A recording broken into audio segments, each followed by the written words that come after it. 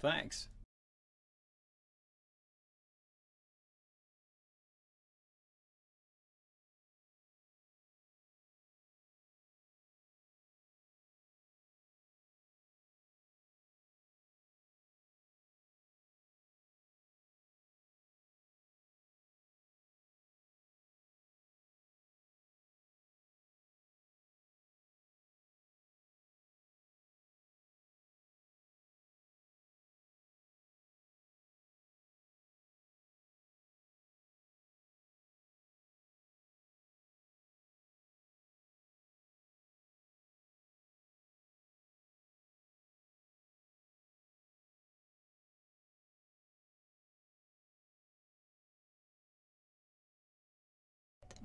Thanks.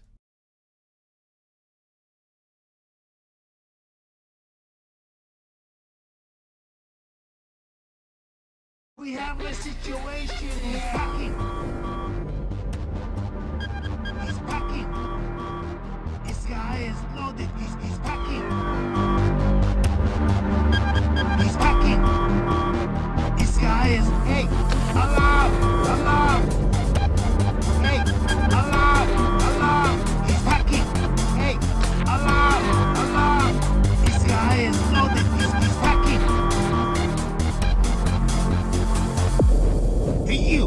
Please, What do you want? please. Certainly hot in here. Come on! Okay.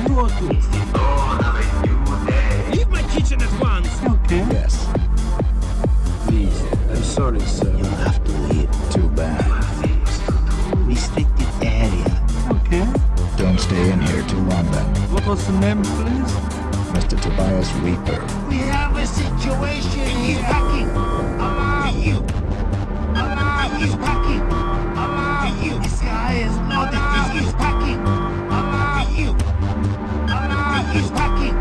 Alarm! This guy is loaded. Obviously, you are not invited here, mister.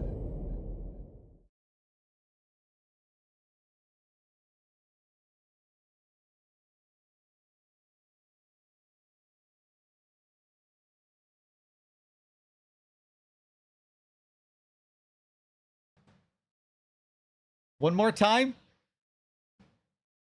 One more time?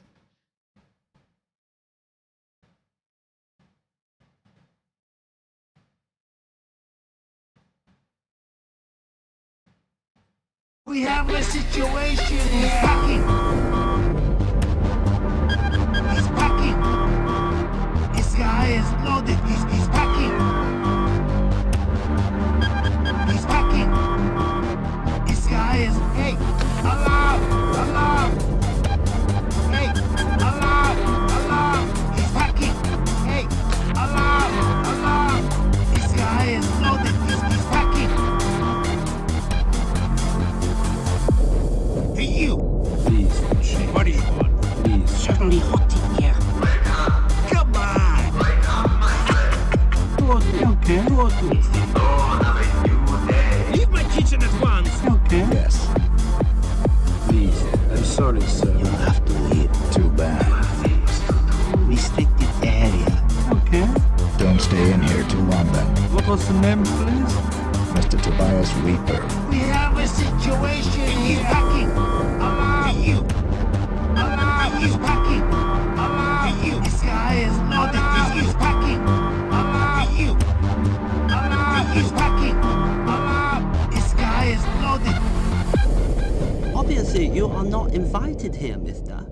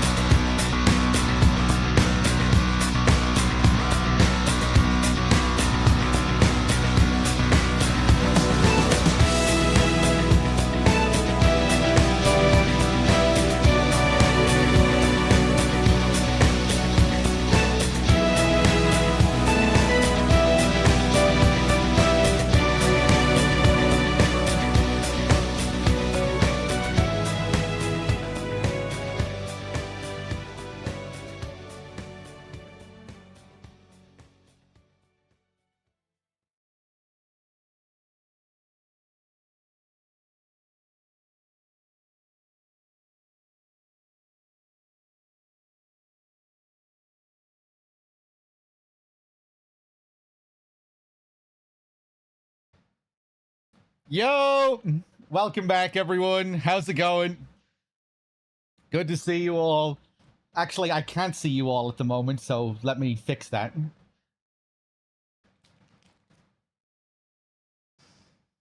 Welcome back for day 25 of this madness.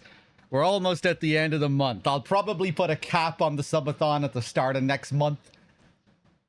You know, we'll maybe end where we began. Or maybe we'll go for like 1 day longer if there's still time.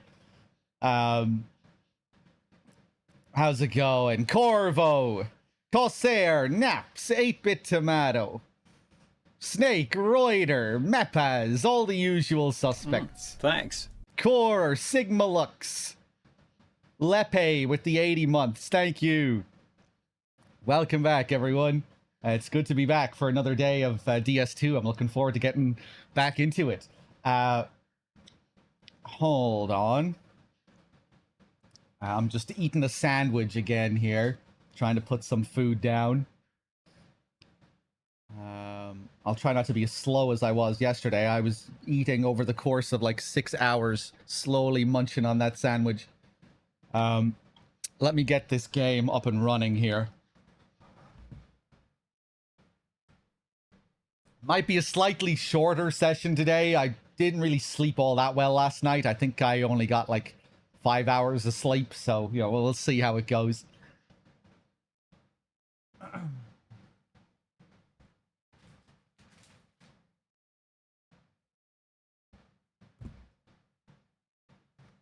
Leave my kitchen at once.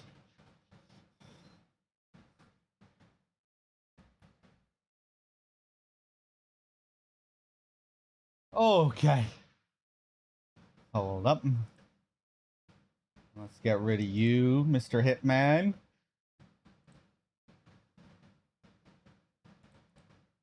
Let's get this game up, this PlayStation up. Okay. Oh yeah, let's turn the fucking timer on. There we go. 55 hours. Okay, hold on. Let me turn my desktop audio down a bit. Restricted area. Okay, I think we're good.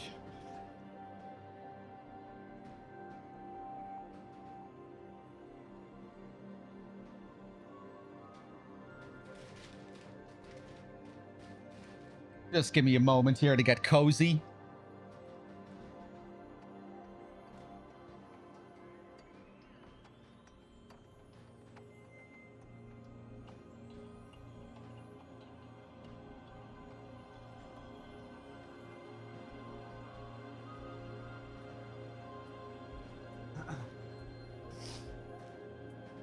Bum, bum. My big balls. Okay, got my stream elements. Viking, thank you very much for the 61. Moldy Toblerone, thank you for the big 80 months. Good lord. Lepe with that big 80 as well. Again, cheers, guys. These subs are getting high. Now, let me see.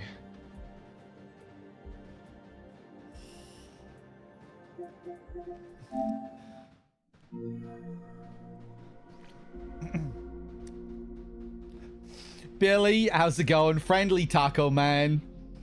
Righteous Jam. Welcome back, everyone. Episode 3. Drawbridge. 25 hours already, although some of that was just sitting in the game AFK after I've ended the stream. Where I just leave Sam sitting for a while until I remember I need to turn off the console. Yeah, let's keep going here. Let's keep taking our sweet-ass time. I fucked around a little bit in the game after I ended the stream yesterday. A network error has occurred. And I realized I could have used the Magellan. I could have brought the Magellan back to Mexico. I didn't need to go on foot that whole way. So yeah, we can fast travel around a bit now with the Magellan. And I think I'm going to continue to look around in Mexico a bit. We'll just... I noticed that there were a couple of new areas that I haven't hooked up. Somehow I didn't notice that at the end of the last stream when I was looking at the map.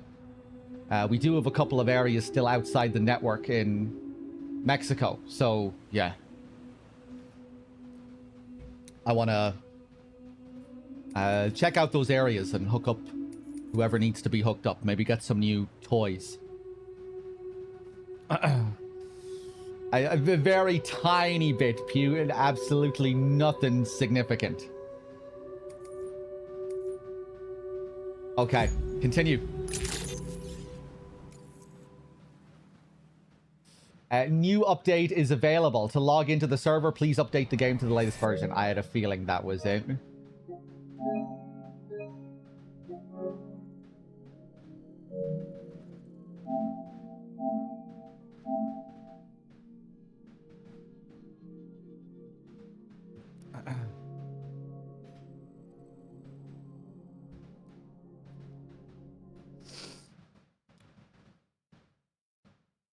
That didn't take long.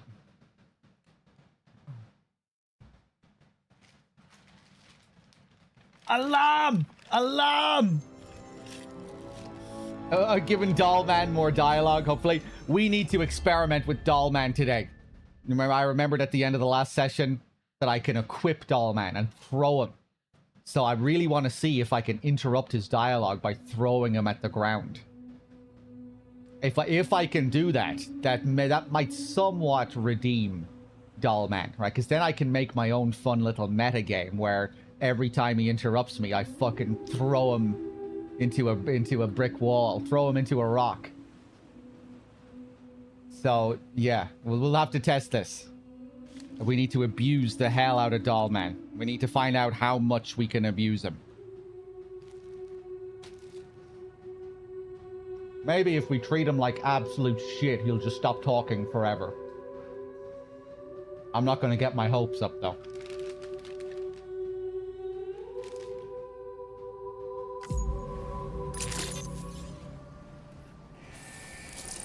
Okay. So we're here in Mexico still. I teleported to this distro center with the Magellan off stream, and that was it. Okay. I don't think we've tried driving into this sandstorm.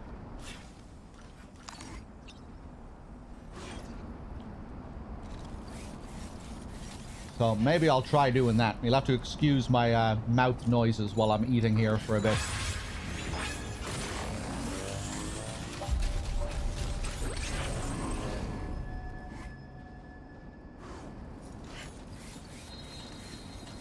Okay.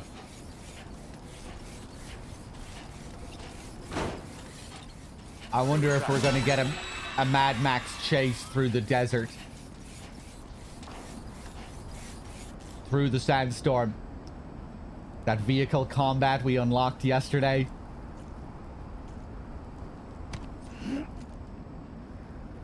Kojima expressing his love to George Miller here in this game.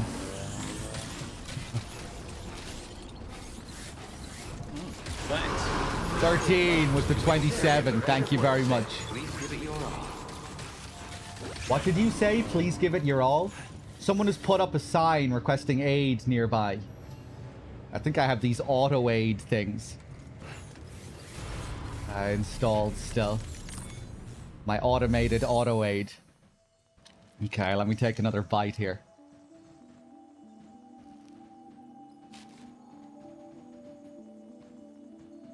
This guy, we've barely done anything for him. APAC staff. What kind of sandwich? The same as yesterday. It's an Italian focaccia sandwich with hams and tomato and cheese. It's good.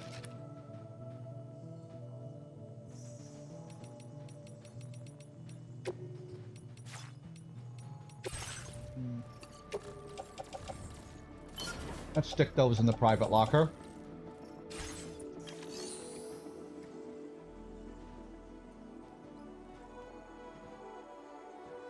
You missed any crazy revelations? Is Lou actually Higgs? No, you haven't missed too many crazy revelations. We found out that Lou has inherited...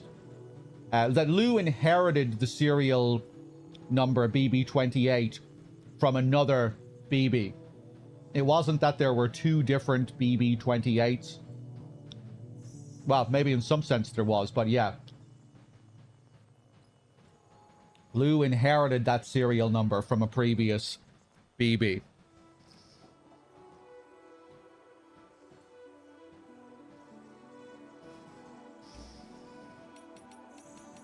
And I have a feeling, you know, they brought up that idea again when we hook into the pod that our memories and BB's memories are getting mixed. DS1, we were led to believe that we were looking through Lou's eyes when we hooked in during the mad scenes. But it turned out, no, we were actually looking through Sam's eyes.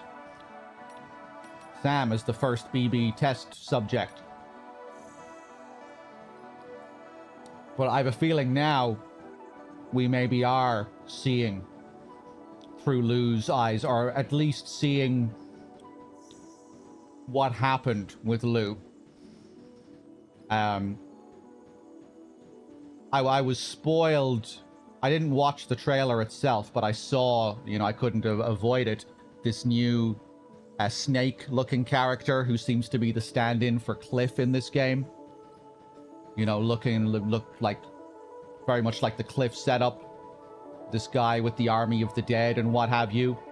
I have a feeling, my guess is at the moment, whoever the Cliff stand-in is in this game, that is going to be Lou's real father. And when we hook into our BB, we're seeing crazy shit that went down with Lou's father. That's my guess. Or he's the father of the original BB-28. One or the other.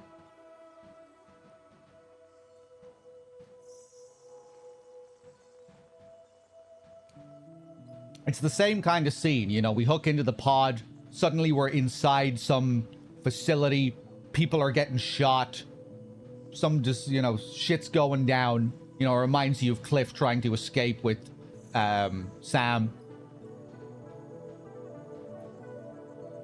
So we're seeing the same thing again in parallel, and having seen images of that snake character who looks like the Cliff of this game.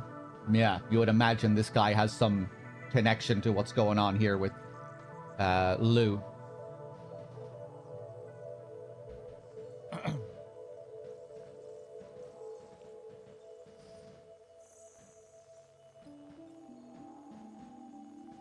The memories of someone with blue... there's a lot... they're much stranger, those scenes, when we hook into Lou.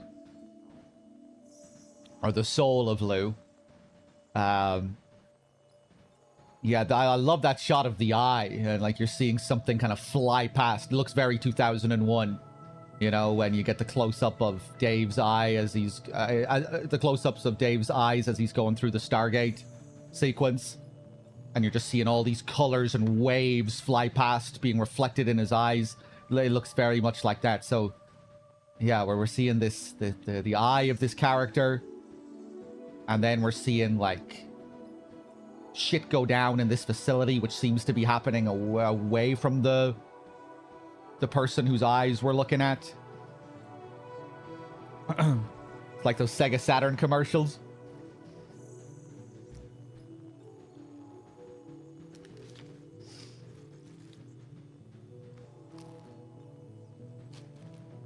Okay.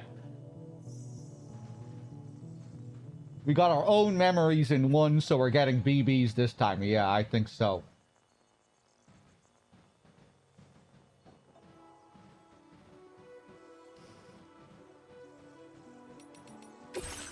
Okay, let's...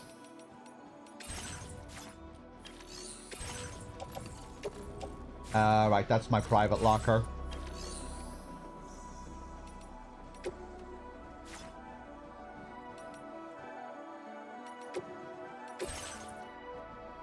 Garage, try cruiser.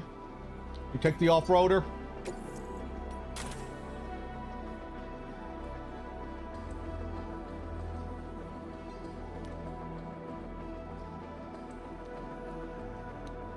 Isn't it Sam's eye we're seeing? What do you mean when we get the close-ups of those, of that eye? But before we hook in, it's clear that we're looking at Sam, right? When you get just like a close-up of his face. The image of the eye is after the hookup, during the flashback, it feels like. I think sometimes it cuts back and forth between the eye and whatever's going on in that facility, with people getting shot at and what have you.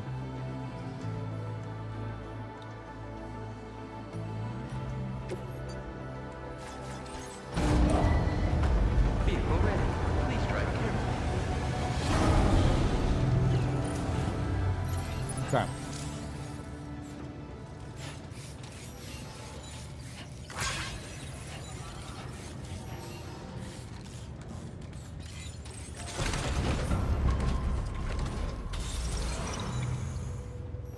This was another player vehicle that I took, yeah.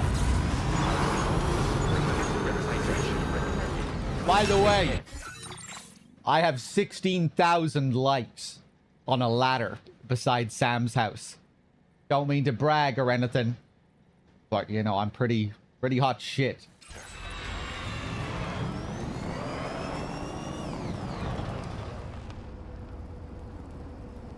It was 16,000 yesterday. It might be more now.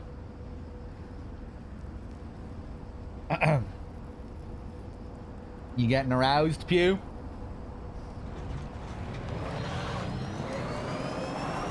Right, I'm just going to go straight here. How far away is this? It looks close. This thing moves pretty slow in the sand here.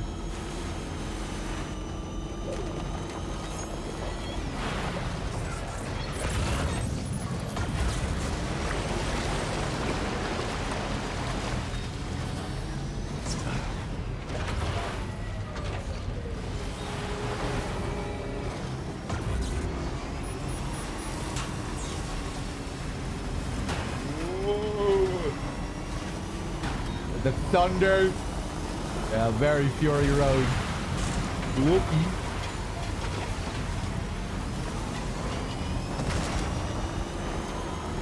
Oh yeah, no, we did go through all this, right? Of course, we did go through a sequence like this. I wasn't even thinking of that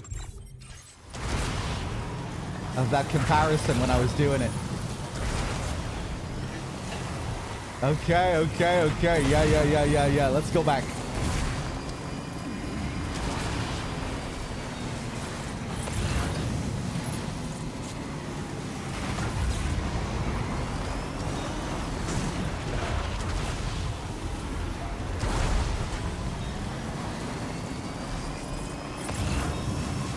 Alarm! Alarm!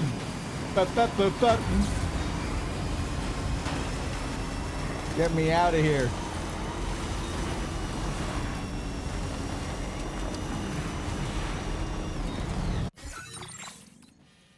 You know what? Maybe, given that I can't see shit. Delivery route.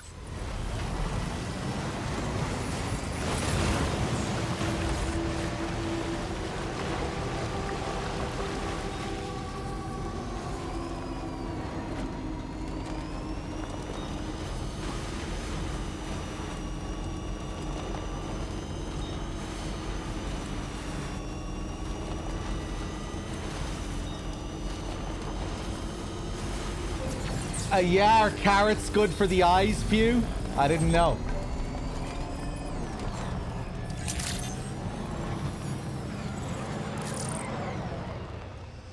Okay.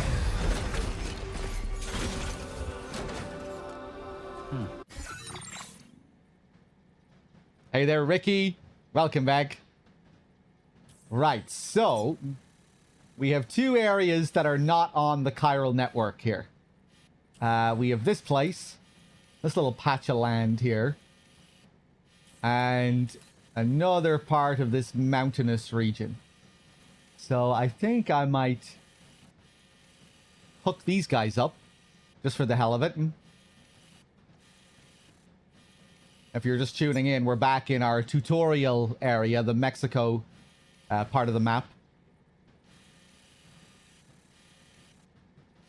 And I just want to hook up some optional preppers here. See what toys I can get.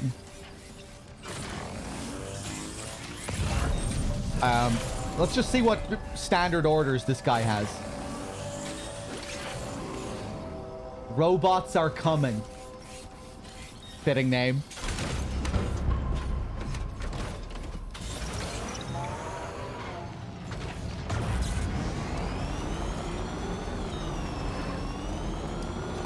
Safety first. Hydration, recovery, rest, and safety.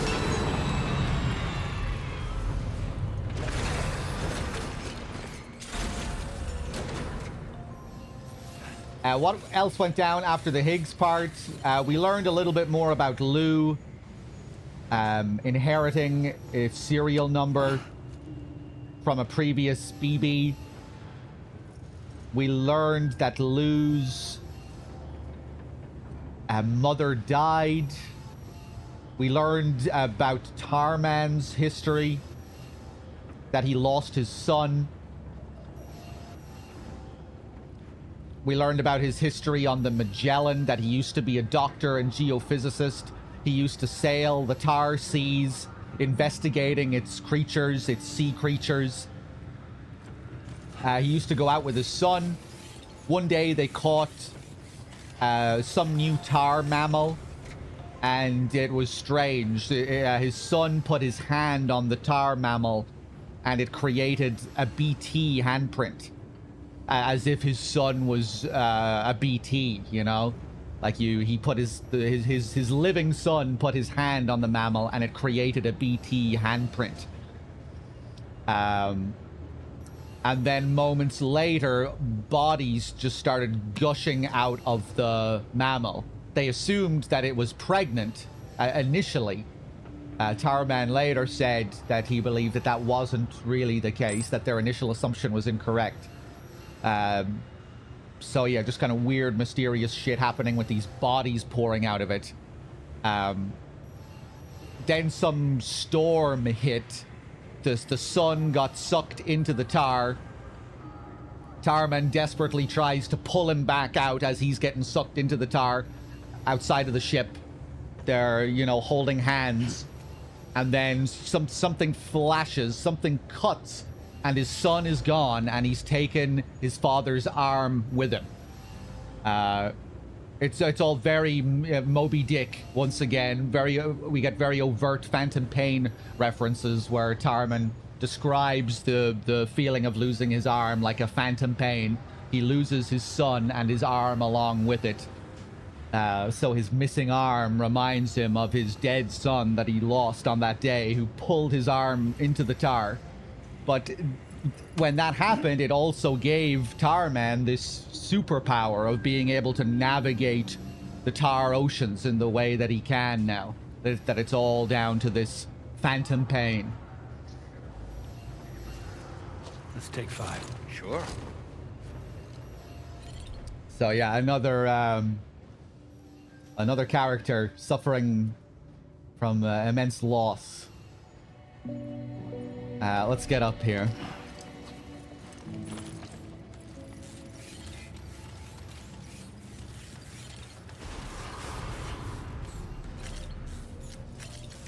Oh yeah, and as soon when he lost his son, when his son got pulled into the tar, immediately afterwards, his strange little tar cat appeared. You know, Tarman has that little cat, that tar winged cat. That appeared immediately afterwards, it kind of implying that, you know, this was his son, like the soul of his son reappearing as this cat. And Tarman tells us that, yeah, he made that assumption at first. This cat, I assumed he was my son. Then I think he said, no, I don't think it is. It kind of reminded me of Lou, you know, because, you know, it seems like we're seeing the soul of Lou here, still in the pod, flying around with its wings, very much like the cat and its wings. But yeah, I'm not sure what the deal is with the cat. Maybe it's the soul of his dead son. Maybe it's not. I don't know. Let me take another bite of my sandwich here.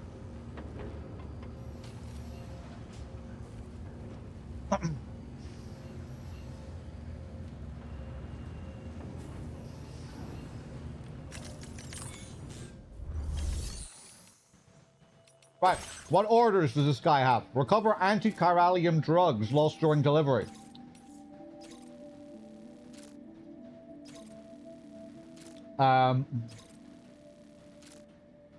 Breakable cargo express. Up to Alex Weatherstone. We have a truck here, so we can probably take on all of these deliveries at once. One thing is a recovery. Deliver paraphernalia used during Day of the Dead festivities. Hey, we were talking about this. Of course, they have to reference Day of the Dead in Mexico.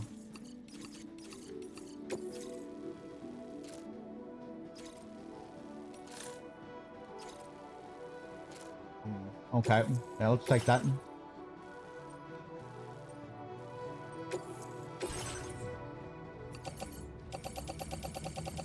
Oh boy.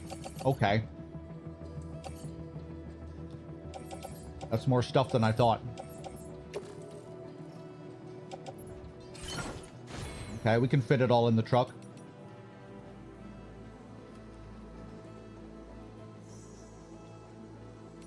He's the guy from the first game, yep. He's moved down here.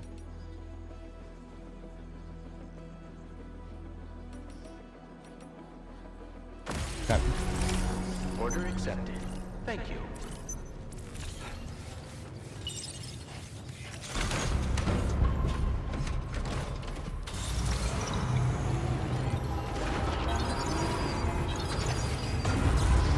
At 8 minutes, you say?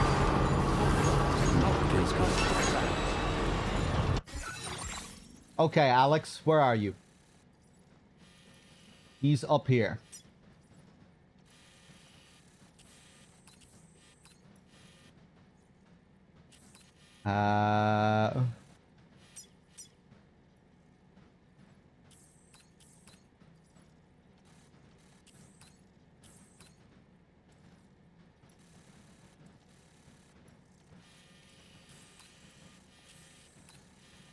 Yeah, that should be handy enough. Just drive up here.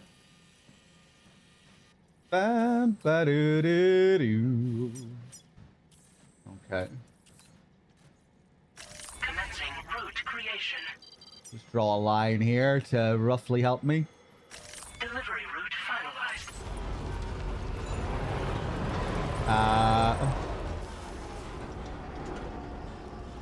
Did I not do it properly? I'm not sure why they changed the route thing. You never used to have to confirm at the end. But no, it looks like I did draw it. I'm just being blind.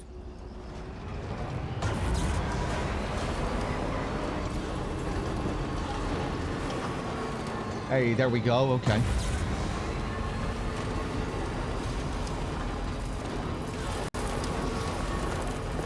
Hey, Gexa. Are you late? It's okay. We won't be doing anything too crazy for a bit. I'm just doing some optional deliveries. I'm back in Mexico, doing some standard orders, trying to hook up some of the optional preppers and parts of the map that I didn't fully explore last time. What happened to the timer? The timer will come back up when it doesn't stay on the screen at all times. I could go into the menu and check the timer. It'll give me updates periodically, like every couple of minutes it'll show me what time it's at. Or I can go into the menu to see where it's at. I'm assuming it's like DS1 in that regard. I don't know. Now leaving chiral network coverage.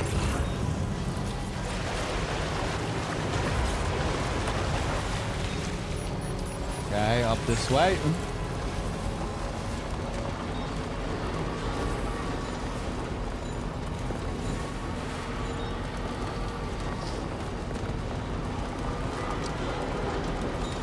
Now entering chiral network coverage.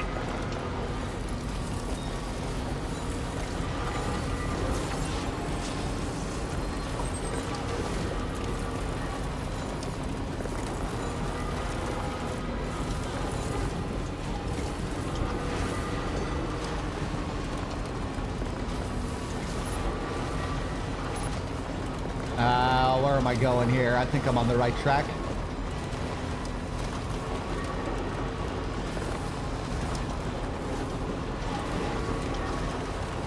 Yeah, I just want to see what new tools I get for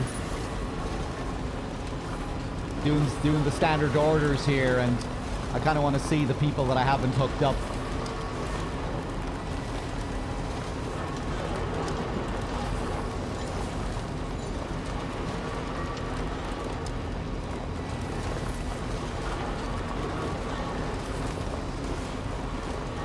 Love this new distro center design with the ring.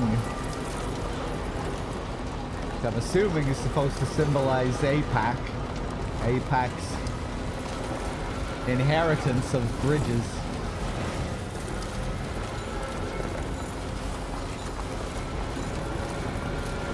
Take your time. If there's one thing I'm doing with this game, it's taking my time. We're in no rush. We're gonna take it slow.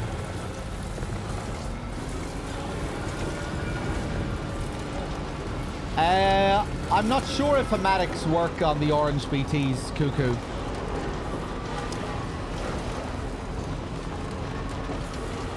I'm not sure if I've ever tried to use hematics on the orange BTs. I always use the handcuffs. At that point, in the game, the BTs can become your prey. Wait a second, where am I? Okay, we have a path here.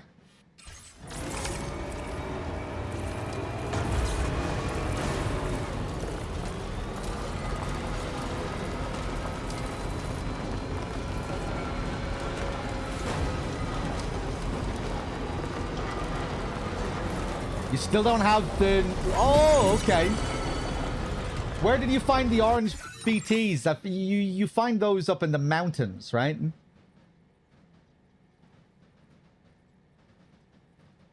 Yeah, I guess you get the cups shortly after that.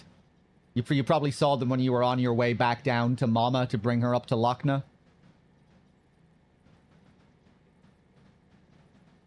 Right after the South Distro Center. Ah, okay. Where did you see them? I can only remember them being in the mountains. On the way to the weather station. Oh, wow. Huh. I don't remember ever seeing embered BTs there.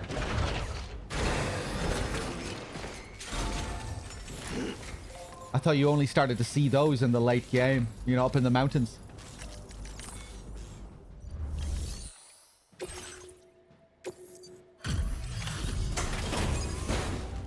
That's interesting. Yeah, maybe hematics don't work.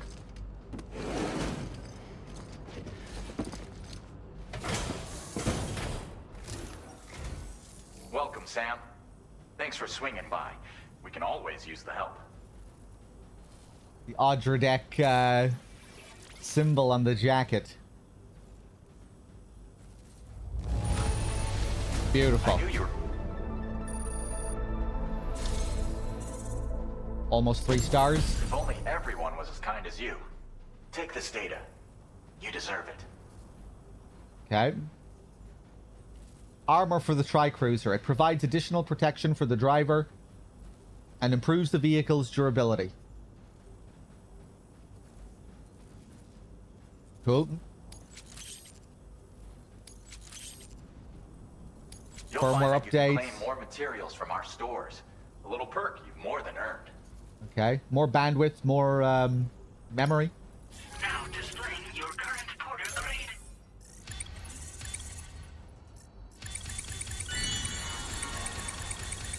Whoa! The dopamine. Extended like window again, yeah. That's considered an A-Pass enhancement as well. That's funny.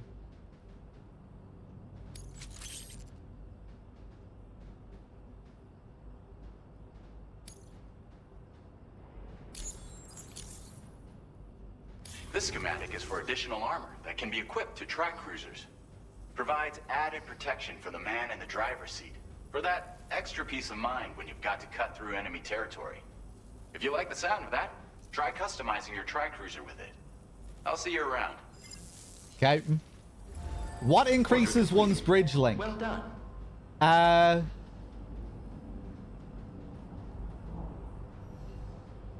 can't remember. I can't remember. What, like, to give you the ability to create more strand contracts? I can't remember. Maybe you need to focus on that one part of your...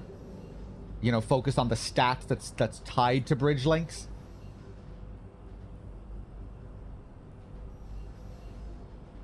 Anyway, it should just happen by playing the game. But yeah, I can't remember exactly how it works. In DS1 at least. I'm not sure if it's any different in this.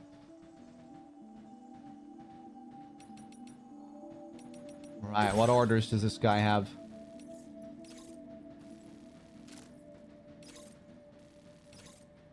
Deliver the mummified mythical creatures.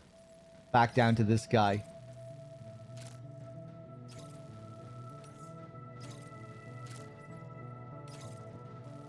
Okay, I'll take on all of these. We might have to find lost cargo like in DS1 to deliver to the people outside of the network. We might just go into this territory, into this red territory, and take a look around, see if there's any cargo tied to names that we don't know.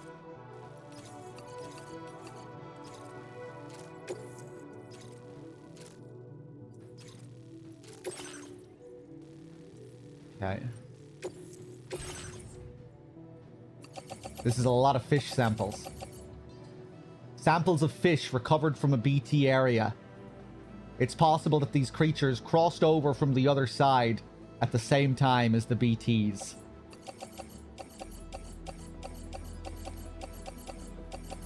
Oh my god.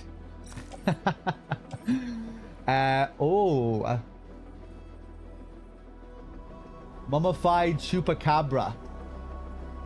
A mysterious mummified creature found washed up on the shore of the Tar Sea.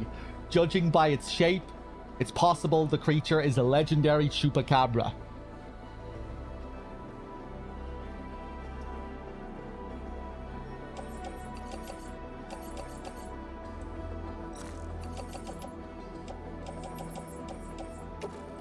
Okay, let's stick that in the truck. Let's head out. We'll head to her first, because that's an express delivery. Order accepted. Okay. Thank you.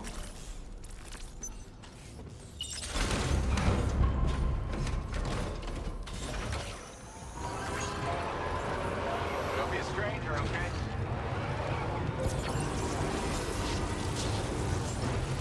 Okay. We have a load of battery in this thing.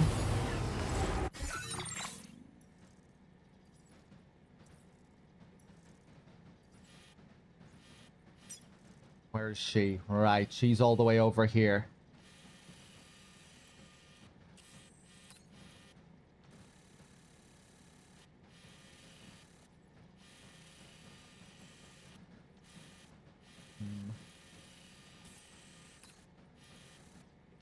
Okay, I guess we'll go back down the way. Don't think we're driving up this mountain.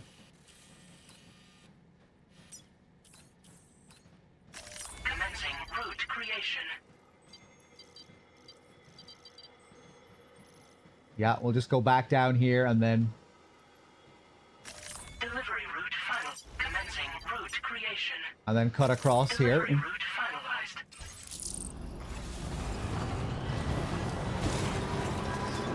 Hey, maybe we'll get a Tsuchinoko later.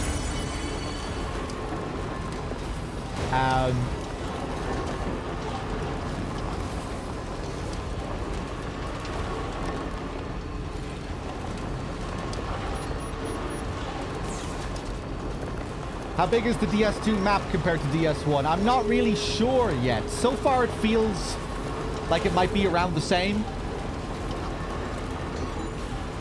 You know, it kind of feels like the Mexico map mirrors the eastern map of DS1, the tutorial map of DS1, and then Australia is the main map, which mirrors the middle region.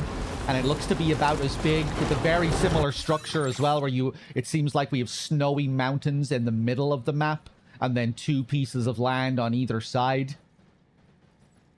But it seems like there's more variety with regards to the type of terrain and the, you know, the different types of land masses that you get in Australia. Seems like there's more individual sections.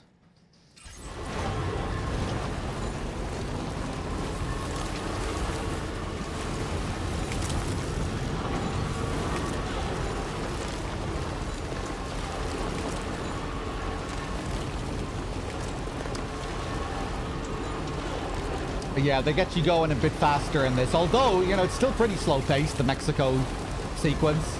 And I guess it depends how you play, too. You know, you could choose to spend much longer here. But yeah, it gets you going a bit faster. You start unlocking mid-game tools from DS1 early in this game. Weapons and what have you.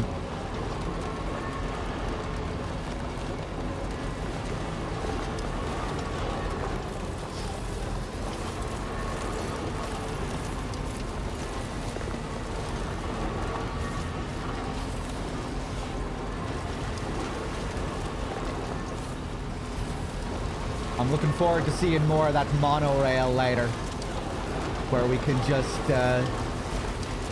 where we can ship absurd amounts of cargo.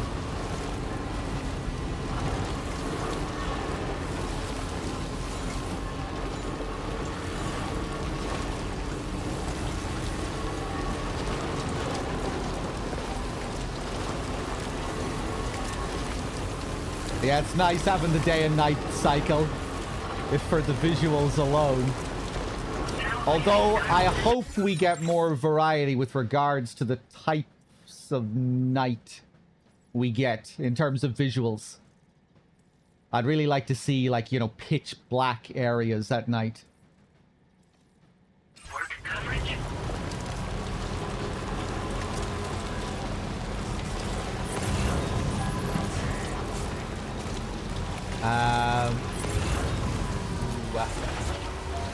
Blood.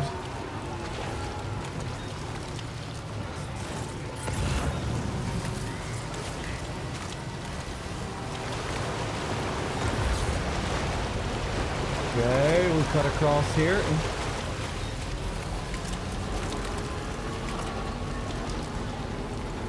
Now entering chiral network coverage.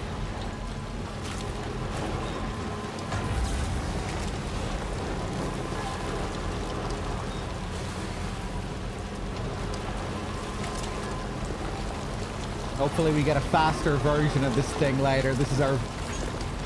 Maybe there'll be a... I know, I'd imagine if this is for vehicle combat, we'll probably get a faster version of it. This is just our base level truck. Our base level combat truck.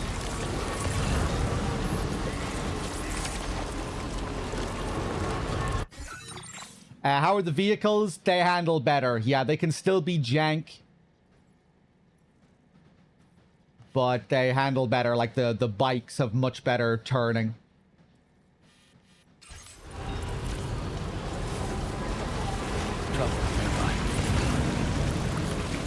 And I like that it seems like there's going to be vehicle combat, which I was talking about during my DS1 playthrough, how I kind of hoped there might be some Mad Max style vehicle combat, which I thought would just be very fitting for the world. You know, you're going across these lands, delivering cargo, having cargo inside your vehicle that you need to protect. Be cool if we had bandits trying to knock us off the road, damaging our contents, damaging our cargo. It seems like they're setting up for stuff like that. You know, we can shoot on this thing. Speaking of bandits, hold on a second.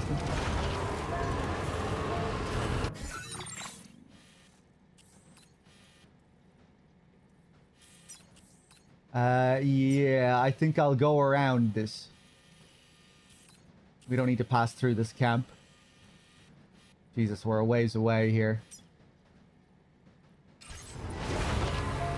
Yeah, back this way.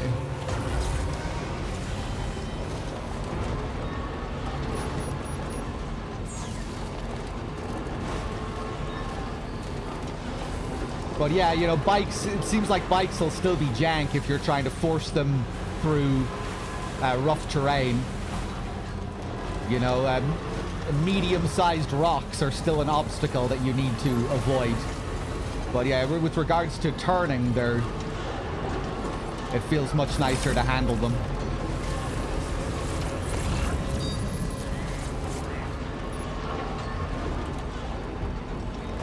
I'm not getting this shit over to her in 9 minutes.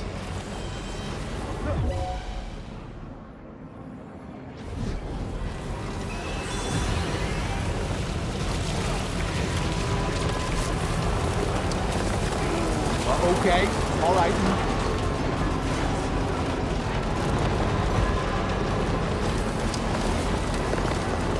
These are just tutorial level bandits, so we should be able to just move past them here, I think.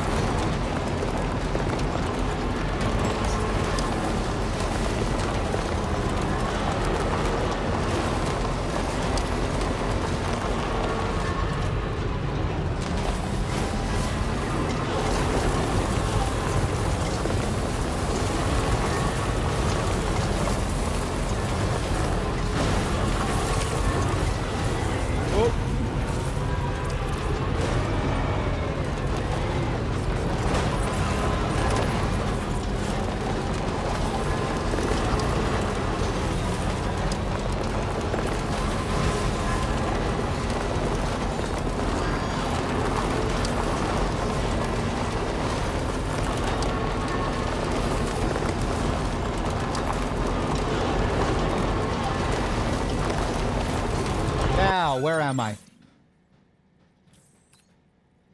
Hey, okay. Is that a...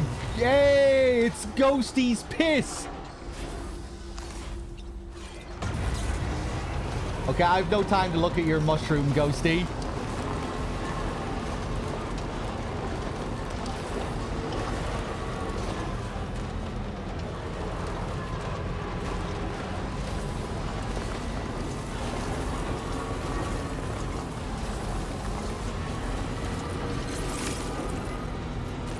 Okay, maybe we are going to get the S rank here.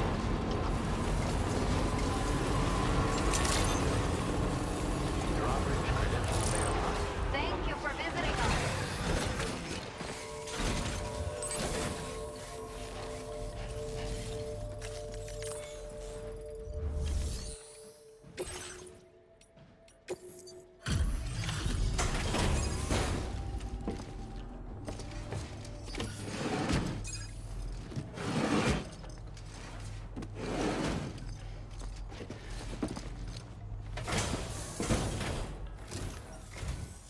There you are.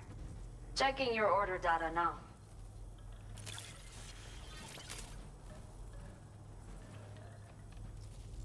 I like her big shirt. She really looks like a ghost. You must have run like the wind. Que rapido!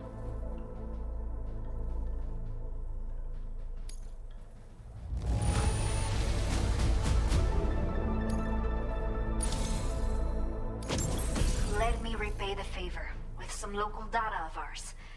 Maybe you'll find something of interest you can use. Very nice. The custom electric rod. We can fabricate them now. A melee weapon that extends telescopically when swung, delivering electric shocks that can stun enemies. Can also be used to block melee attacks. Or thrown like a spear to administer an electric shock to a distant target. Note, however, that once thrown, it cannot be recovered. Right, yeah, so they're consumables. More memory. We have allocated more resources for you to use, if you need them. I hope it helps. I love this accent. Now displaying your current porter grade.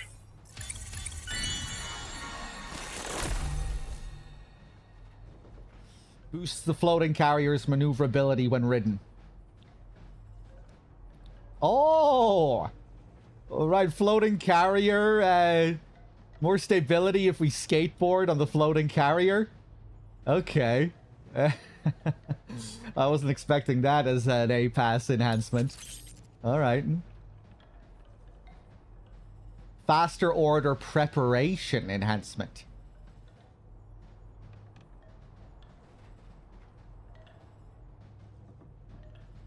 Reduces the time standard orders spend on standby. Oh, if you fuck up an order, the you know how there's that downtime after an order. If you want to retry, you're not allowed to retry until a certain amount of time passes. Okay. This A-pass system, it's gonna control my whole life by the end of the game. We'll have everything automated. The data I've shared with you is the schematic for my custom electric rod. While this design is tailored for use with our fabricators, it's functionally no different from the ones bandits use.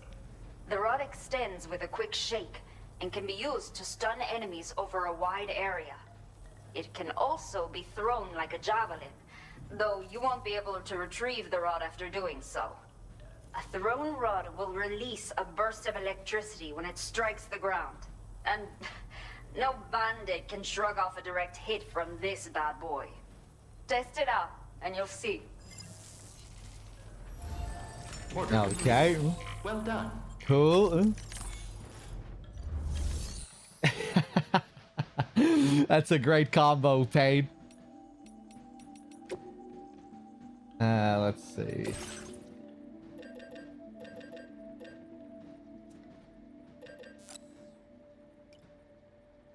I'll take 2, please. It takes 2 to make a thing go right. It takes 2 to make it out of sight.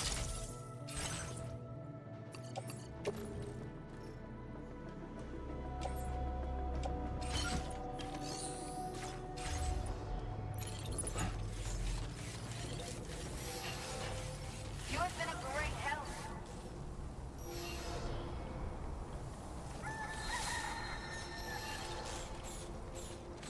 Lovely.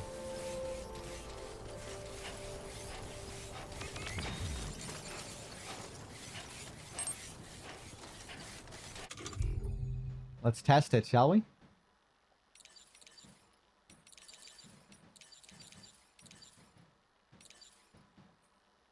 Right, yeah, I forgot we had main weapons and secondary weapon tabs.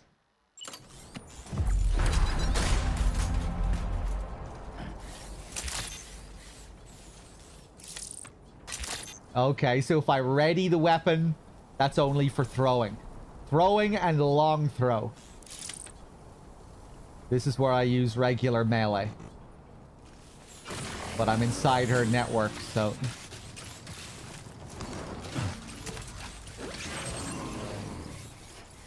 no fighting allowed in there. Ooh, that looks pretty.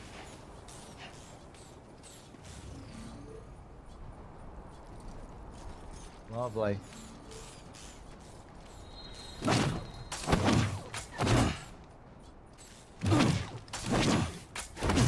Cool, okay, it's just standard 3-hit combo. And I guess when I have it ready like this, this is what counts as a block. They said I could guard from... I could guard regular melee attacks. So I'm assuming when I'm like this, I'll guard automatically.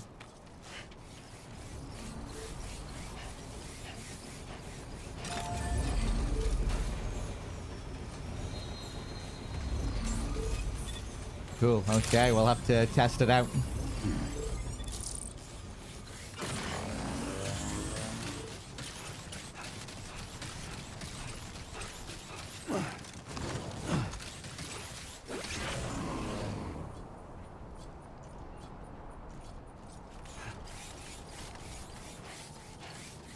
someone else's bunker here.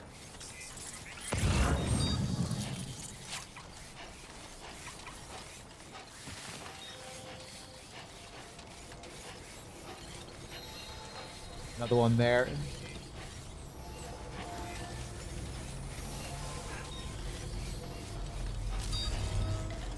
The gravity-defying double jump. Yeah, a real throwback to arcade game design. It's a Super Mario reference, ultimately, I think.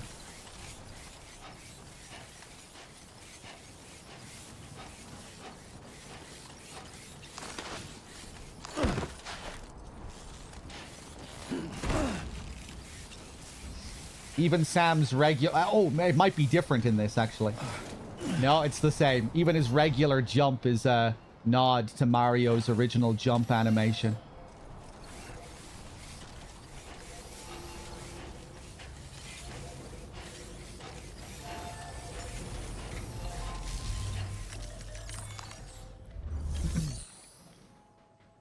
We even have a little pixel art version of Sam when we do the tutorials in this, too.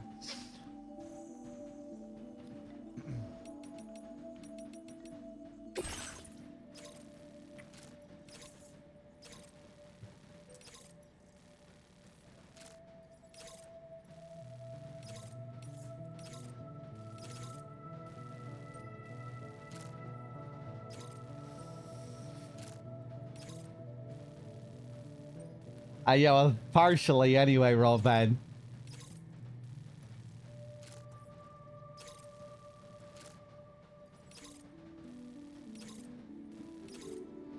We were talking a bit about that during the DS1 playthrough.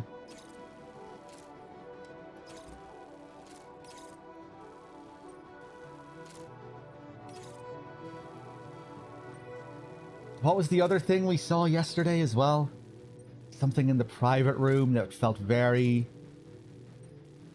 Mario. Oh yeah, Dollman saying that he was talking about the little critters that we find out in the environment. And he said, but you know, if you can shoot them. He was telling us of like ways to defeat them, but that they wouldn't drop any coins or something like that if we did defeat them. Is the trench coat from the opening sequence available? No, I don't think we have the option to wear that at the moment. So, maybe we do. Maybe I haven't looked at all the different customization options.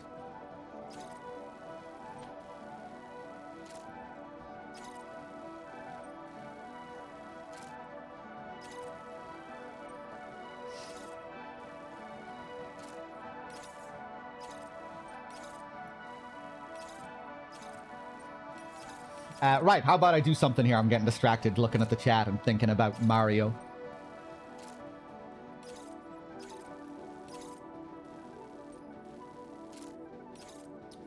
Breakable cargo over to this guy. The focus of this delivery is the condition of the cargo. Deliver it in the best condition possible. Have I ever played Stalker? No. But it's been on the list for a long time. We'll definitely be playing it at some point in the future.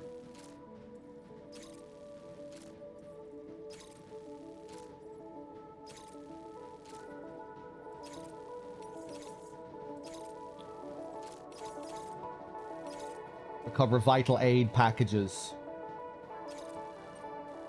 from the chiral creature habitat and deliver them to Villa Libre. The focus of this delivery is quantity. Deliver as much of the requested cargo as possible. Hazardous. Dispose of large stockpile of bandit explosives.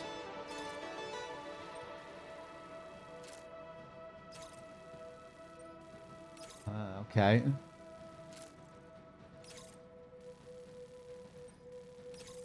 Breakable cargo. Deliver rare feathers from a quetzal. Bird of freedom.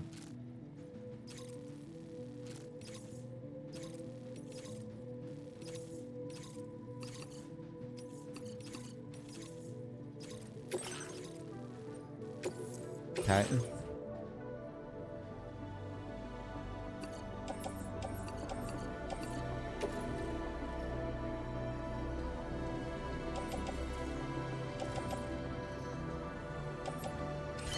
Okay. Order accepted. Thank you.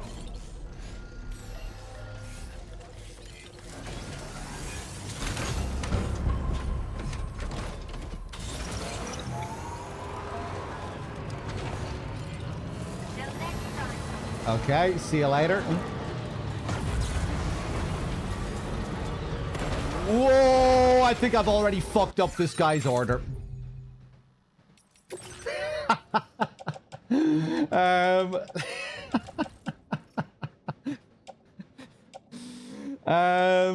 Well, you know, we're still experimenting here. I didn't know that would be considered a big knock.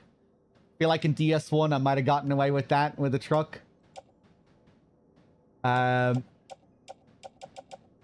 Oof. Okay, it only damaged the bird feathers.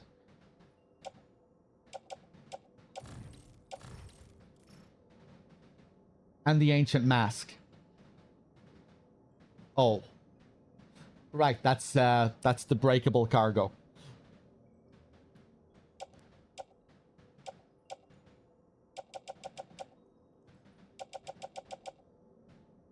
Oh, weird. When we were delivering that fragile cargo yesterday, I don't think we had it. Don't think it said breakable cargo. You know, we just got the symbol with the broken glass.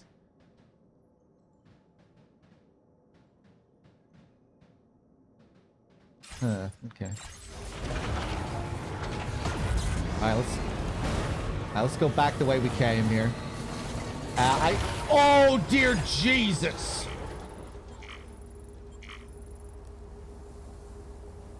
I was looking back up there for a generator because I noticed I'm low on battery here. Ah, fuck me.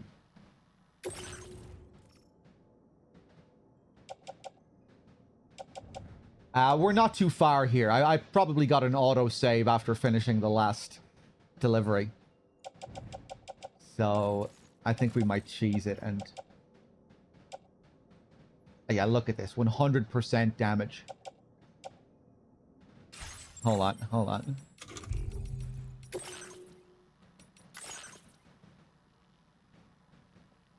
What time is this? Oh. Hold on, what time is... Ah, okay. Is this my New Zealand time?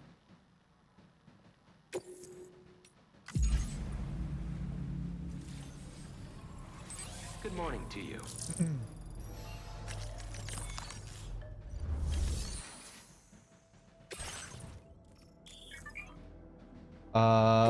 Oh, okay. We're all ready to go. Whoa!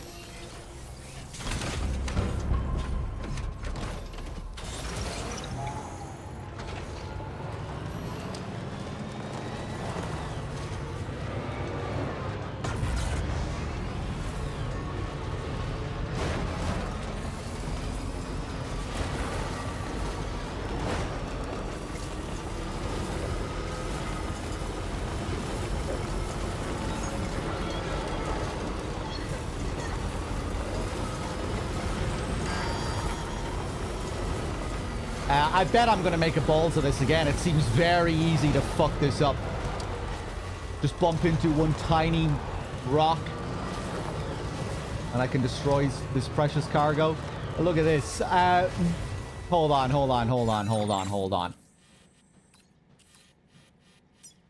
I'm not on a timer for any of these, am I? Do I have a PCC with me? I could just make my own...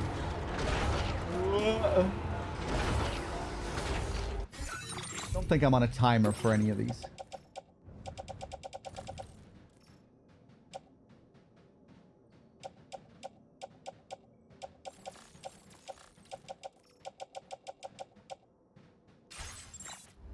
Okay.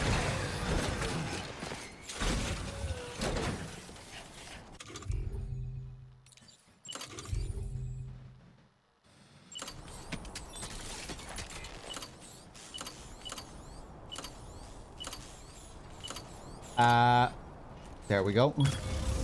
Nice.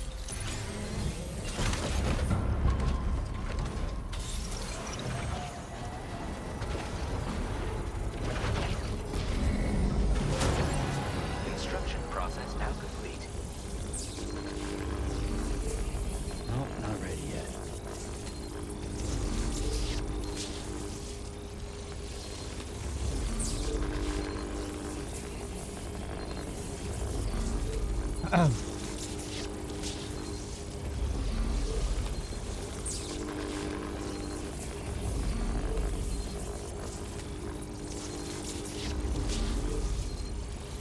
But yeah, regarding the Mario thing, again, just to go over that again. It's a full charge.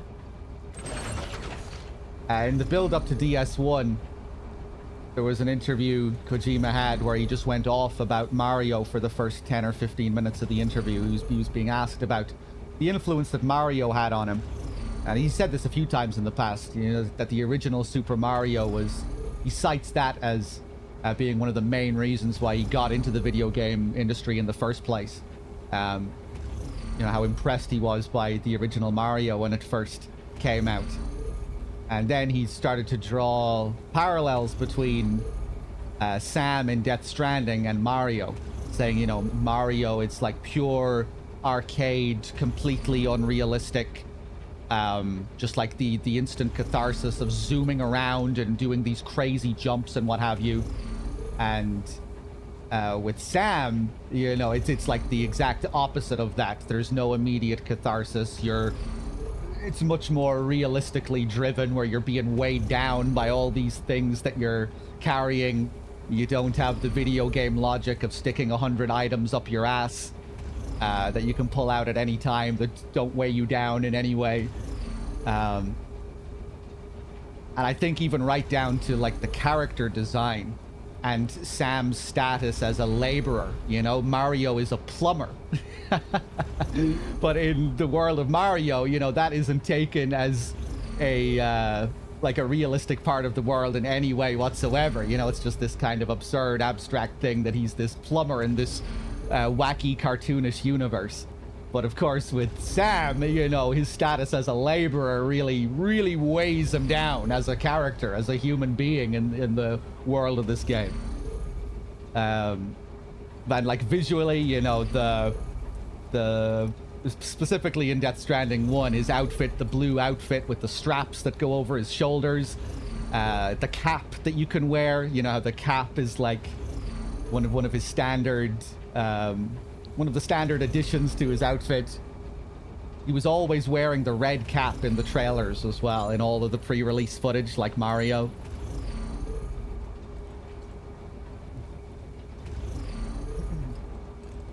He travels through pipes. He plumbs.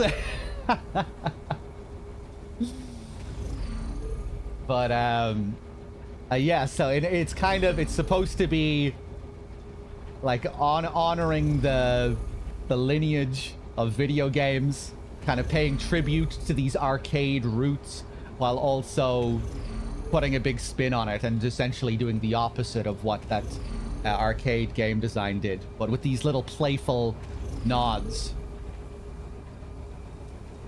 You know, where you have stuff like this double jump, kind of honoring the arcade roots of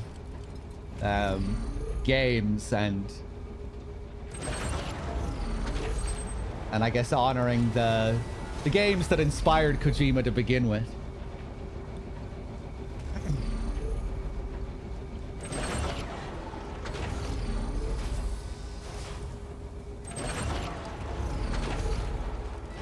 He also said that like that the ladders and the ropes were a nod to Donkey Kong as well. So there's more to it than that. I think a lot of DS is kind of a lot of DS plays as an homage to the history of games. Building the future and keeping the past alive are one and the same thing. Honoring the past and building something new upon that history.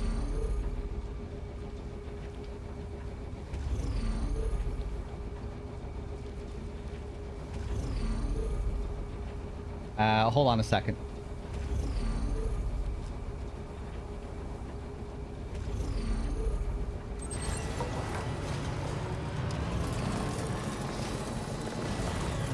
If you want to look at the interview, it was an E3 interview.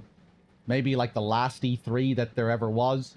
An interview with Jordan Vogt Roberts. If you type into YouTube, Kojima, Death Stranding, E3 interview, Jordan Vogt Roberts, you should be able to find it. He talks about Mario for like 10 minutes at the start.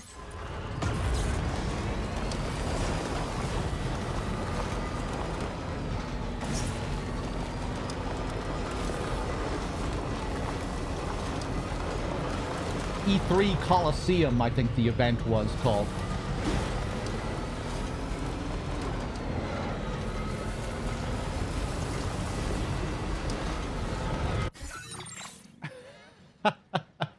Yeah, and Bad Humans thinks that Jordan Vote Roberts is coked out of his mind in that interview. I never picked up on that. But maybe I just wasn't paying close attention. Good to see you, Bad Humans. Okay, we need to be careful with this delivery.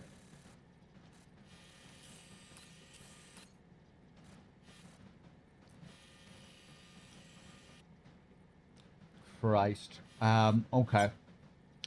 Commencing route creation. Let's just create another rough path here. Delivery route finalized.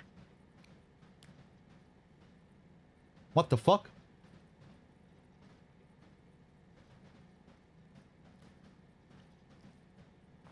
It's showing me a risk level. Is this a part of one of my APAS enhancements? Look at this.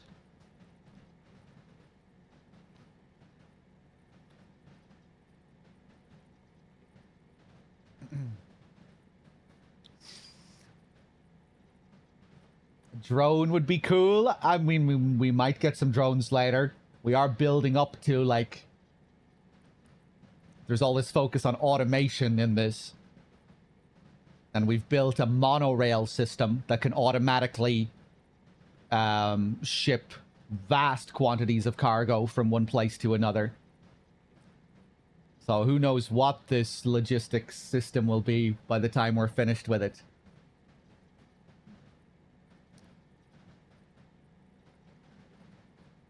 Okay. Alright,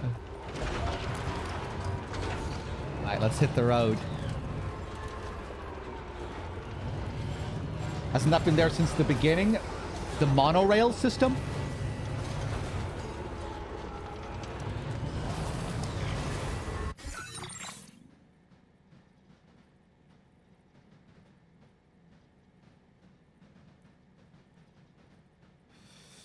Yeah, Taco, he's spoken about it in a few different interviews. The one you're referring to is an interview with Gen Hoshino, I think, where Hoshino is asking him about it. But yeah, he spoke about the Donkey Kong thing even before the game came out. And again, like I was just saying, the whole Mario thing in that E3 interview. He's spoken about it here and there in a few different interviews. Hey there, Hates. How far am I in the game? Still feels pretty early. I really don't know in the grand scheme of things, but we're far from finished. We're going to be here for a good while. And, you know, I'll be doing loads of optional stuff and taking my sweet time as well, so... I'm going to be playing this game forever. We will go back and start to mix it up, though, after a while. We'll get back to our Half-Life Episode 1 playthrough. The subathon will end at some point, you know, and then I'll probably start just playing the game more casually. As I usually stream, you know, when I'm not doing these big subathons. Who knows, maybe I'll finish this before the subathon is over, but, you know, we might continue to play it as normal when the subathon ends.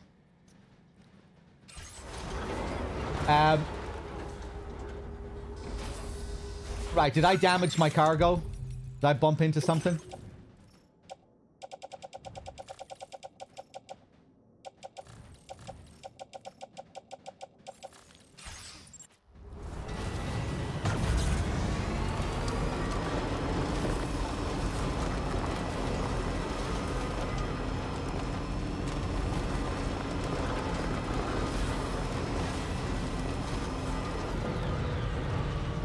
Okay, we need to avoid any medium-sized rock. We touch a medium rock and we're dead. Or our cargo is dead. Ah, Christ. Okay. Down here.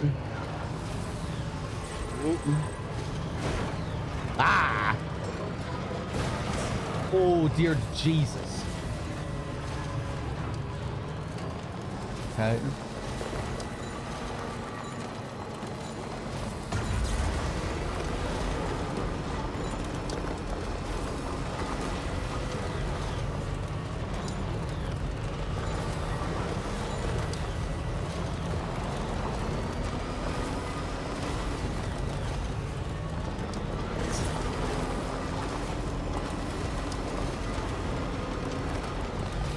Definitely not alone. Ah, yeah, I forgot about these guys. Fuck. Let's go back. Although, when they were shooting at me earlier, I don't think they were damaging the contents of the truck. I was taking some damage, but not enough damage to be killed.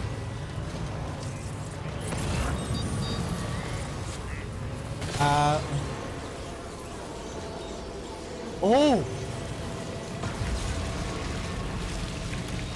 Did these guys fuck my truck up? Oh god, okay. Trigger a short circuit, draining my battery. Oh, they'll just... Right, they'll chip away at my battery.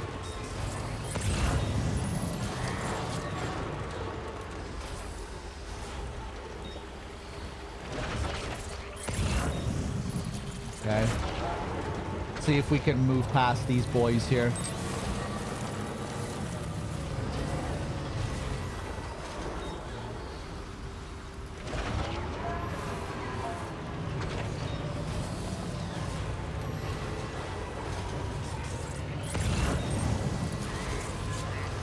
Curious to see how many different critters and things we get like this.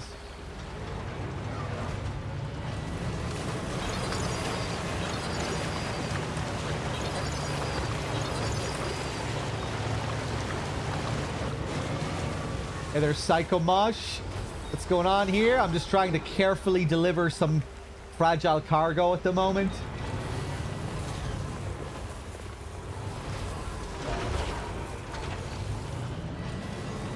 I'm back in the tutorial part of the map. The Mexico map. Just doing some optional orders, seeing what unlocks I can get.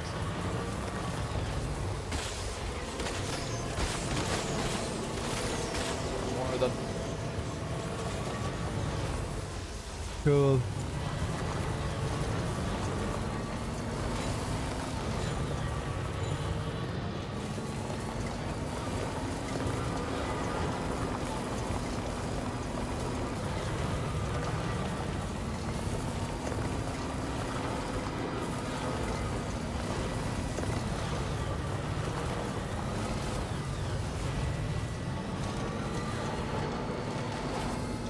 Okay, well that works as a nice little path.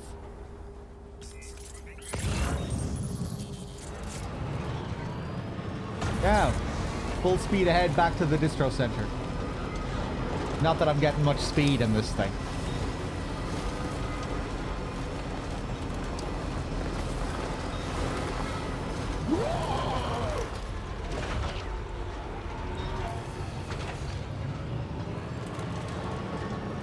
Very close.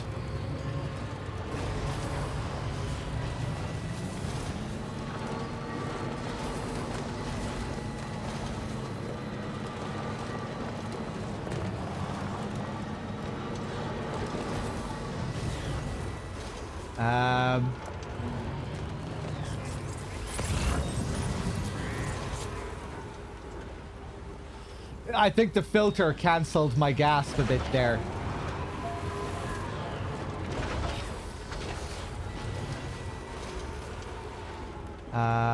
Which way am I gonna go here? Hold on. Let's be careful.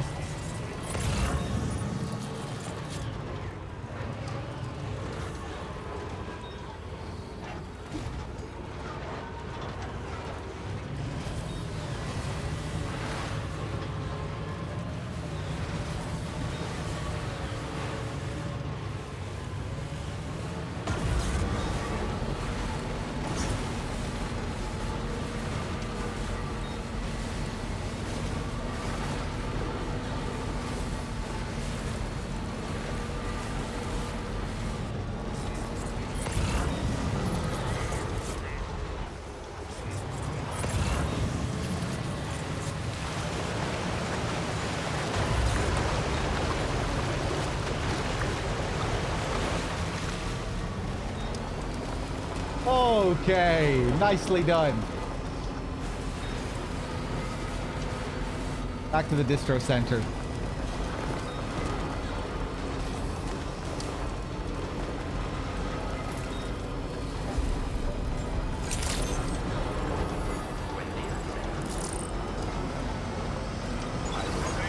It's you.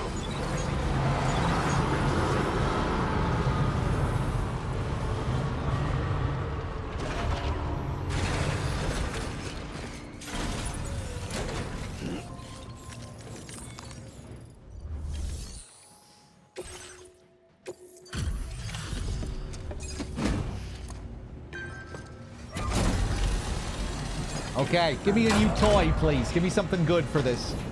I was very careful.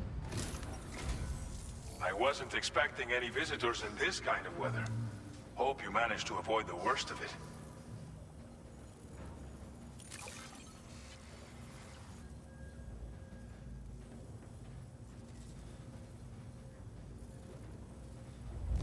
Chido, there's hardly a scratch on this cargo. You are incredible.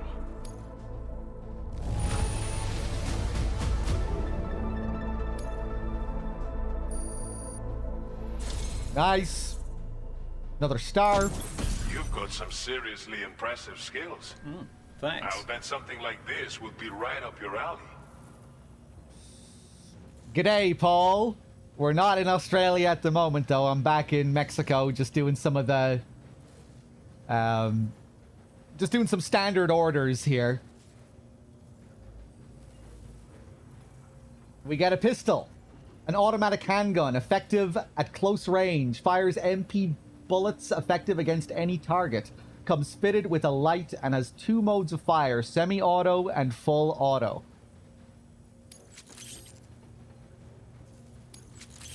More memory. You could use some extra materials as well, right? We'll see if we can't set a few aside for you. Now displaying your current Porter grade. Lovely. Thank you very much. I've shared with you data for a machine pistol. This weapon is capable of full auto fire and can be stowed securely in a holster.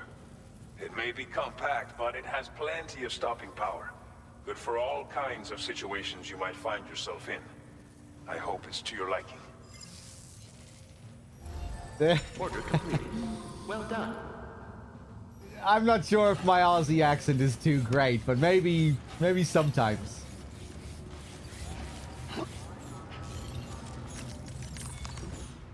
Some words are easier than others.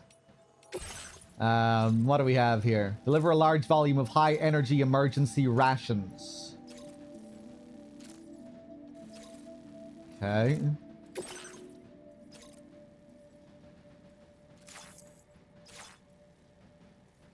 Data.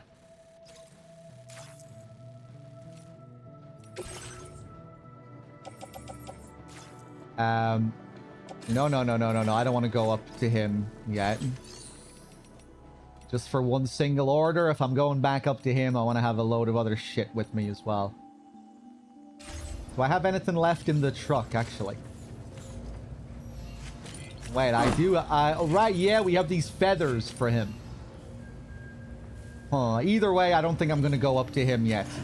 Let's...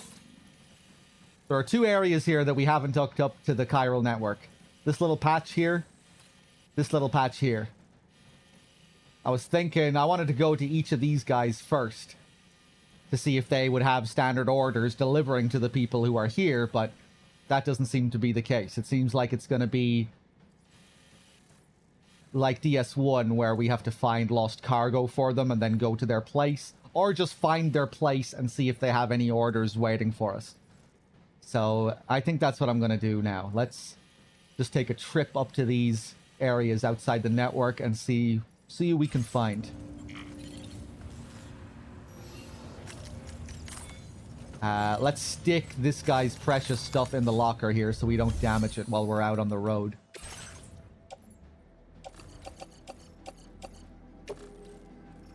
Hey there, laser pants.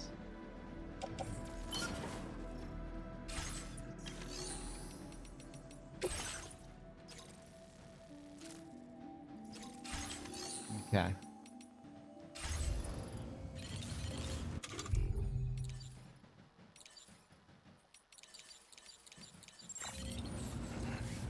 I'll take another PCC, I guess. No, Sam.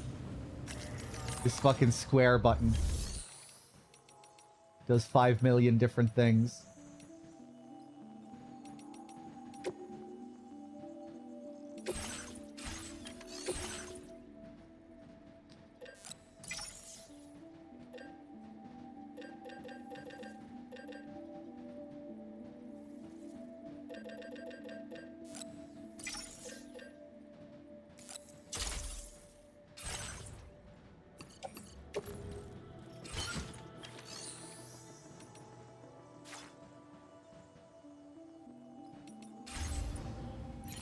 Okay.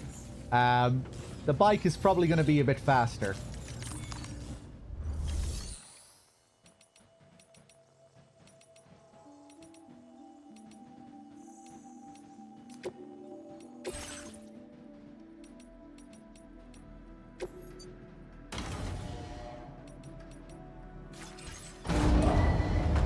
Vehicle ready. Please drive carefully. Okay.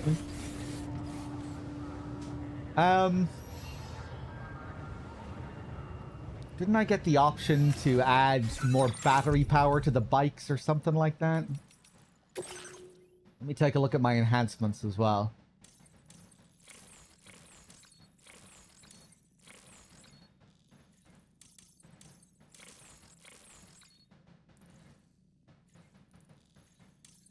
Time fall restores battery power. It seems like it might be a handy one. Augmented motion scanner.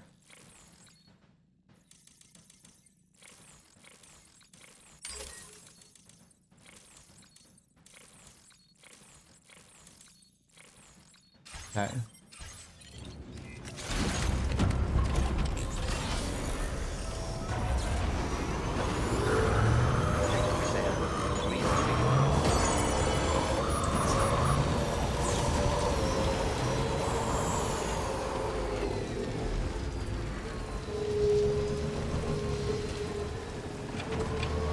Horror, welcome back.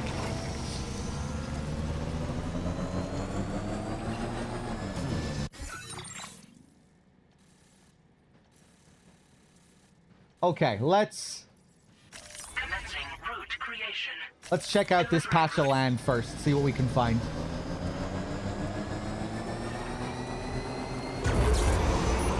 Assuming we're gonna have someone new here.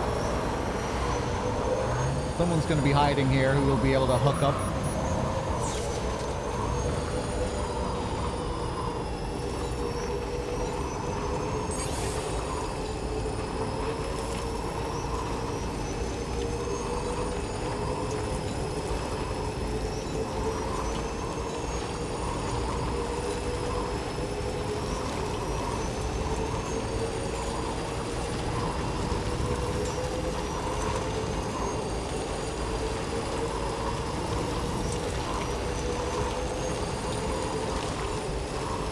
Isn't Lou a big boy now? Lou is a she. Lou is a girl.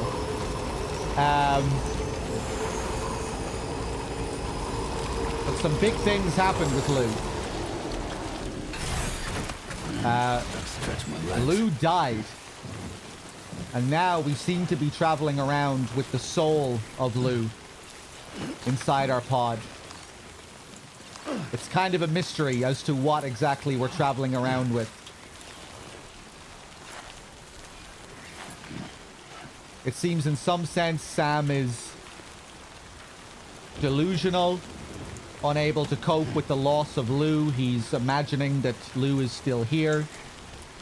But there are other strange mysteries relating to Lou, which might imply that that isn't exactly the case. And we also see Lou appear as a kind of BT inside the pod.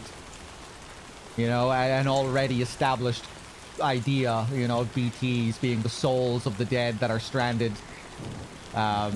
When we sleep, Lou appears to us as a kind of BT, and then when we wake up, it manifests back inside the pod as something that looks more physical. But there's all kinds of strangeness.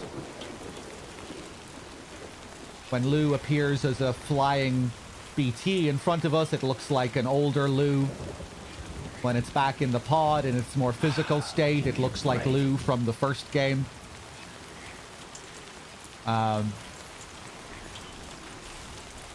There's a new mystery relating to Lou's parents. You know, Lou's biological parents. We found out that the BB-28 pod and the serial number that was given to Lou was inherited from someone who came before Lou, from a BB that existed before Lou. So there are all kinds of little mysteries relating to Lou's identity and what exactly is going on with Lou.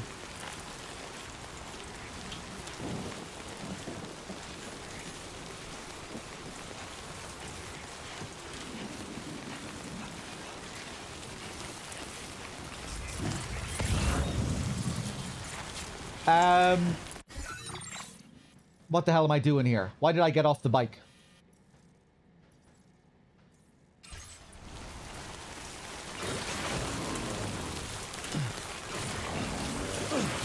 No need to calm the baby now.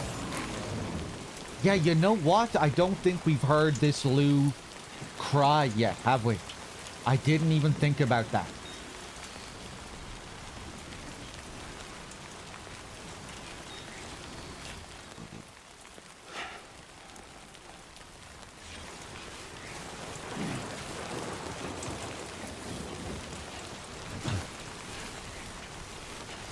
Lou seems happy overall. Lou still has a health system, and when Lou loses all of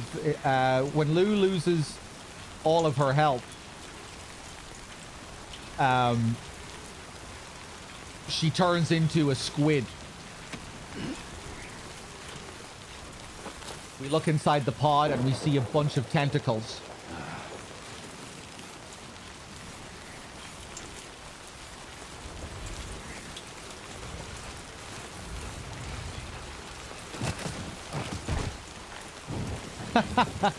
Lumen.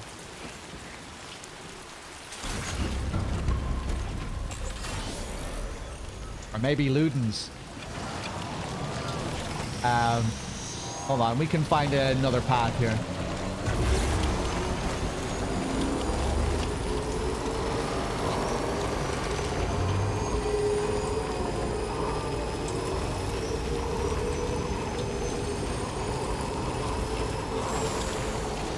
Let me look at my map.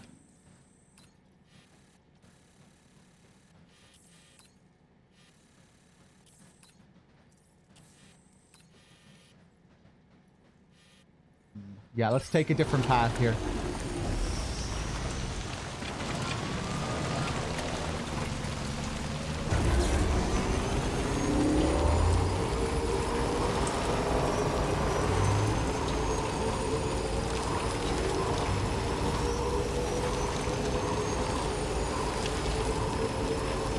Little baby Lou.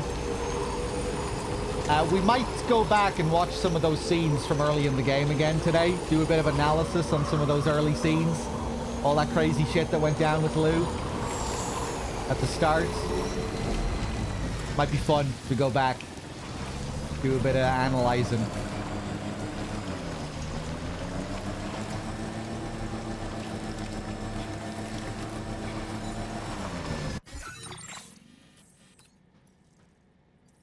Right, so it's this whole stretch here. Who knows, we might even have two different people to find here.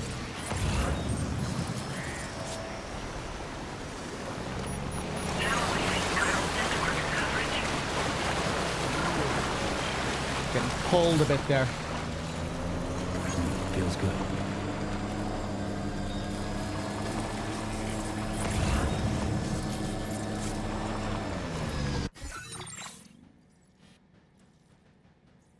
Okay, I'm just gonna drive around for a bit here and see what I can find.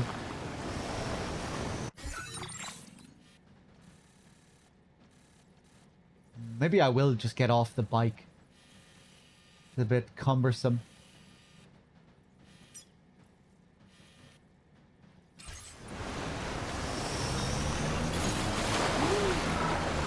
Jesus.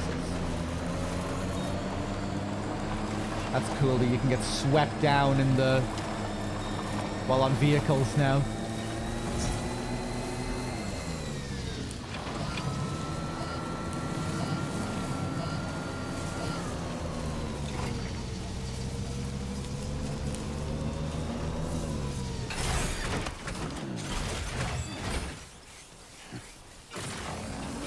Yeah, fuck it. I'm just gonna go on foot here.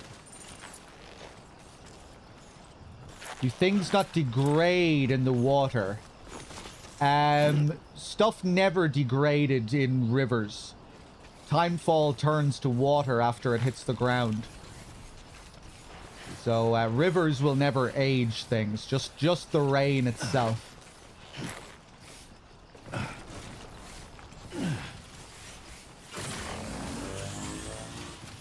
Just the rain as it's falling.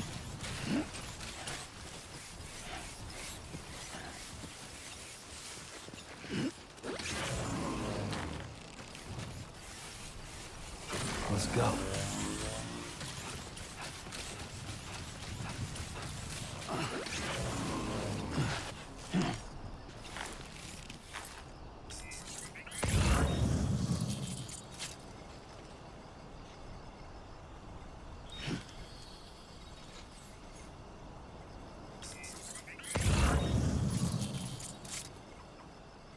Alright.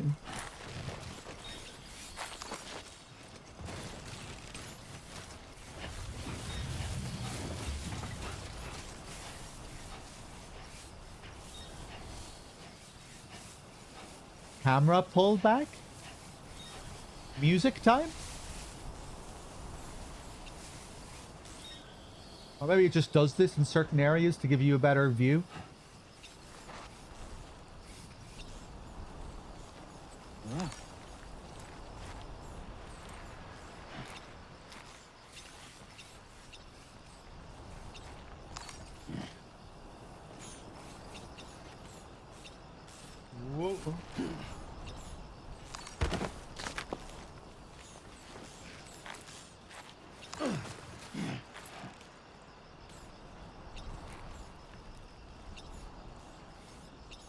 Okay.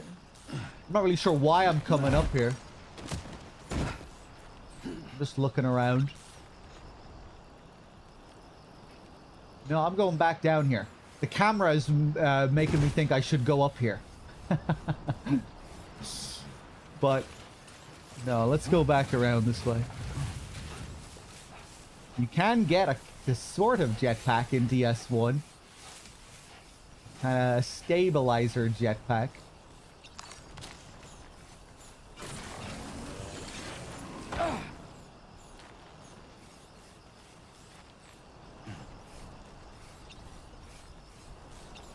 Hey, based.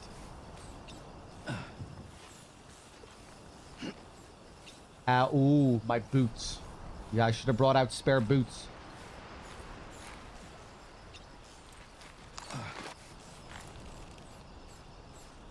Can I not go over here?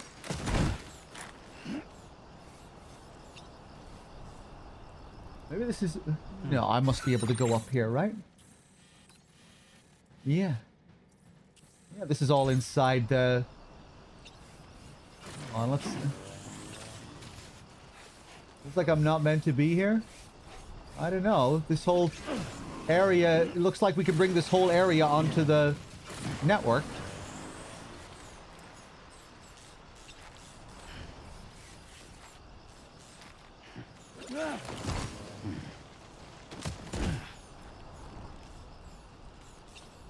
Now I'm stuck.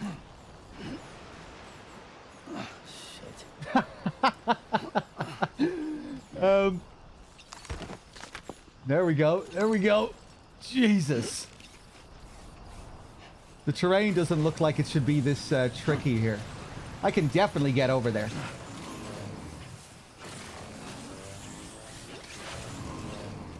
There has to be a way to get over there. If it's highlighted on the map like that. Maybe not? Nice and easy.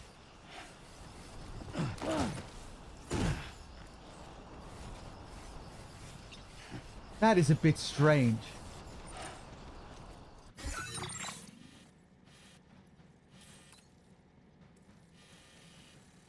Right, this chunk showing me that this whole area can be hooked up to the chiral network.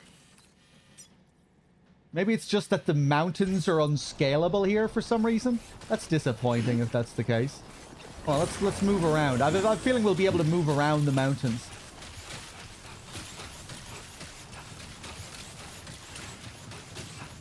You know, it makes sense that you would have like unscalable stuff on the very edges. You had that in DS1, but you'd never have like mountains within the environment like that. Like with where you're just like in the middle of the map. All that stuff was scalable in DS1. Whoa! I've left the delivery area.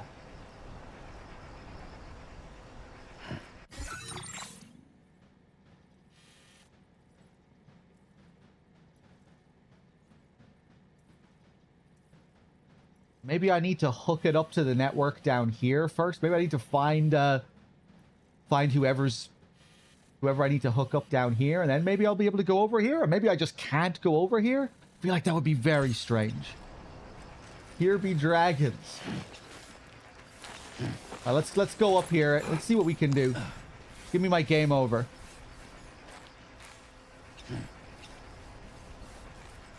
God damn, dude. Huh. Well, that's disappointing. Almost lost it there.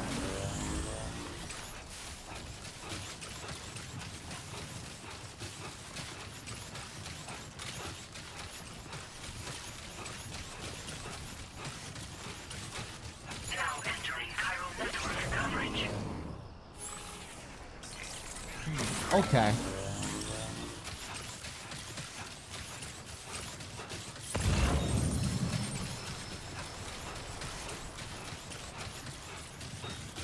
What happened to the colors? I think the colors were just trying to indicate that I was going out of bounds and that I wasn't allowed over there. And I'm hitting invisible walls here. But there's like this big patch within the network, so... Okay, maybe I just can't go over there and I'll bring this whole place online somewhere here. But even, I have a feeling even when I have this place online, I won't be able to go over here. It just feels like this place shouldn't even be showing with, you know... It's weird that they're showing this within this segment here. It feels like it should cut off here if this is just out of bounds.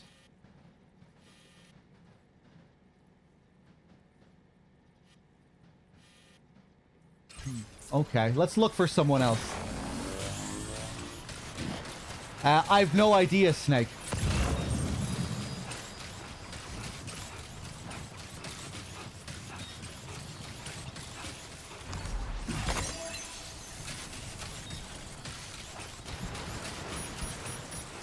Yeah, I think it's just out of bounds. And it's just confusing because it's still showing it as a part of the chiral network segment here.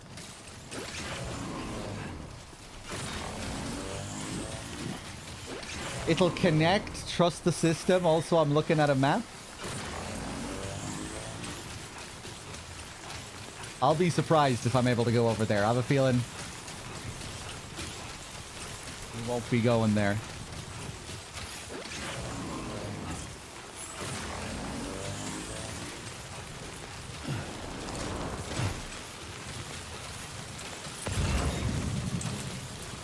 Okay, where the hell am I gonna look now?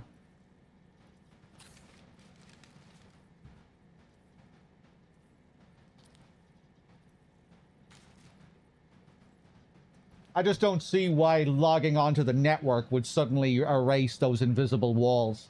Like, why would that need to be a thing? I'm pretty sure that's just out of bounds. Enough already.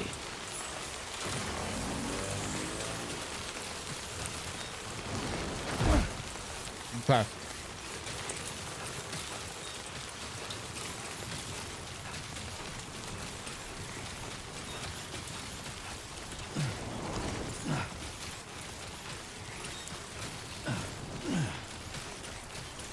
Now entering chiral network coverage.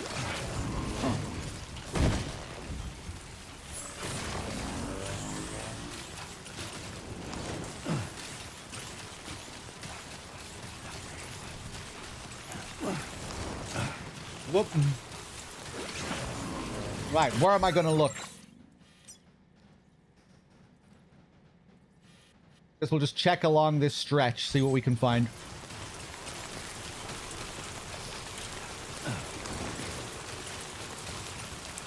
If you want a little push, let me know. I'm not going to ask you.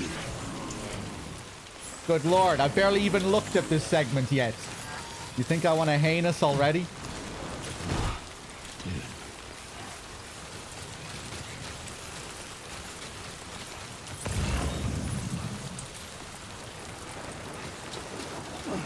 Now leaving chiral network coverage. That was too close.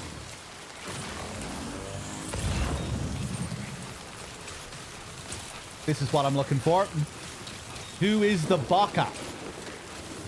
I don't know who you are. Thanks. Lost cargo for locations outside the chiral network. You've picked up lost cargo for delivery to a location that has not yet been connected to the chiral network. Delivering it may make the recipients more amenable to being connected.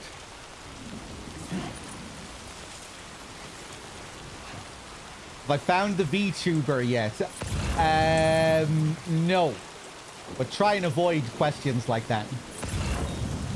Because you might spoil something. If you don't know what I've seen,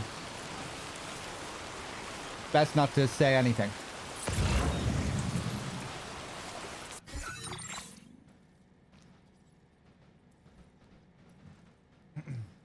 Hold on.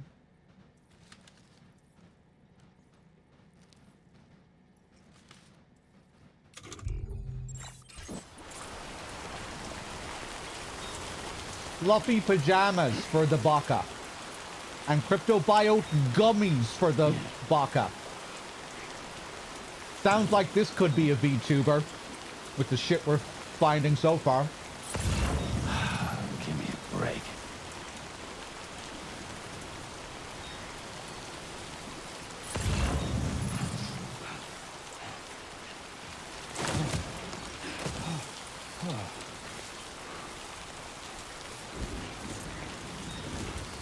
But I am actually aware of the VTuber who is in the game. And funnily enough, I think I've watched maybe 3 VTubers in my life. And this is one of the VTubers who I've seen. Because I think they're pretty famous. What's their name? Pecora? I watched them play MGS2 way back. Many years ago.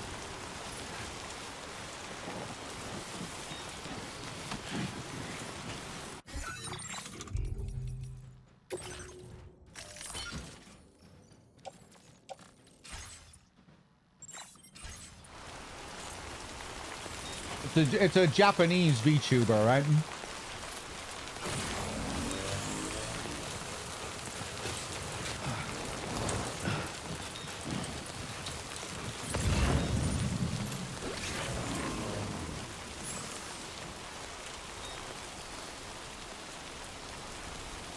I didn't pew, but I was entertained.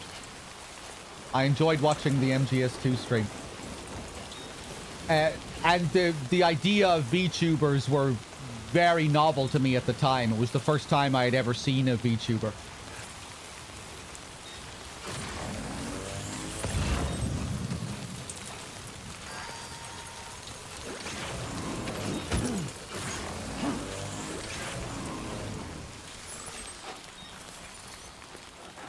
Here they are.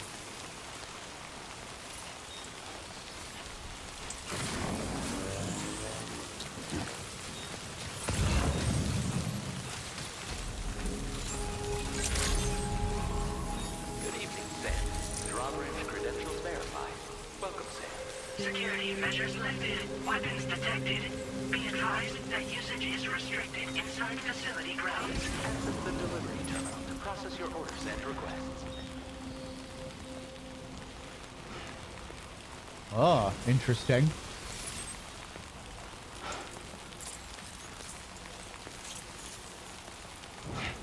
Homines Liberantes SMVS.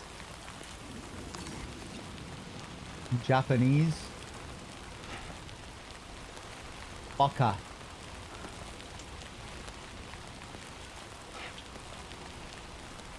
A dog-like thing carrying something in its mouth. Then a dog man. And then a man.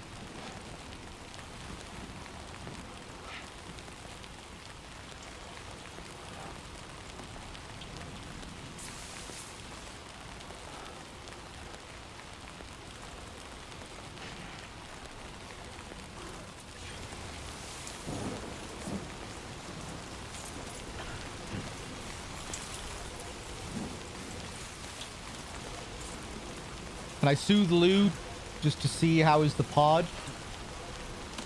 1 second.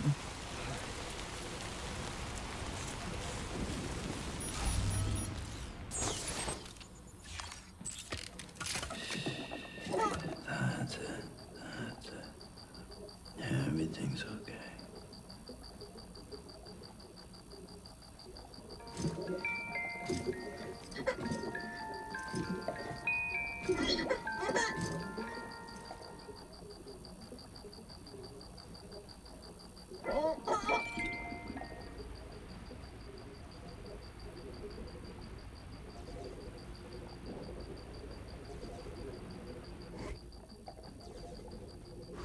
Oh no.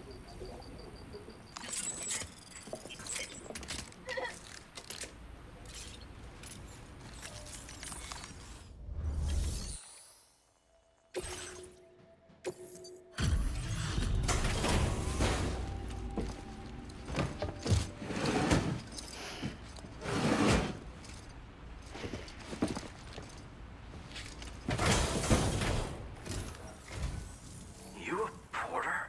Because I don't recall having any outstanding orders.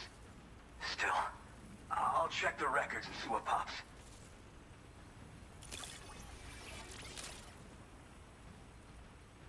Oh shit, you found it. This is that cargo that went missing a while back. Oh, I didn't realize they had a sandalweed growing kit.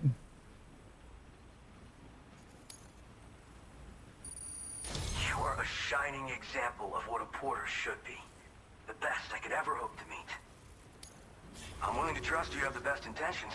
Put me on the network. Okay, he's very I'd be happy to trusted. share my data with everyone else. Other porters should definitely find it useful. Okay, there's no need to convince this guy.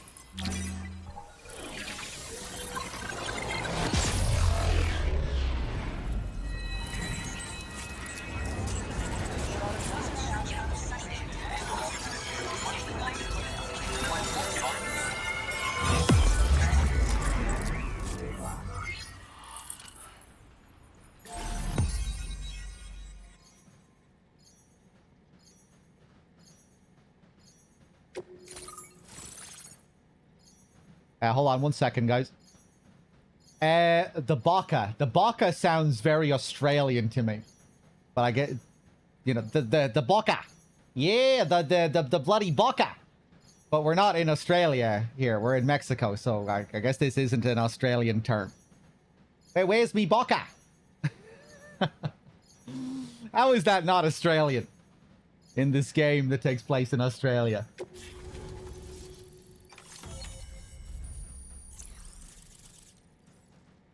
I guess it's Japanese, though, especially with what we saw on the side of the bunker.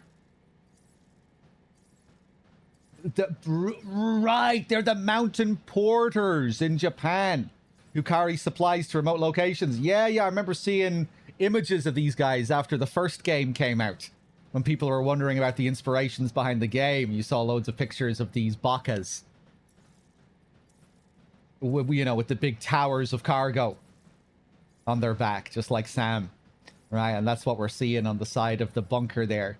A nod to these real-life Sam Porter bridges.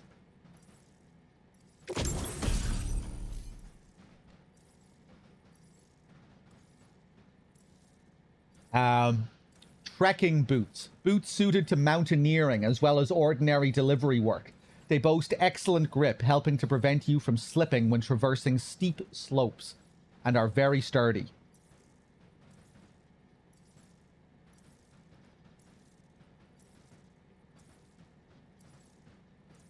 Oh, now I'll be able to get over that invisible wall.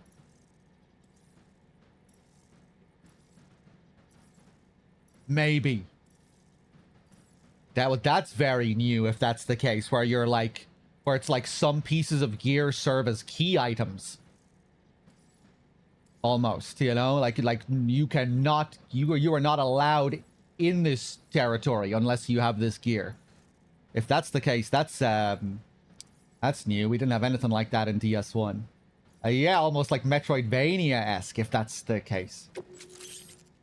I don't know. That might not be the case. We might still be in for disappointment here, and it's just an invisible wall, but it was kind of sus where that wall was placed in relation to the map. You know, in DS1, you only had invisible walls around the very edge of the map. We'll see here. Now displaying your current porter grade. Ah, okay. Master Transporter.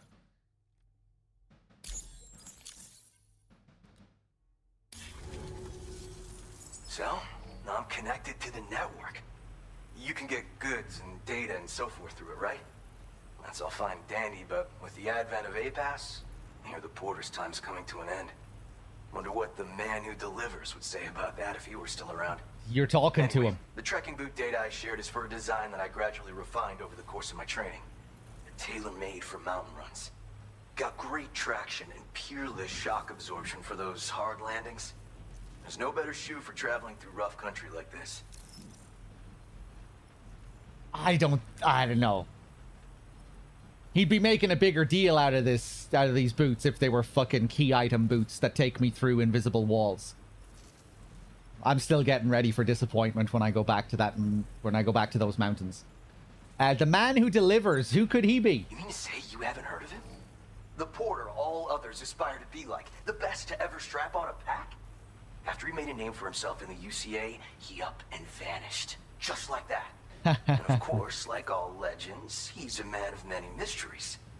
With the help of the chiral network, though, I could probably learn a lot more about him. And the more I learn, the closer I'll get to becoming the Boca who delivers. Or so I hope. Okay, so this guy is Sam's biggest fan here. He's a Sam fanboy. He's like Meryl in MGS1.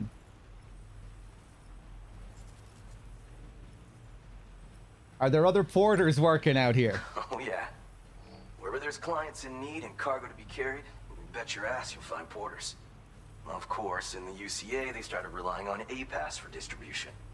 And so the delivery boys and girls have been drifting down here ever since.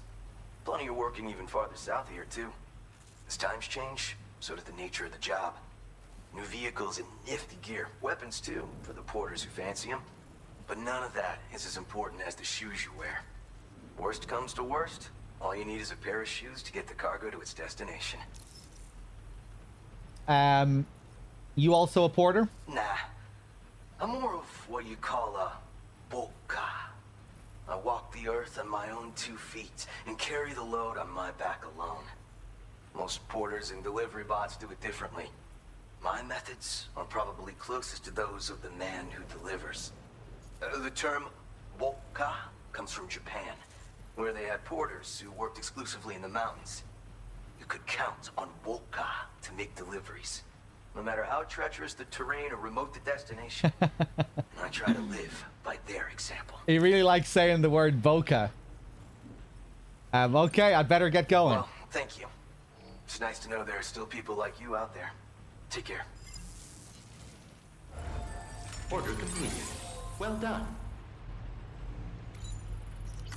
Feels good. Okay. We test out these boots. Ongoing flood. So have I hooked up? Yeah, it seems like I've hooked up this whole area. Yeah, man. There's this is just... This area must be out of bounds.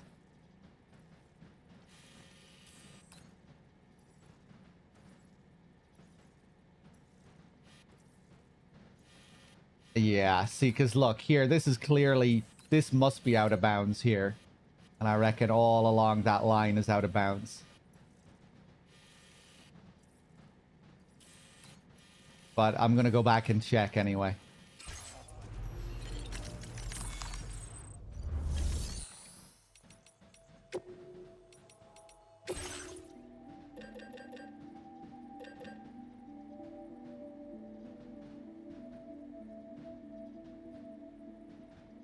Suited to mountaineering as well as ordinary delivery work. They boast excellent grip, helping to prevent you from slipping when traversing steep slopes.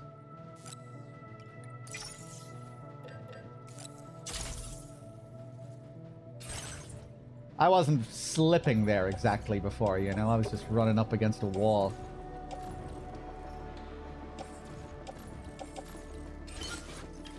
Alright, let's stick those on.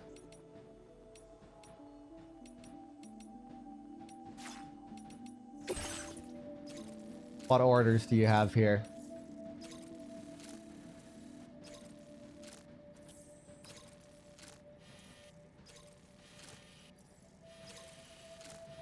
Me bloody boca. Breakable cargo. Cargo. Not saying that right. Deliver old U.S. Army survival kits.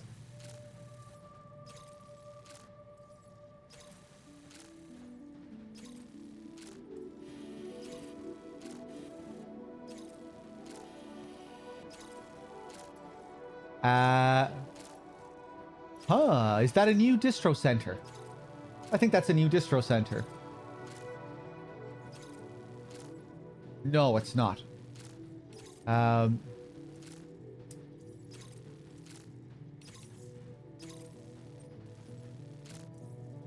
Recover vintage binoculars sent for repair.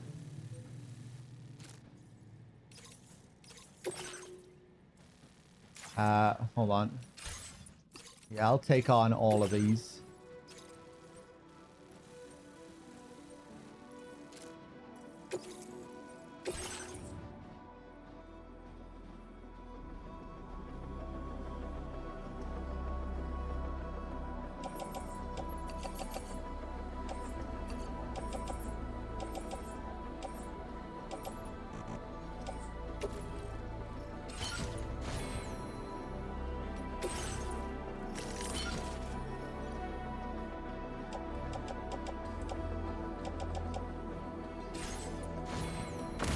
Okay.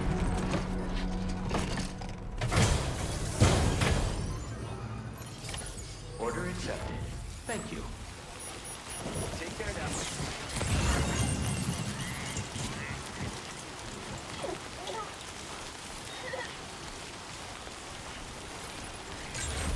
Disengaging weapons restrictions.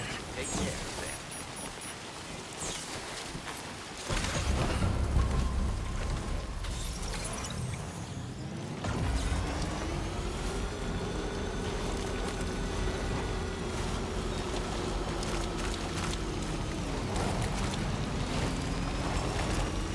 Okay, I think I'm going to go back to... I'll deliver this fragile stuff first. Go back to this guy.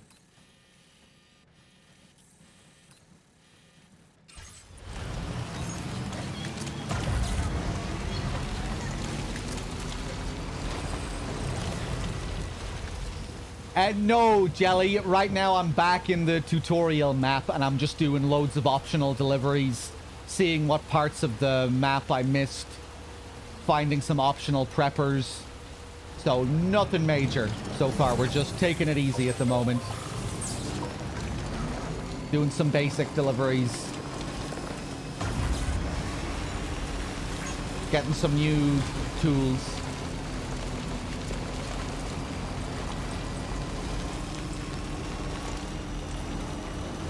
Macombo used my bike.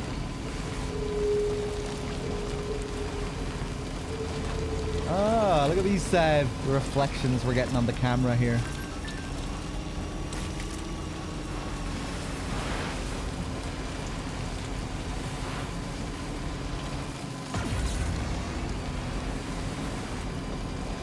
There's still a little bit of it left, Pew.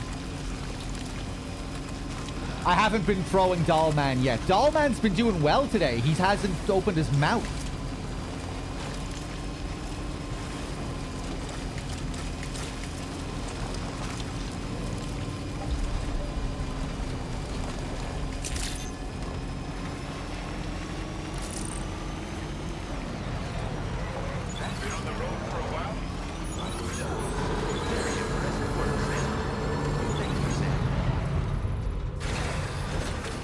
The only back seats and story content? Well, I'll take solace in that. But we are going to experiment next time he starts to open his gob. We're going to see if we can throw him to interrupt his dialogue. And if we can, there may be some redemption for Dollman. If I can make him suffer for his crimes, you know, it might be worth it. You know, it might redeem him. No.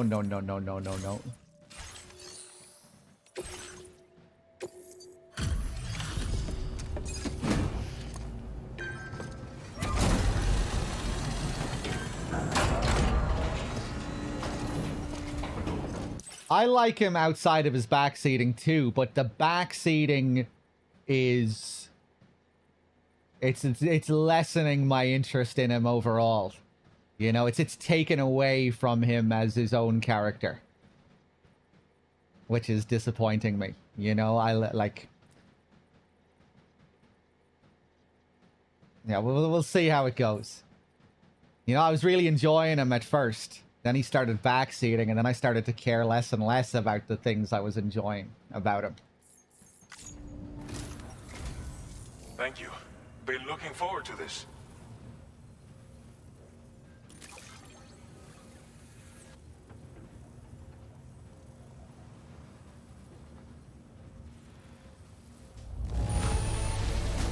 It's not often you get a delivery in such good shape. Yeah, Gooch, he is kind of Mimir-esque. Little thing that you hang on your body. Little character that you hang on yourself. Who provides running commentary on your actions. And who likes to backseat occasionally.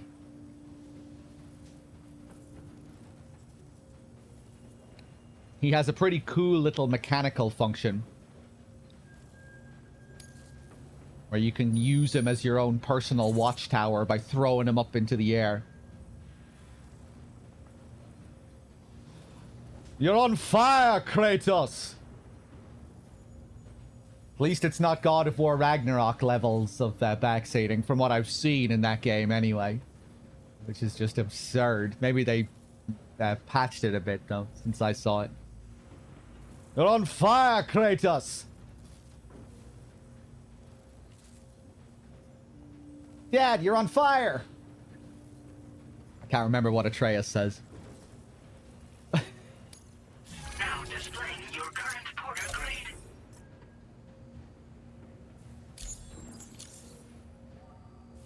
Thanks for lending us a hand again. Safe travels, friend. Till next time. Oh, does Mimir's VA play the president of APAC? Yeah? Well done. I quite liked that president character in the initial scene we had with him. That was a really cool scene. The whole thing with Charlie.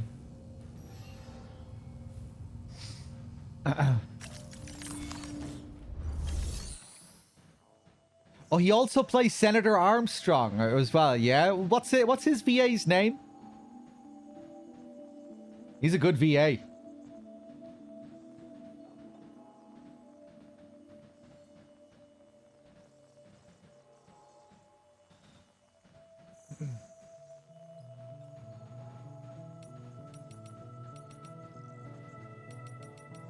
Alistair Duncan.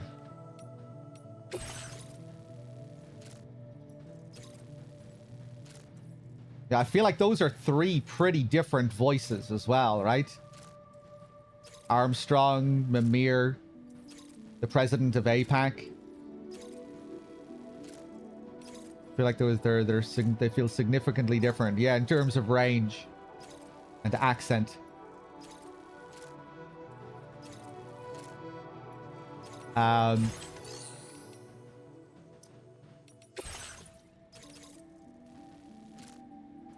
Okay, this guy has something for the baka. High protein quesadillas made with artificial eggs and maize. Well, better than nothing, I guess.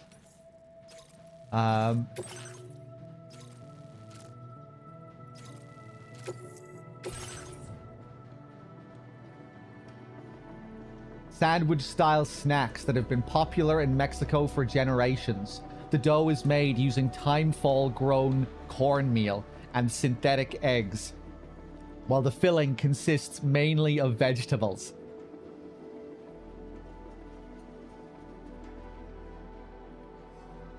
They've recreated synthetic versions of their cultural dishes.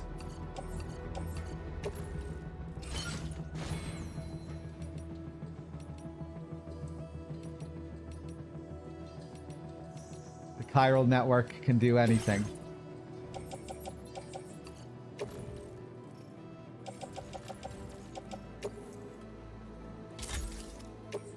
Okay, we'll get rid of those boots.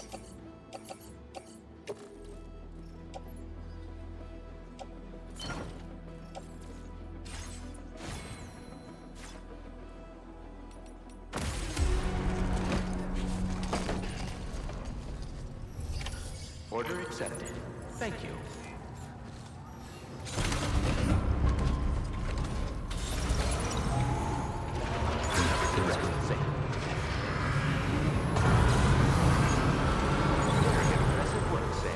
The porters.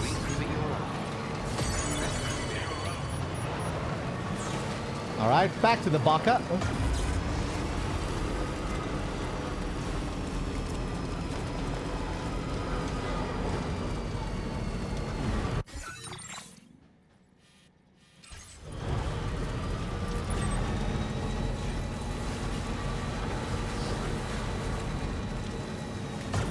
I need to remember to just go into my first person thing when I just want to highlight one of the preppers.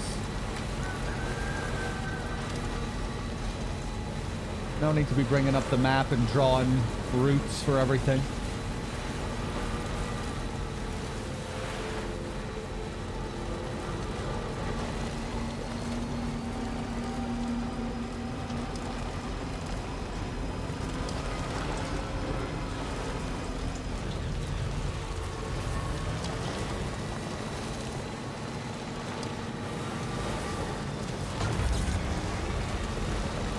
Hey there, Storm. Good to see you.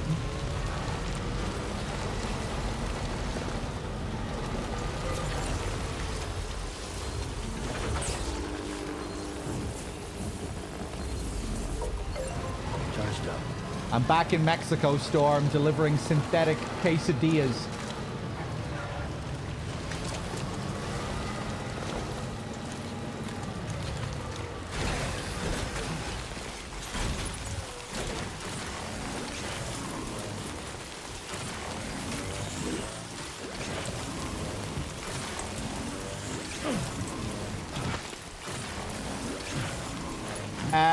I have all the stuff on my back, right?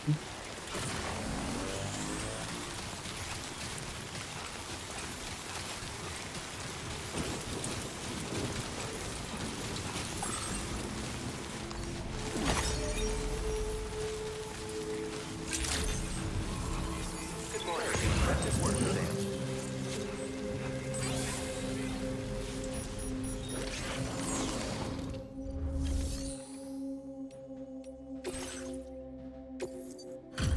Okay, give me something good this time, Baka.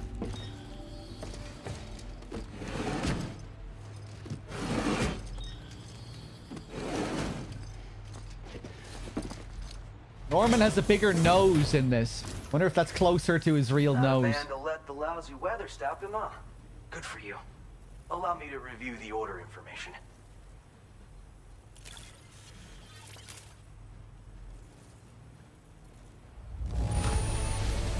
You got it. I'd like to share this data with you. I have a feeling that it'll be right up your alley. Oh, sticky gun. Nice. Sweet. I'm increasing the amount of materials you can use here. Take what you need. This in his freelance porter outfit as well here. This guy's a real fanboy. Now displaying your current porter grade.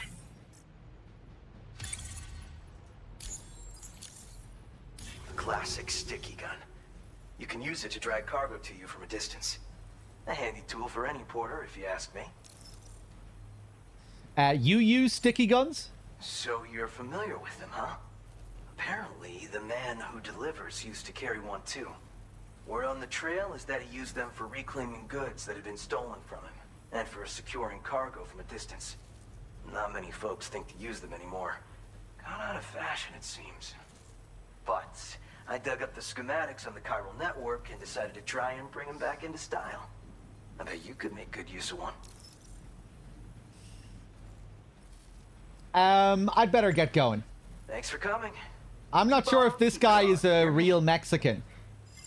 He doesn't have an accent, and a lot of the other guys do have accents. Well done. I'll take one of those. Thank you, sir.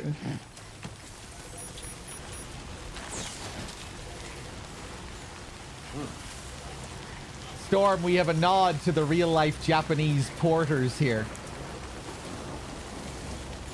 You know, the bakas in Japan. This guy is a big fan of the bakas. And he's a big Sam fanboy. He's heard all the tales of the man who delivers, and yeah, he's a bit of a fan. He doesn't know he's talking to the real Sam, though.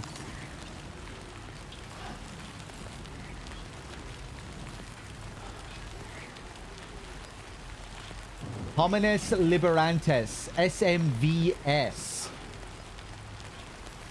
Homines,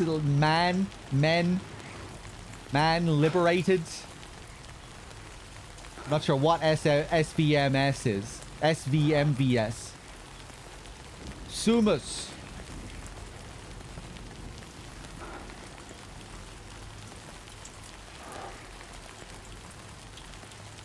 Latin.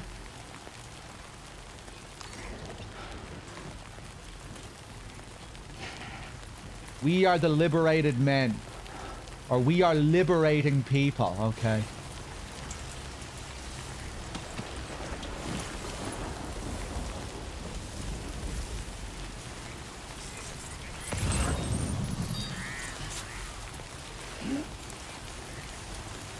Oh, is that what that is? That's a chupacabra.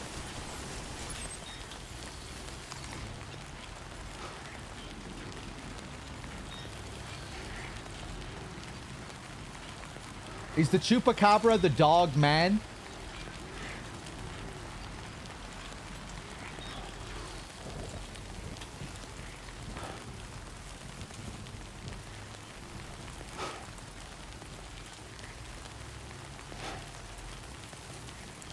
It looks more like the human evolution to me. I don't think this is a monkey.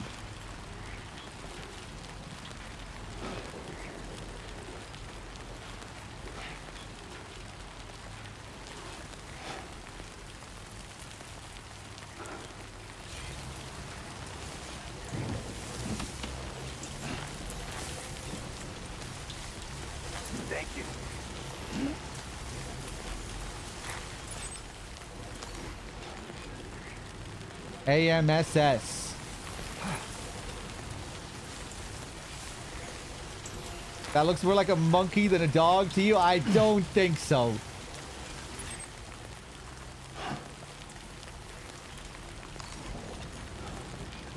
I guess it doesn't look exactly dog-like either, but it doesn't look like a monkey either.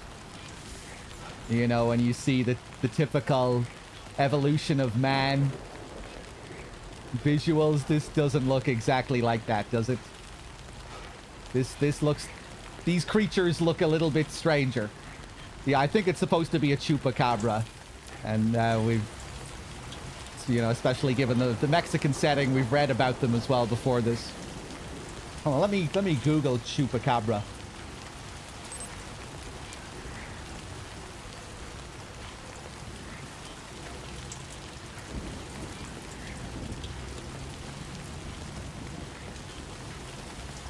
The chupacabra, a legendary creature in Latin American folklore. Known for attacking and drinking the blood of livestock, particularly goats. The name chupacabra translates to goat sucker in Spanish. While stories of the chupacabra persist, it is widely believed to be a modern myth, with sightings often attributed to mangy coyotes or other animals.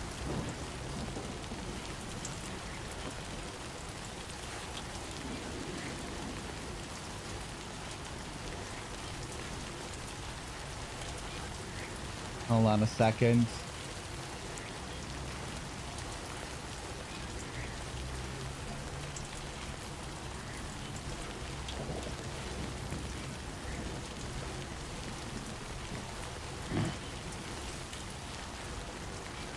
Yeah, I'm looking at images here of the chupacabra, and yeah, for sure, that's what it's... That's right. Let's just sit here for a second and meditate. That's what it's supposed to be. It would seem.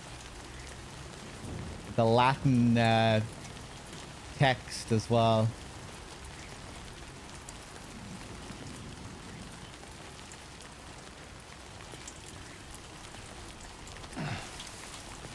We read something earlier about the chupacabra, but now I can't remember what it was.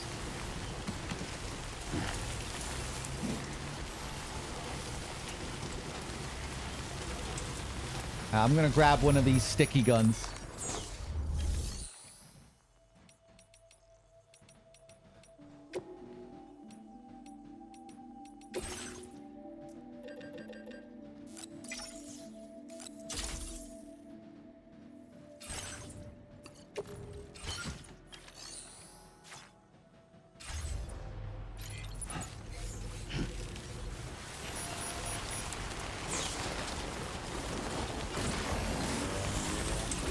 Wait, hold on. What orders does this guy have?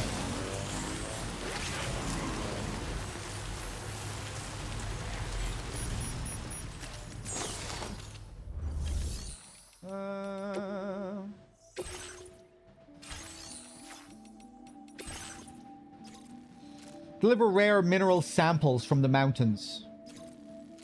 More stuff back to our boy here, Noberto Puente. What about this guy, Storm? Do you think he's handsome?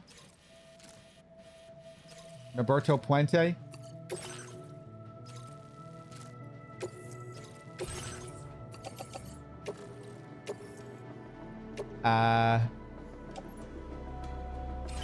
Yeah, stick that on my carrier. Order accepted.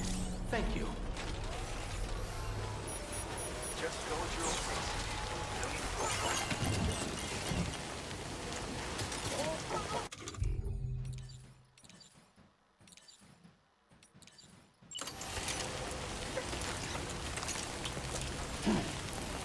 Tie this up. Oh, you'll see now. I'll be going up to him soon.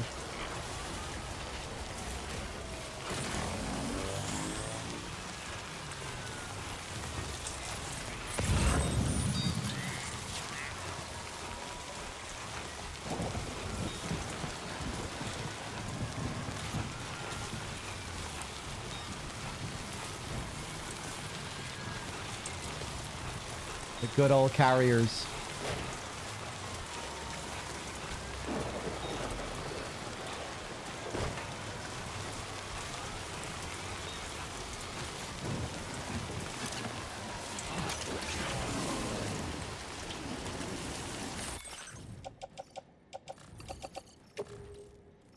No. Stick it into the roadster.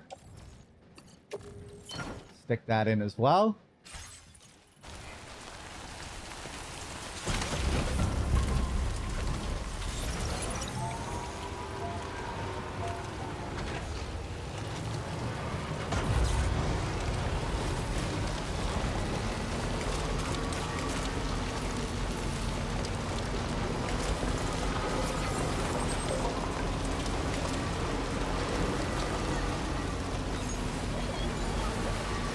Billy, this phrase that you keep using, word 'em up.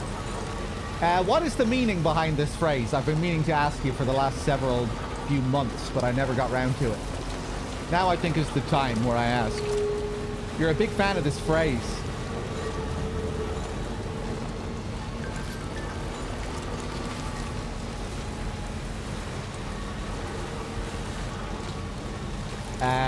We got a message about the sticky gun from our Baka here.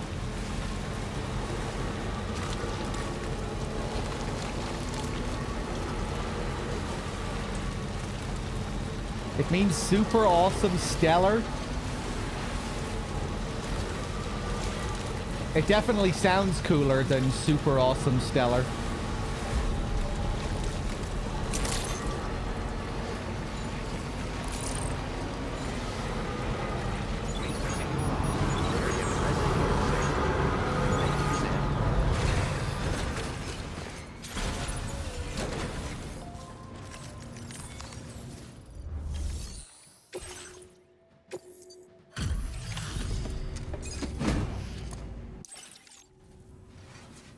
There's our porter. What about this guy, Storm?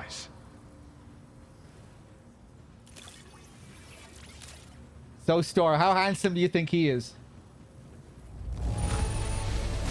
You must be one hell of a porter to deliver our stuff in such fine condition. He's not wearing the most appealing outfit at the moment. You know, he could probably look better. Not hugely your type? He's a pretty normal looking guy.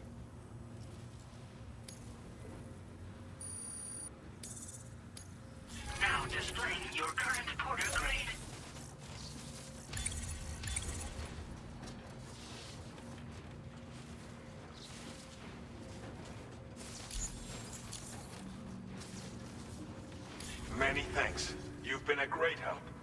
Hope we can count on you again.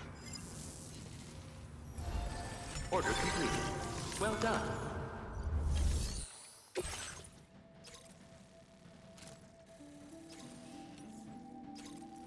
Ceramics back to the Baka. Okay, I'm gonna go back to the Baka one more time. And then we'll go do something else. Or maybe I'll just go somewhere else now.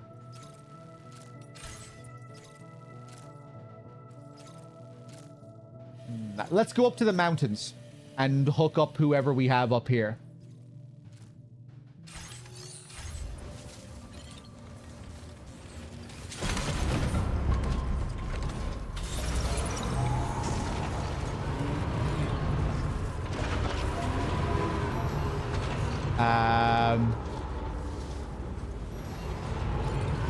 Hold on. Is this Mexico? Yeah, we're back on the Mexico map. I'm just doing basic ass standard deliveries at the moment, just to see what new tools I can get, and I'm trying to open up the couple of parts to the network that I haven't unlocked yet.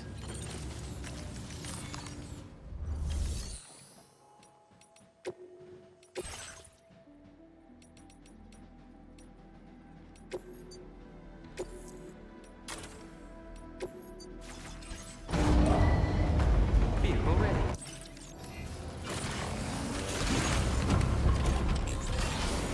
Okay. Hold on. Let me just grab a ladder and an anchor while I'm here.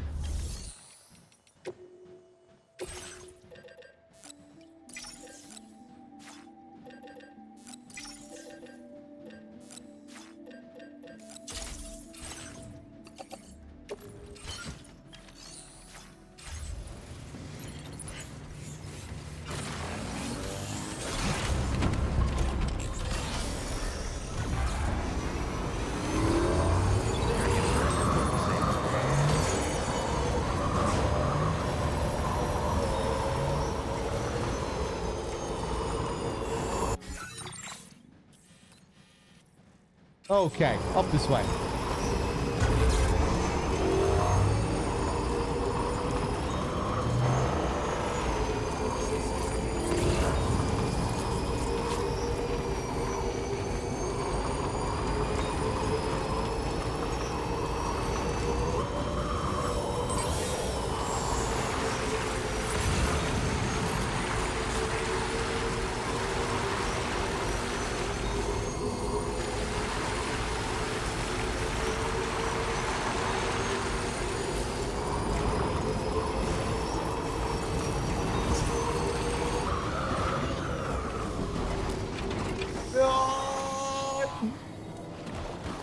Easy does it. Easy does it. Easy does it. There we go.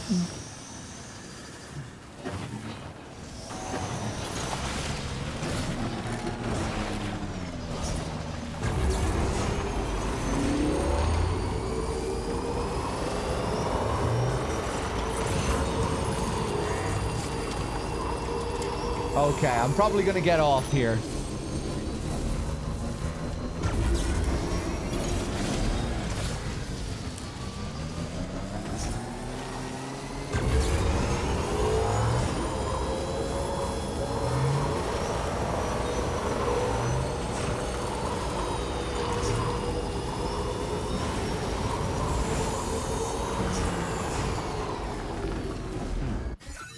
Or am I on the map? I'm way off. This is what I get for not creating paths. Jesus Christ. Right, back down.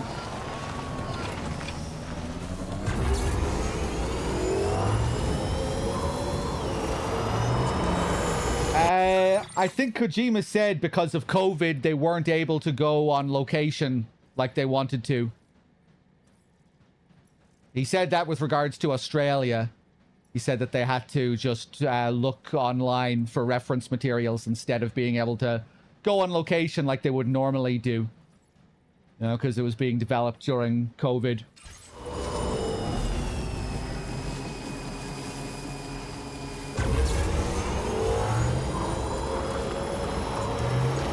I think maybe they had some staff out there as well or something.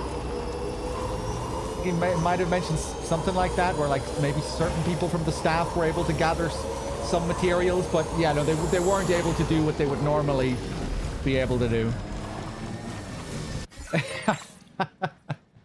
You watched Home and Away and Neighbors?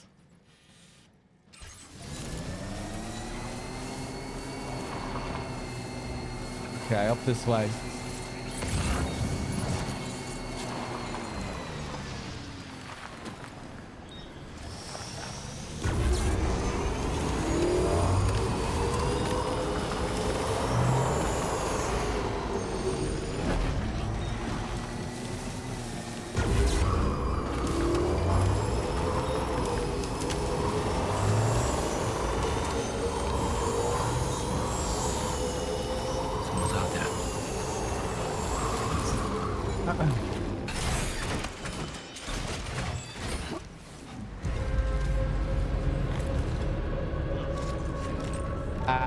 Right, yeah, this is a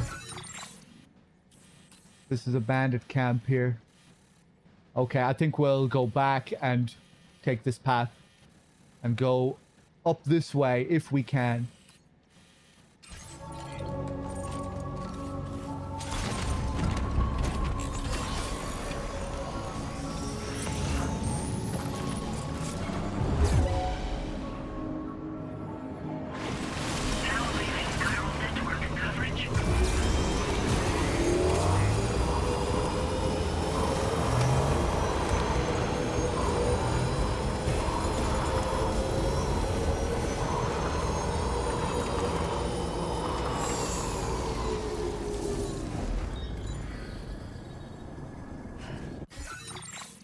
Okay, that's the same distro center. Wanted to make sure.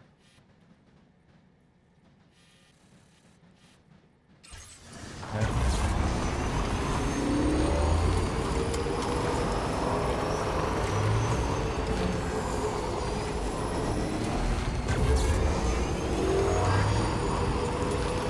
Hey, Rodrigan.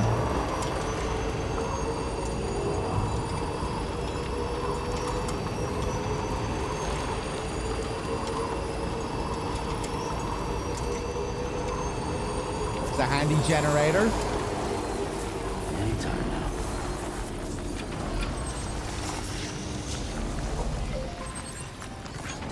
Thanks for the help. This one's for you.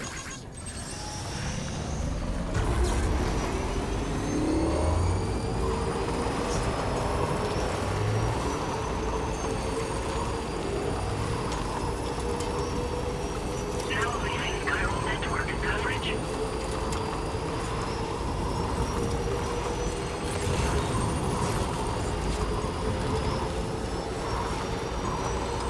Fragrant Sun Candle, the artist.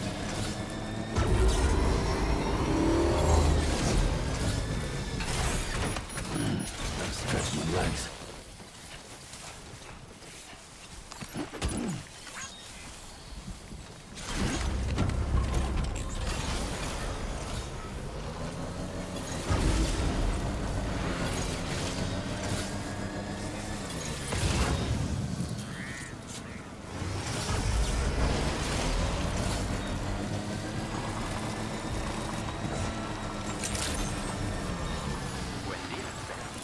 Lauren Tsai.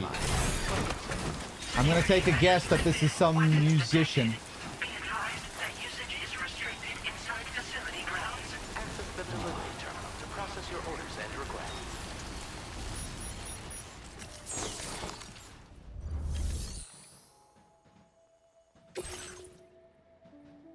Fragrant Sun Candle.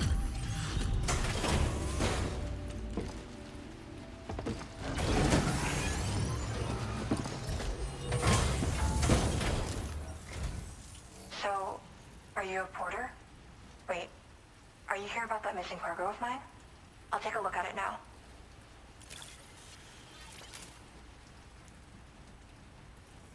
Where did you find this?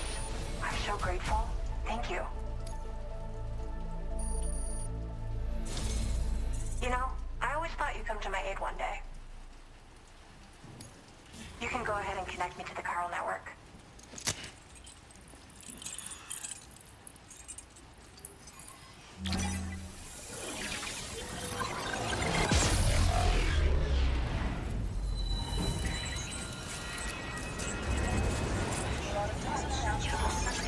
We don't get the same focus on Lou here either during these scenes.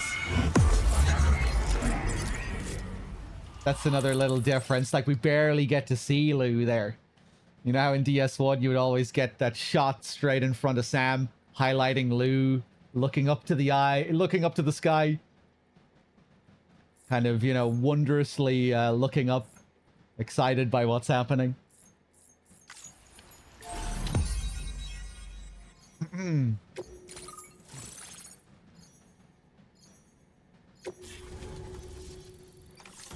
Okay, I guess that's every Mexican area hooked up.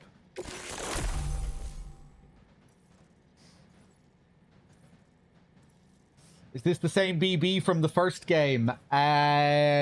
No, not really. Maybe, kind of.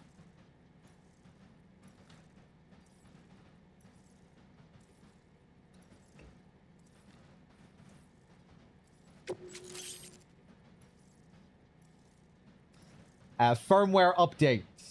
Another memory upgrade. Your current porter grade.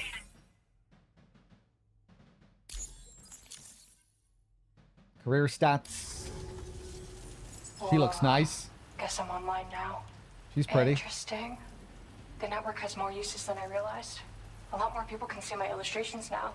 Okay, so she is a painter. I shared some color data I think will suit you. You can use this data to customize your headwear and other clothing. Oh. A change of outfit can really Okay. improve your mood. You work on illustrations out here?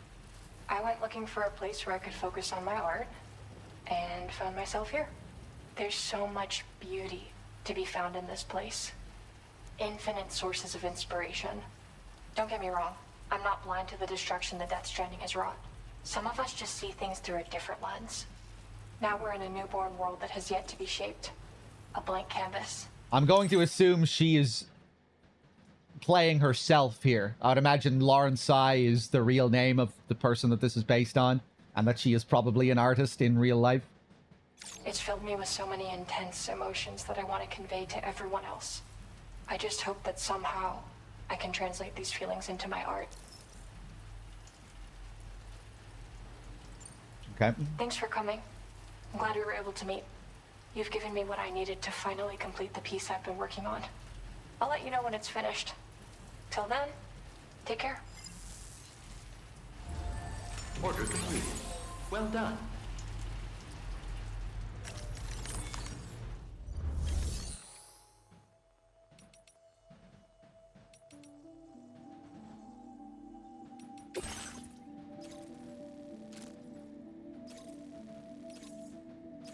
Recover cactus-themed massage boards. Recover cactus-themed massage boards from the designated. I need a description of these cactus massage boards. Is that all I'm getting?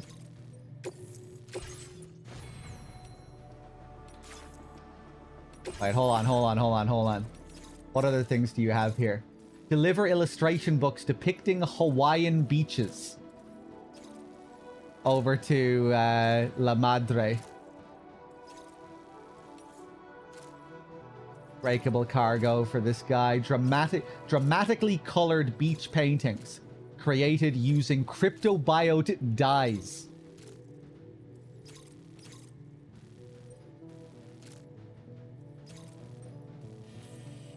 Well, I'll be going back down to him anyway. He'll be on my way, so I may as well take that. I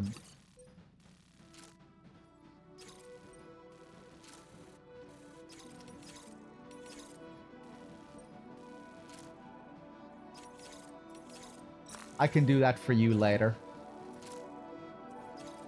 I almost have her up to 3 stars. I'll take that on, but I might not deliver it to her until a bit later.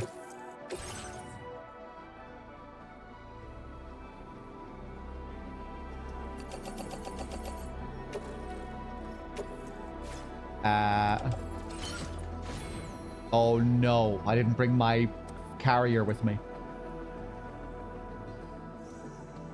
But I can fabricate. We have her on the network. Take that.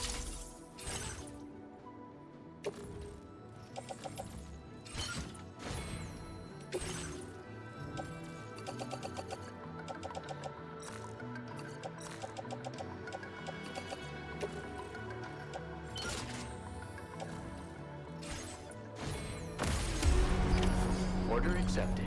Thank you.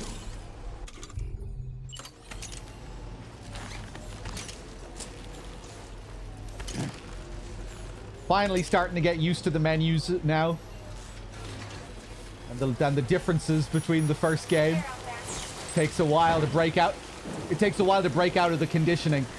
Some player cargo just spawned into the world there. I thought that was mine for a second.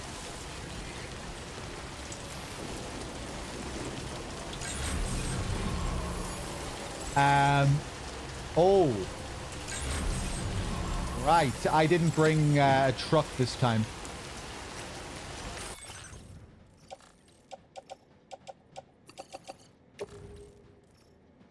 How much of this can I stick on the cruiser? Oh, fuck. I can't load anything onto the cruiser.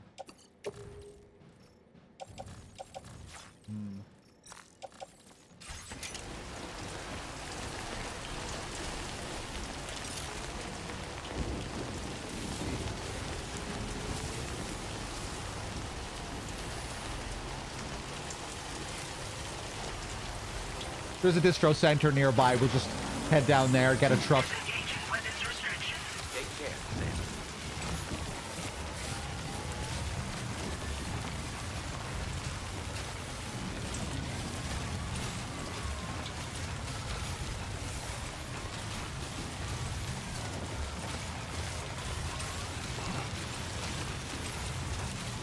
Whoop. Whoop.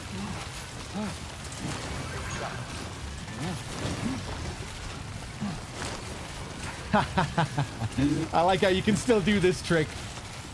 Whoop. You can still do the deliberate fumble to speed yourself up. I do have a skateboard, but it's busy at the moment.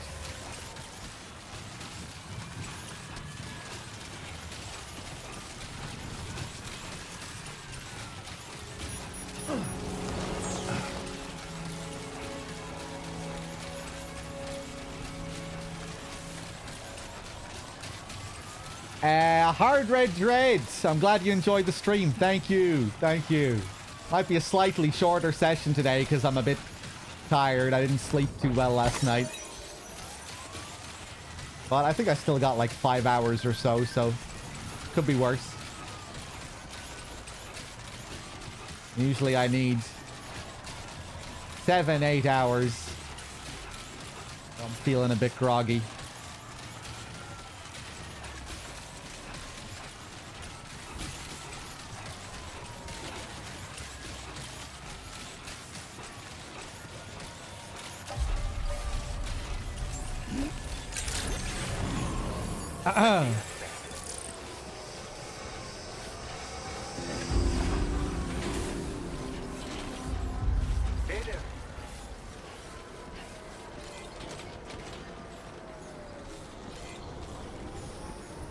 Very impressive work, Sam.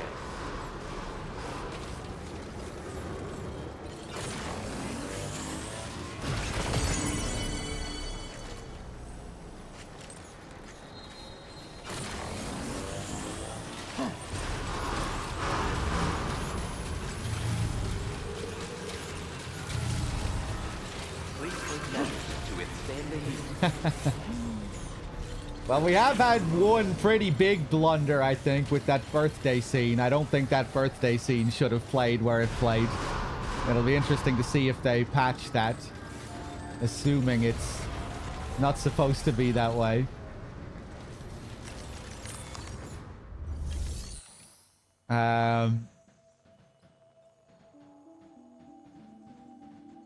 Okay. What am I doing here? Oh, I have stuff for you. Okay.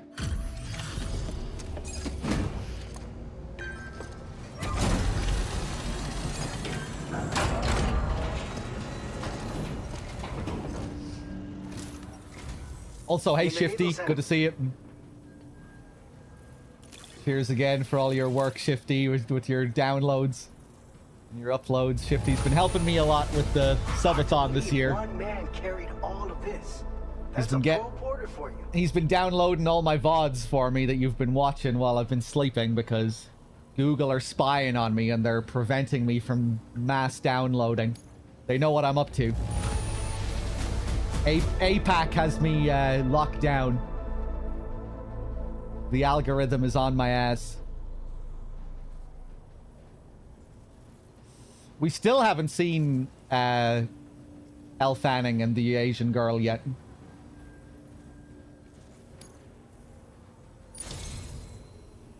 Who I think is Japanese. You're a cut above the rest, that's for sure. Take this data. I'm sure you could use it.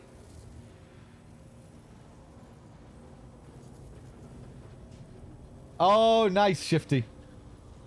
What do we have here? New EX grenades. EX grenade. A grenade that unleashes a cloud of anti-BT vapor on impact. What could the vapor be, I wonder? If the first game has taught me anything. What is that yellow? The vapor lingers in the air, repelling gazers and hunters. I will even stop human foes in their tracks momentarily. A direct hit on a catcher will also cause them to move more slowly. Can be stored in a grenade pouch.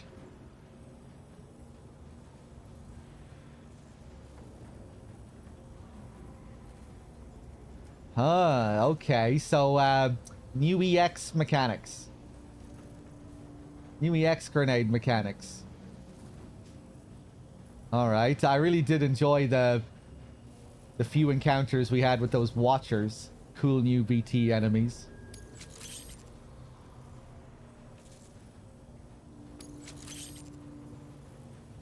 We've reserved more materials for you to use. Go. Now displaying your current porter grade.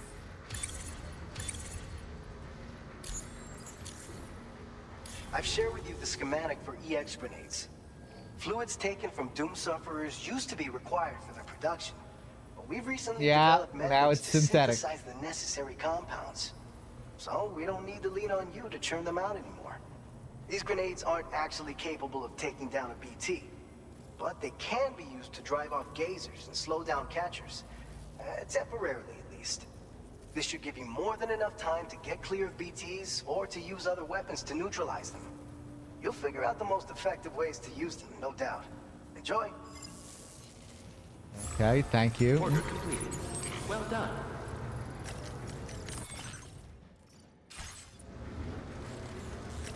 What else do you have here for me? I think we'll go back to Australia soon and maybe do another main delivery. Main mission. Maxing out Mexico? No, I'm not going to max everything out at the moment. Just hooking up the parts of the network that I haven't hooked up yet. You know, meeting the new optional preppers. Doing a few deliveries just to see what new tools I can get. But we're not going to go all out here maxing everyone.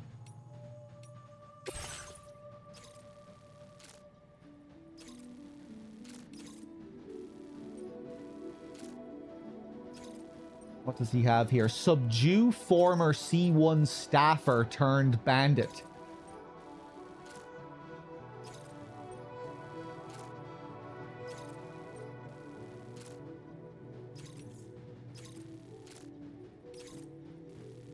Deliver hard-wearing undergarments for outdoor use.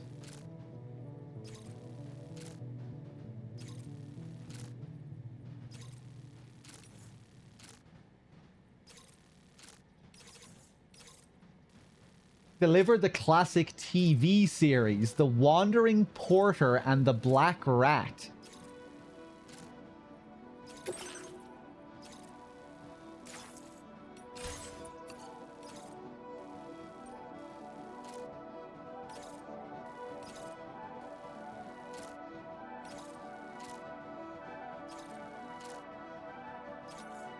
I'll take 2 of these.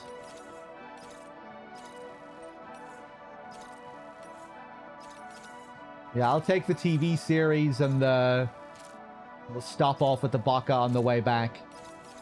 And then we'll head back to Australia.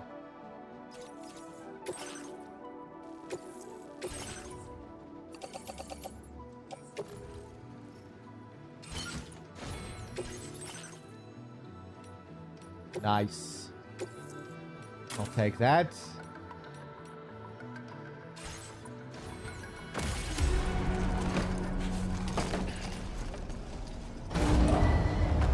Vehicle ready. Please drive carefully. Order accepted. Thank you.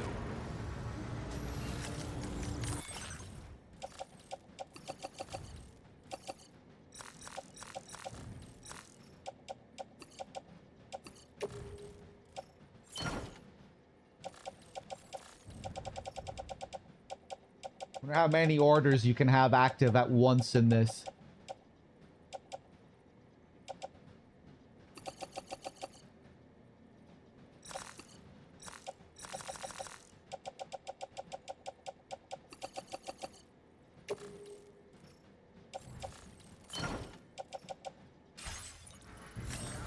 Okay.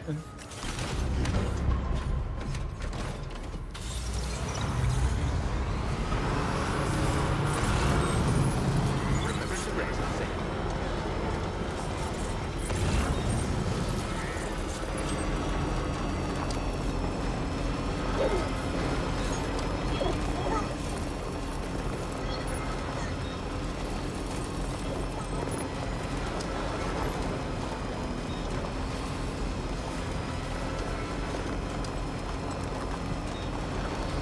I think it looks like... Oh, yeah, I guess I see what you mean.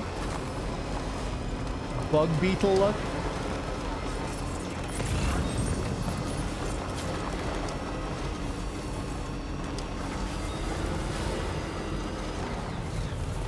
Just look like it has a little mouth there.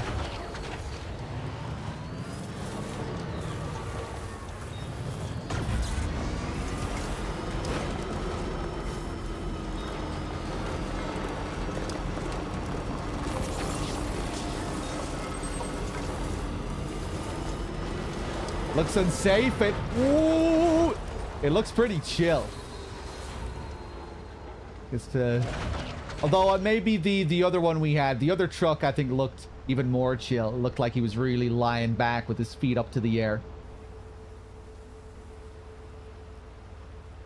But yeah, we got this new truck yesterday, and what stands out about it, is that it's designed for combat, and we can shoot if we need to while we're on the road. I'm hoping we get some Mad Max-esque chase sequences later, you know, where we'll have bandits trying to ram us, destroying the cargo that's inside our truck.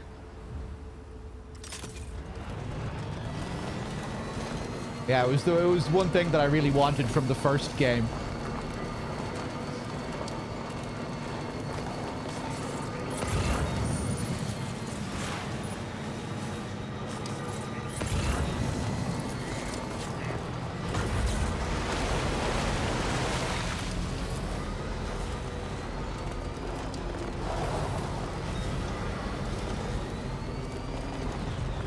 Weird design considering timefall. I mean, he'll just put his hood up, and his magical hood will protect him from all the timefall, like it always does. People in this world should really be wearing full masks covering their entire heads with how dangerous timefall is. But Kojima wants us to see the characters' faces, so they make a concession. People should be protecting their bodies much more than they do with this timefall around.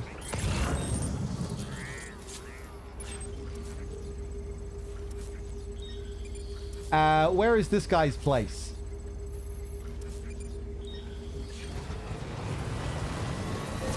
Oh, right. I forgot he had the little...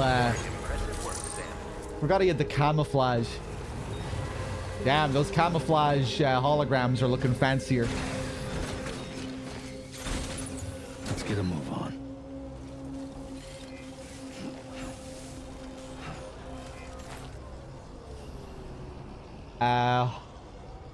Hold on. Let's get closer to the front door here.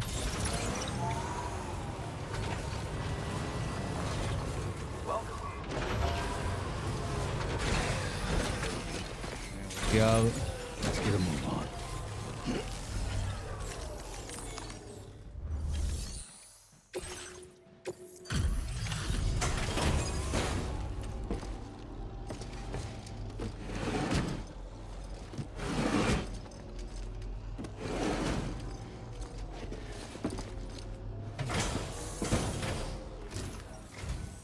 Good to see you again. Thanks for coming out. I'll go ahead and process your orders.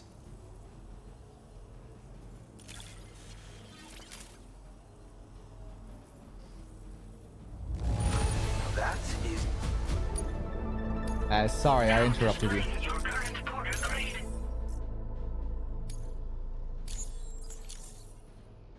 Pleasure as always. Hope I can call on you again. Oh, no new toys? Oh, let's see what he has here. Deliver selectively bred fruiting cacti for fruit production. Meteorite fragments found in eastern Mexico. Okay, I'm good. I'm good. You really came through.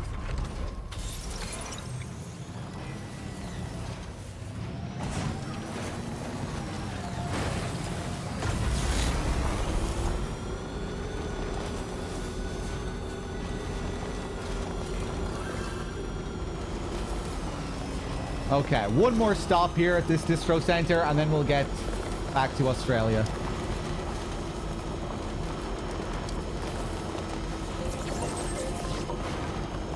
And we'll probably do another main mission next.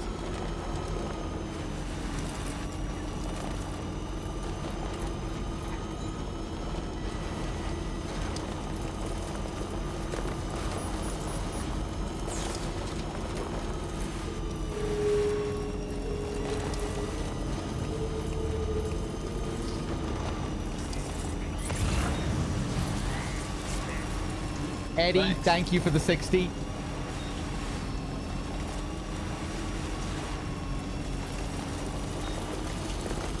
Bilbus, welcome back. Enough already.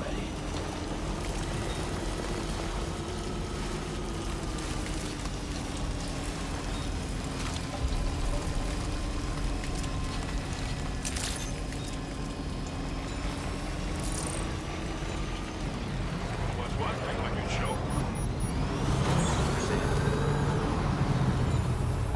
Oh. Rest, Sam. I left all this shit here. I wonder if you can travel further away from your cargo in this. I forget what the limit was in DS1.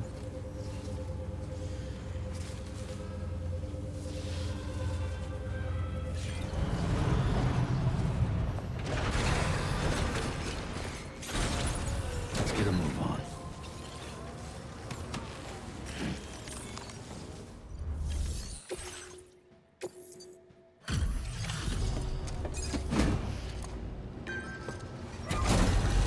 And maybe because it's in a distro center. Even in DS1, I thought, like, regardless of where it was, it would just, like, despawn and go back to a locker. Once you were out of range. Or it would, like, cancel the order. Visitors in this kind of weather. I realized. Now displaying your current porter grade.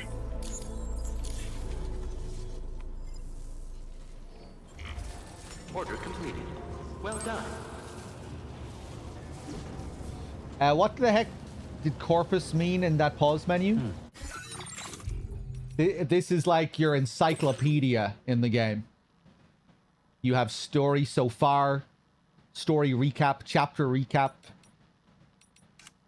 You have the data bank, which gives you information on all the characters, enemies, tech, creatures, abilities, facilities, structures, cargo, weapons, fieldware, tools, drawbridge support, vehicles, organizations, orders, environment, systems and initiatives, phenomena.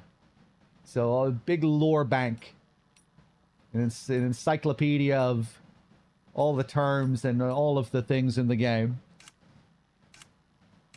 Which I've enjoyed quite a bit so far. It's been nice to be able to get a refresher on certain things and just look up some of the terms again.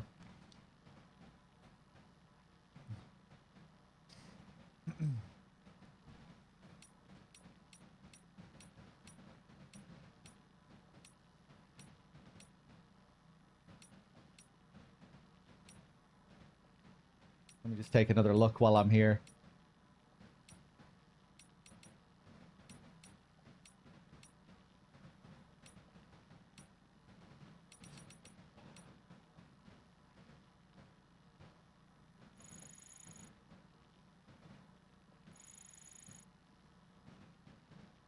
This guy, the Baka.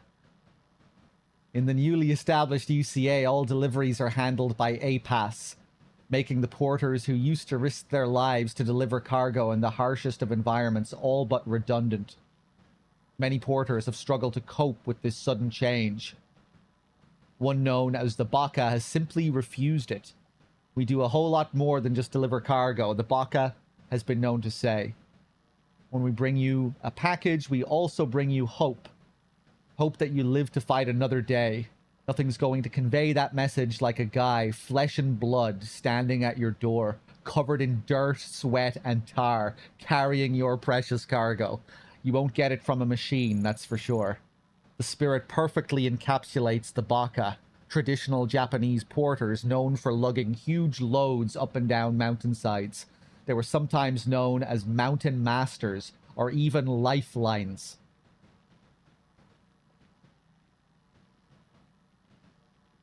The lifeline of the people. After the UCA was established, there remained people outside of its borders who were in desperate need of deliveries. As such, the Baka traveled down to Mexico to be their lifeline, hoping to one day master the mountain of the Death Stranding.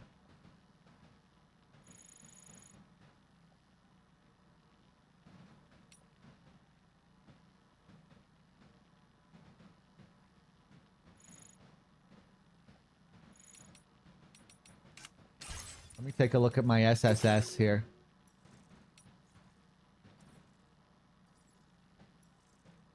Cool. I've been able to finish my illustration thanks to you, Sam. I've sent you the data by way of thanks. Check it out in your private room. I've put it up in my shelter as well, so come take a look sometime.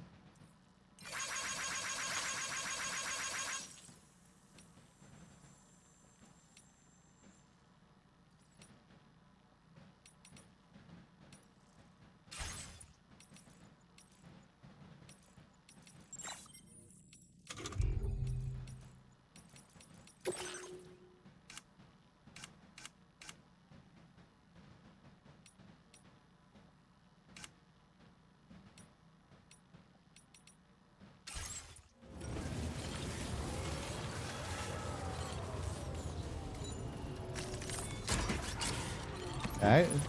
Let's stick all this stuff in the private locker as well.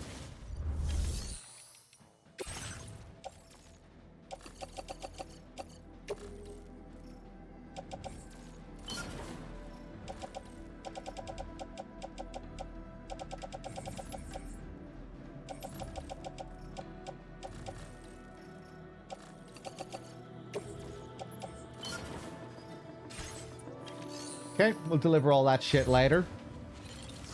I'll probably do a lot of that in my own time off stream. Very impressive work, Sam. Yeah, let's just take a rest in the private room here.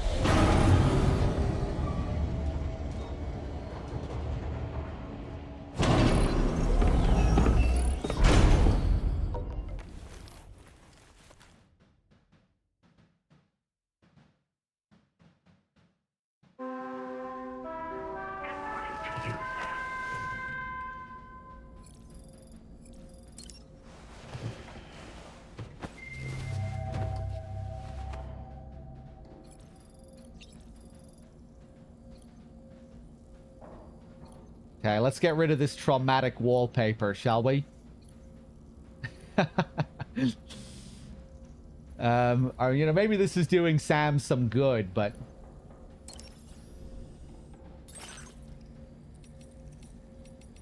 I don't know, I think we should change it.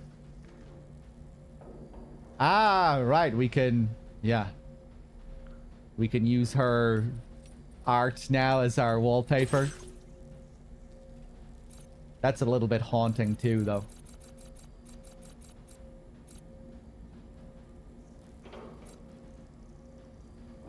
Cool. Let's just put up this creepy The Shining style wallpaper, the twins.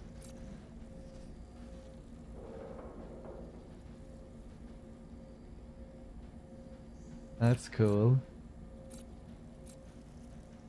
I wonder, did Lauren design this specifically for the game?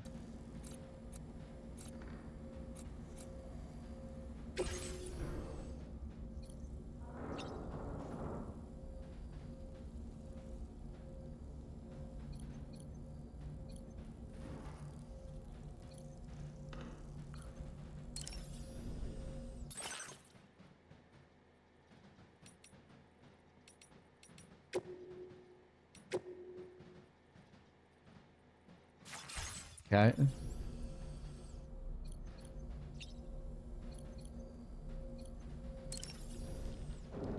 Good morning, Sam. Sam, been a while since you had a proper shower, wouldn't you say? I think I'll go without a shower for a bit.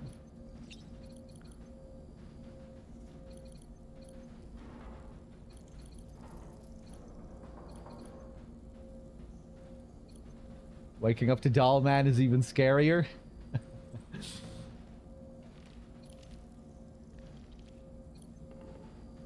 Kind of weird I can't look at my shelf up close.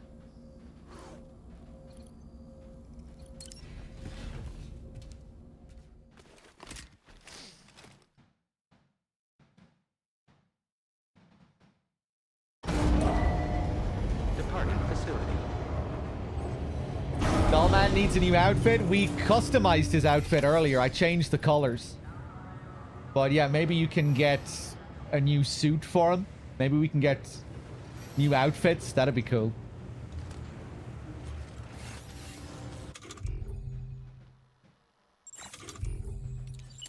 My time to shine. Damn, can't throw him in here. I bet they'll cancel my ability to throw him during boss fights. Thank you, Sam.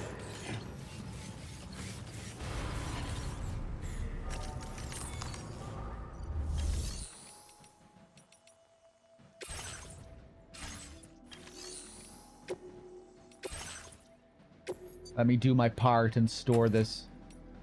There we go.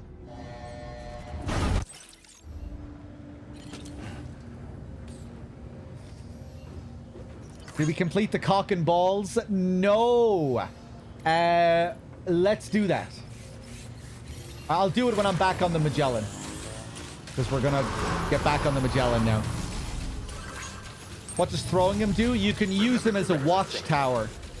You can use them as your own personal watchtower to scan enemy bases and mark targets. Like this. Right, hold on. I'm going to have to exit the territory here.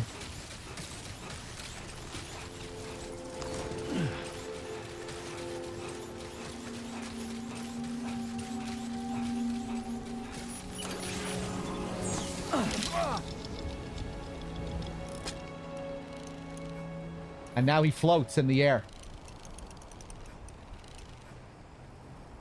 And I guess he's just good for getting a nice view of the place.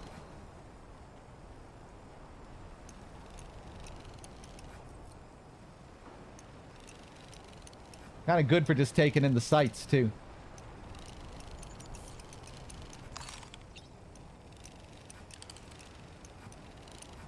How'd I do, Sam? Okay. Ouch. Oh. Oh.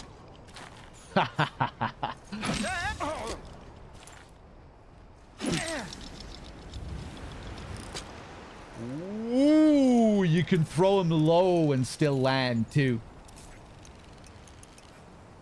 I wonder if enemies can see him if you don't throw him high enough. Be cool if they could see him and shoot him. We'll have to test it next time. All right, I'm coming in. Stallman reporting in. Ouch. Oh. Oh. Whee! Oh, I can choose when he stops midair as well. I didn't notice that. Sam? Ouch. Ouch.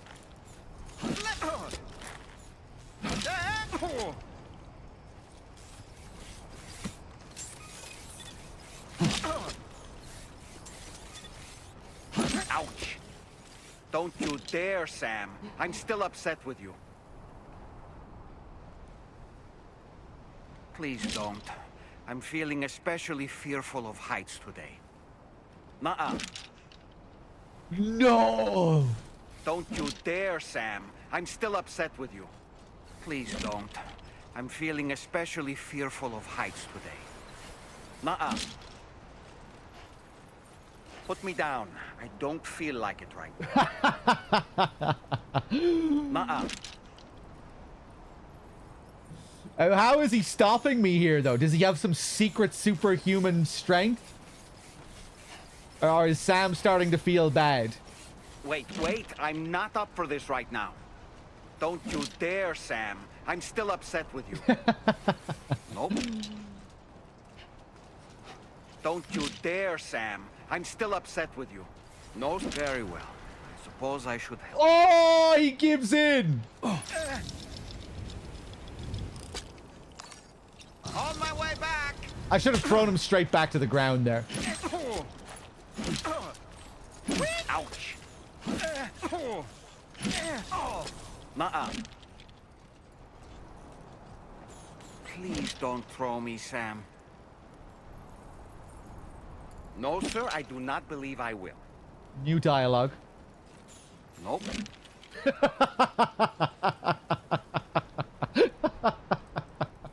That was the best one yet. Nope. Nuh-uh. No, sir, I do not believe I will. Put me down. I don't feel like it right now. Nope, I am not going anywhere. Wait, I'm not up for this right now. Put me down. I don't feel like it right now. No, sir, I do not believe I will. Wait, I'm not up for this right now. Please don't throw me, Sam. Nuh-uh. Want to go for a Put bath? me down. I don't feel like it right now. We're friends, right? So, let's behave.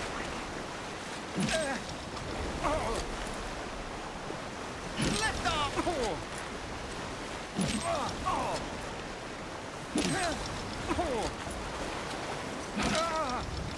Ouch.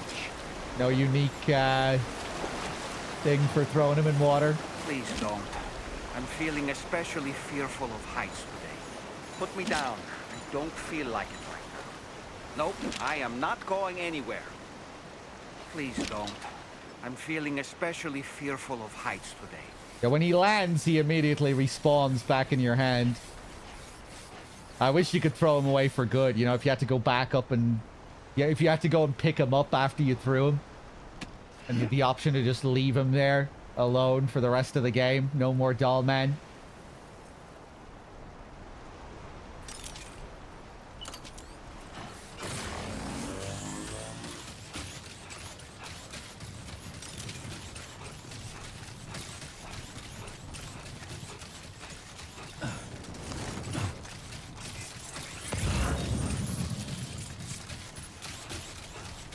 You know, I'm big enough to admit that I made...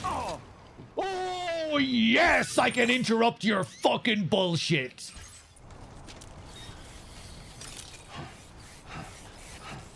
What was he saying there? He was probably just reacting to the way I was treating him.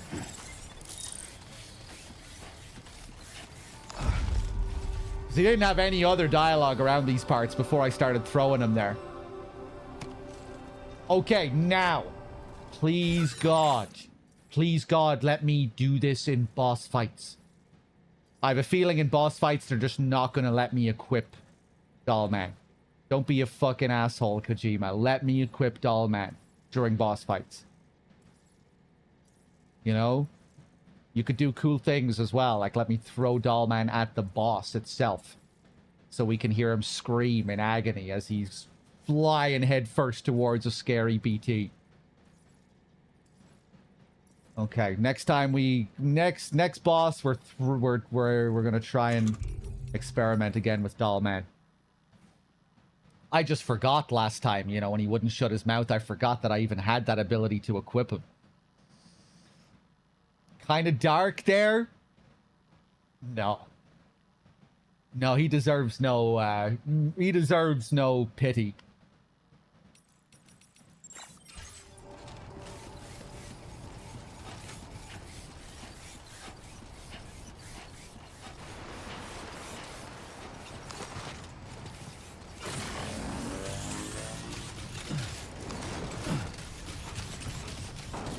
Is that what I imagine doing to backseaters? No, maybe very rarely. You know, if it's a particularly annoying backseater.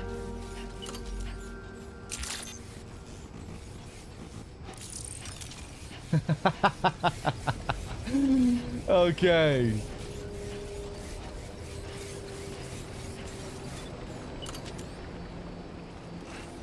Maybe right, okay. I just thought of something. Right, so maybe when we're just like exploring the world normally, you know, when we're just traversing on a long stretch of land in the main story, maybe I'll have him ready in my hand for when he opens his mouth. Just so I can throw him as soon as he starts yapping. This might become my default position now whenever I'm trekking to new territory.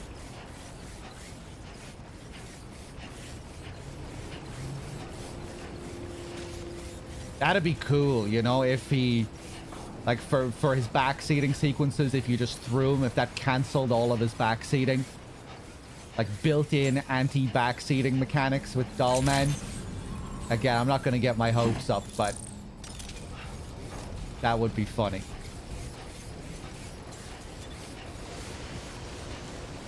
How fast can you do the yeet? Very fast. Aim and then just throw him right down below you and that's it. We cut him off straight away when he opened his mouth back there, and I didn't even have him equipped.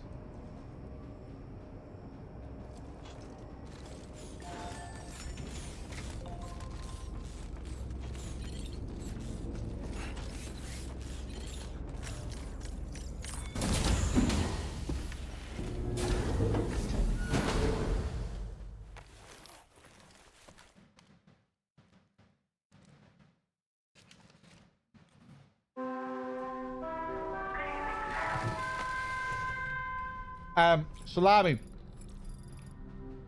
It was only really bad during a boss fight. Out in the world, it hasn't bothered me that much, but I'm also very, very easily triggered by this kind of thing in games. Even when it's minor, it fucking pisses me off. But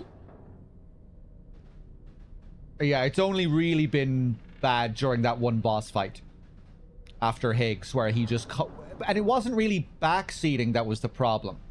It was just his incessant commentary over the fight.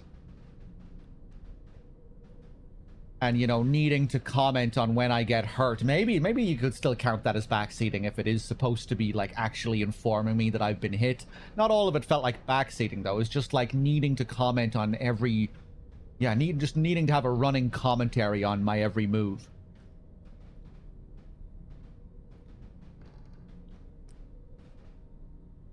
The fucking left a mark there every time I destroyed one of his limbs.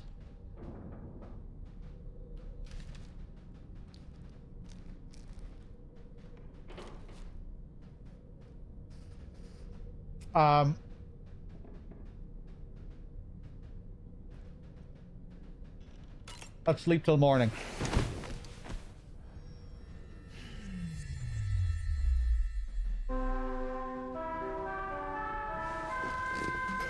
No. Chadley is a different kind of thing altogether.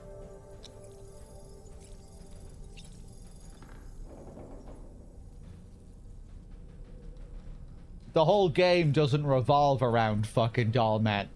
We're not taking every order from Dollman.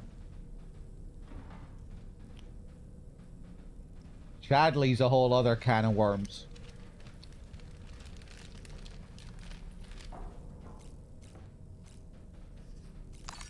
Okay. Back to Australia.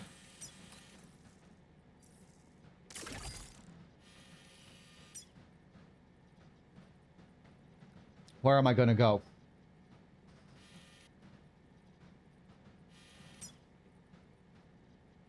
Right, yeah, we hooked up that... whatchamacallit?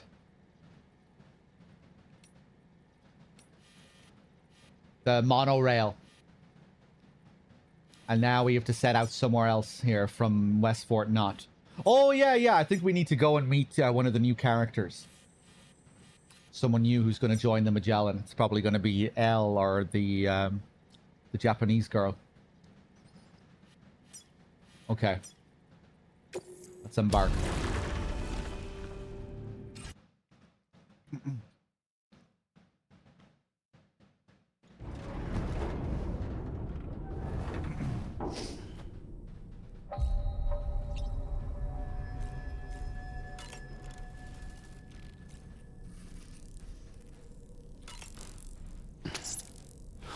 I think Dollman is cool outside of his backseating. I don't completely hate Dollman. It's just that his backseating is taking away from the character.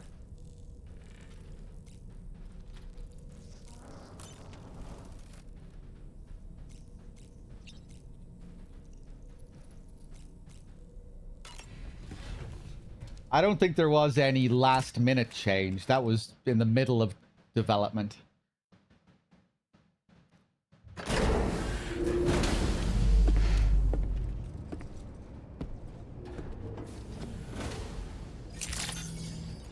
Okay.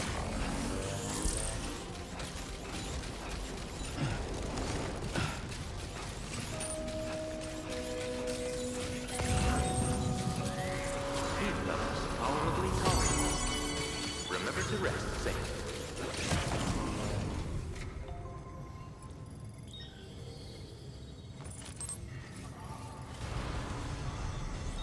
I don't think so, Gexa.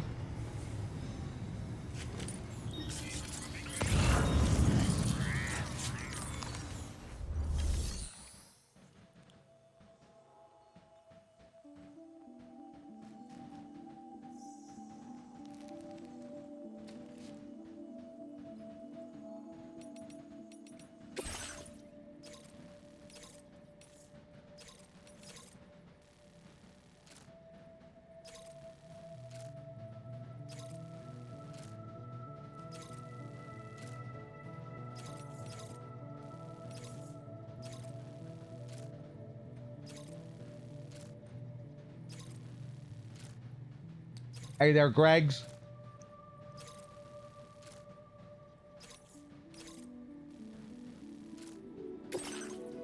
Okay, what are we doing next here? Your next destination is located in Rainbow Valley. A Drawbridge member has been conducting research there and is due to join the crew of the Magellan. Deliver all the terraforming equipment to the facility so it can continue its good work in this member's stead.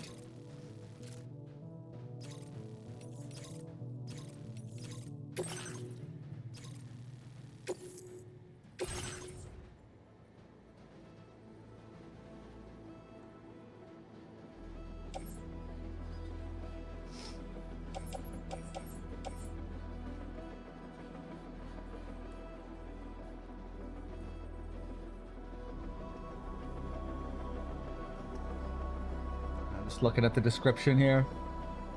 Piece of terraforming equipment developed using pre-stranding tech.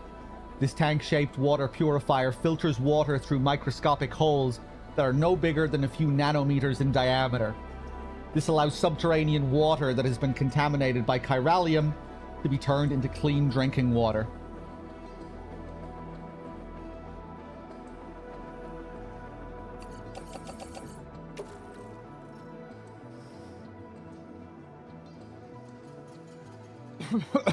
I don't want to overplay my dislike of Dollman Elgregs. It's really just been the one Higgs fight that got under my skin. A couple of other minor moments in gameplay. I've still enjoyed the scenes with him outside of gameplay. Some of the moments alone with him in the private room.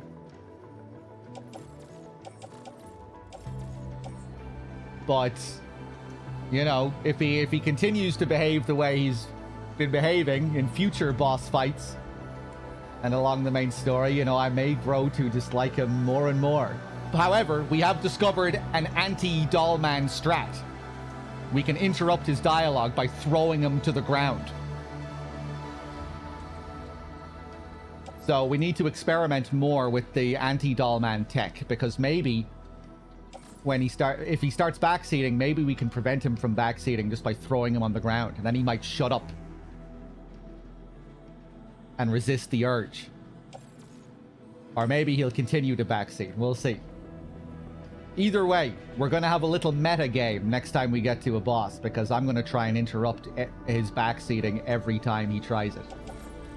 So I'm going to have the boss to focus on, and I'm going to also have to manage my abuse of Dollman as a side objective. Should be fun.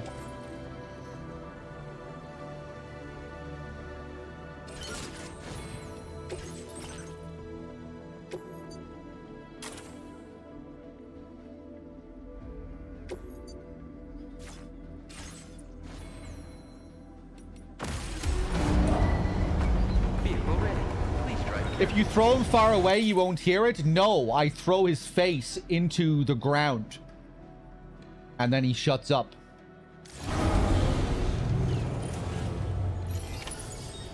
I smash his face against a rock.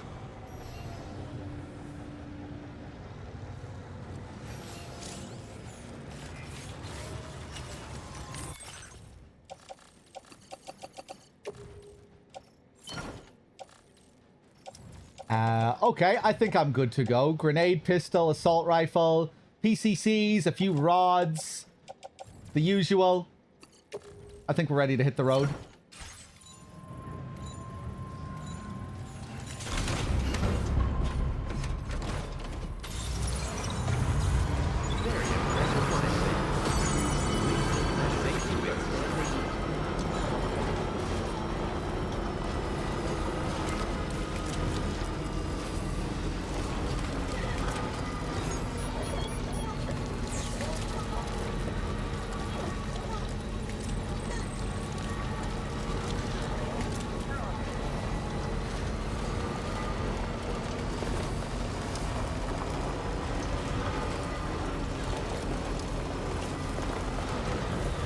Just to show you,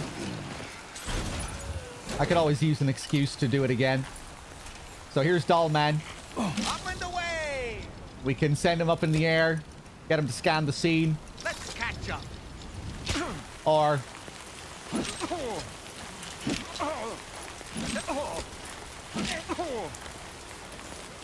and away! and so on. If you keep doing it, he gets mad with you, and you're not allowed to throw him for a while. Until he gives up and lets you throw him again. So hopefully we're allowed to do that during boss fights.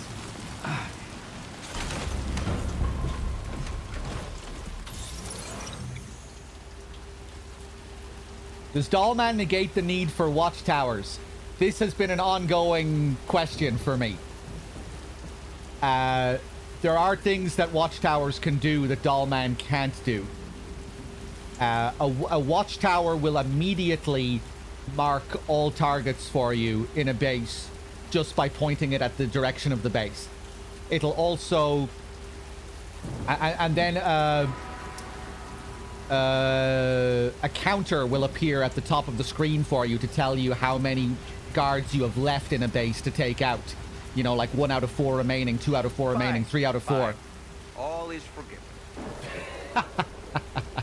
You little prick. I don't think Dollman does that. I don't think he gives you a fancy tracker for the enemies that are left in a base. Watchtowers can also show you where other players have fucked up on a base. Like a thermal reading of where other players fucked up. Now, I can't imagine that is going to be the most useful thing to people, really. It's just kind of a cool little detail. So, yeah, I don't know. I feel like Dollman probably will negate the use of watchtowers for the most part. Although, yeah, I don't know. Watchtowers are still pretty good. You know, having that ability to just immediately scan the whole place is nice. And the counter is kind of nice. So, yeah, I don't know. I haven't seen how big the bases will be later. I could see the watchtower being useful for, like, a big base. This monorail is insane. You can send just absurd amounts of cargo from place to place with these monorails. I'm not sure how much you can send yet, but you can send a lot.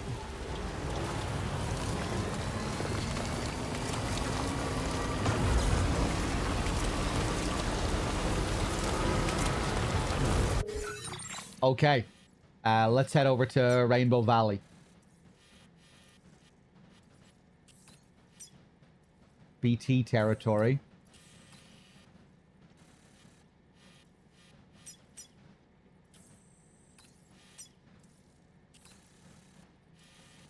Okay.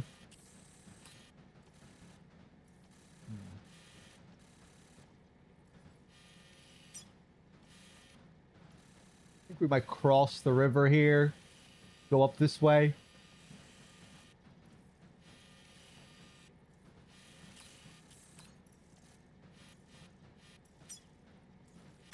Commencing route creation. Delivery route finalized.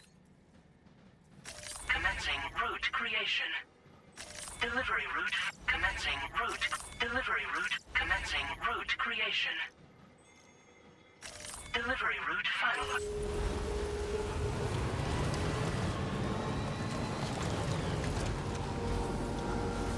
No, Lorenzo, it's not like a Ubisoft tower.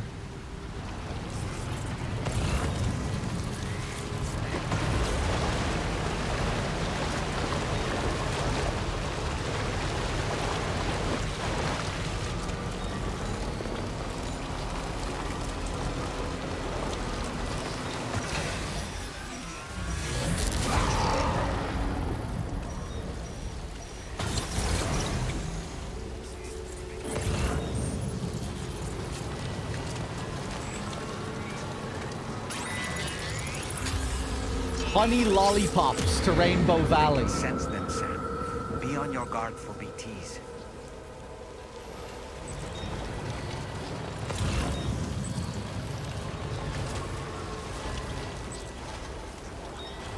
I mean, I'm on my way up to Rainbow Valley, so fuck it, let's grab them.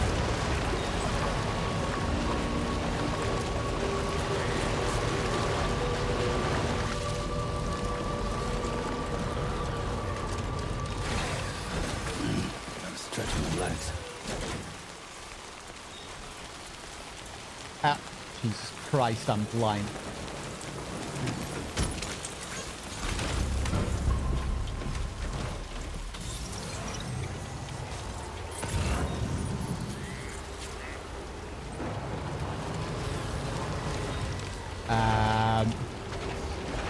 I'm gonna stay over on this side. Stay out of that BT territory. I don't think we need to be up there.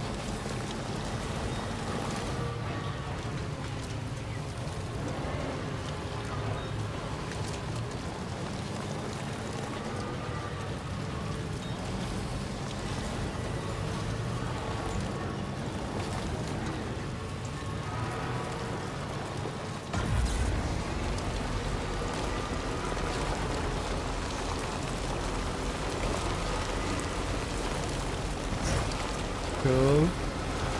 Monorail in action.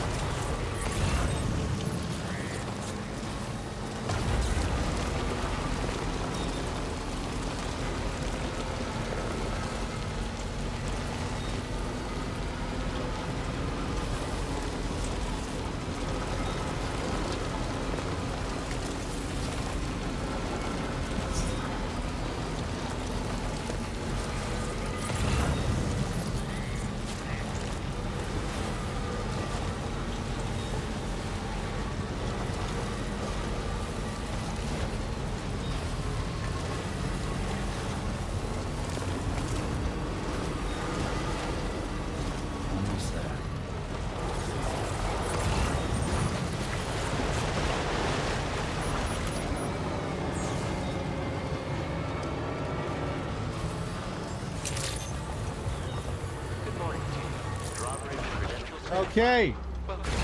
Security measures lifted. Weapons detected. Be advised that usage is restricted inside facility grounds. Access the delivery terminal to process your orders and requests.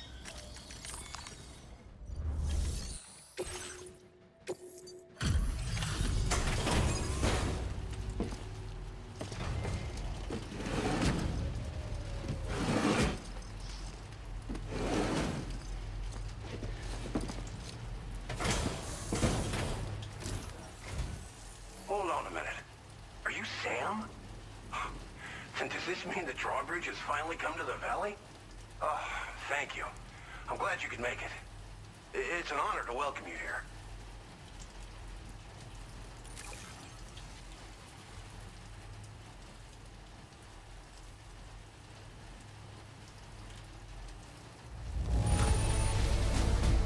The cargo's in fine condition. Perfect, even. Damn, no Australian this time? We have to settle for an American? Of all the things you could have brought us, where did you even find this? Thank you, Sam.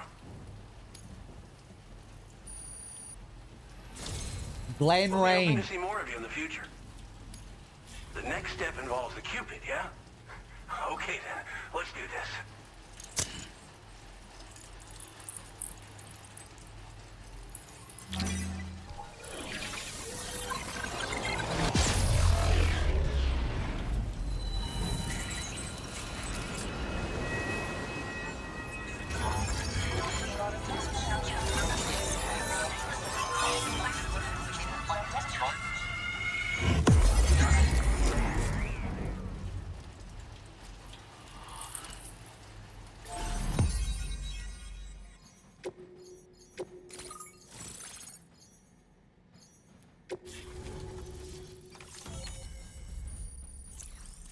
Okay.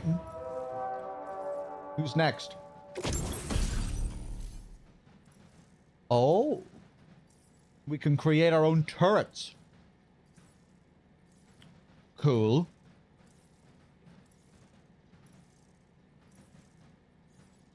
A device primarily used to extinguish fires by dousing them with a jet of decontaminated tar, but which can also knock humans unconscious and suppress smaller enemies. Deploy the cannon to fix it to the ground and replenish its tar supply. But be warned that the tar it expels has a restorative effect on catchers. Huh, interesting. Okay.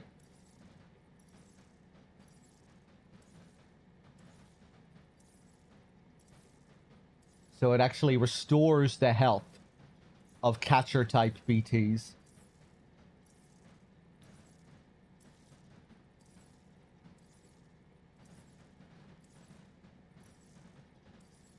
Huh. Tar weapons. Now displaying your current porter grade.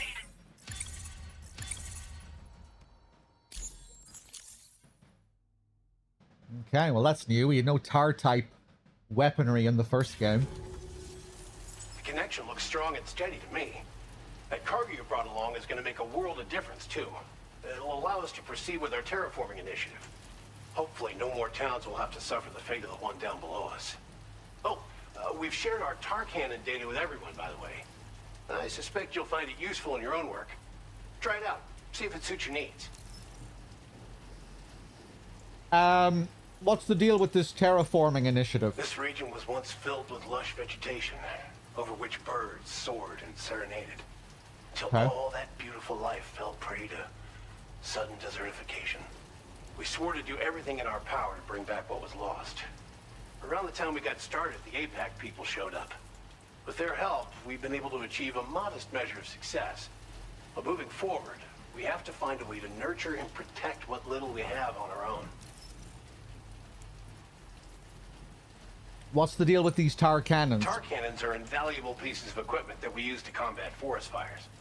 Now, while fires are a common occurrence in this region, water is a precious resource. So these cannons were developed as extinguishers that utilize the tar contained within the earth itself. They leverage the tar's viscosity, making them one of the most effective methods of combating fire we have. When deployed on the ground, they can both extract and discharge tar simultaneously.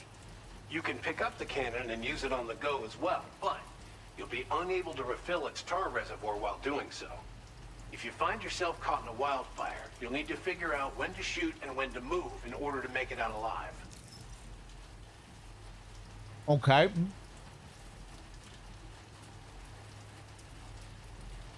And the town down below. You probably passed the town I mentioned on your way up here.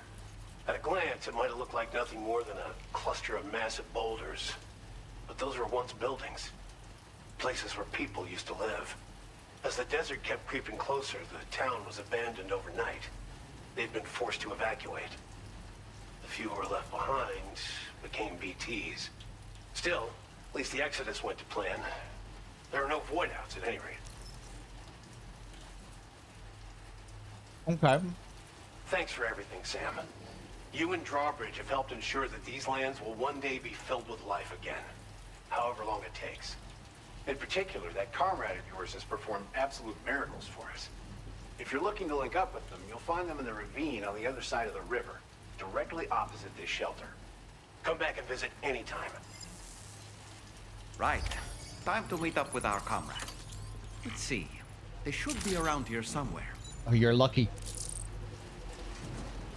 You're lucky, doll man. He's inside this guy's house, and I'm not allowed to throw him here.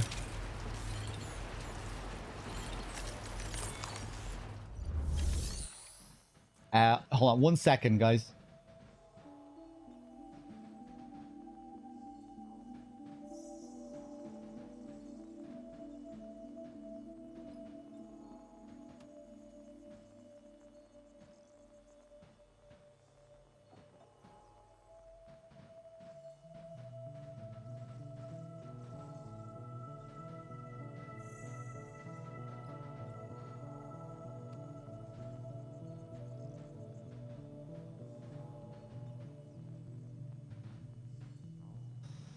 Okay. Right. I'm looking forward to seeing what the whole deal is going to be with this tar turret. This tar gun.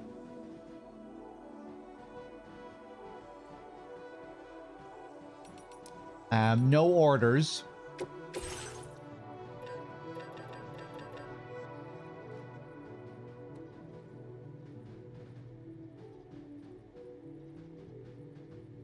Primarily used to extinguish fires. A jet of decontaminated tar.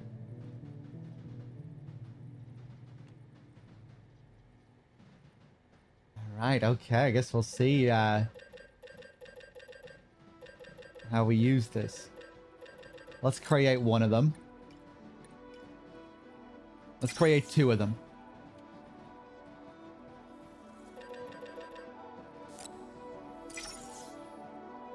Get one of these EX grenades as well, just to experiment with.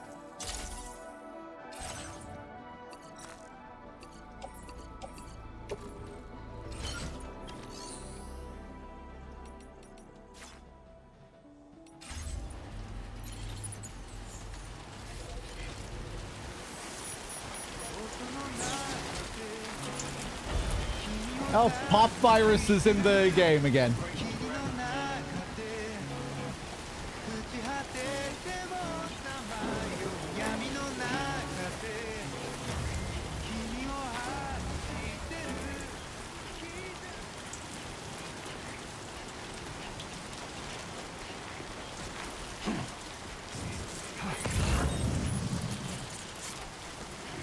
Okay, looks like we have someone else up here. No, another empty bunker? Ah, damn.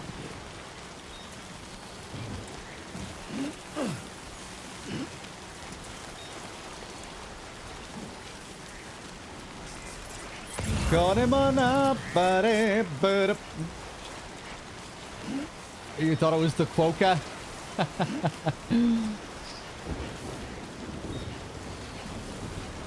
If you know most of the beats, you should be okay, Sorqua.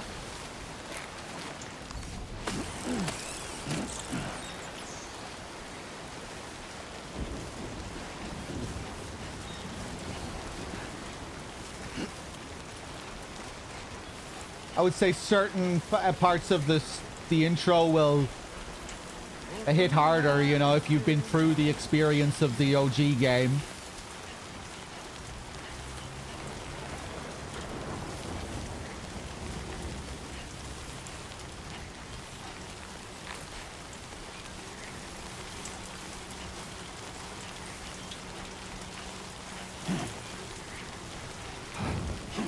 But yeah, you should be okay. Ba-da-boom. Ba-da-ba-doo. Let me look at my map here. Ah, here she is. Okay. I thought they were going to be very close. Like next door. Okay. Let me take a look at my corpus again here.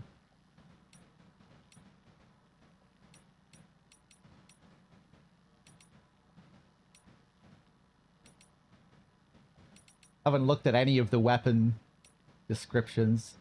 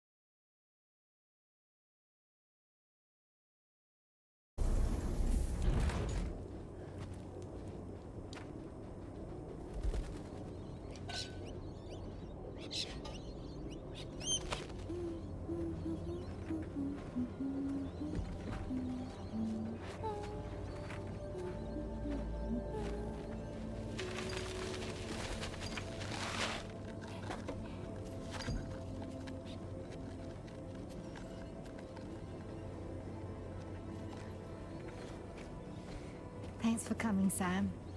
I'm sorry about just now. I didn't know who you were at first. You're the picture of health, Rainey. You too, little man. Australian accent? For dealing with timefall.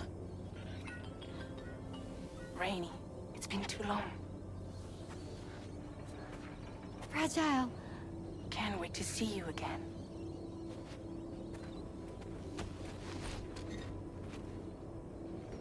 What are we waiting for, Sam?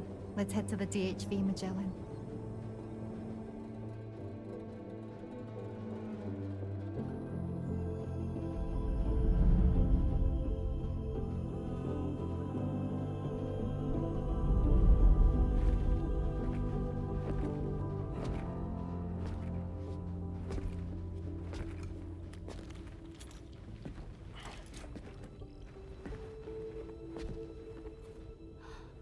Fragile. Hi. Hi.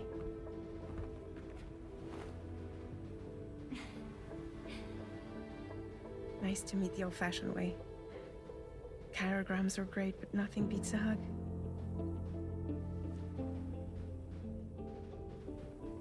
Well, I'm sure you already know. This is Rainey. She's a good friend of the cause. It really is a pleasure to meet you, Sam. I like the music. Nice to meet you too. Glad to see you in good health. And it's so good to see you all again.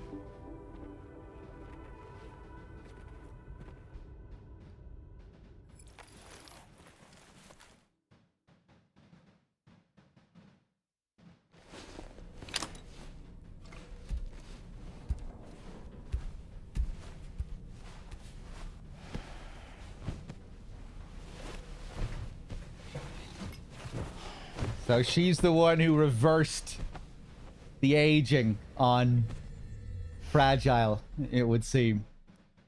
They have this previous relationship.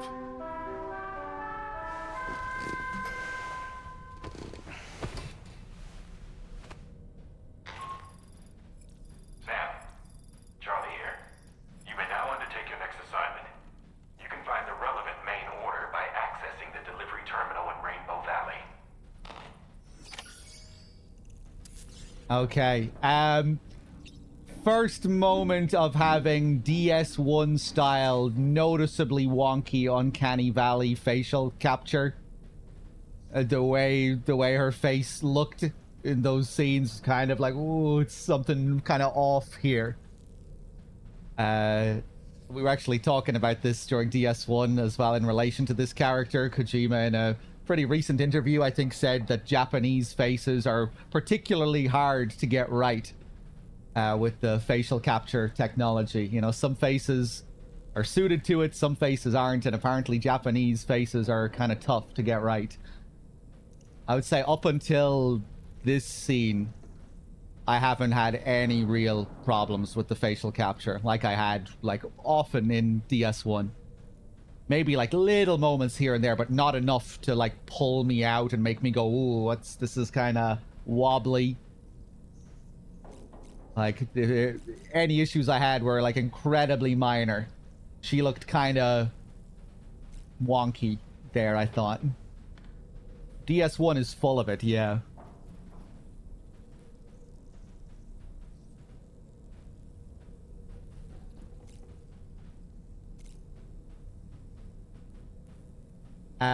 Let's see if I can... Hold on, let's talk to Dollman here. As usual, Drawbridge can't help but run its people ragged. I was glad to see Rainey in such high spirits. She's grown so bright and energetic, almost unrecognizable from our first meeting. A pity that her child shows no similar signs of development. Rainey used to be much more quiet and withdrawn. She seemed averse to spending time with people. Dolls, too. It was singing and dancing that got her to open up. I'm something of a performer myself, though I've never showed anyone. I can imagine this guy bursting out into song.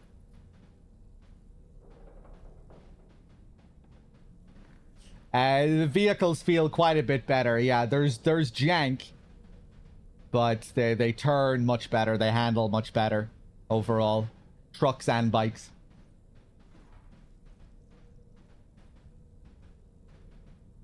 The Rainbow Valley greenhouses are the product of our researchers' hard work.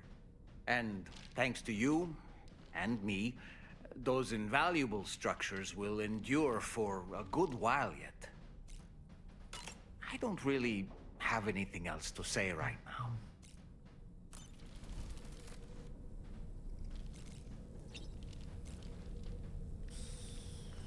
With that tease, I'm sure we'll get to see him perform later. There's no way he's not performing.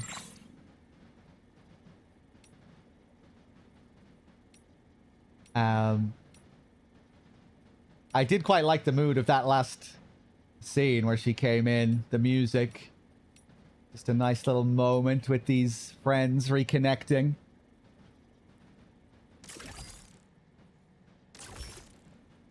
And this ability of hers is interesting.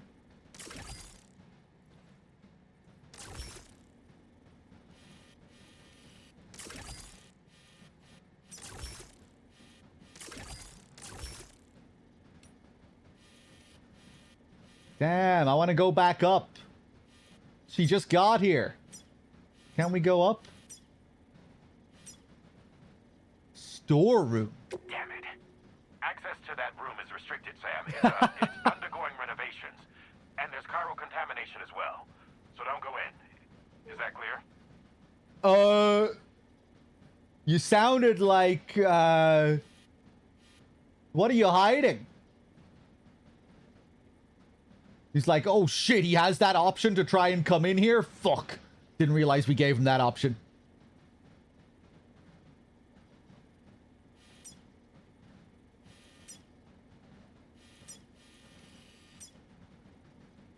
What's going on in there? And now it's been cancelled from the map. Okay. Strange. Did I have the option to try and go in there earlier? I don't think I did.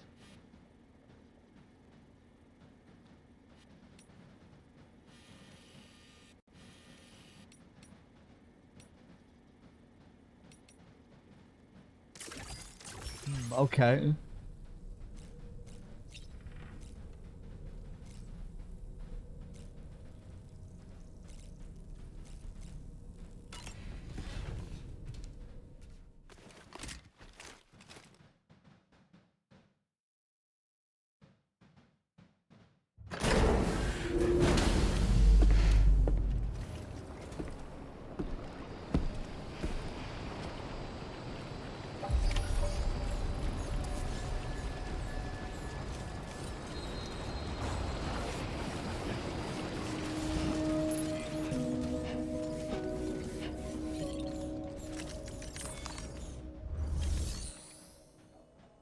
Hey there, Steve-O, if I didn't say hi. Okay, what's our next course of action?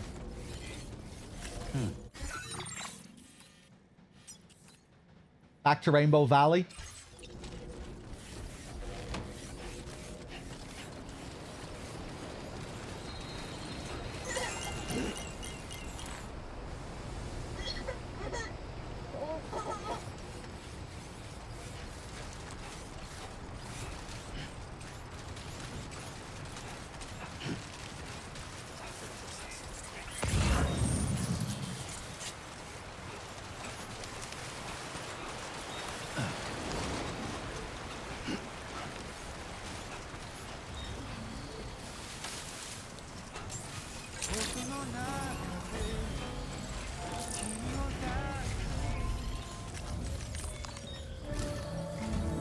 Sam, your next order requires you to recover an escaped kangaroo, the subject of an important experiment. Oh? Seems the bushland area it hopped off to is one where the chiral density is extremely high, meaning you'll need to get it back to the animal shelter ASAP to ensure its safety. This is a ticking clock situation, Sam. I'll brief you on the details while you review your map. Okay, finally, we get to see a kangaroo. Terminal when you're ready to get underway.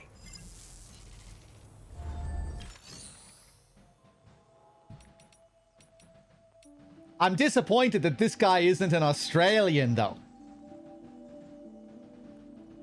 With all the Australians we've had, the guy we're getting the kangaroo for isn't going to be Australian. With the hat and everything.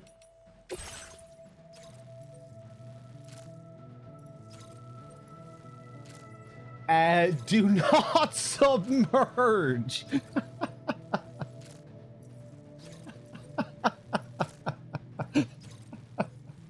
Don't drown the kangaroo.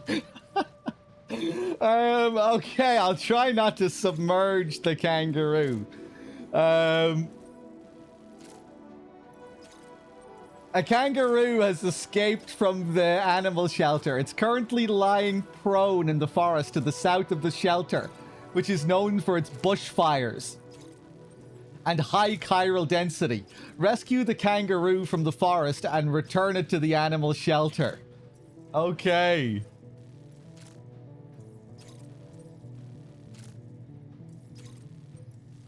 All right, so let's see what the deal is with these fires. And our decontaminated tar, which can paradoxically be used to quench flames in this. It's even more powerful than water. Okay, let's see. Hey Sam, Charlie here. Since this is your first order involving the capture and preservation of animals, allow me to provide additional information.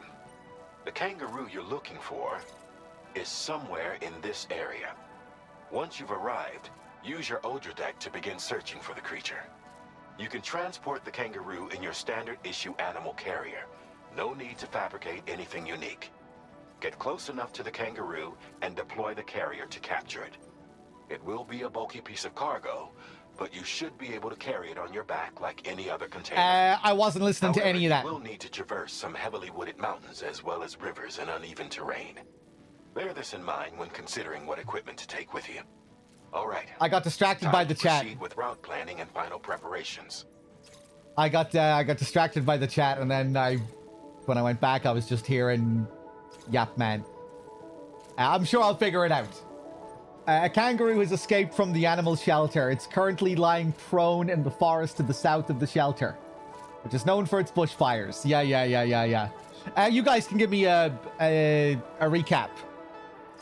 Any important thing that I should know? I need to take care of him a certain way, put him on my back, put out the fires.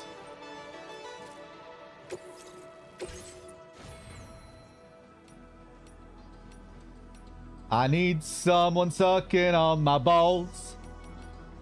If I had someone sucking on my big hairy balls, sucking on my balls.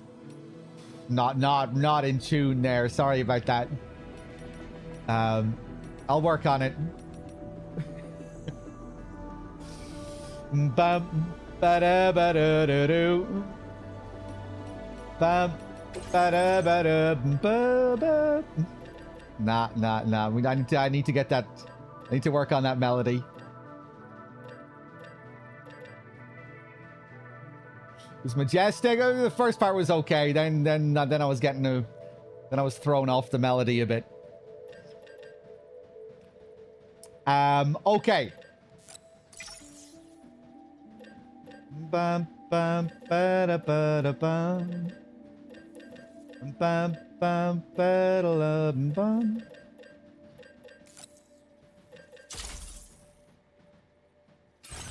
Right. Let's bring a trank. I have the tar turrets. I can't imagine I'm going to need more than 2.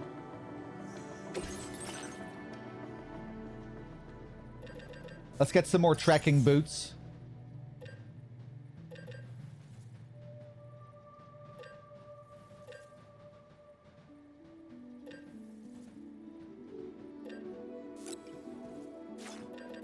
Okay, we're ready to roll.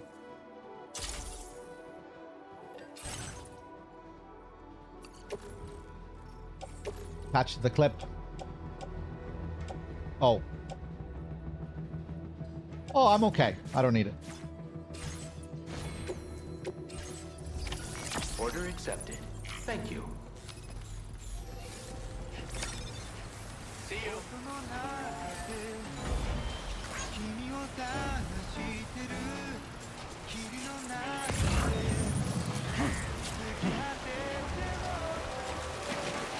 Oh, this is timed. Charlie probably told me that.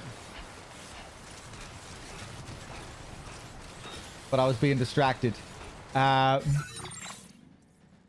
Christ. Okay, there he's. Damn, look at that face. He means business.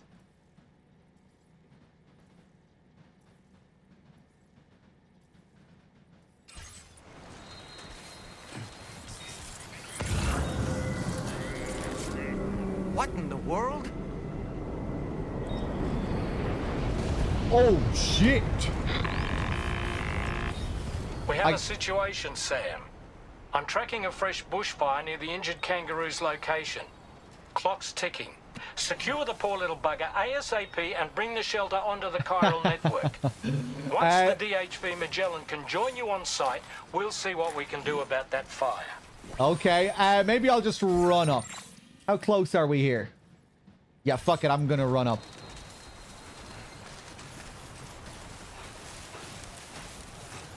Alright, you little bugger.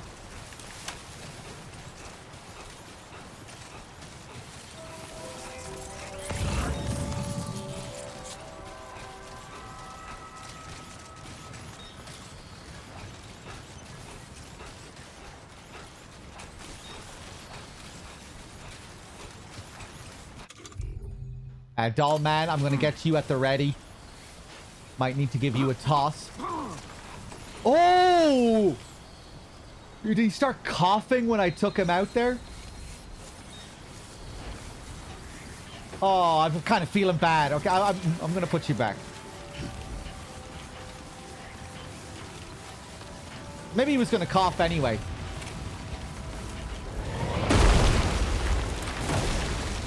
Okay.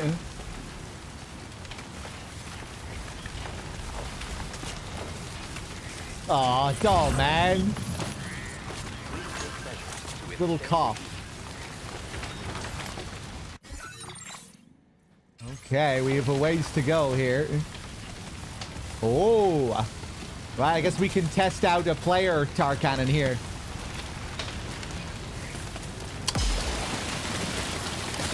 Damn. Ooh, that's powerful.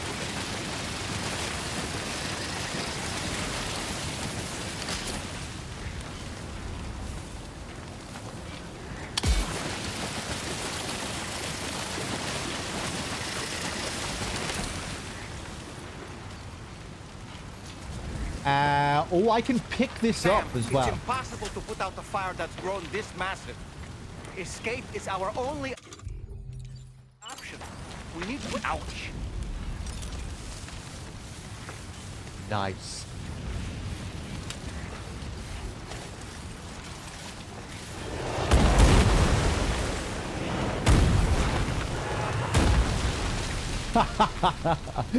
Okay. That really does improve the back seating. It's cathartic getting to shut his ass up. Okay.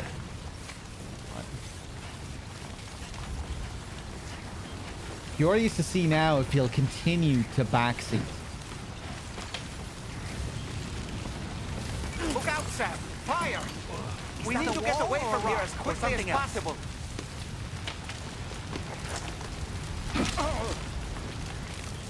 I wasn't able to do it initially there for some reason.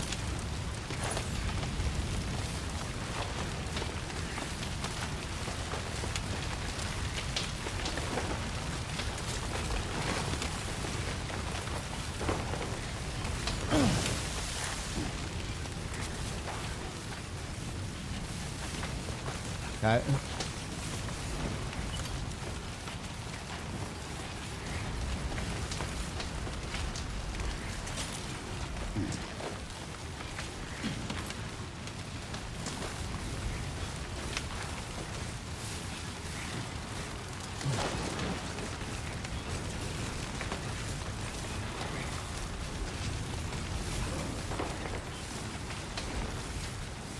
I'm coming for you.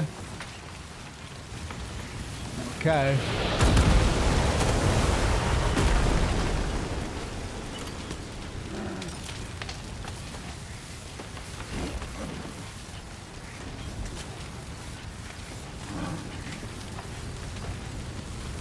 Hey, Sam, over there. I see the kangaroo. Get close enough to put it... Ouch.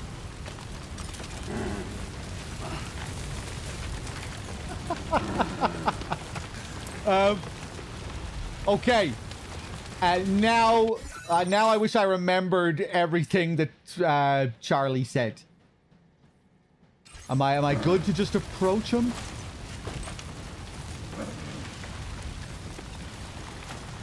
Place in animal carrier. Okay, simple.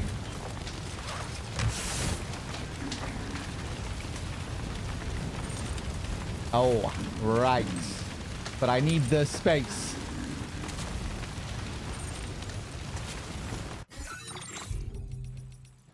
That's what I should have been listening to earlier. I'm gonna have to drop all this crap.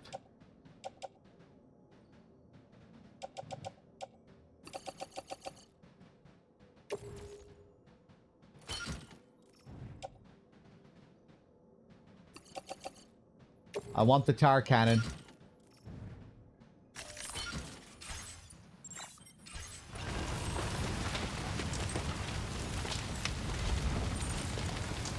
Is he shaking inside the box?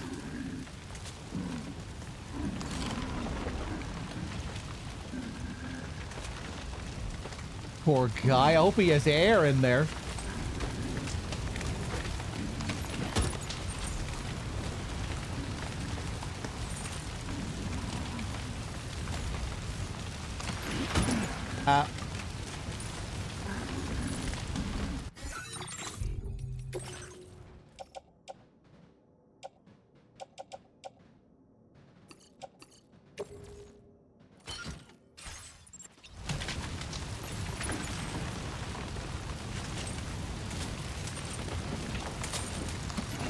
No, don't prioritize this, please.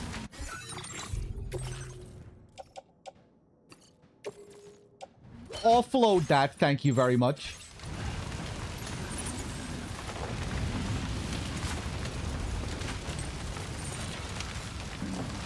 I'm still carrying too much.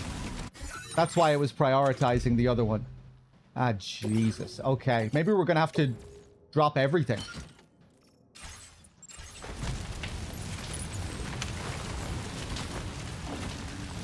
All right, time to make our getaway. You can, Righteous. I'm just forgetting about it. Okay, I can stick some other stuff on top of this as well. Okay, nice.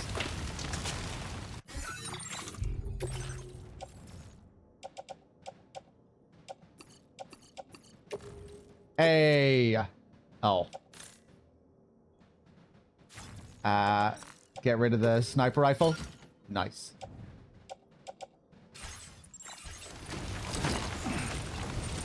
Let me see if I can tie this up. Nice. Oh, my boots get attached to it as well. That's cool.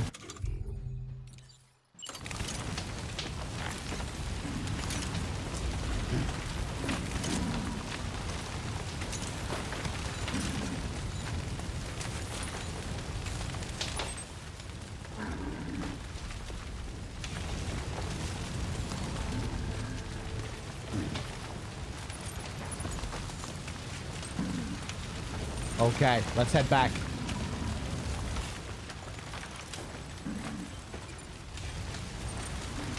Oh boy.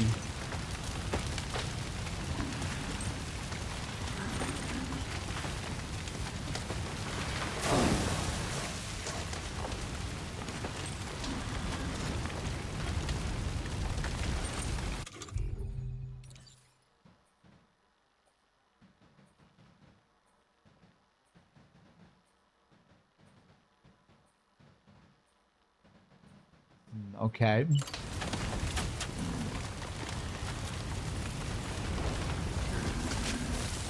Deploy. steep slope detected. There we go.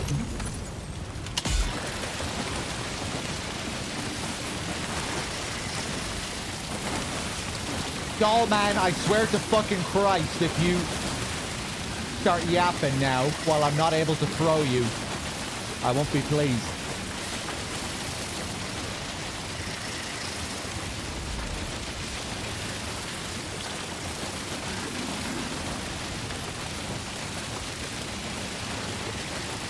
Sam, it's impossible to...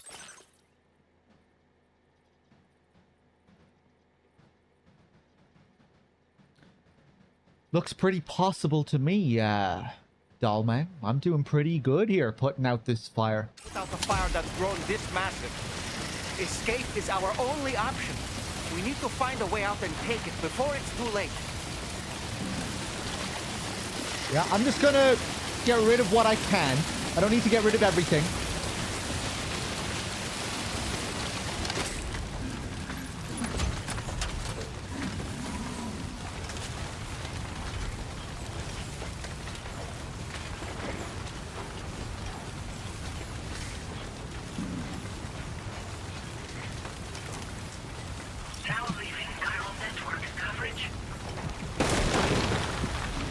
You will rue this day.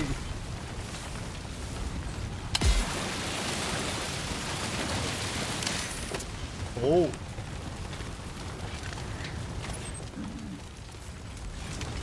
This was marked as a dangerous location on your map. Okay, I'm not getting angry.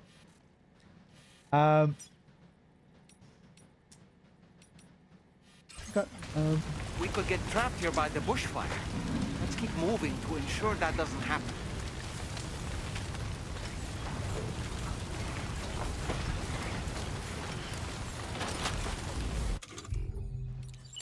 Oh boy. Ouch.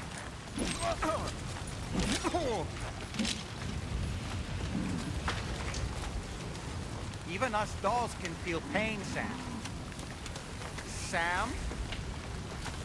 Whoa, whoa, whoa, not the clearest flight path.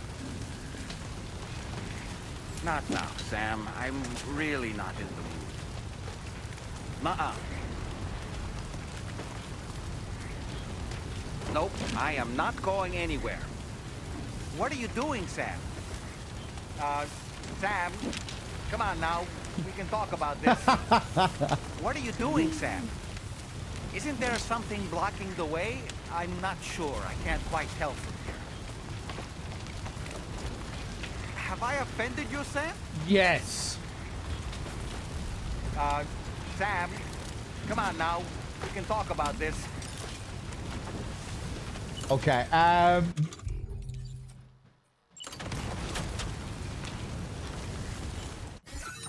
right, which path am I gonna take here? Just remember, Sam, no more silliness. Promise me? Right, I'm just going to play around here. I'll be able to tell if the fires aren't... I'll be able to tell if it's not possible to douse these fires by myself, okay? You don't need to chime in. Okay, that's possible.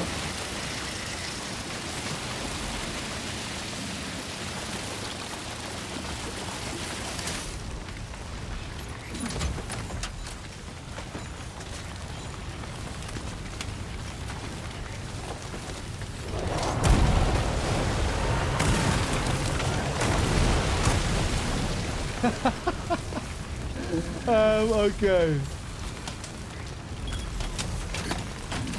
I'm very intrigued to see where my relationship with Dollman goes from here.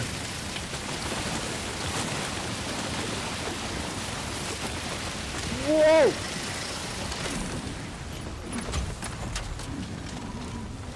You fucking piece of shit, Dollman. Your backseating was garbage.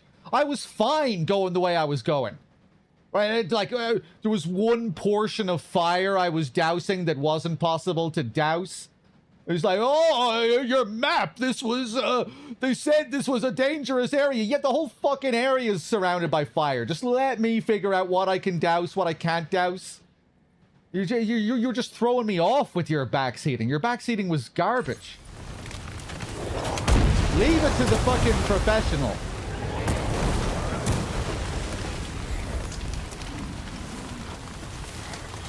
Okay,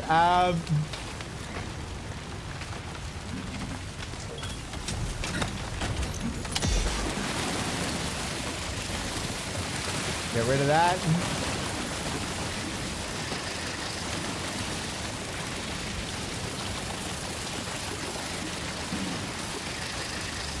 Yeah, I guess that's not possible. It's beside that tree.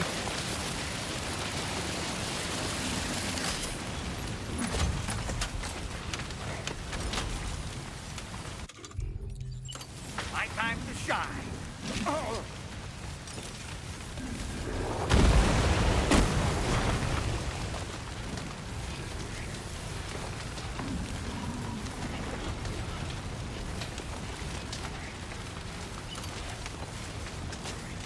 Ouch.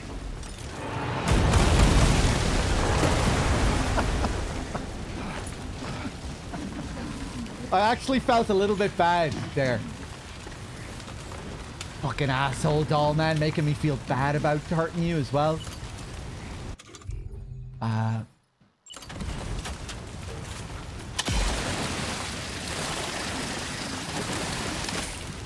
Okay, so the tar will run out if I'm holding it like this and I'm not using it as a turret. But then when I place it, I'll be able to get a full refill. And so I really should just be I don't need to be placing it all the time here.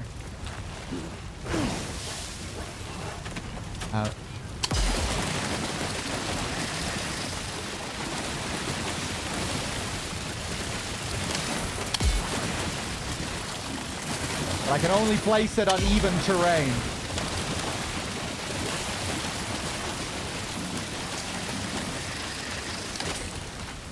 Yeah.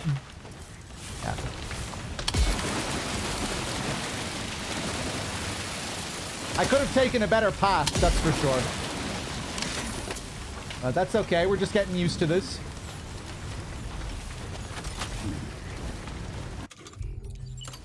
Steady. Oh.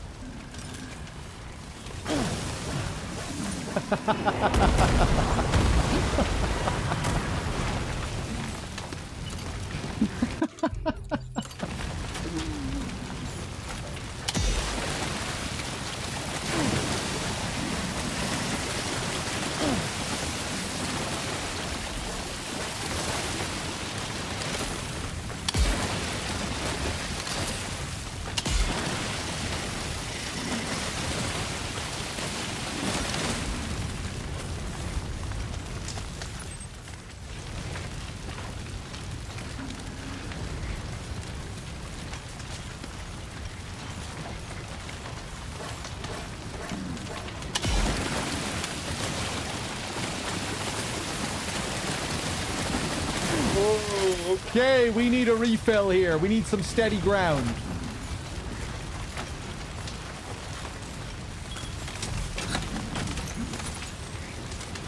Beautiful. Okay. Interesting. Pretty cool new mechanic here. I'm curious what else they're going to do with it. I feel like you might be able to tie this idea into a boss fight in a cool way. You know, if you have to find someone in the middle of a fire.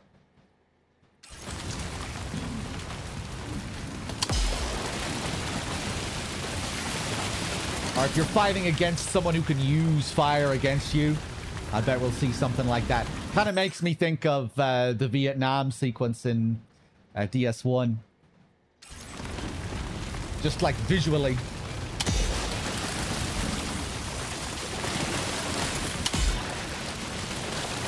Although I guess there wasn't all that much fire during that sequence.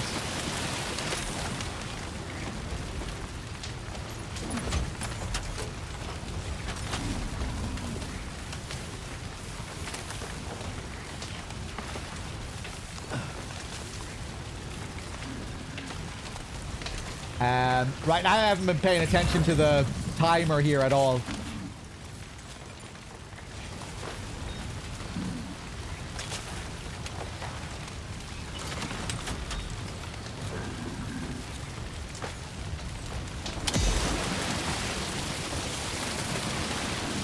I did think of that Mario game as well, even though I haven't played Super Mario Sunshine. Maybe with the other Mario nods in DS, it made me think of it.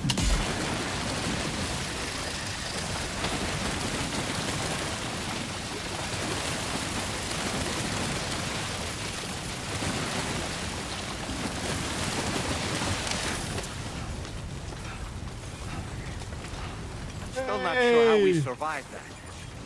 Anyway, we have a Cupid to connect, right?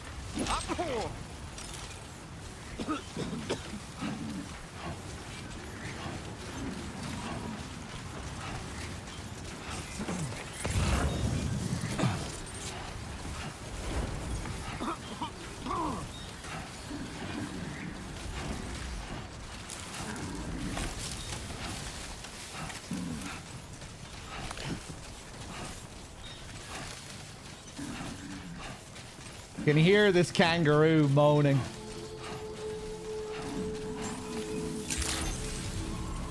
Good day, Sam. Drawbridge credentials verified. Welcome, Sam. Security measures lifted. Weapons detected. Be advised that usage is restricted inside facility grounds. Access the delivery terminal to process your orders and requests.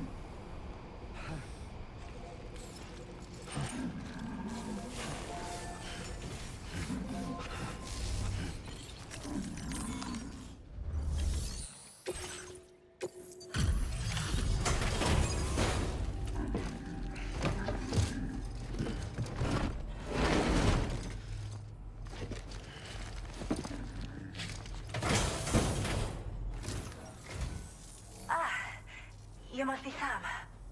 We've heard all about you from your friends at Drawbridge. A Scot! Go ahead and connect us to the chiral network.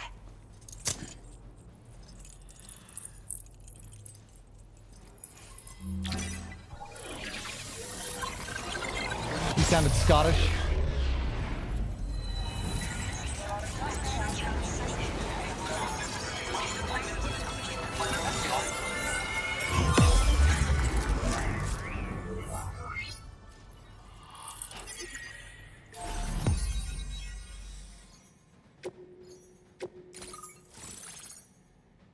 Oh, it is. It's churches. They did the official song for the first game. Yeah, I forgot they were Scottish.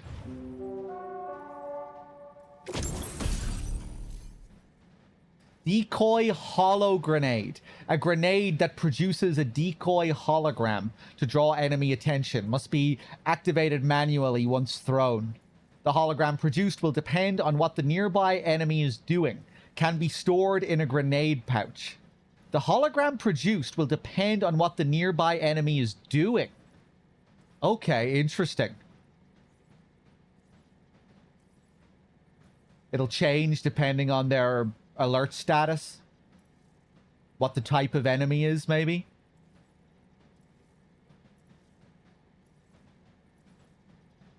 I wonder if it'll be the most ridiculously OP weapon in the game, like the Kiefer.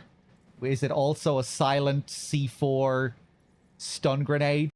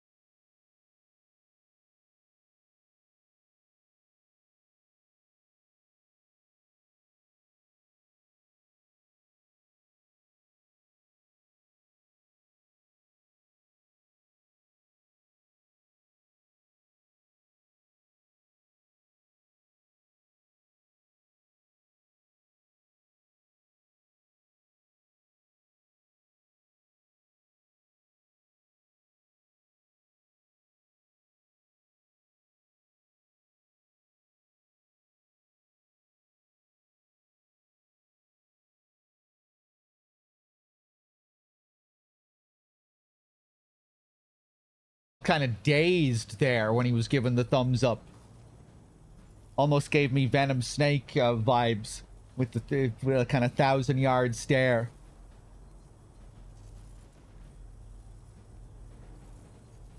How did we transition into that backstory?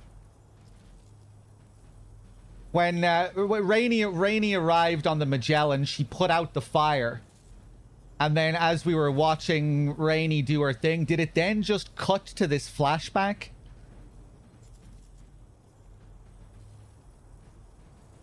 Sam did ask. Who did Sam ask again?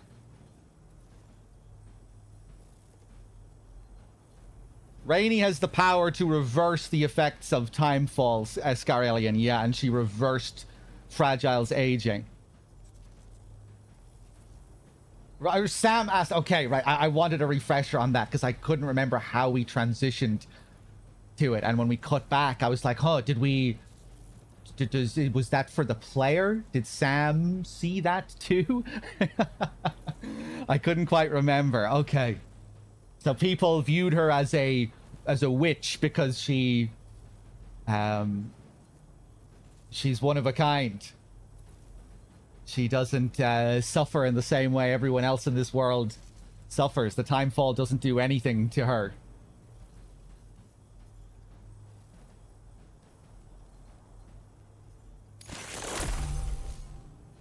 Story of Rainey.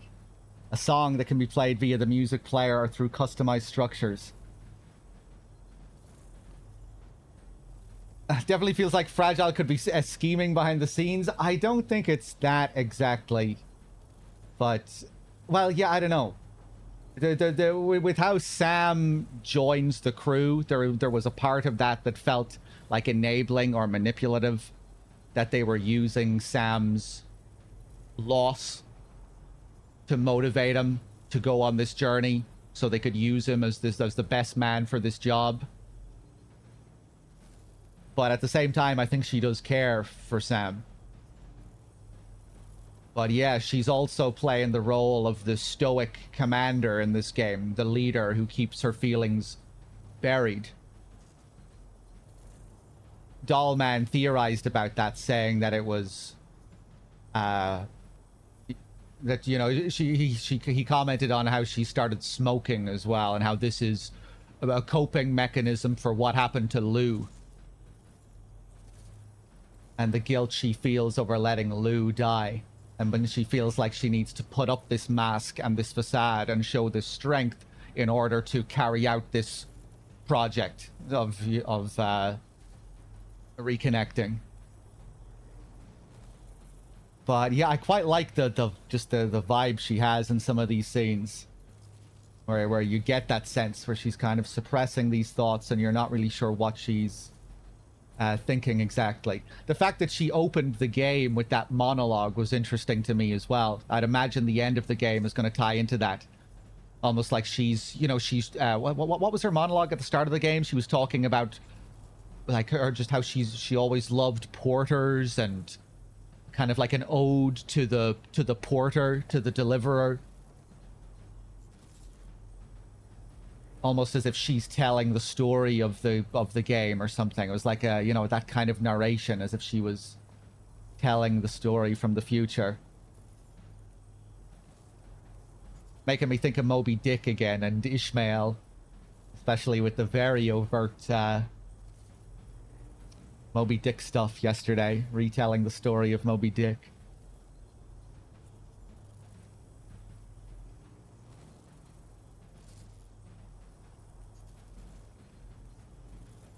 Okay, so Fragile takes her in, lets her be a part of the crew, shunned by the rest of the world.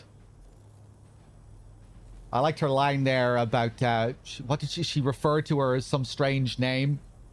You're a something who has a poison that can cure. Describing her power as a poison. I thought that was an interesting line.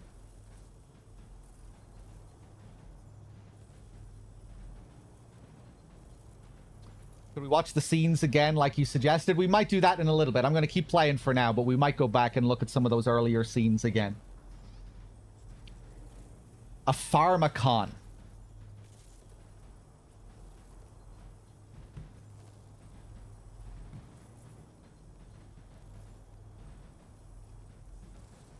In ancient Greek, pharmacon is a word that carries multiple, often contradictory meanings. It can refer to a remedy, a poison, or a scapegoat. This ambiguity is central to the concept of pharmacon in philosophy, particularly in the work of Jacques Derrida, where it highlights the instability and undecidability of meaning within language and thought. Okay, we'll probably get a database entry on pharmacon as well, I would say. You'll continue to work with us.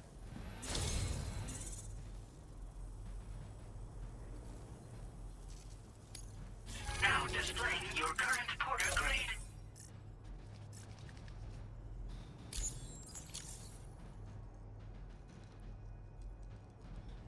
What cures in small doses, kills in large ones.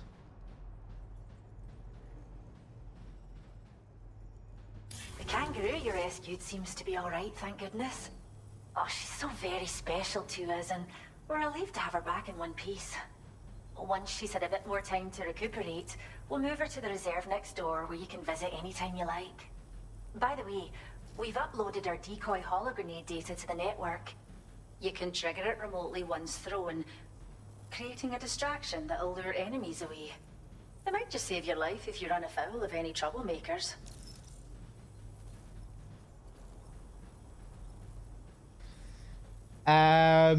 What the fuck are you talking about here? I'm thinking about pharmacons. Yeah, what's so special about this kangaroo? Well, we first found her in an area with high concentrations of chiralium. How wild animals are affected by prolonged exposure is something we still don't understand completely. But it's thought this may be a key factor in how chiral creatures come into existence. So, you can see why our wee girl would be an invaluable research subject.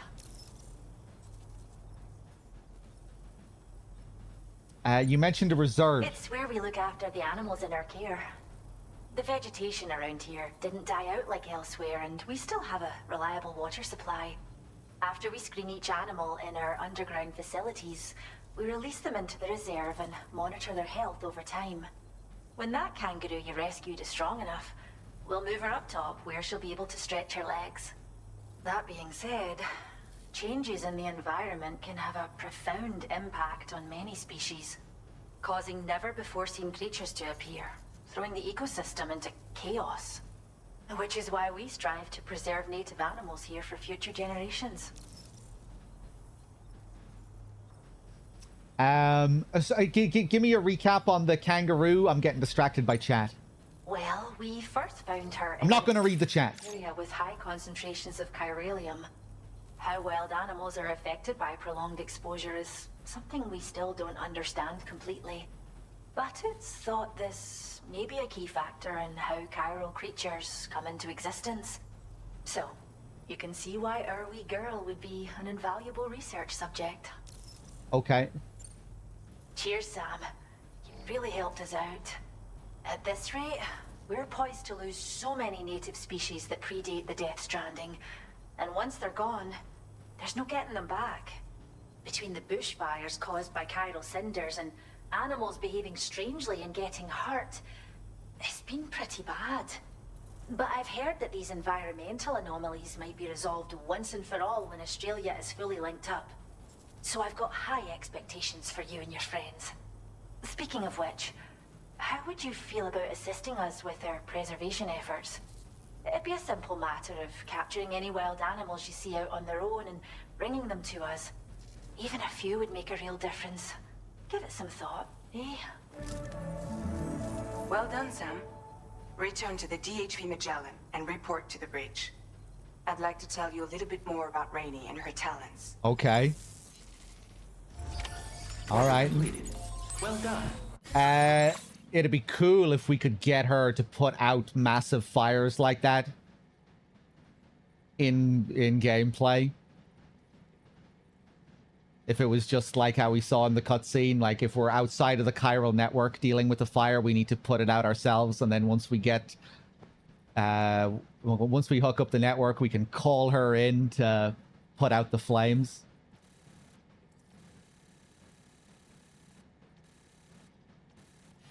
Oh, that might trivialize the system once you have the whole place hooked up. We'll see. Well, let's see what we can do with her.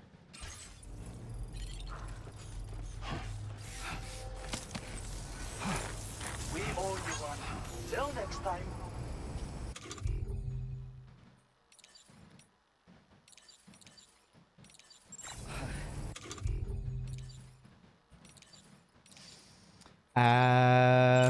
We can't thank you enough. Safe travel.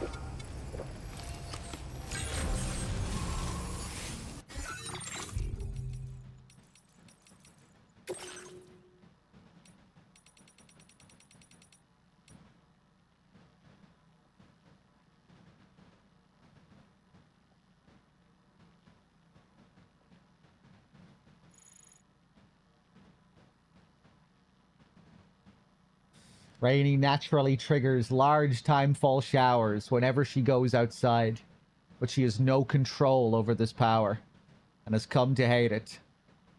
A curse. A cursed witch. For much of her life, she was ostracized by those around her, including her parents, and persecuted for her differences. At a loss for anywhere to go, she joined the UCA's Genetic Diversity Conservation Initiative. A desperate move to gain some semblance of control over her life. Fragile, however, saw Rainey in a different light.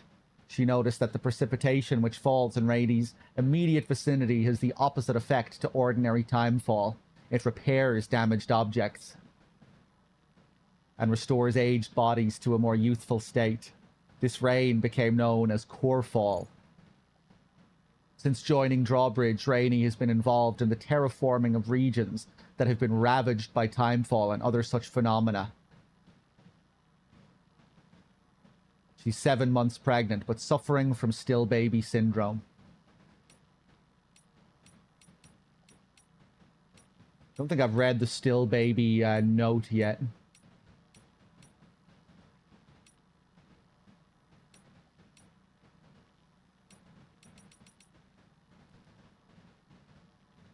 A phenomenon in which fetuses stop growing at 7 months. No still baby is removed by cesarean section. No still baby removed by cesarean section has survived the procedure, and there is currently no treatment for the syndrome. Still baby syndrome has been observed across the world following the Death Stranding. It does not affect all babies, but it is the primary cause of plummeting birth rates worldwide. One theory suggests that still baby syndrome is caused by an imbalance in the beach, and that expanding the chiral network will counteract it.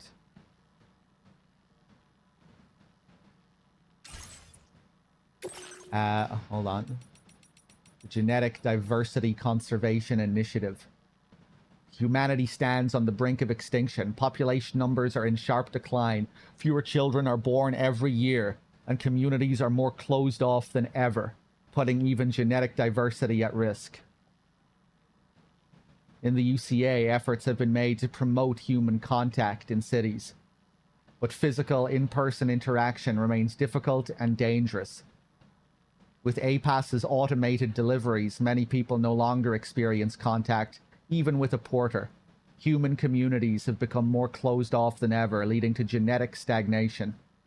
The Genetic Diversity Conservation Initiative has been designed to exchange sperm and eggs from different regions in an attempt to rectify this.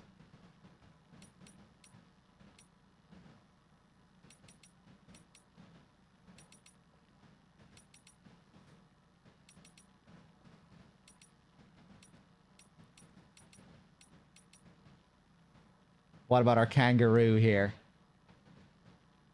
Cute picture. Oh, they're talking about the D amino acids, L amino acids thing again here. This is brought up in DS1 when explaining the nature of the tar. how the tar contains, I think, L amino acids primarily, which is in stark contrast to how tar in the real world works. It has like the chiral mirror amino acids. A kangaroo whose unusual and unexplained behavior has marked it out for special monitoring. It briefly went on the run, but Sam was able to recover it and return it to the animal shelter. Because the kangaroo fled into a forest dense with chiral radiation, the staff of the animal shelter were concerned it may have suffered chiral contamination. But after testing for contamination symptoms, they found the kangaroo wasn't sick at all, but carrying a joey in its pouch. The joey seemed to have undergone some mutation with its blood found to contain D amino acids. These are extremely rare. Almost all of the amino acids from Earth's organisms are comprised of L amino acids. Yeah, it was the D amino acids that the tar was made of. I think. Hold on, let me just Google this quickly.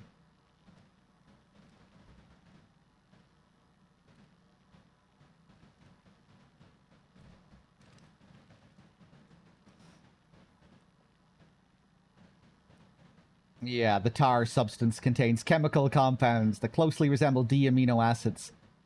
These are the amino acids with a right-handed structure, rarely found in Earth-based life, which typically uses left-handed L amino acids.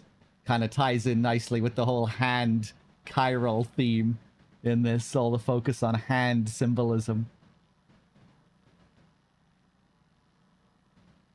The presence of D amino acids in the tar suggests a link to a potential new form of life that could arise from it, potentially thriving in the post-Stranding world. Some corpus entries have shortcuts to other entries. I see. I think maybe I missed that.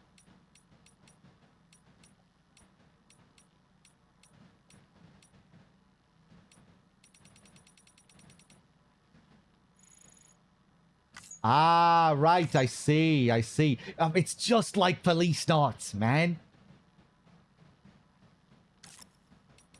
Haven't had a database system like that like this in a Kojima game since Police Knots. Really cool having this.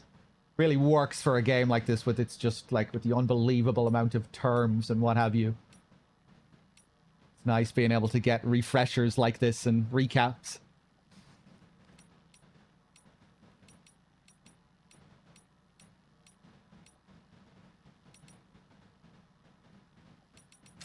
Okay.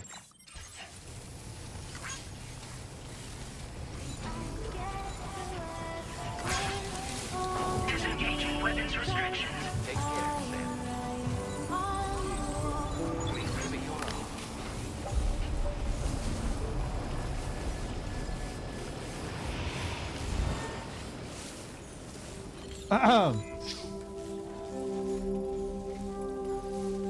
I guess in Snatcher you have the computer where you can look up all the lore, but this feels like more Police Knots-esque, given that you can pull it up at any time. If you're talking to someone and they bring up a certain concept in dialogue, you'll have the option to go and immediately look at it in the corpus. And like in this game, when someone brings up a new term in a cutscene and it's, you can look at it. But yeah, I guess Snatcher did have something kind of like that too, but it was specific to a certain area in the environment. You know, on the computer, on the Jordan computer.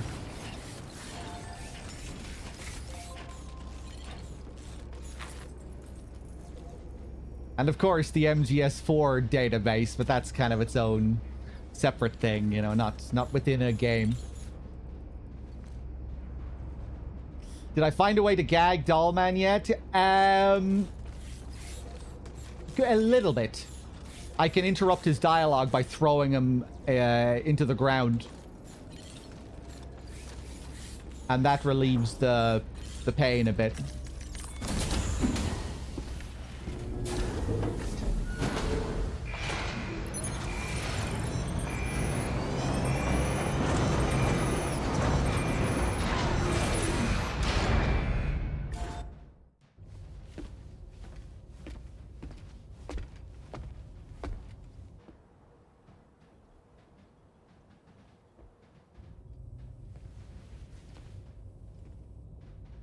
When she's outside, Rainey's constantly surrounded by timefall. But within a 1.5-meter radius of her body, a different kind of precipitation is observed. We call it core fall. Anything it touches is restored to an earlier state. In other words, it has the power to heal and repair, to counteract timefall's effects. Sadly, people only see the timefall, and not the remarkable woman standing in the eye of the storm. Still no signs of growth? I should be due any day now. If things were normal, that is. But the baby's still stuck at 7 months. She has still baby syndrome. Have you ever heard of I was just reading about it. I met a few preppers in Mexico that had something like that. They're not isolated cases. It seems to be happening everywhere. Though who knows if it's a syndrome or a symptom of something else. Simply put, the fetus stops growing at about 7 months. Here's the doctor. To be clear, it doesn't die, but it no longer moves, as if it's frozen in time. Several treatments, including C-sections, have been attempted. Unfortunately, removal from the womb invariably results in death. And while not all pregnancies are affected, it's yet another contributing factor to the already low birth rate. The Genetic Diversity Conservation Initiative just isn't enough to compensate. You got any idea what's causing it? There's speculation that it's due to an imbalance in the beach itself. I'm sure it's been explained to you before that countless individual beaches exist, a multiverse of beaches, so to speak, and that they are all governed by an upper beach on a higher plane. Expansion of the chiral network to cover the whole UCA may have inadvertently disrupted the link to that beach. Or so they think. BB units were also 7-month-old fetuses, so it's not hard to believe. Would that upper beach be Amelie's beach? We learn in DS1, she tells us she is the beach, and that they're all linked to hers, so I guess that would be Amelie's?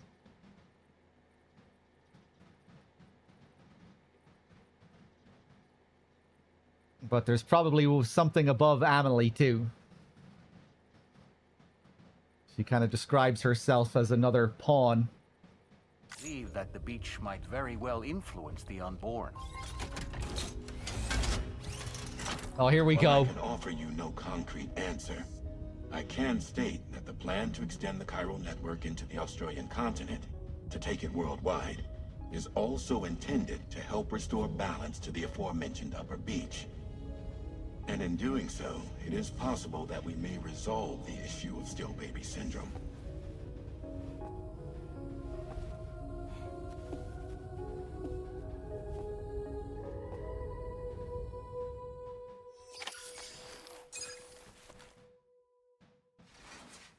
This fucking guy works for the Super Beach.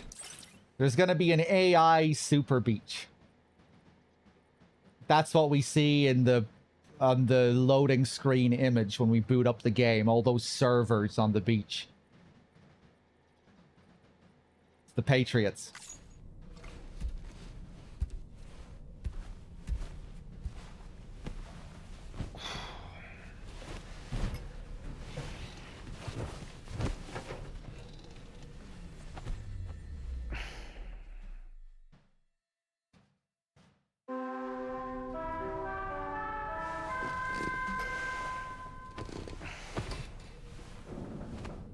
As Sam, you look fucked. Sam, it's Charlie. You'll be happy to hear that a request has come in which will take you to your next destination. Unfortunately, no nearby facilities have the capacity to prepare the cargo. So it's going to be a long-distance delivery from West Fort Knott instead. Moreover, this request requires you to transport a large quantity of cargo. Careful consideration will need to be given to your route and your means of traversing it. You'll also need to think about what equipment you might need. Only then should you commit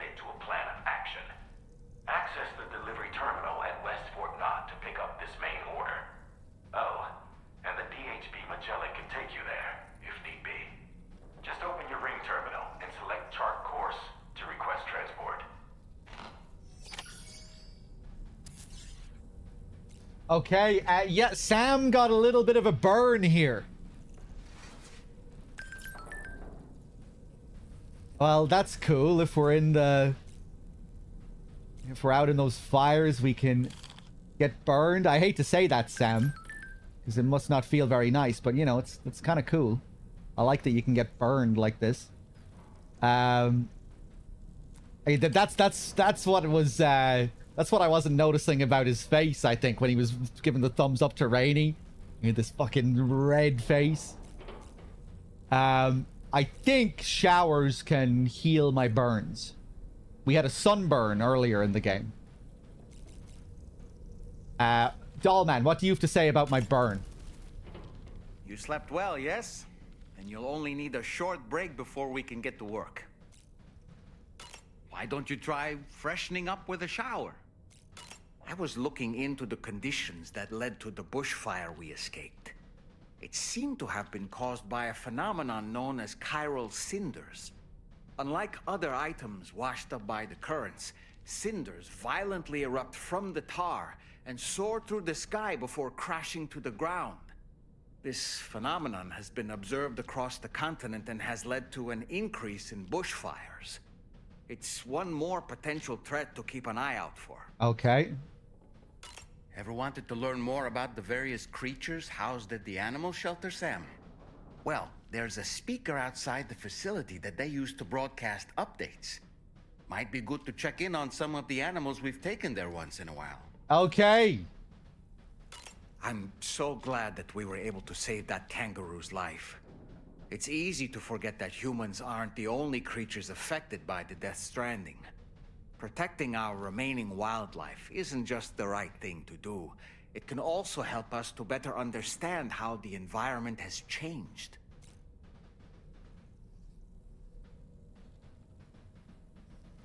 Rainey was a vision to behold. To put out that fire so effortlessly. Her powers are incredible, don't you think?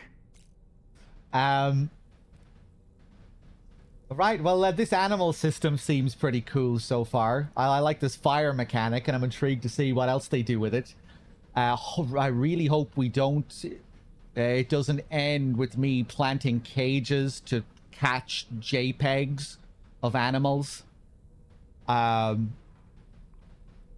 know, hopefully we'll continue to be, like, going out into the environment, doing cool shit to capture the animals.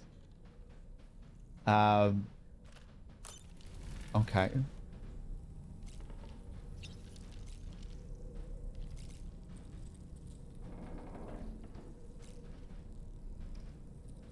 What new options do I have here?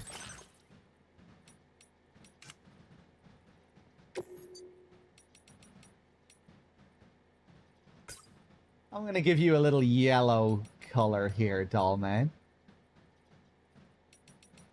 Little chiral color scheme.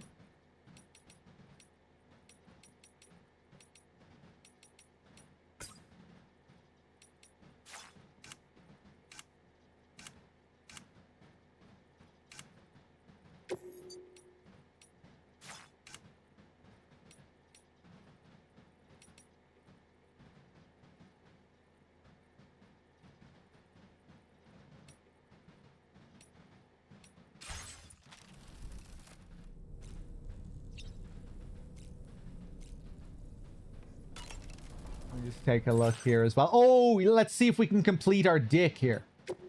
There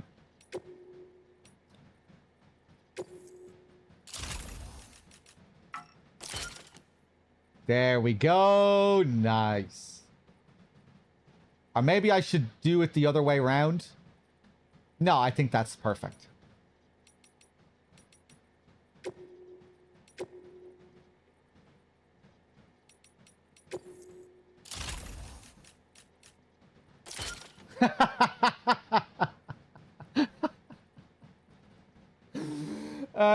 Okay, perfect.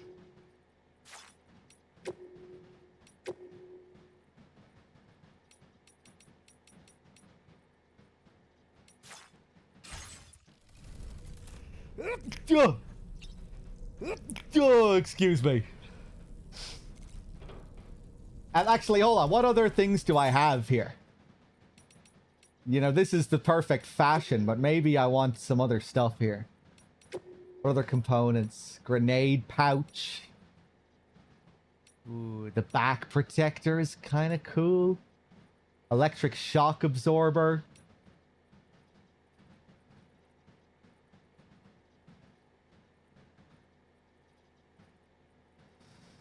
Reduces the amount of damage taken from electrical attacks.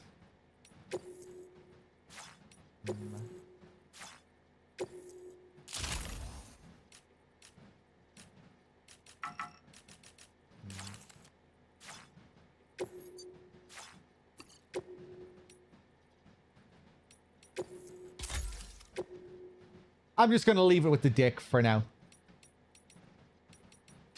We don't need to be optimal.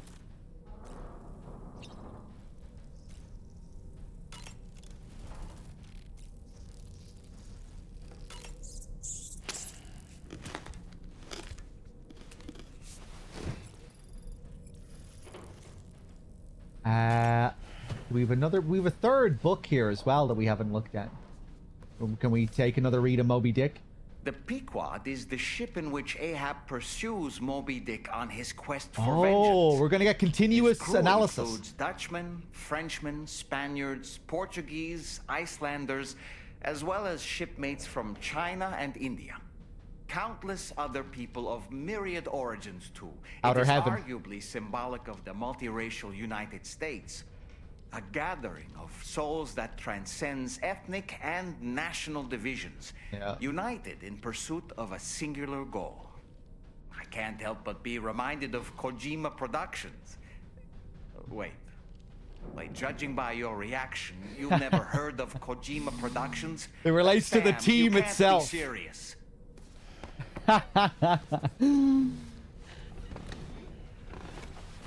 Yeah, it doesn't just relate to Outer Heaven in the previous games, it relates to Kojima's team itself. And he used this metaphor multiple times in interviews. Comparing his team to a new crew on a ship. Ties into the whole Ludens metaphor as well. Ludens, this spaceman in a digital ocean setting out to traverse new lands. He's compared his team to a crew many times. And I bet that's how he was thinking about it back at Konami as well. With MGS5. Drawing parallels between the construction of Mother Base and the management of this team. Paralleling the management of his team in real life.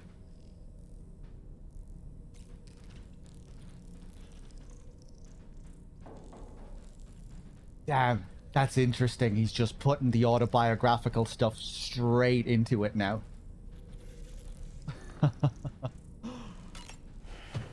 Keep going.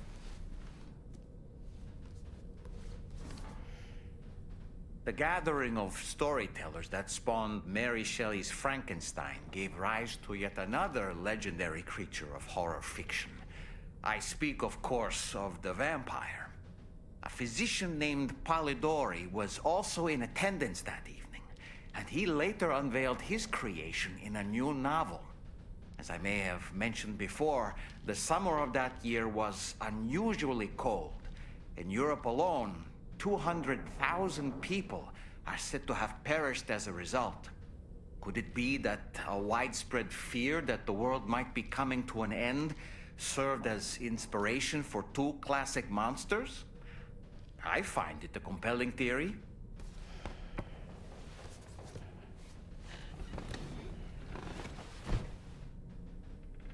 Keep reading.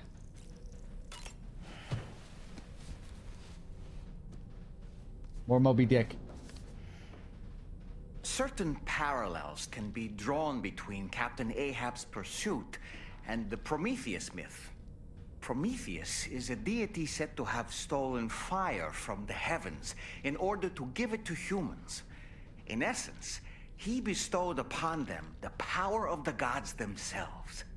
This power manifested as technology.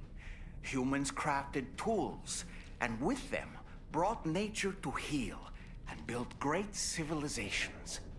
Perhaps the author intended to frame Ahab's pursuit of the white whale as one akin to mankind's struggle against the forces of nature.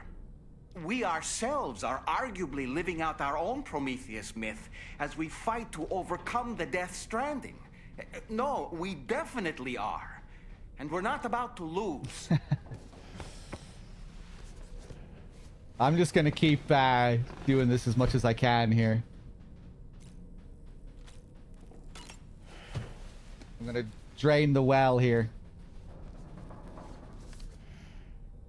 It should be noted that the monster's name is not Frankenstein, nor was it ever given a proper name. Frankenstein is the name of its creator and the story's protagonist, Victor Frankenstein. Through its many movie adaptations, the image of the disturbing and unstable patchwork creature has grown ever more vivid. And in the process, the misconception that it was called Frankenstein was born. In the original novel, however, it was an intelligent, human-like being that craved acceptance. A clever, gentle giant cobbled together from others. Not unlike our dead man, don't you think? And while he doesn't appear in Shelley's original work, in several movies, Frankenstein is joined by a rather memorable assistant named Igor. Igor and Victor. Now, where have I heard those two names before?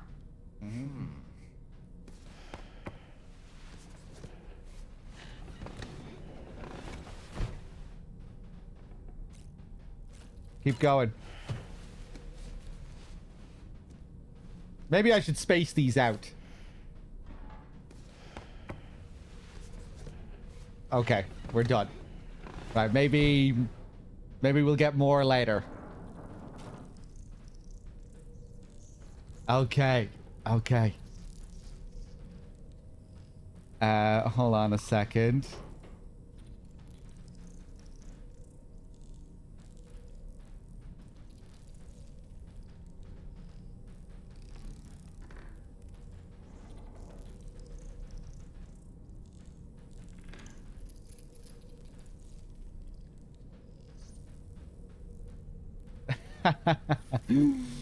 You don't like it making it explicit like that, Obsidian, with the team? I don't really mind it as long as it's, you know, just in a couple of moments here with certain characters like the Ludens fan and things like that.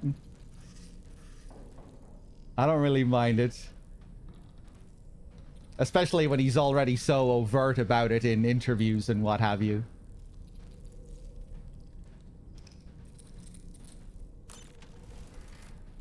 Hold on a second here. Oh, did I miss a raid?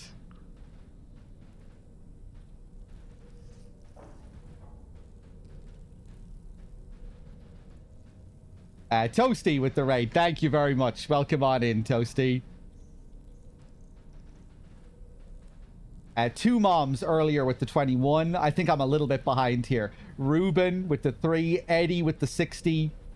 Exquisite with the 44. Cheers, guys.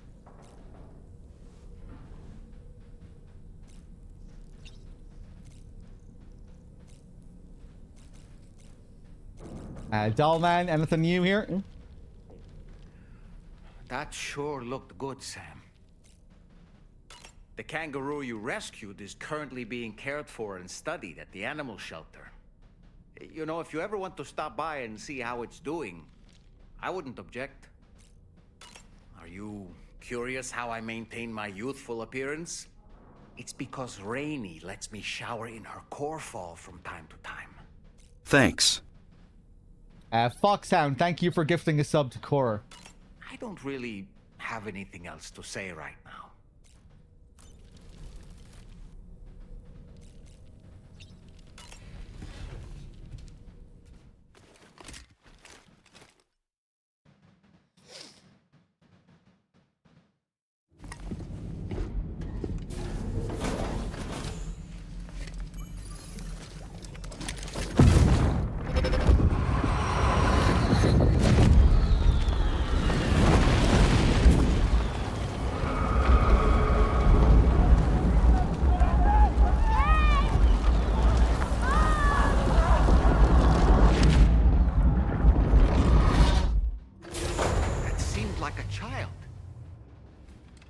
packing.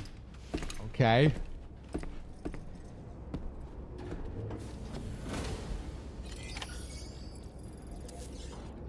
Huh.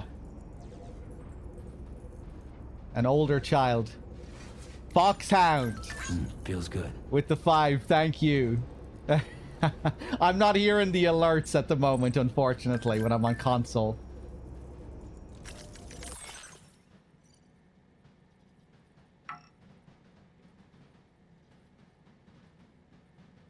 It seems an order has been issued to deliver cargo from the animal shelter to my place. What's odd is that the order came from my shelter. But there shouldn't be anyone there right now, unless someone's broken in. I've got a bad feeling about this. If it's not too much trouble, could you head to the animal shelter and see if you can find out what's going on?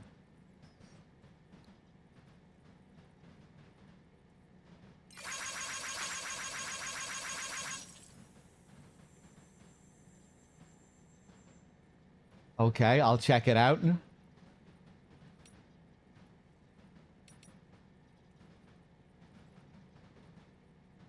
Oh, here's the kangaroo Sam rescued. Isn't she doing well? We're still running tests on her, but the early signs are good. We can never thank Sam and Drawbridge enough. Happy animals for the win.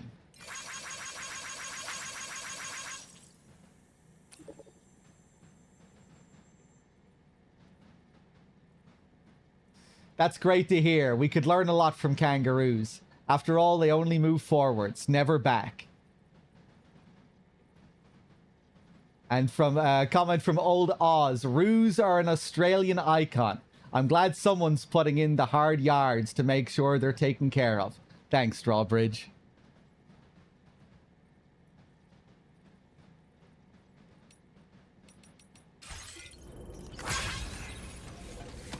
Okay.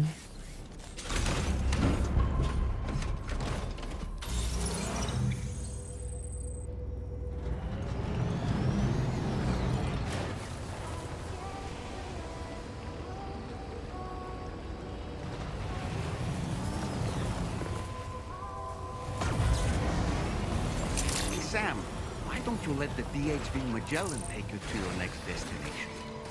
Return to the ship and chart a course once you're safely aboard. Fuck. I think he was at the end of his line anyway.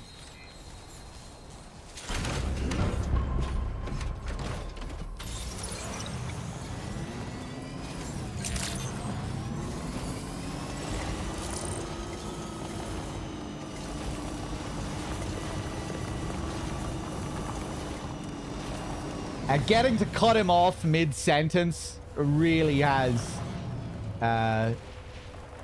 eased the pain. I was really enjoying throwing him during that fire sequence. That gave me some joy.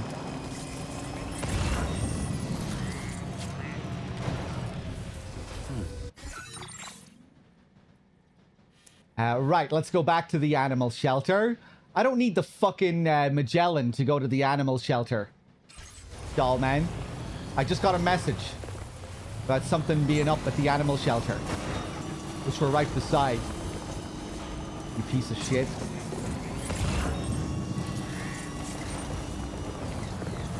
I know I sound like I really hate doll man. I don't entirely hate him.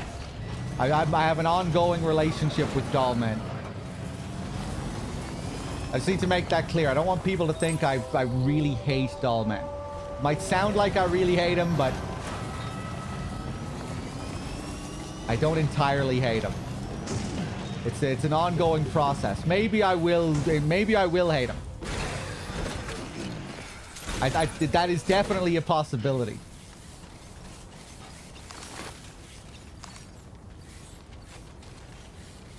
But as it stands, I don't completely hate Dollman.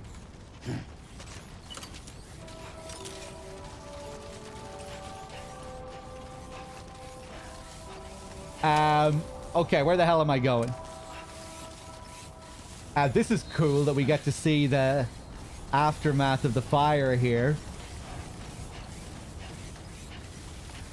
everything's still charred. It's not just back to normal. I wonder if it'll... I wonder how long it'll stay like this for.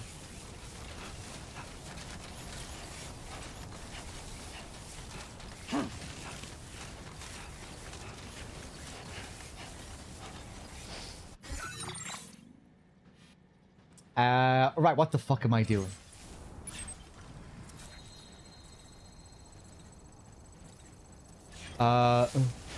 That's not what we're supposed to be doing.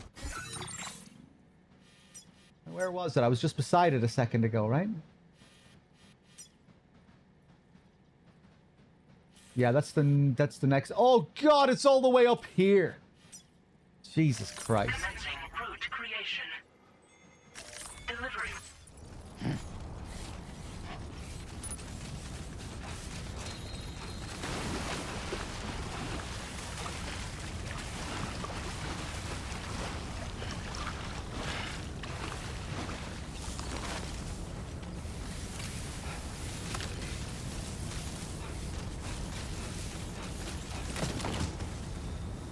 One second.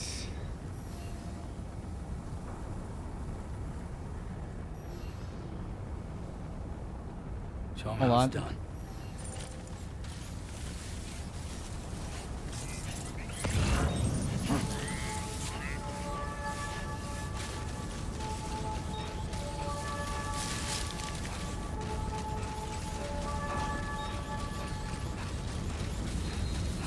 I don't think we've heard that jingle before. Did we get a few different jingles? Did the jingles change?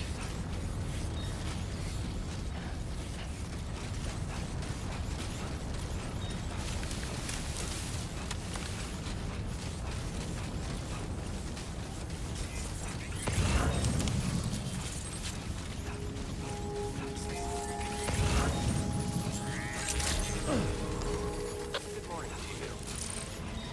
The animal shelter provides care for vulnerable and isolated creatures. Should you encounter such a specimen, please secure and deliver them to the shelter facility or any other nearby facility. Your assistance with this matter is greatly appreciated.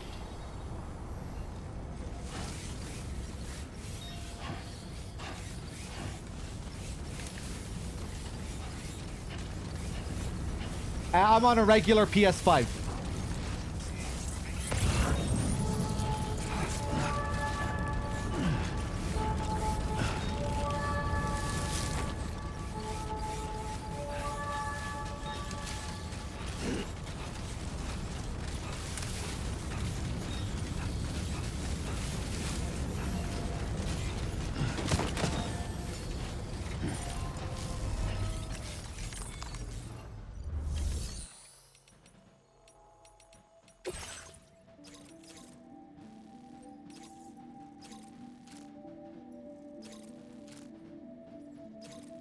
Deliver top-grade bird feed. Deliver homemade organic fertilizers. Do not submerge. Recover chlorobiote collection boxes. Are you... Electric Bob, are you really complaining about the running animation being similar to the Phantom Pain? Do you get so triggered by an animation when you see something look slightly similar? I don't think it even really does look all that much like the Phantom Pain running animation. And you get so many different types of running depending on your weight in this, you know, because your movement changes so much depending on the cargo that you're carrying.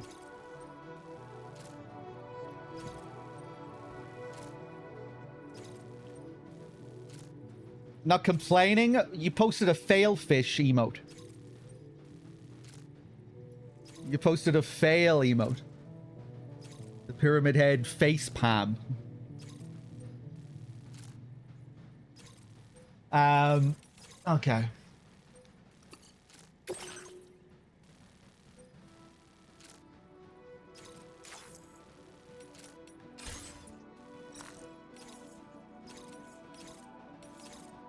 True, yeah.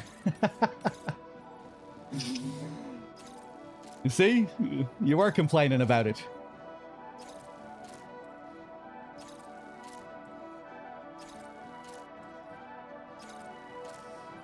Has Kojima dropped any more MGS references, like very direct mentions of like character names or game names, such as the Phantom Pain? No.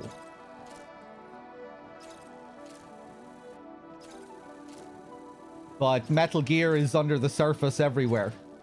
Death Stranding is the sequel to Metal Gear.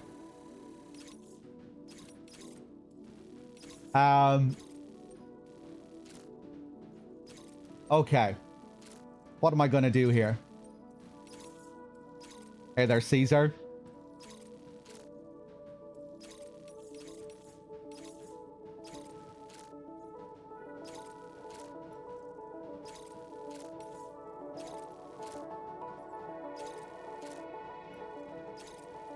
Okay, right. So we'll be going back to Rainey's shelter to deliver, even when she isn't there.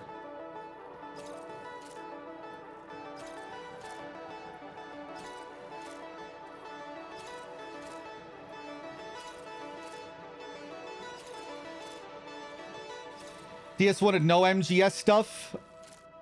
I guess it really depends what you mean by MGS stuff, but like overt visual references and like dialogue references. Yeah, I mean there were a few things. You know, the Metal Gear Rex camp that you rescue T-Rex figures from to give to the Kojima Productions fan, the Ludens fan. When Dead Man says, "Game over, man," when he's describing the wipeout in Central Knot. You get the classic MGS style game over font. There are probably other things as well that I can't remember, like little bits of dialogue. Die Hardman contrasts your work to how a super spy soldier might do things. You know, he kind of draws the comparison between Snake's work and Sam's work and how they parallel, how they contrast. How as Sam, it's all about leaving a trail behind that other people can walk and follow, whereas with Snake, you play as a ghost that isn't supposed to leave a single trace. Like little things like that.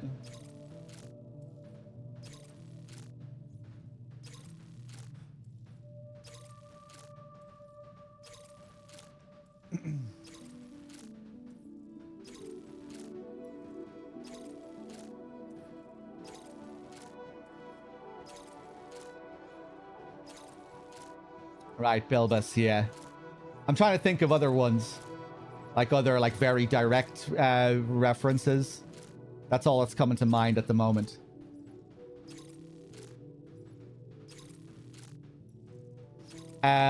Fragile did teleport Sam in DS1, yeah. But she has some condition now that's preventing her from doing it.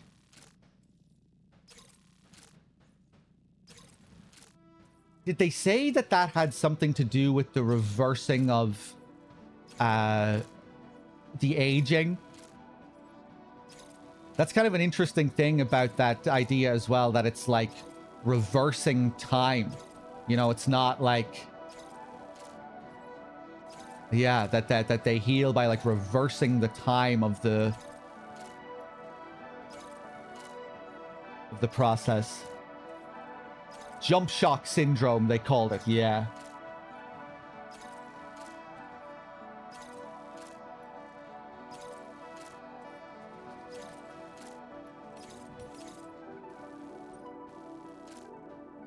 She said in the beginning of the game that she overused her jump ability and got jump shock. Right, okay. I think I might have been wondering just because I think we saw her with the umbrella. I guess we've seen her with the umbrella before too. Just during that scene with Rainey where she appeared to recruit her.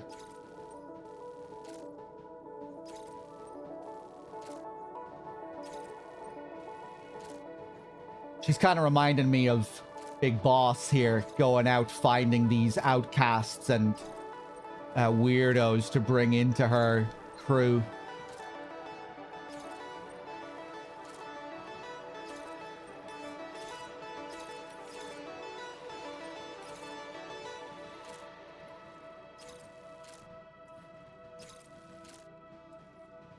Let's see.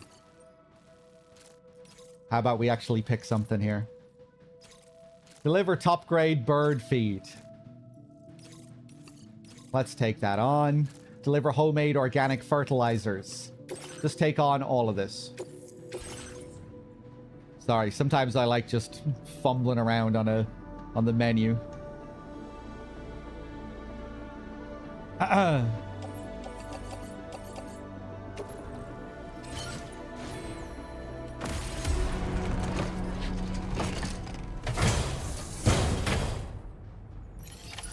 Order accepted.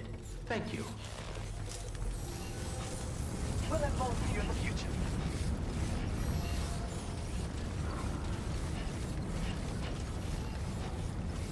It doesn't prevent her to jump either. She tried to jump Lou out of the attack and ended up jumping only herself. Yeah, there was an interesting line there. She said that she couldn't take Lou with her because she can only take equipment. And I couldn't possibly think of Lou as something like that. You know, that it was based on, like, what she believed, how she felt about Lou. That if she, you know, that she could potentially she could have brought Lou if she viewed Lou as equipment. You know, harkening back to the BBs being used as tools, as equipment, not being seen as human. So it was her human connection to Lou that cost her there. Which is a bit of an inversion on the way it's usually presented, you know. It's if she viewed Lou as equipment, Lou might have been saved.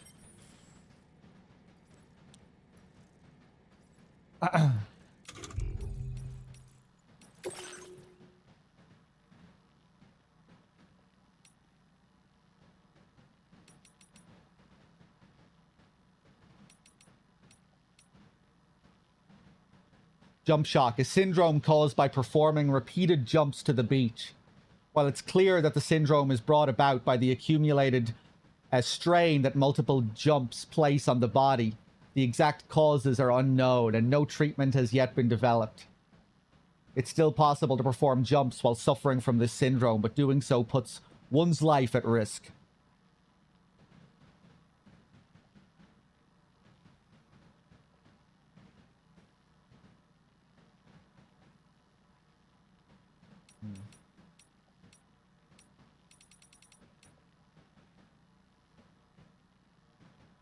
Alright, so those were the chiral cinders.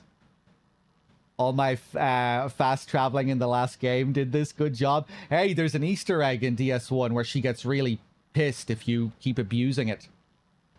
So, yeah, you know, maybe. You kind of see that you're wearing her out if you keep doing it.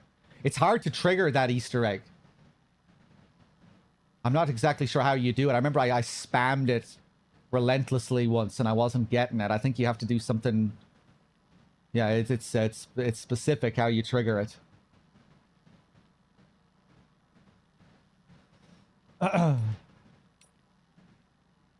Sudden firestorms of flaming matter, chiral cinders, are one of the primary causes of wildfires. There's no effective way to deal with them. Should you encounter chiral cinders out in the field, the best response may well be to run in the opposite direction. No one is quite sure where chiral cinders originate. Like chiral crystals, they are described as chiral because they are thought to come from the world of the dead.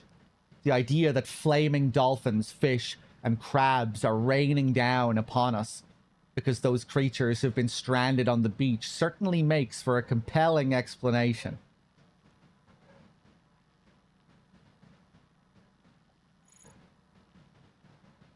It's likely that chiral cinders are just one of the many anomalies that occur from an imbalance between this world, the world beyond, and the beach.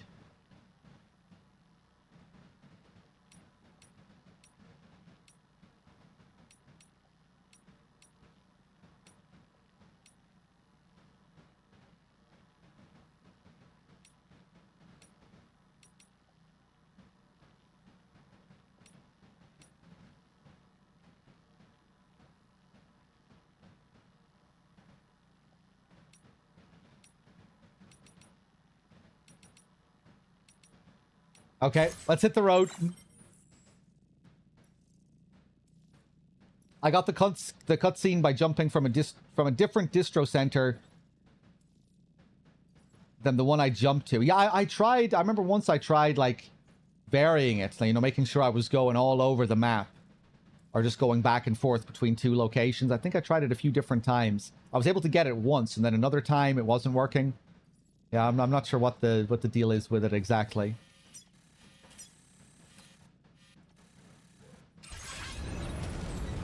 Okay.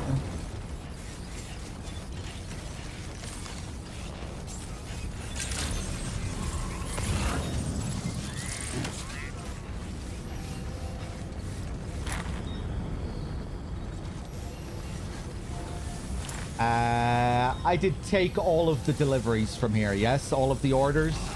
Let me just go back and check one more time here.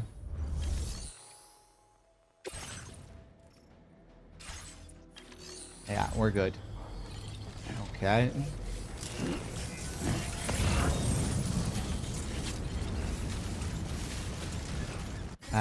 Where's my truck?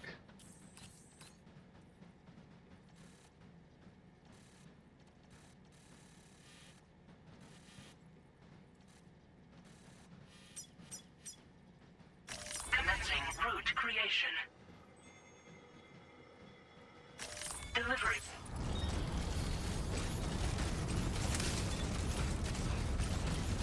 We're still in Australia. I think the whole game is going to be Australia. So Australia is the US of DS2.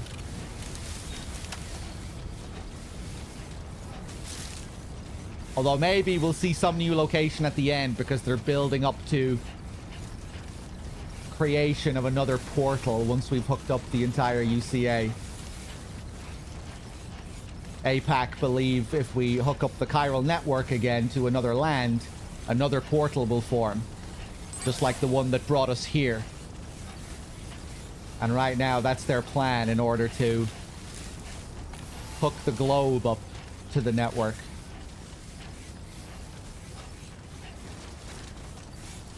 But I wonder if the same thing is going to happen this time. I kind of hope we get to see that at the end. Like, I hope we don't... I hope we get to see the result of the portal that we create, if we create a portal.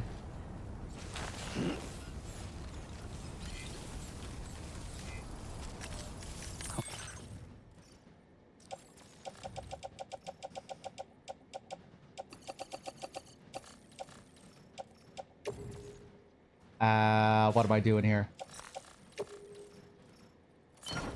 Stick all that stuff in the truck. Let's do this.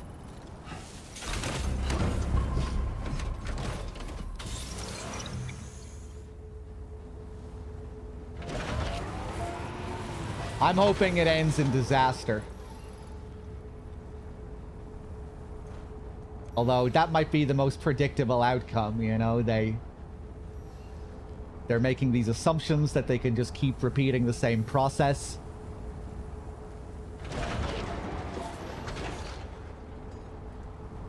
Yeah, just thinking about that now. They could tie that into the whole AI analytics predictive theme, you know, where APAC have ran the tests and they think that the same thing is going to happen again, but maybe that'll lead to disaster. Who knows where that portal will lead?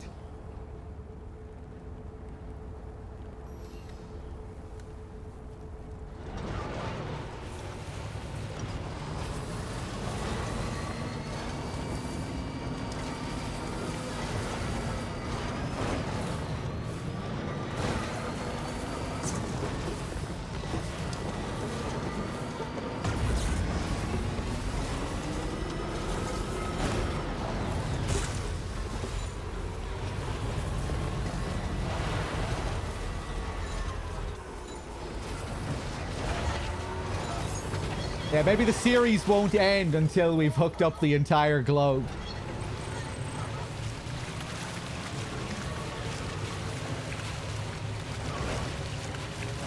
We're gonna need many more games.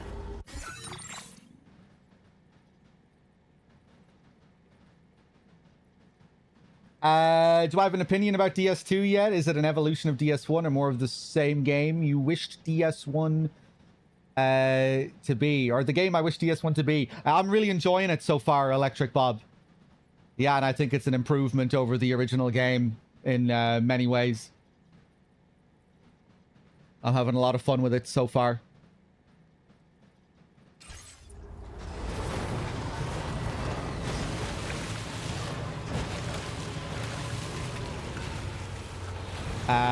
Right, let me see here. Rainy's Shelter, Rainbow Valley. Yeah, I guess I could have just used the Magellan to spawn down here like Dollman said, but we need to rebel against Dollman. I'm not doing what you say.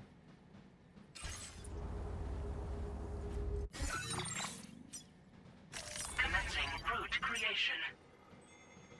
Delivery route finalized. Commencing route creation. Delivery route finalized. Commencing delivery route. I don't need to do this, but I'm lazy. Feels good.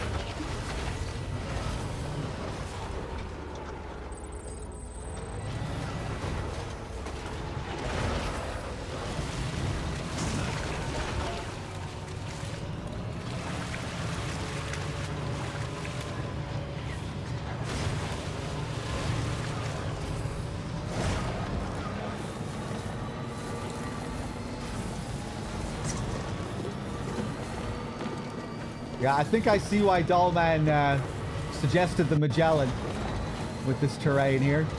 That's okay. Oh, sorry, man.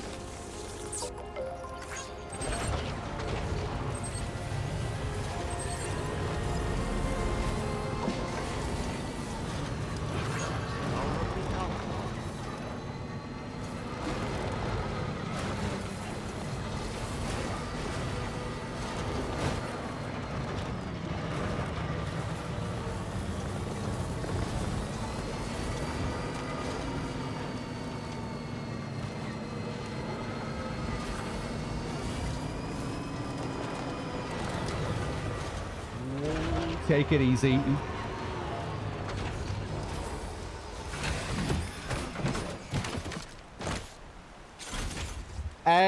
Too late, and it's super. Death Stranding 1 already introduced a multiverse concept. But it's not like a typical multiverse story in how it works, really. It's just how they describe the beaches. That in the world of the dead, the way the beaches are connected is a sort of multiverse.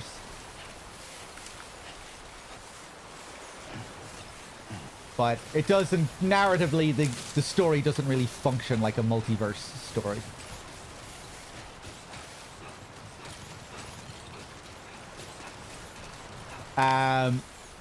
Hold on here. What the fuck is this thing on my back? Oh, it's the tar turret. Let's right. go.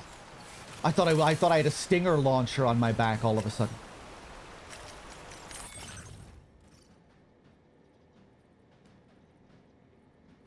Let's drop this stuff off for our boy here.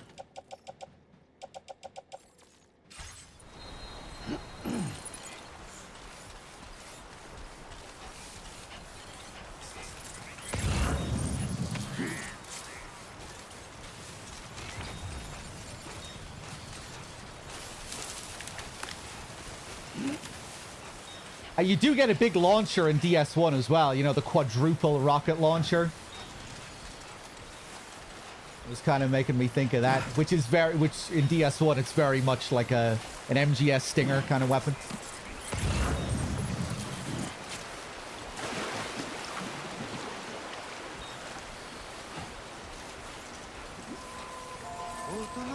Yeah. Welcome back, Sam.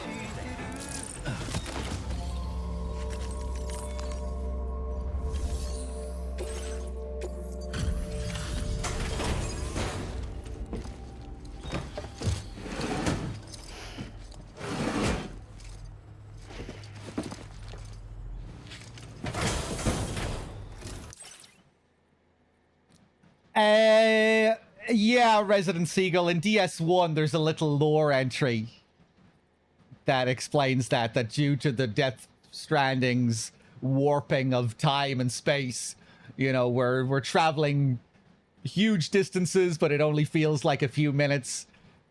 But, you know, we all know why it really is, because it's a fucking video game.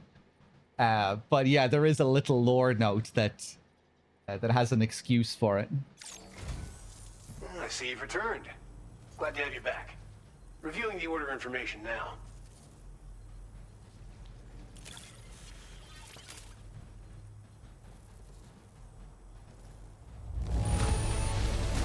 This cargo is in tip-top shape. You are a consummate professional. Don't quote me on that 100%, but I'm 90% sure there's a note in DS1 that talks about it. I believe this data could be of use to you. Take it. With my thanks. Backpack data. Solar generator. More Boktai stuff. A device that uses solar power to charge Sam's battery. It's most effective during daylight hours and less effective at night or in the rain. Equipping multiple generators increases their charging speed.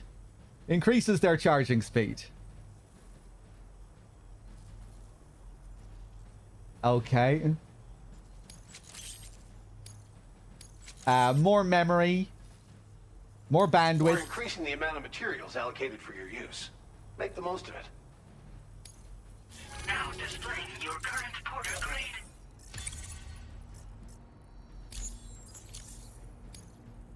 The data I'm sharing with you is for a solar generator that can be attached to your backpack. When equipped, it uses solar power to automatically recharge your batteries over time. It can be a real lifesaver, especially when you're traveling between places you know don't have traditional generators. Try it out, and I know you'll agree. Order completed. Okay. Well done. Do you have anything for Rainy, given that I'm on my way up there? Recover agricultural pesticides washed away during delivery. Oh, we can do this later. An express delivery up to Gen Hoshino. I might take that on the way back. We have to go up there to get to Rainey's. Hold on.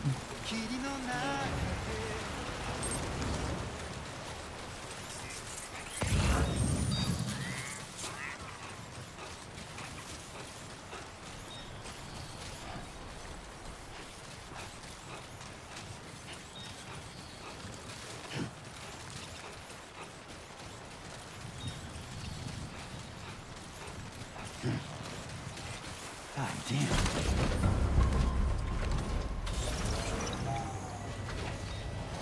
Ba-da-la-ba-ba-doo.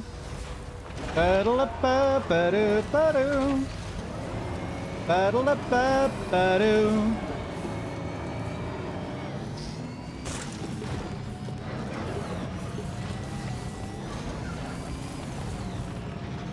I would say the core gameplay loop overall still feels very DS1, but with some nice new additions. More variety.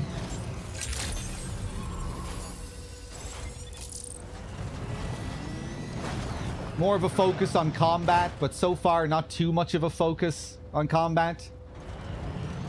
That was one thing I was worried about, that the game would have way more combat, but the combat just wouldn't really be all that much better than the first game. But so far, I'm enjoying the way all that is balanced. I still don't think the combat is, like, anything to write home about, really. But again, like, I still haven't engaged with it all that much. But, you know, the few camps I've been around, like... It functioned very similarly to the first game. Just kind of fumbling around with the bandits.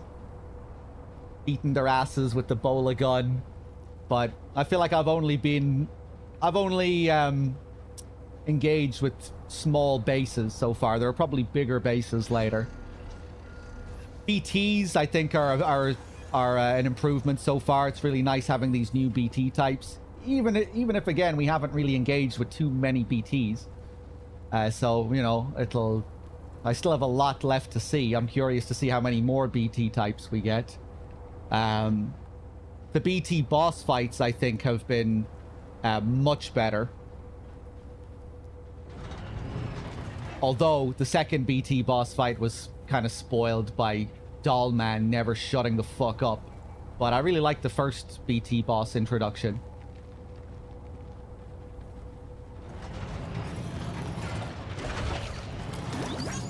And just like visually, it just felt so much more interesting to look at. You know, when it was like sucking up all the tar and all the other SAMs were getting swallowed up. And then he was vomiting out tar. All his tentacle moves, throwing buildings at you. You know, it just felt more visually dynamic than a lot of what we had in DS1, where bosses have like 1 or 2 attacks and they're like slowly following you around, afraid to attack you. Almost, it was like in DS1. Without the handcuffed knife, what do you use to kill the human BTs? Guns, hematics, like the first game. We have guns with different bullet types in this, which like work against all types of enemies. You can tie up BTs with a bola gun, which I think you could do in DS1 as well, but you have a bit more incentive to do it in this. Or at least it felt like you did. You know, you have BTs that don't operate on sound at all and that can see you, like kind of like regular guards.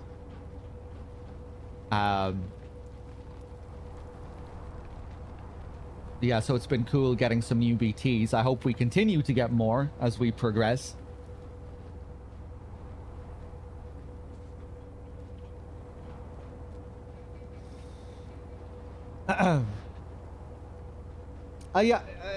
Again, I wouldn't want to give like the first BT boss a crazy amount of praise either, but I mean, compared to the first game, it was a pretty significant improvement, I thought.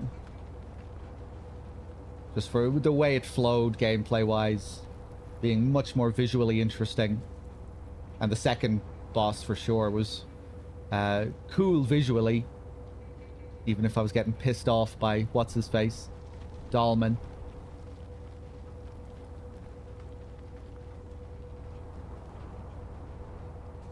Just asking because don't really remember any BT zone in this compared to how recurrent they were. Yeah, we really haven't been engaging with them much. Like, I feel like I've been in BT territory maybe 3-4 times.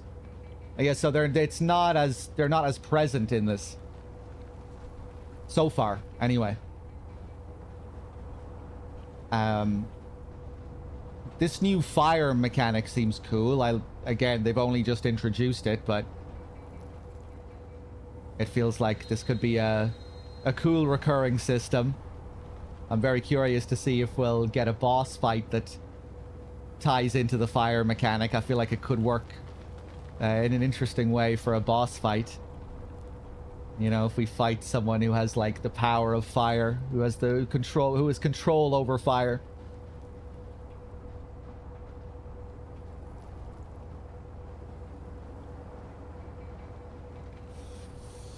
Yeah, we're taking our time, Righteous, and we spent the first couple of hours of the stream just doing basic ass back and forth deliveries in the first map.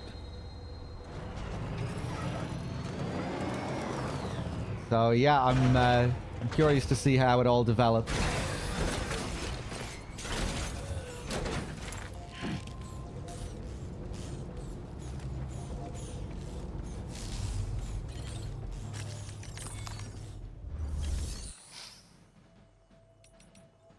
Very keen to see what they do with vehicle combat later, you know, introducing that new truck that we can shoot from. I want some Mad Max shit later.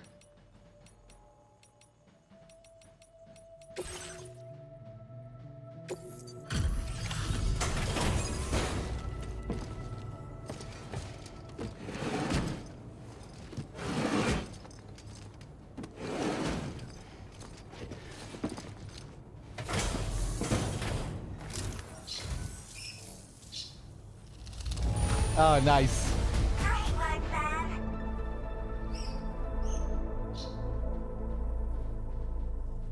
This brings back some memories.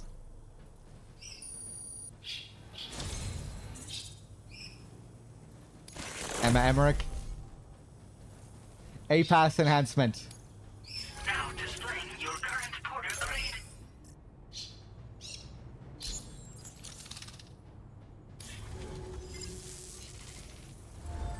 Order completed. Well done.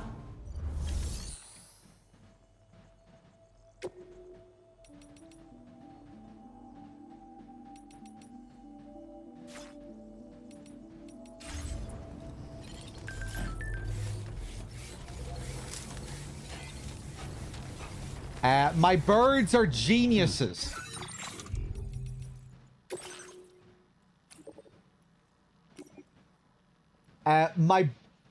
It's my birds who've been issuing orders from my shelter. Cool. Turns out they can do much more than just imitate people's voices. They can operate delivery terminals too. Amazing, eh? A-Pass is taking care of the deliveries, so they're not causing anyone any trouble either. Could you pay them a visit? I'm sure they'd love to see you. I just did.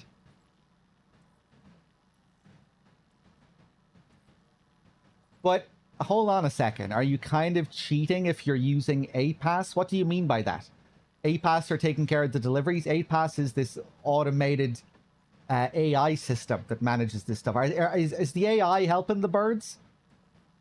Sounds like the AI is helping the birds.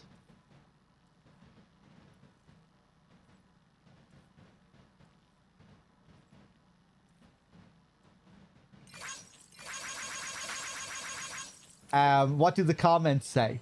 Animal shelter staff. This is incredible. I think we might be looking at a highly evolved subspecies here, rather than particularly smart individual specimens. I'd love to take a closer look sometime. Rainbow Lorikeet. Sam. It's the fucking bird that wrote this tweet. Sam, I want to see you again. Sam. Sam, I'm waiting for your delivery, Sam. Sam, I love you, Sam.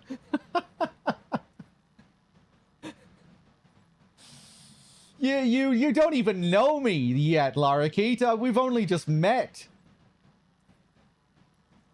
Coming on a bit strong.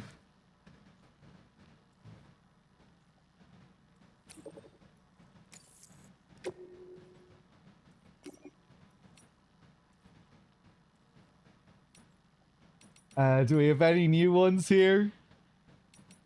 This is very silly stuff.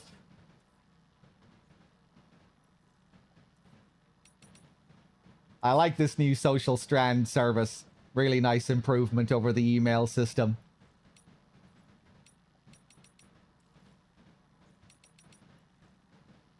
Cool getting to see all the comments and everything as well. When we hooked up the first little network in Australia, and all the people we were hooking up together were talking to each other in the comments. Talking about all the new things they can do within the network. Giving Sam their thanks.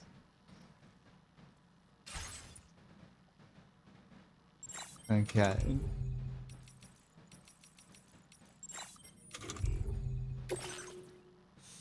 Hey, Implosion.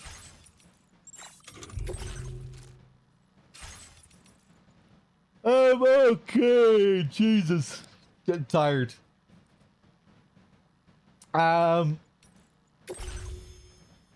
Sam's stats.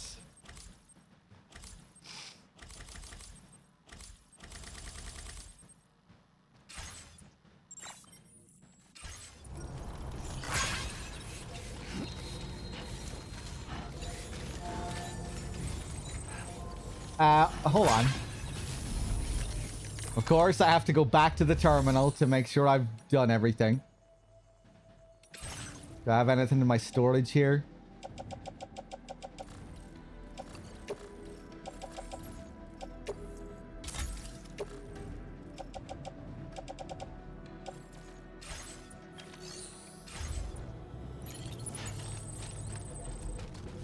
Are there any gas zones like in DS1 Director's Cut? I think I got an order to go into some place with toxic gas. I don't think it was Vogue. But I can't remember now. I can't remember, but I think we've had something like that on one of our order lists.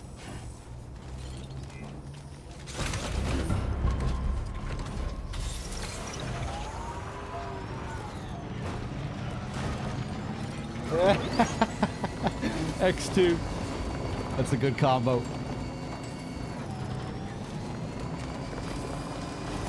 Okay. Let me make sure I'm staying tops up on crypto biotes.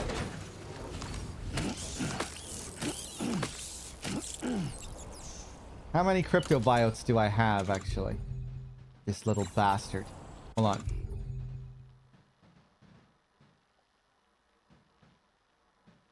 Support weapon.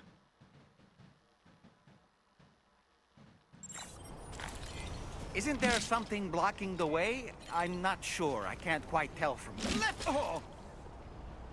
No, there's nothing blocking the way.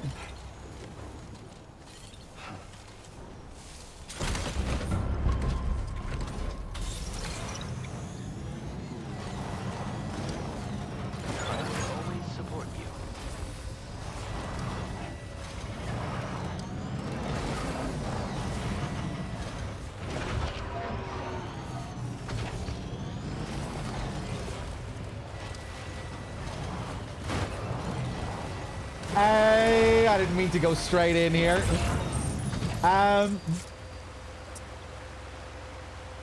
Yeah, I wanted to grab something for the musician as well, right?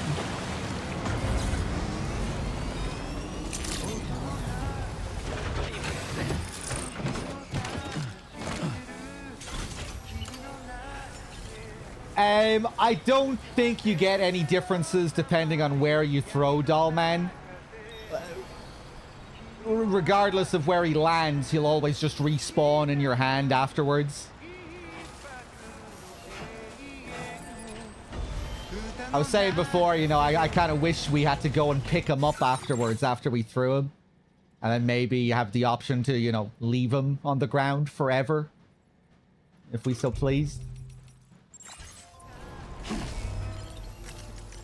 But yeah, he'll, as soon as he lands on the ground, he'll automatically respawn back in your hand. Although maybe there'll be, I don't know, I haven't tested everything yet, but like I tried throwing him in the river earlier and he didn't like drown or anything like that. I mean, I really wish I got to, I wish I got to see him drown, but unfortunately not. I don't think we had any differences earlier when I was throwing him into the fire. We just got the same, ow, ooh, same reaction.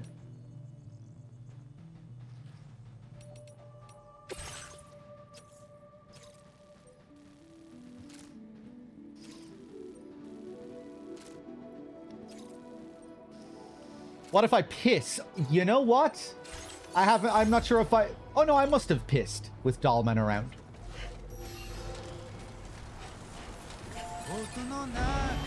We haven't been pissing nearly as much in this because Sam pisses automatically when you shower. And did I shower since getting my burn? I don't think I did, since we got burned by that fire.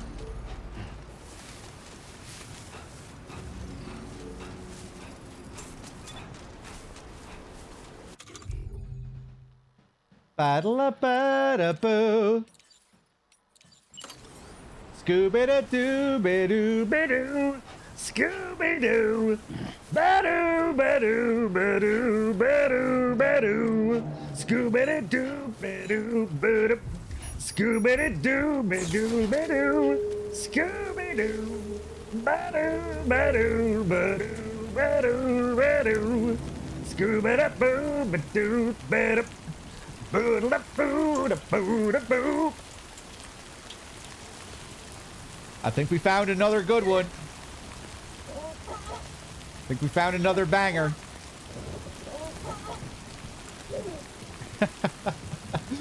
The mic filter was probably fucking with that. So you didn't really get to hear it in all its glory. I bet the mic filter was suppressing me there.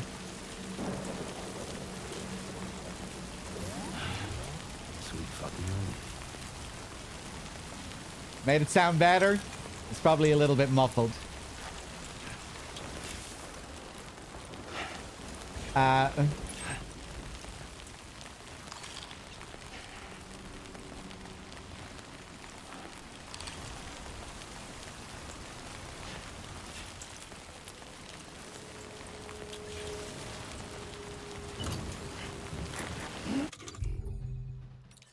Here we go. Here we go. Drink my piss. Hope it smells good. I feel bad. Poor little guy. Doesn't deserve this abuse. Well, he does, but I still feel bad.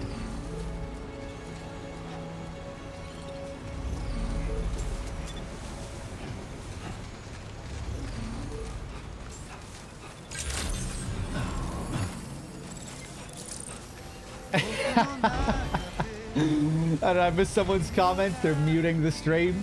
Hey, at least I didn't say they were leaving. I'm okay with someone muting the stream. If he felt the need to tell me he was leaving the stream because he was so upset with my singing, then it's a ban. Muting the stream, that's kind of funny. Telling me he's muting the stream, it's different.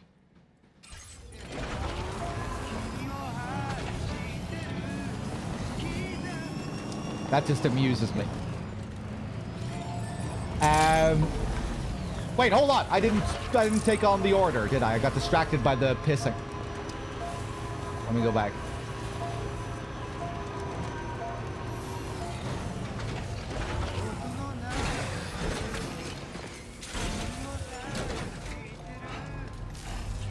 Scooby-Doo-Boo-Da-Boo.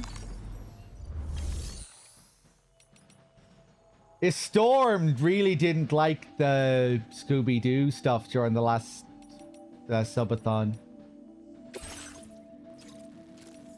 You thought I was wearing it out. I don't think I overdid it at all. We did it a little bit, and it was born in Silent Hill Origins. You know, where I think I did it during 2 sequences in Silent Hill Origins. And then the song at the start of Shattered Memories.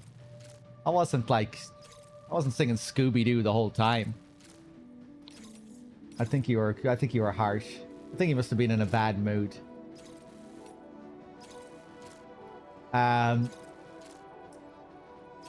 Timefall grown vegetables.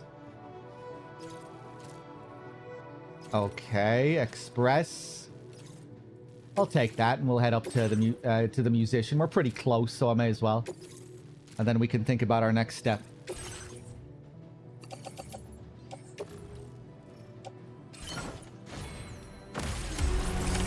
Order accepted.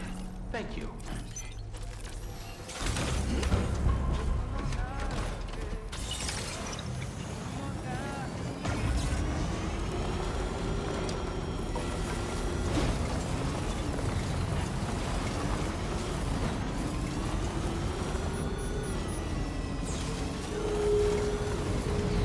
Hey, Bifrost. Good to see you.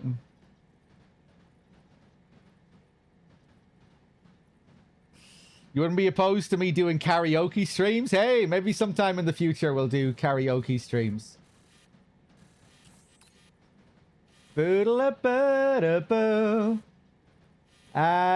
Jesus. I thought he was closer.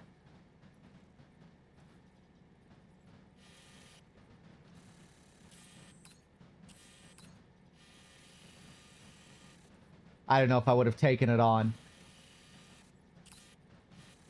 if I knew he was going to be this far away. I don't suppose I could scale this rock here.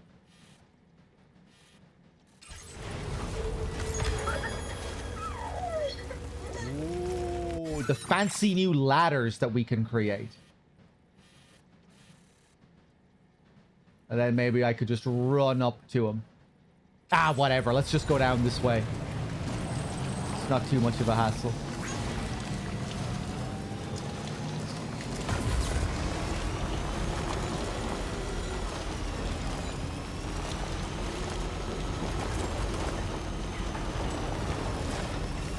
Whoop. I was reading the chat.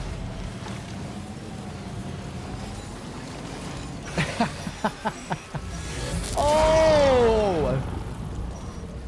But like, this is the first time this has happened. First time entering BT territory in a vehicle. They still do the DS1 thing. Oh! Oh! It's a 2-minute fucking delivery. Have you noticed it, Sam? There's a BT nearby. Well, there's no way I'm getting the S rank on this. Especially now when there's BTs. Ah, Jesus.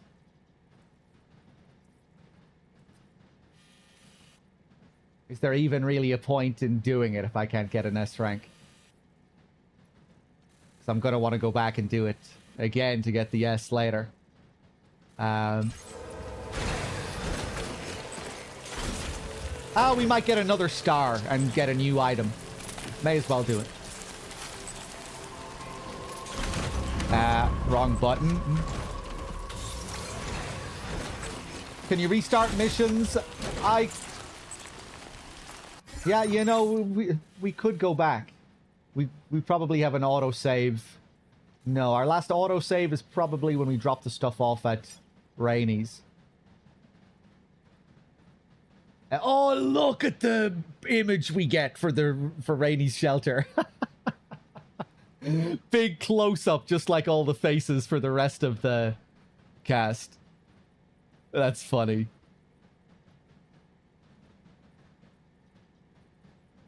Hold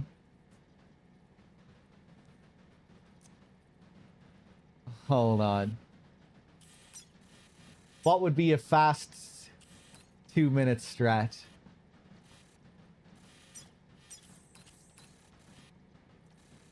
Looks like there might be a little path there. If you can squeeze up there, maybe. Hold on, let me take a look at my thing here.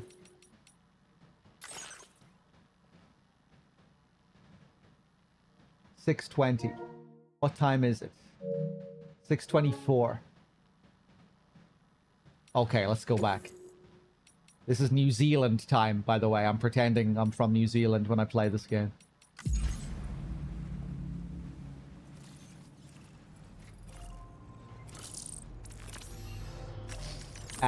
Right, the clock is ticking already. It started here.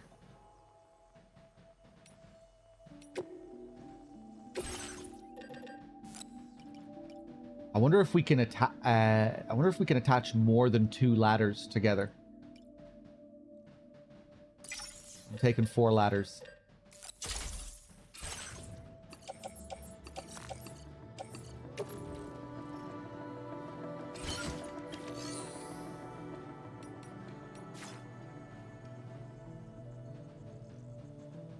Got it.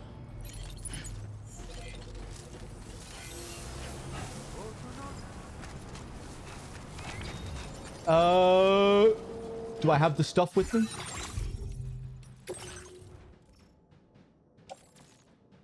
No, I didn't take the stuff. What? Okay, I'm reloading again. Ba-da-la-ba-da-ba. Ba-da-la-ba-da-ba-da-ba. Harry balls. Why Harry, Harry, Harry, Harry balls. Oh, I guess I stuck it in the truck. Oh, it saved again after I took the ladders. Yeah, here we go. Grab that.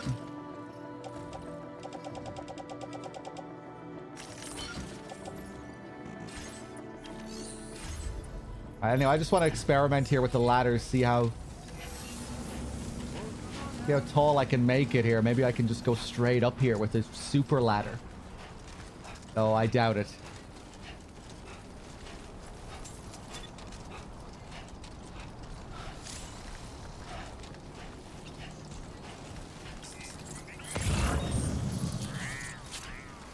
Press L1 to detect any animals from the scanner's range. Approach the animals. Okay. I should have drove up here. I didn't think it would be a straight path. I'm gonna have to load again. Maybe I can run.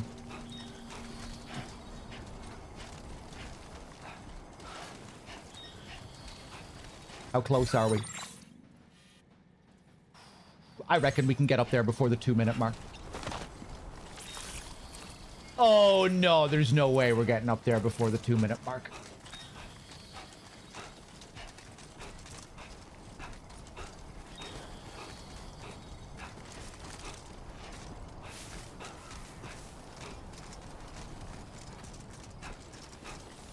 Am I not wearing a skeleton anymore?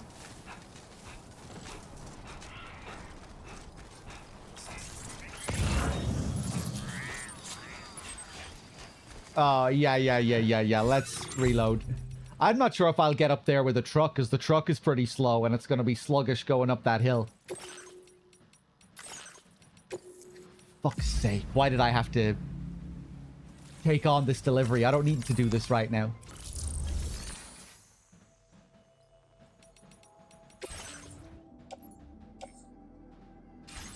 Okay.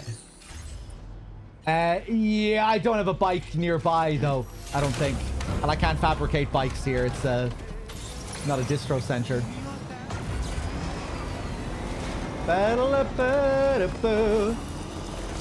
Okay, well, this is a good bit faster.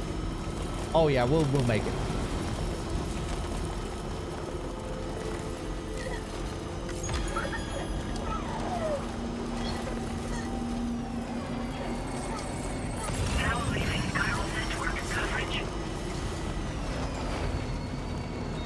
Probably not the best path here, but let's see.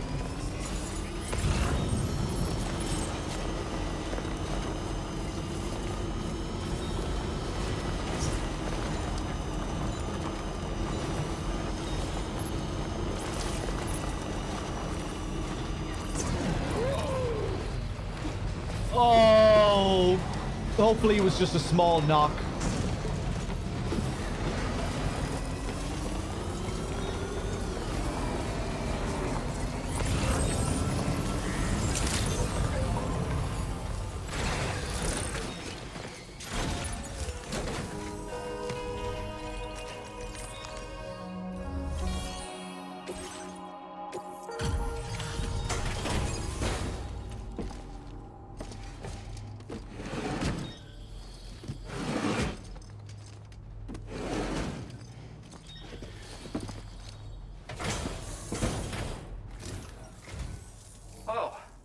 Waiting for you to show. I appreciate the help.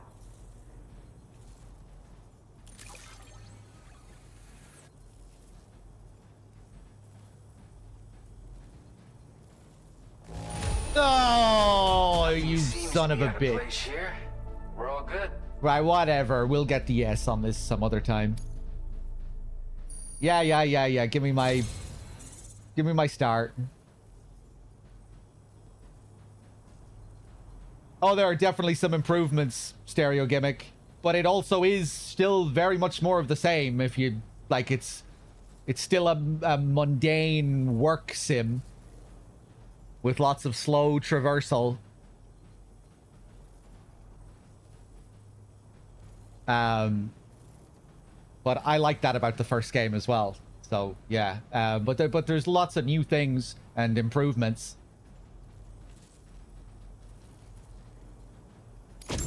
Something about the way you work is just inspiring. So I want to give you this data. Hopefully, it'll make your life a bit easier.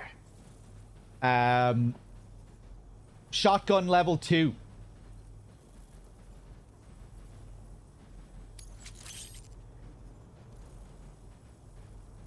And more music. wonder, are there certain upgrades that you get, like, that are disconnected from... Ah, no, never mind. Do you have enough materials? I'm not even going to continue that Why thought. don't I increase the amount you withdraw from here? Now displaying your current porter grade.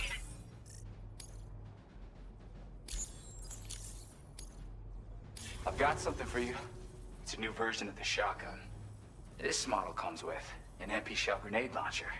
Shotguns can be devastating at close range, but they're not really suited to long-range combat.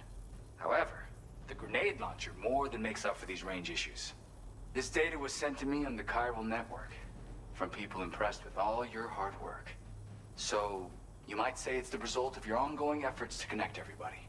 Now, while I got you here, let me share another song. I've got a feeling you'll vibe with this one. Kick back and check it out when you can. I really hope to see you again.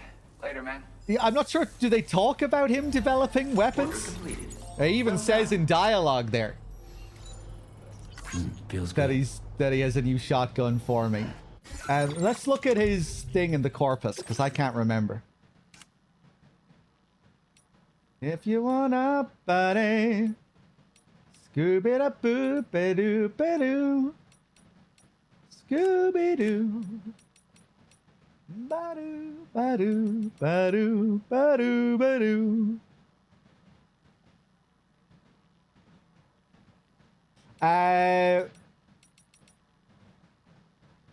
He said he's good at searching data, and that's how he finds the weapons. Okay, okay.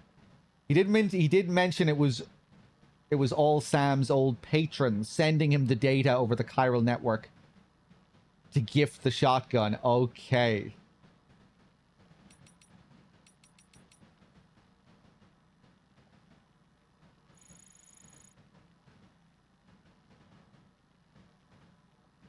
All right.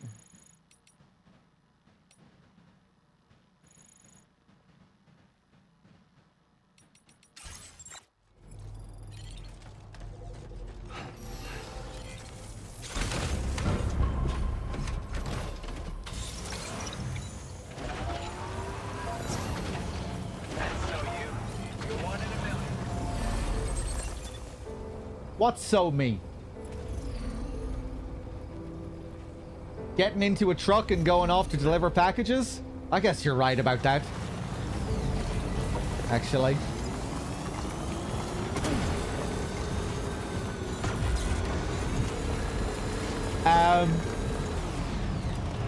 Hold on a second. What other orders do I have with me?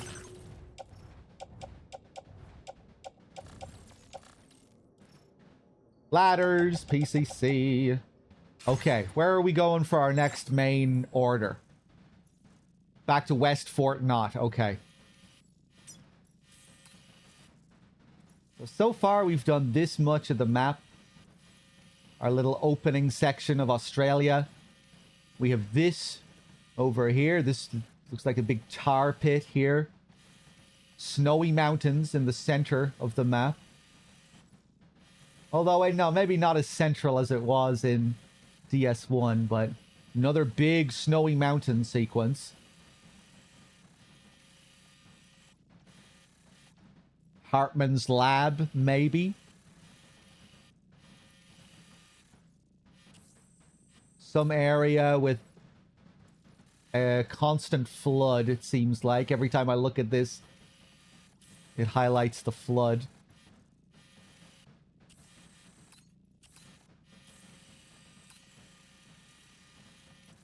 Huh.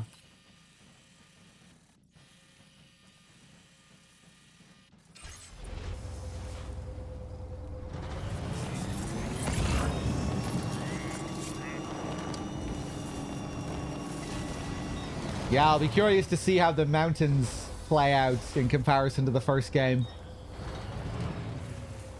With the addition of new BT types, it could make things a lot trickier. Maybe we'll have to deal with bandits and stuff up there this time too. More enemy types.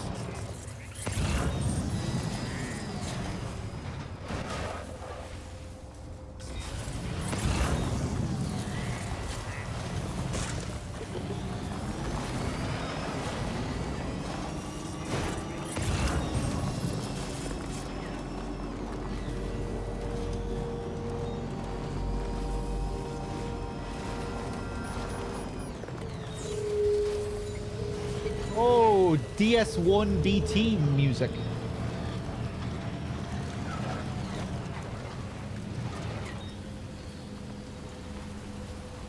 Or at least that little, just that little melody there. I don't think we've heard that yet. Okay, back up this way.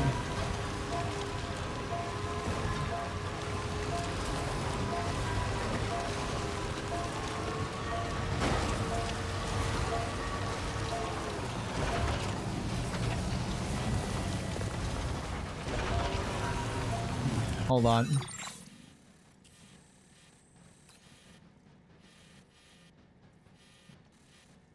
Yeah. Back we go.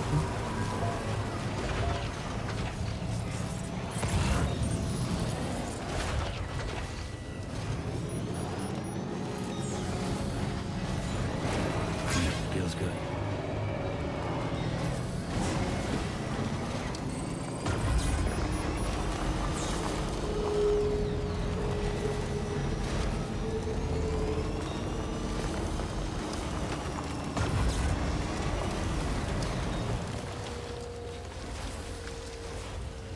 I think I took another incorrect path. I just can't be bothered drawing fucking routes every time, you know? So I'll pay the price of fumbling around. And now I'm stuck. Time for the old DS1 classic here. Some DS1 jank.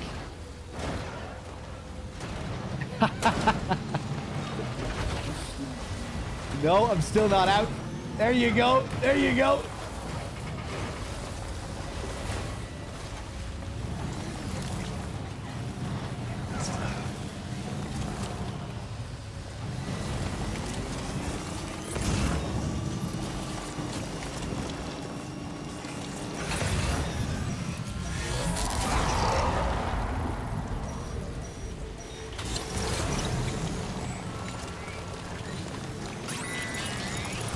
Kind of dark at night, but not that dark. Yeah, I'm kind of hoping we get... There's a BT nearby.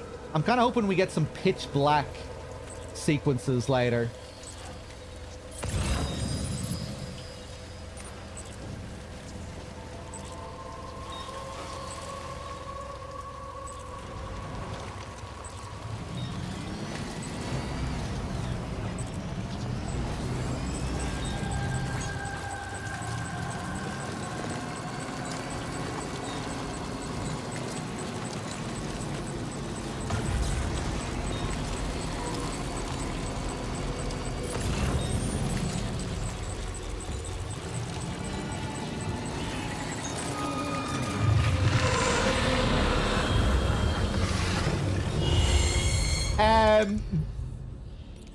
Do I have a bowler gun? It's okay, I'm not carrying any precious cargo at the moment.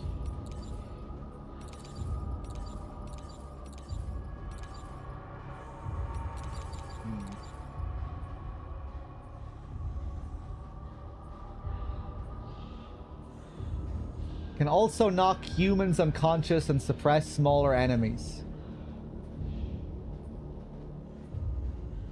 I don't think this is gonna do much here.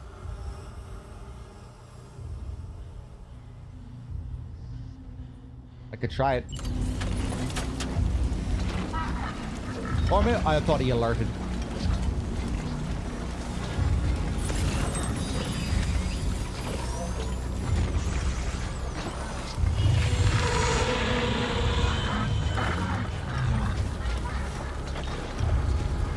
Oh, I can't go into crouch. I can't go into crouch while I'm holding that. I do have some hematics. Ooh, I like the way these ones just slowly move.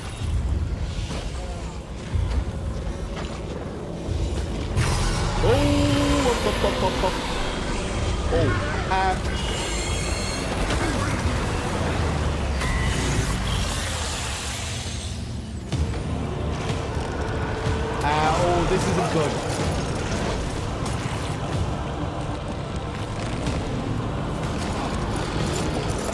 Press the wrong button.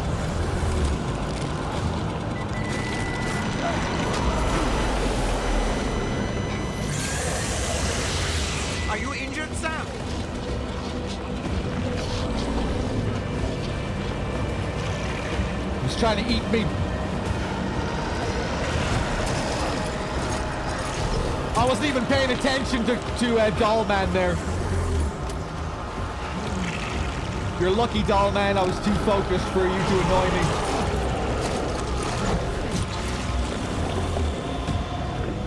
What did he say? What did he say?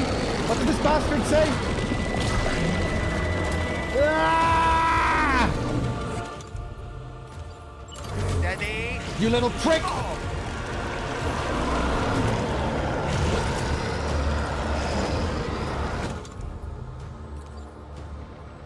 Oh, I'm empty again. He just asked me if I was injured. Oh, very nice of him.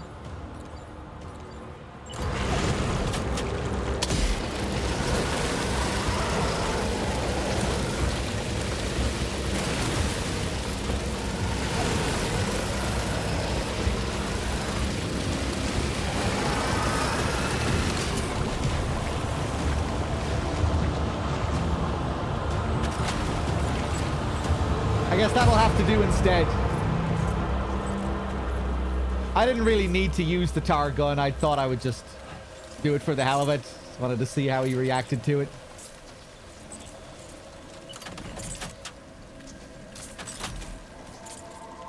In DS1, when you escaped their pool, you could piss on them to make them despawn.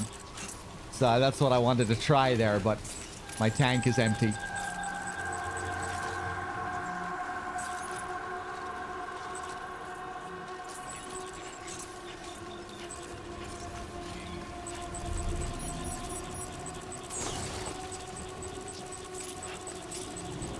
Oh yeah, I forgot the shelters. You can also use the shelters to escape from them.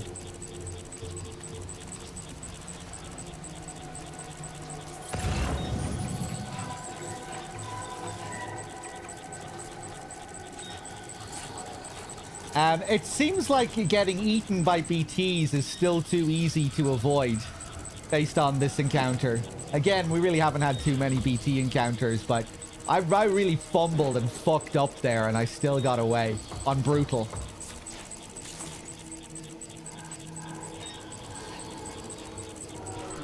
Thanks.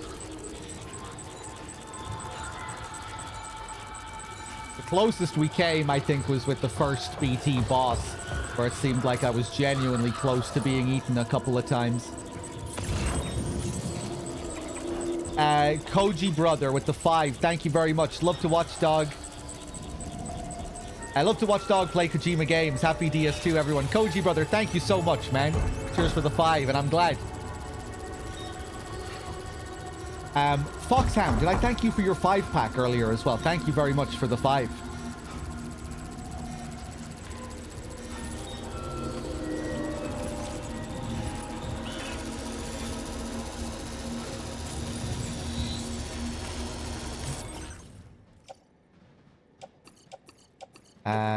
Yeah, I'm gonna take all this and...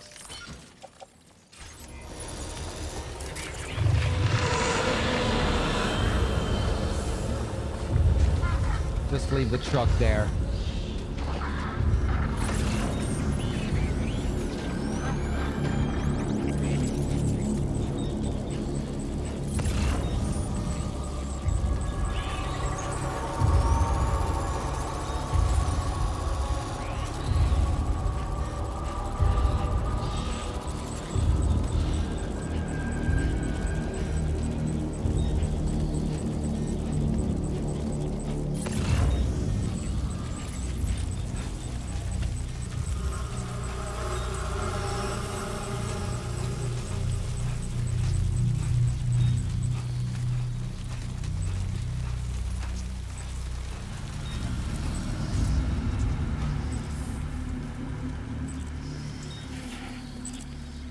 Voices.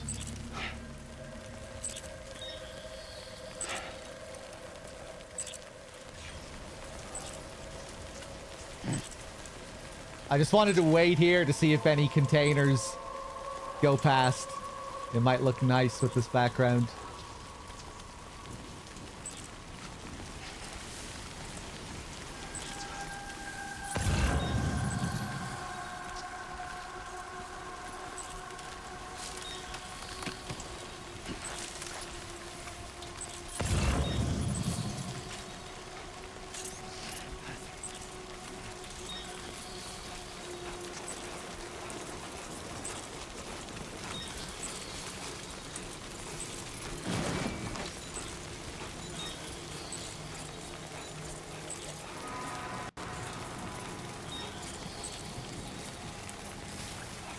1, 2, 3, 4, 5, 6. Looks like you can send 6 containers at a time.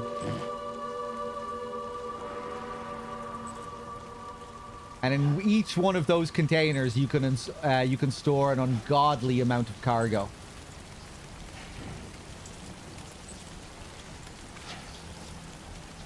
Maybe we should look into the road building again now that we have all this set up.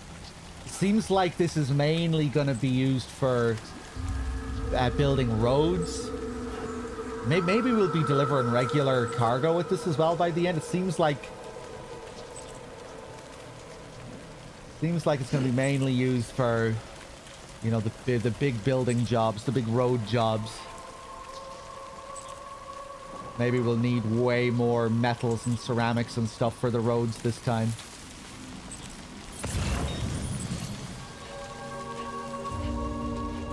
No, I'm not even sure if we can get all of the materials from the mine there. You know, there's another mine up there dedicated to the ceramics. I guess we'll see.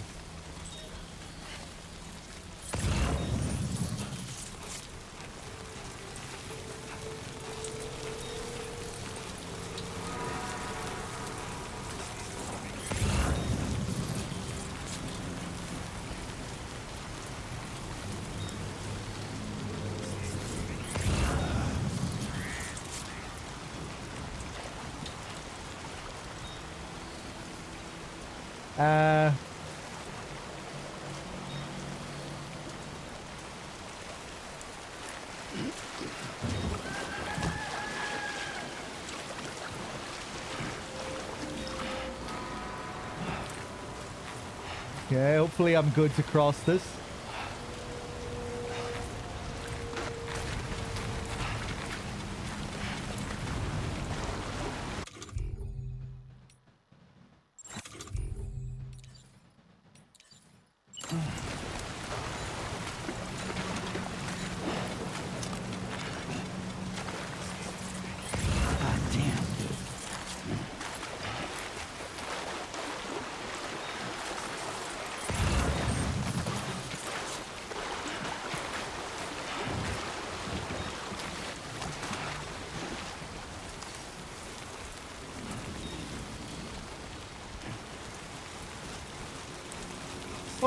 Okay, we're back.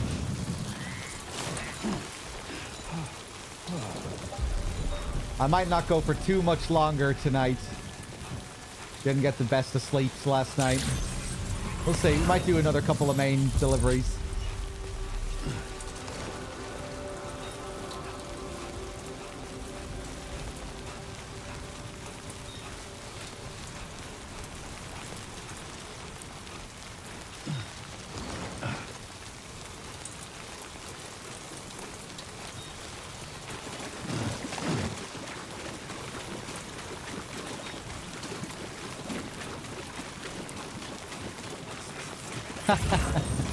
I'll try and go for one more hour then, Morbid.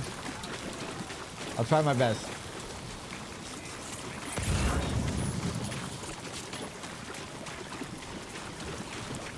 Separated from cargo. Oh. Where did I leave that? Did that get taken from me when the BT grabbed me? I thought I grabbed everything from the truck.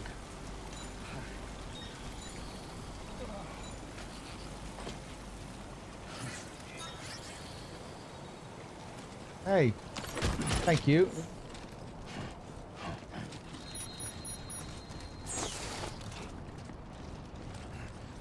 Hey, mine's heavier.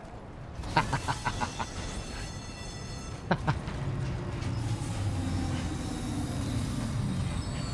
the spirit.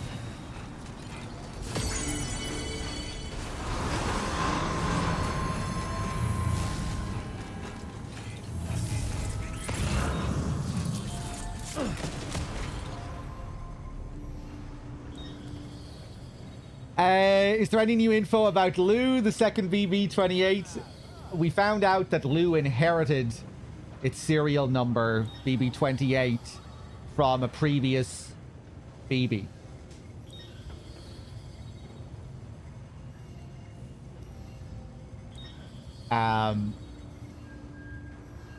What else did we find out? We found out that Lou's... I think that Lou's mother died. Let me just bring up the corpus again.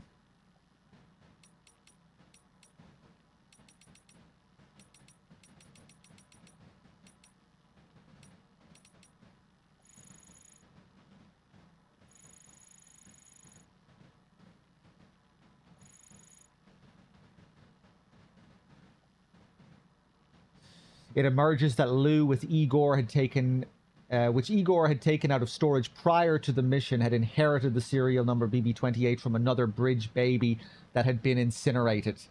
Right, and it's also revealed that Lou's still mother had already died. Yeah, that's another thing about the still mother. The last scene that we got when we hooked into BB was interesting as well. We were in some kind of town. Some town was on fire. Looked like it had been bombed. We heard a child crying out, but the child sounded like they must have been 6 or 7 years old. He wasn't a baby. So yeah, that was another interesting detail regarding the flashback scenes, the memory scenes.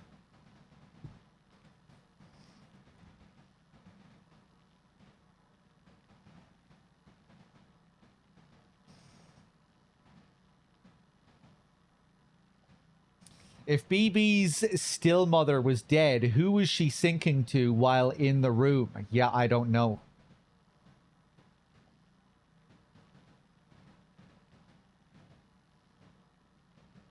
I guess more will be revealed.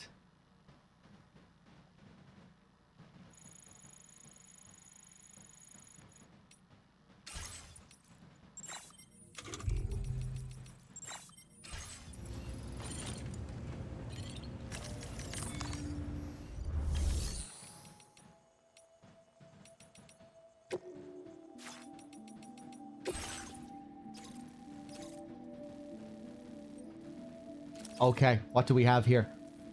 Recover mystery cargo from near the plate gate.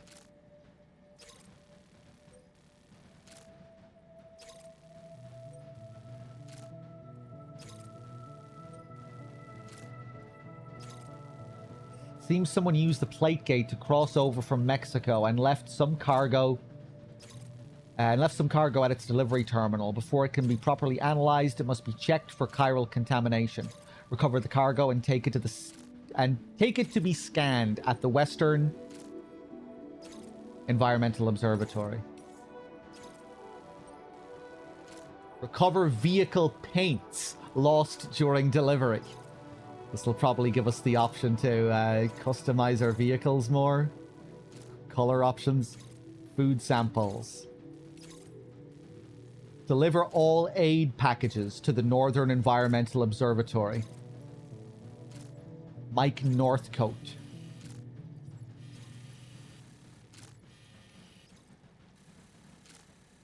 Curious to see all this new untouched territory.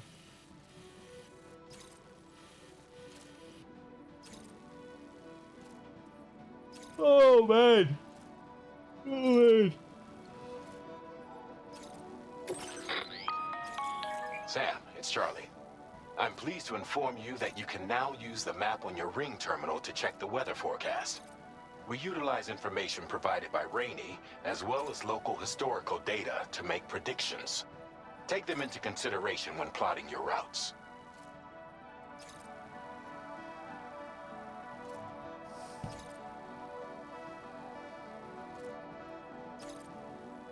Okay. Standard/chiral network. Okay.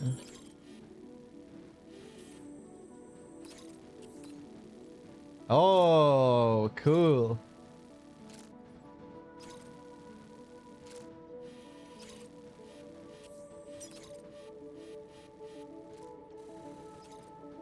Timefall, wind direction.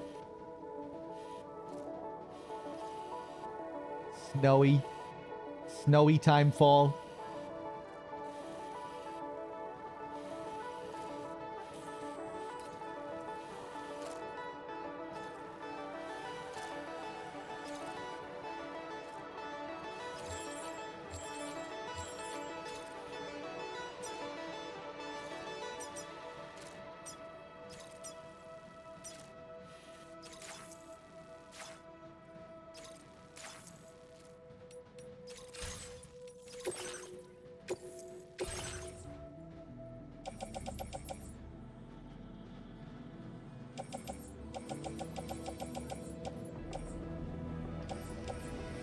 Yeah, it'll be interesting to see the mountains again and how they differ from part 1. I was kind of surprised when I looked at the map and saw the mountains, given all the new terrain, like the visuals. How the terrain we've seen so far contrasts the first game. I was like, oh, we're doing mountains again? Snowy mountains again? But, yeah, hopefully they feel different.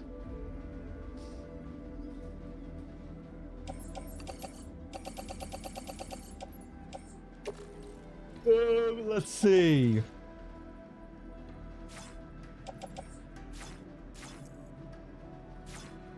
Hopefully I can get another truck here. Offload. Garage.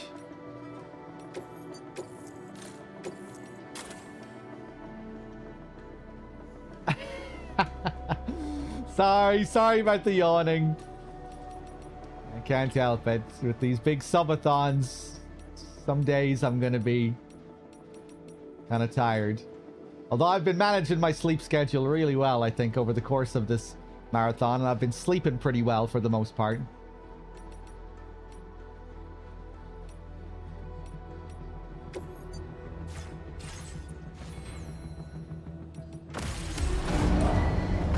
Vehicle ready. Please drive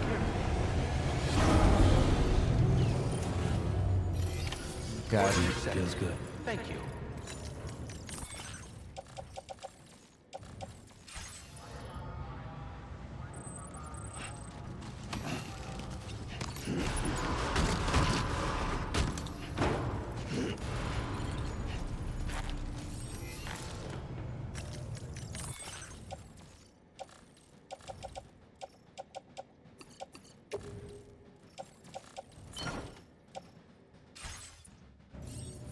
Just drive closer to this. Whoop.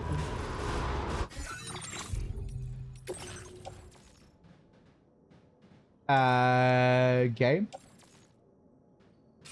Why aren't you highlighting the packages? Maybe I can't do that from inside a vehicle? Hey, there we go. Damn, I wish you could just do that while you're in the vehicle, too.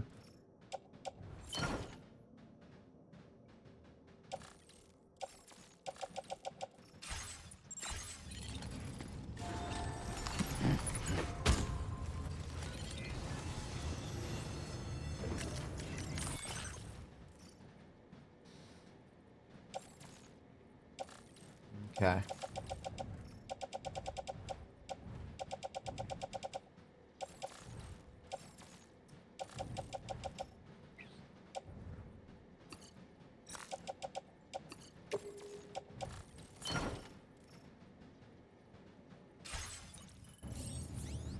Okay, let's hit the road.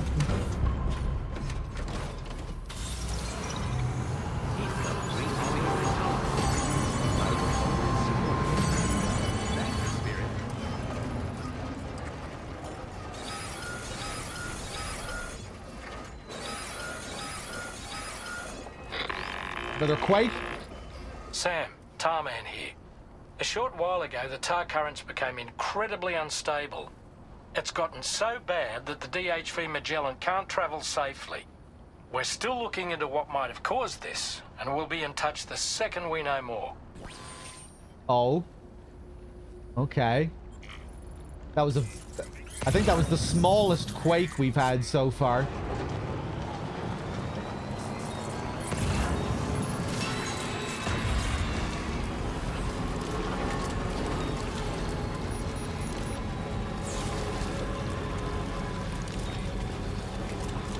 I reckon it might be Higgs time soon again. Sounds like Higgs stuff.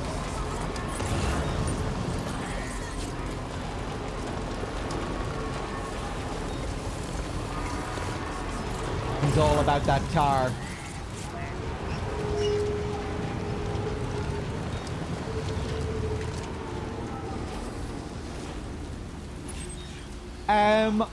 I'm not sure if they said that the quakes are due to someone using the portal, but it's because of the portal. They're called gate quakes. Yeah, and then they're caused by the portal. But I thought they were just caused by the portal existing.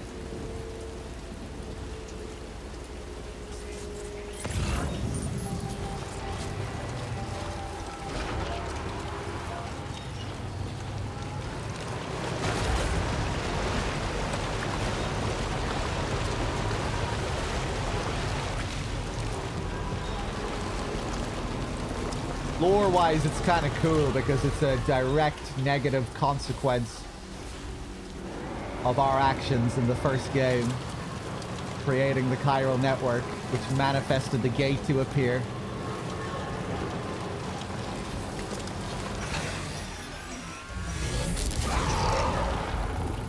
That's part of why the brigands, the tribes here, reject the chiral network. They blame these new environmental anomalies on the UCA and on this expansion of chiral technology. That our actions in America are destabilizing this place even further.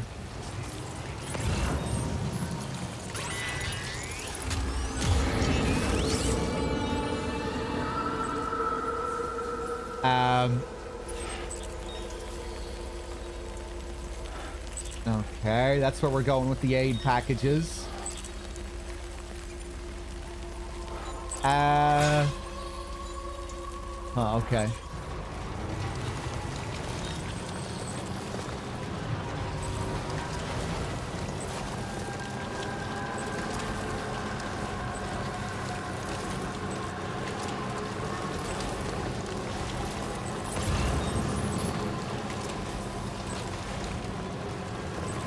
No sign of Die Hardman, only the fake AI Die Hardman, whose name is Charlie. But apart from him, no other Die Hardmans apart from the Charlie Hardman.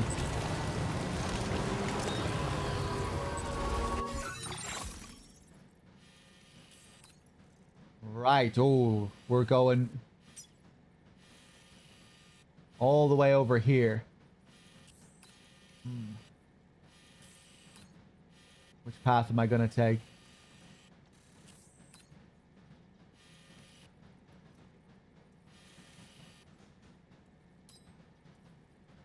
Commencing route creation. Let's go over this way for now. Delivery route finalized. We'll take a look. We'll scan the scene over there.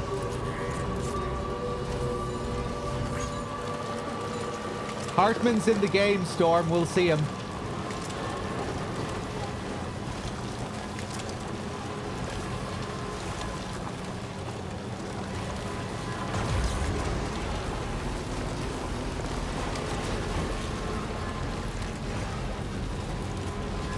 I hope we do get to see the real Die Hardman at some point.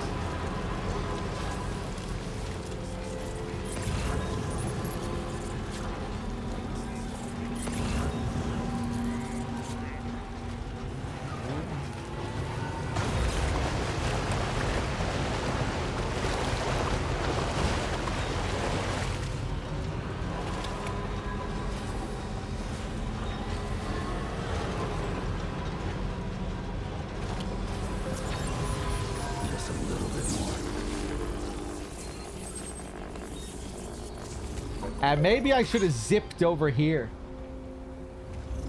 with my cargo. I could have done that.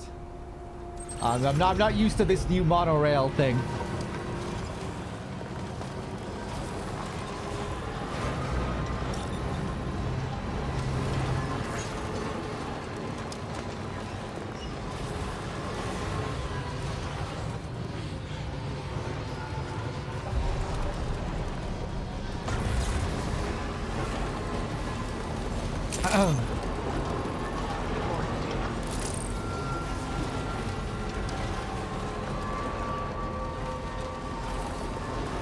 Ooh.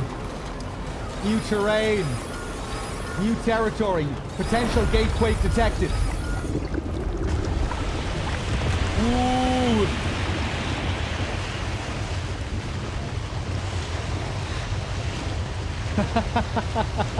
The camera. A gatequake measuring 6 on the G scale has occurred. Felt like I was drunk in GTA 4 for a second. Okay. Take it easy.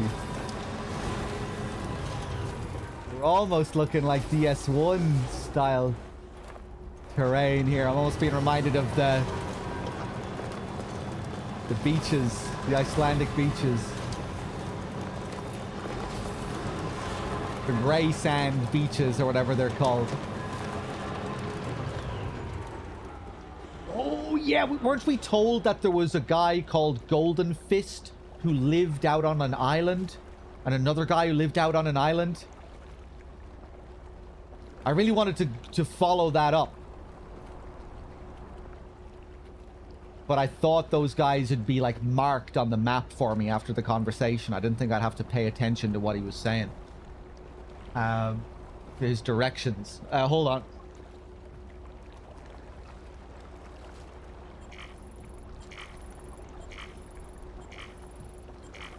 Cargo lost. Oh, this is what we've lost due to the quake. Yeah, the quakes will erase structures.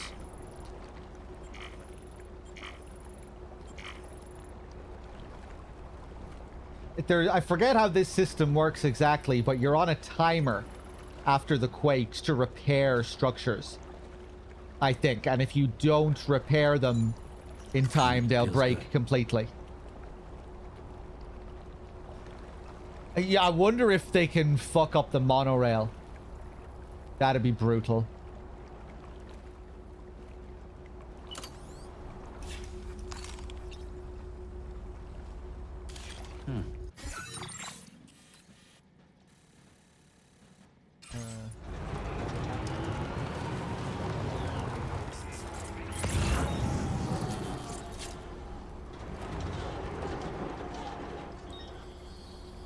Well, that doesn't look safe. Yeah, there's someone out there. The inventor.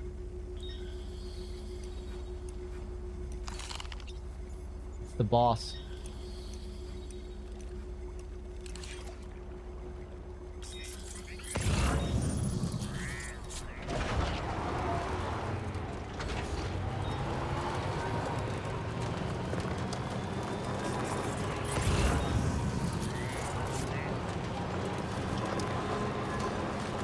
Oh.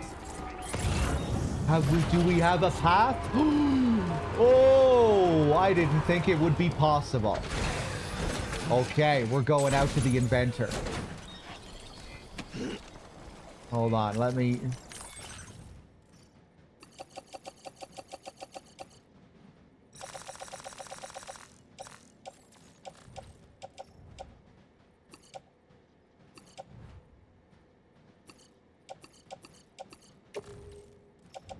Gonna put everything in the roadster.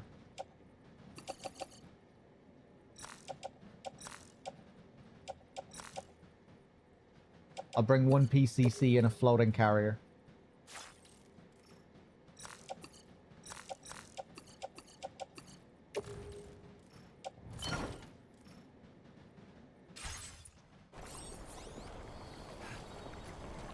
I can't remember if this was one of the guys that Tarman told me about, or that Oz told me about. It's the Golden Fist guy that I'm mainly interested in. I think this might be the other guy.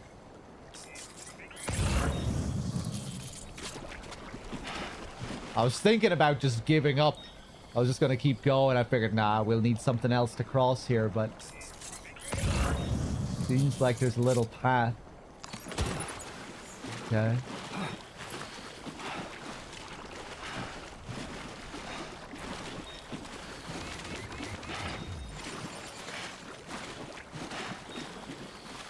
I think I can skate on water, can't I? Couldn't you skate on water in the first game?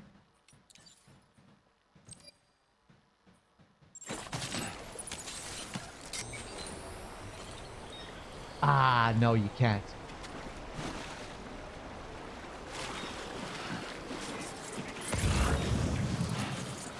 Still take it across water, though.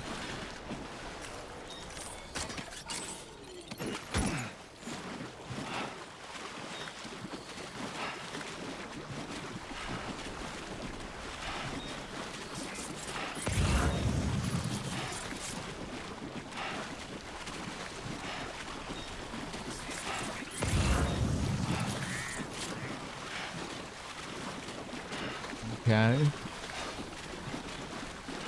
We'll try like 10 ladders. Yeah, I don't know what the deal is with the ladders. That's another thing I need to test, if you can tie more than 2 ladders together.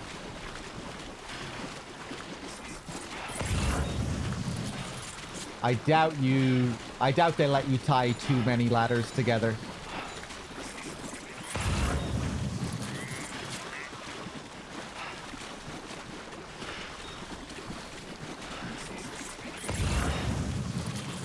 But I don't know, maybe.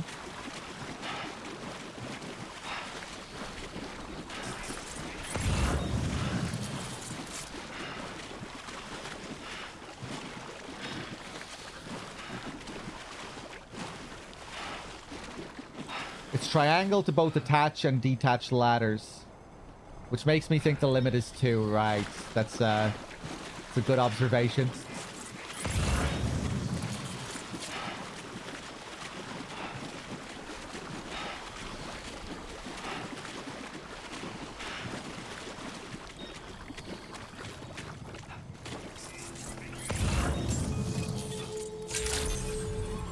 And now I won't have anything to fucking deliver to him, I bet. Security measures lifted. Weapons detected. I didn't think about this. Usage is restricted inside facility grounds. I should have looked for, like, lost cargo belonging to the inventor. I bet there's some stuff back there.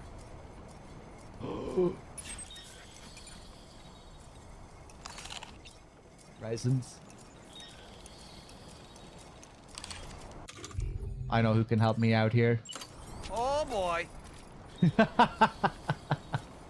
Yeah, you better be fucking worried. And you better find something for me here.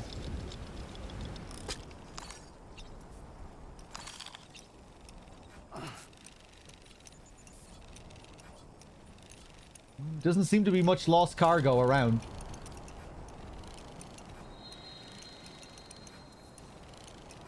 Okay, Sam, heads up. Okay. Left. Oh.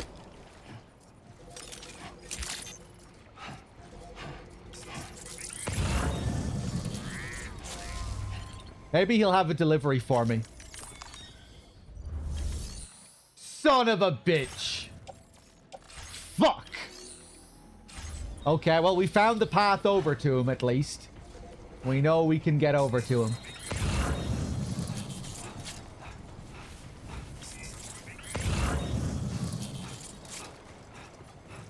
Disengaging weapons restrictions.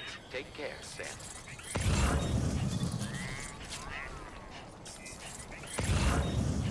Let me just scan the place. You know, I'm not sure about memory chips. I haven't found any so far.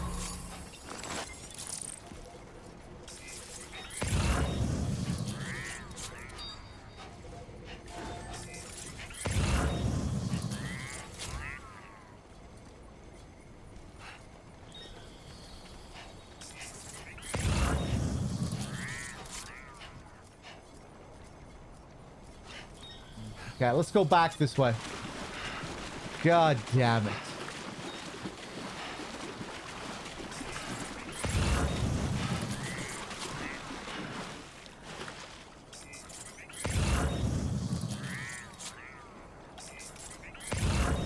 Okay, well, we know how to get here.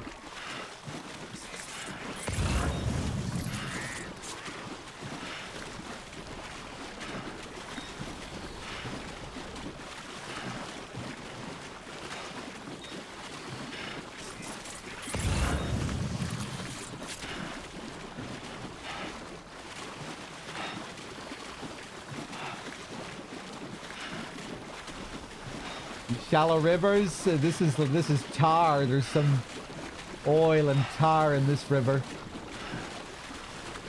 Doesn't look like the pure tar rivers that you find, but definitely some kind of tar.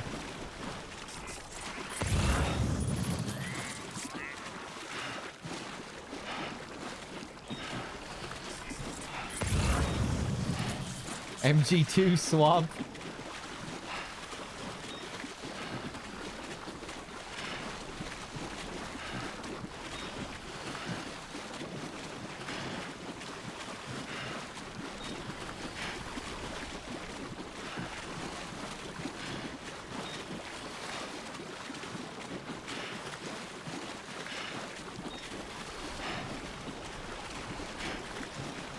Okay.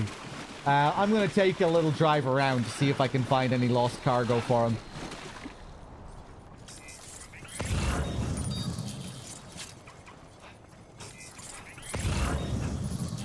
And then we can make the trip again.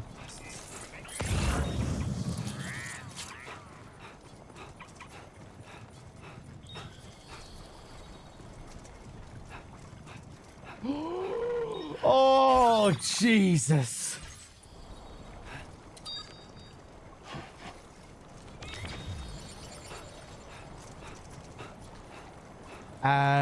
Wait a second. Maybe I can drive over.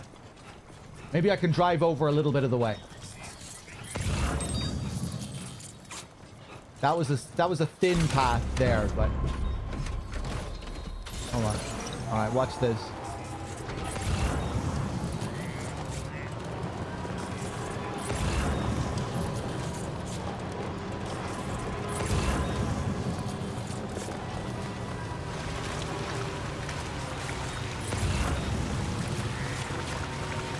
Alright, I thought this one was a bit wider. Nice.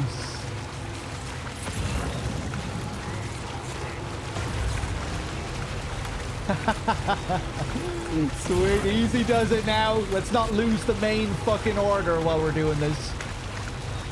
I should have dropped the cargo on the ground.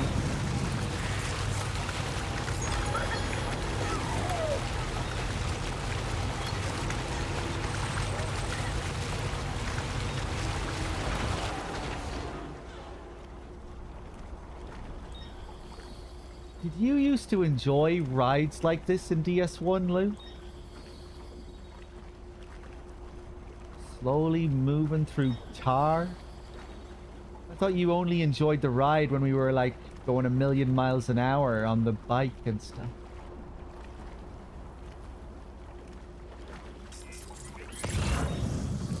Maybe there's nothing strange about that, I don't know.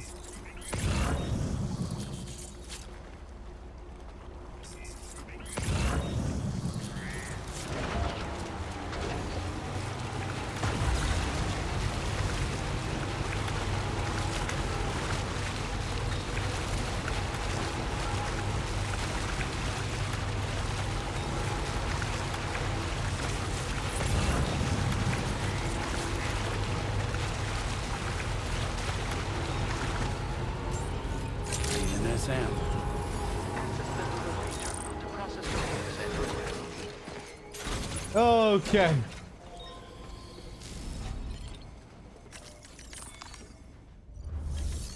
All those cables hanging down up there.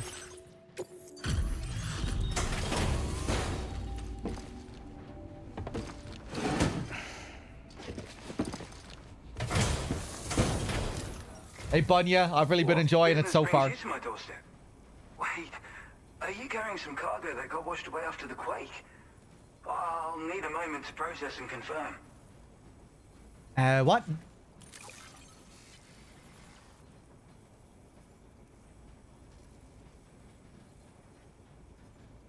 Well, where on earth did you find this? I'd given up on ever seeing it.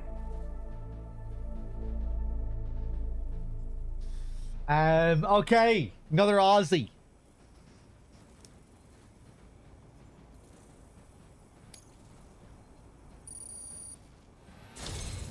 You, sir, are a good man, and I know I can rely on you. You're bringing people into the chiral network, yes? I'd be interested in that. Get me online.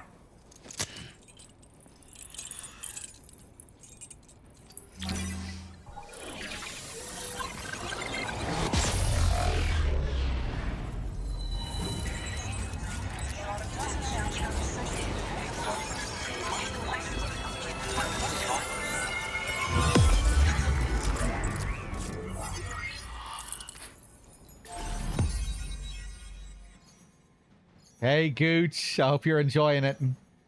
Poor Lou. Yeah, poor Sam. The inventor. New strand established.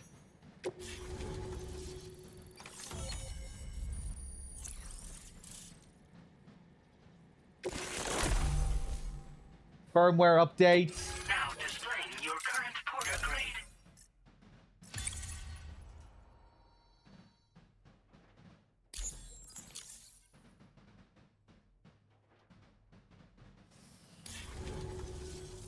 I think this could prove useful to you.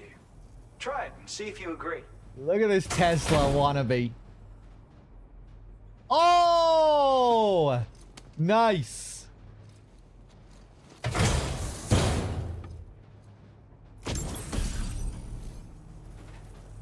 Sweet. We get the otter hood. A hood shaped like an otter and designed using all of the inventor's intelligence and know-how. Wearing the hood makes you feel like an otter, greatly improving your swimming abilities. When equipped, Sam will automatically pull the hood over his head during periods of time fall or while swimming. Right, yeah, that like it always does. I call this an otter hood. It's an original invention of my very own. Put it on, and you'll find you can float in the water as happily as an otter. You'll never be at risk of drowning ever again. It's guaranteed to make you feel like a born swimmer, which, given the recent flooding, is great for people like me who can't swim at all. I'll bet you could find some use for it too, in your line of work. I know all about otter hoods. That's so. Someone else already went and made the same thing. Well, I just think otters are wonderful. You like them too, don't you? Despite being mammals, these adorable mustelids live the better part of their lives in water. Floating on the surface, flat on their backs. Grace personified. In becoming an otter, we can become one with the water. That's why I decided to create this hood. So, if someone else out there had the same idea, I bet we'd get along swimmingly. Anyway, if you don't have their hood, maybe you could still use mine. Though, saying that, I better come up with something new. Okay, thank you for the otter hood. Come back again soon. I'll try to whip up something extra special to give you next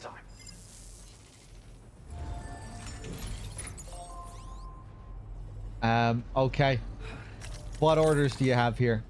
Probably not going to take any of these on at the moment, but see what he has.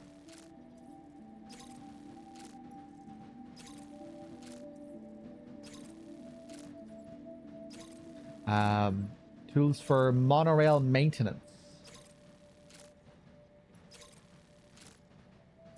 Huh. Okay.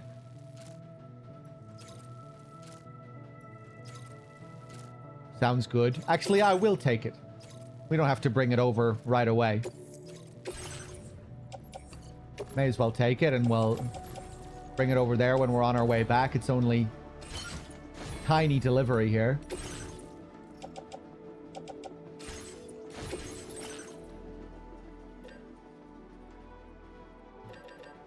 Oh yeah, these decoy hollow grenades. Let me just create one of these. Let me create a couple of them, actually, because they change depending on the context of the situation. Kind of curious what gets created if you throw it when there are no enemies around whatsoever. Yeah, give me 3 of these.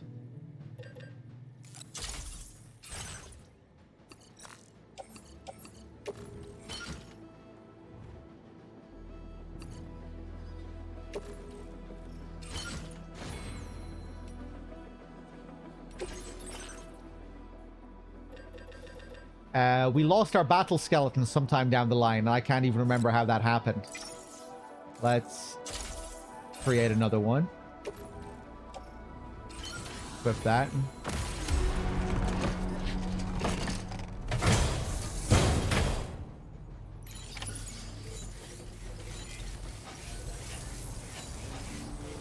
Yeah, we have our little Kiefer decoy. Apparently it changes depending on the alert status. And maybe on the type of guard as well, I don't know. But I don't think we can use it as a physical weapon. I don't think it's going to be the one of the most OP weapons in the game this time. Given that it's a hologram. Don't think we'll be knocking over heavily armed guards with it.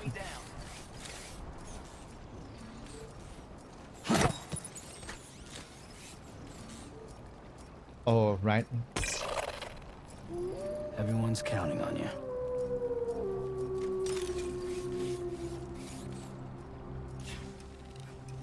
Okay, when no one is around, it's just a Quokka. This little Quokka hologram. Maybe he can distract people as well. But I reckon if you threw this around... I doubt we'll get a Quokka if we throw it next to a guard.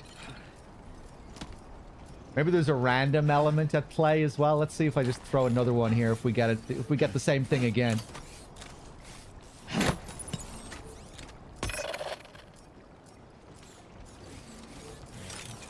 Come on, asshole. Keep those legs moving.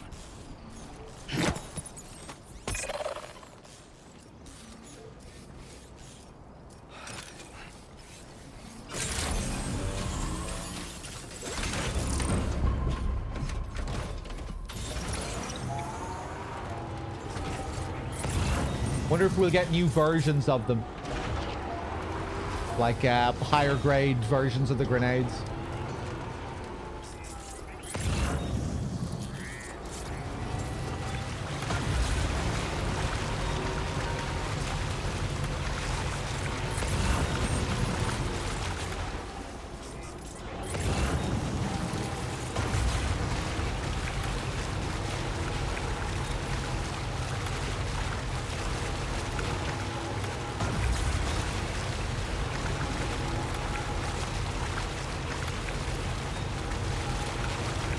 Much too kind? Who said that? I think that was, yeah, that was his hologram back there.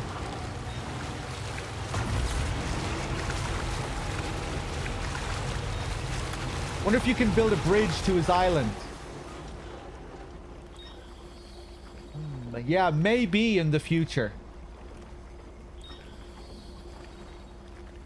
Oh, look! You can take the fucking monorail to his island. We just brought him onto the network, which has extended the monorail. That's how you get over to him. There we go.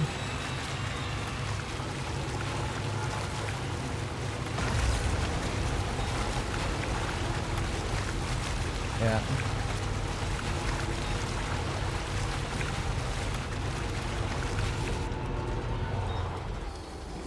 One thing they said as well is that you can use unfinished monorails as zip lines.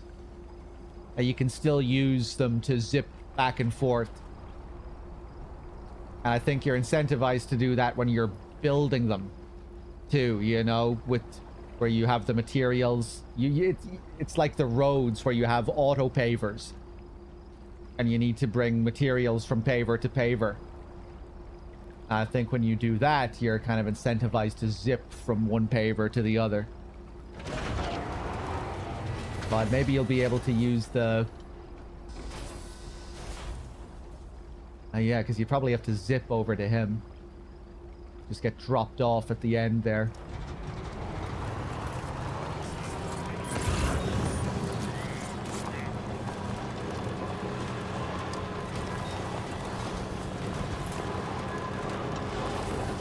Yeah, we haven't been introduced to regular zip lines yet.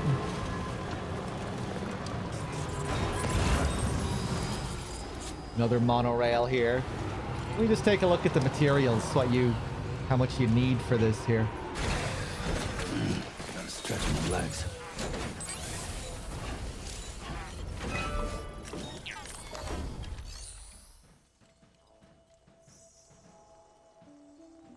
Ooh, not much.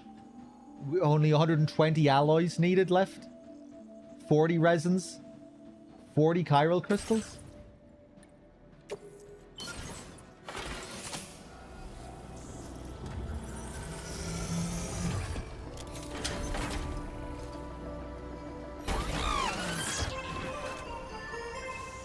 Okay, we'll think about finishing that one off later.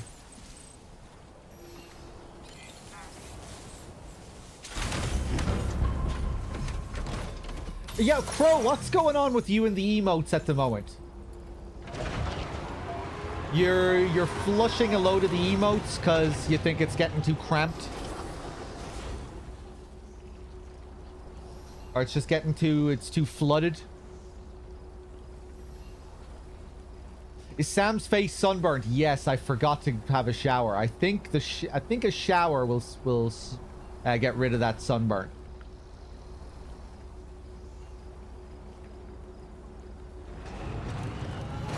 Although this was a different burn. This was a burn due to being out in that forest fire. I had a sunburn earlier in the game which didn't look like this. So maybe I can't just have a shower to get rid of this. We'll see later.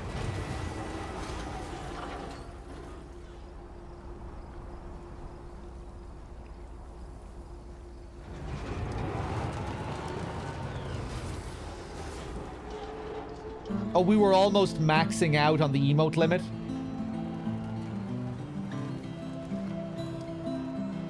Hey, it's been a while since we've had a song.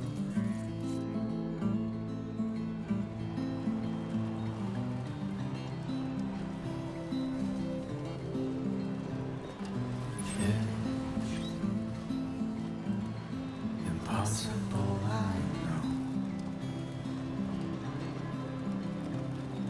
But I can feel it in my soul. I'm looking for a sign that you were here. I leave it all behind and disappear into the woods. Their monorail mine there.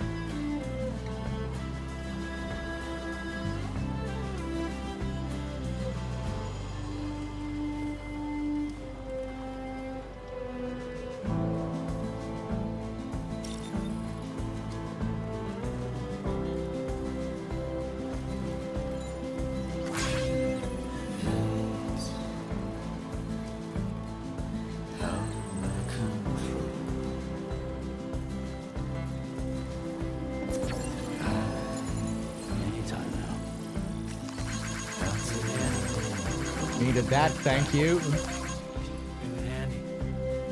I saw snow fall and felt you near.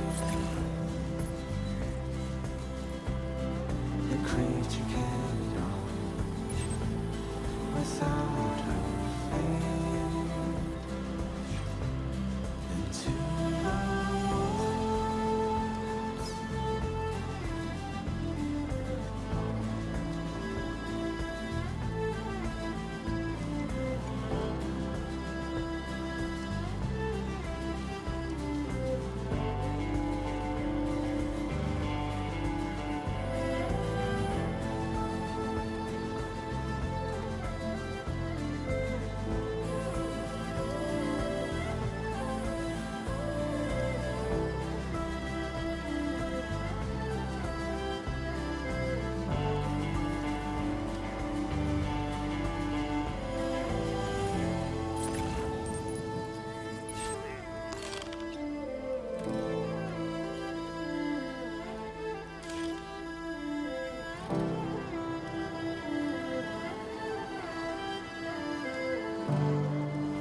Lovely track.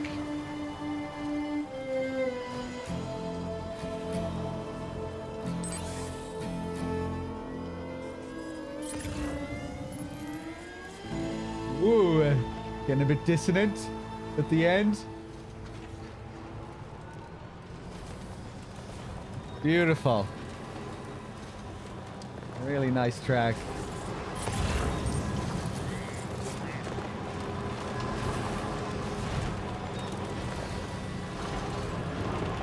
I think we might have some, I think that might be a bandit camp.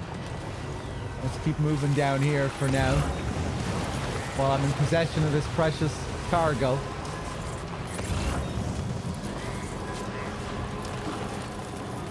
Lovely.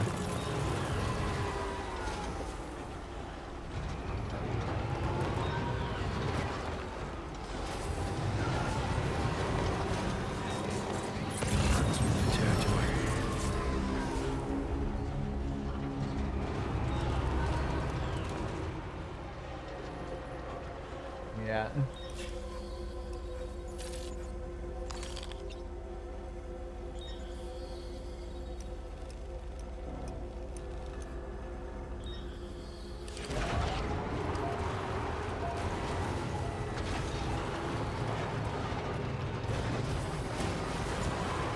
Alarm! Alarm!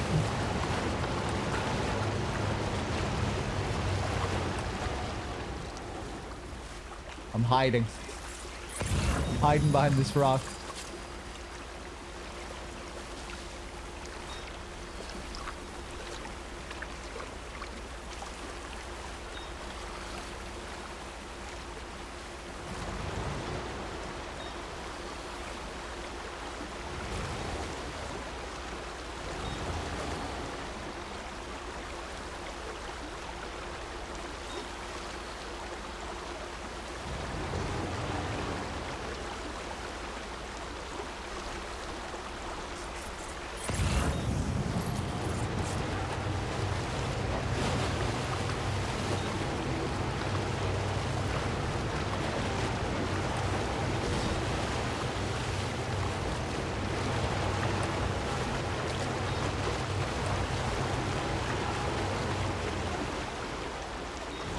Good.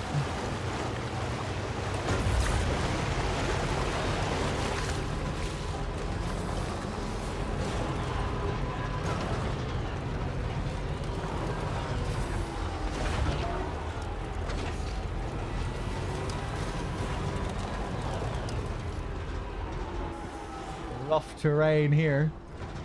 Almost being reminded of the area next to south of Lake Knot in DS1. Those big chasms.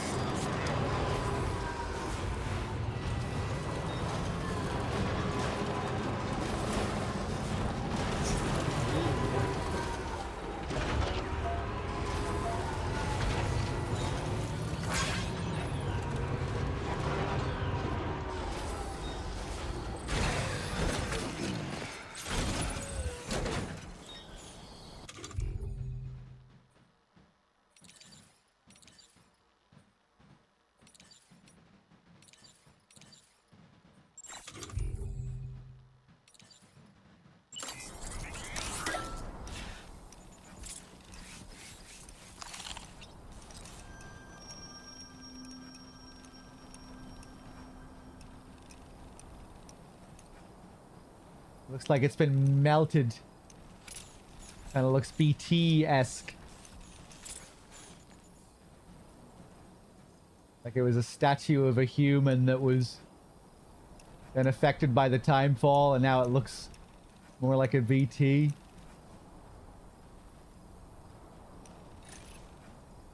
There's flakes coming off it as well, the strands there. Come on, you can't keep on like this.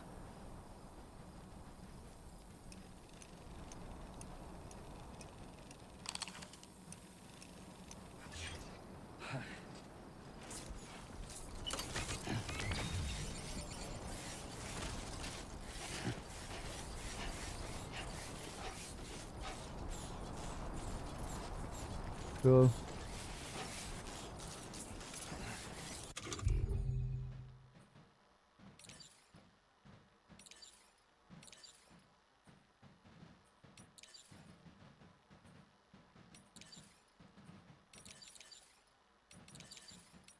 I didn't bring any ladders with me. I was gonna climb up on top of it. I doubt anything would happen up on top of it, but I still wanted to sit on its head or something. See if I could take a rest, sleep on top of his head. Piss on his head.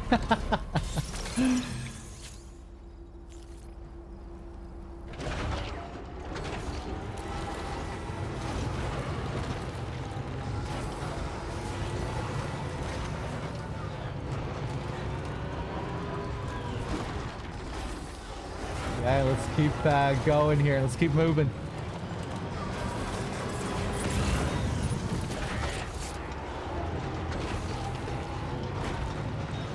Can I piss on the statue itself? Hold on, let's see. Gotta stretch my legs.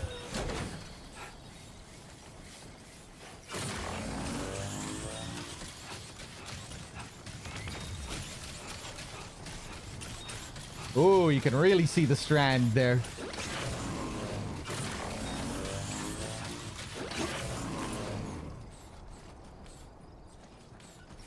Okay, I wonder if we'll learn any more about this statue. I only have 76 mils in the tank.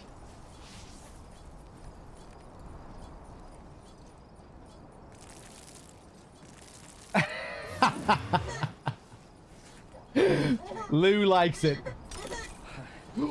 Oh, we can stick shrooms to it. Okay, we need to bring... Oh, online, this is going to be a fucking shroom fest online when we hook this place up to the chiral network. Everyone's going to be pissing on this thing.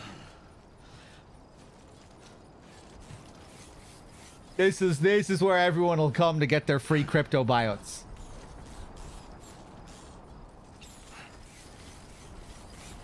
To get their extra crypto buyouts.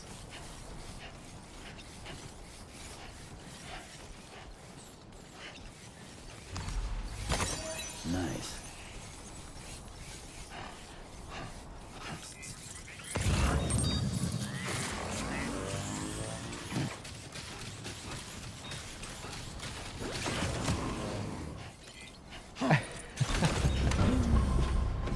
Hold on a second here. We're almost full and I deleted emotes we never used and or were poor quality. I added over 400 emotes in 9 months time. Wow. Okay. Yeah, I was just wondering what the deal was.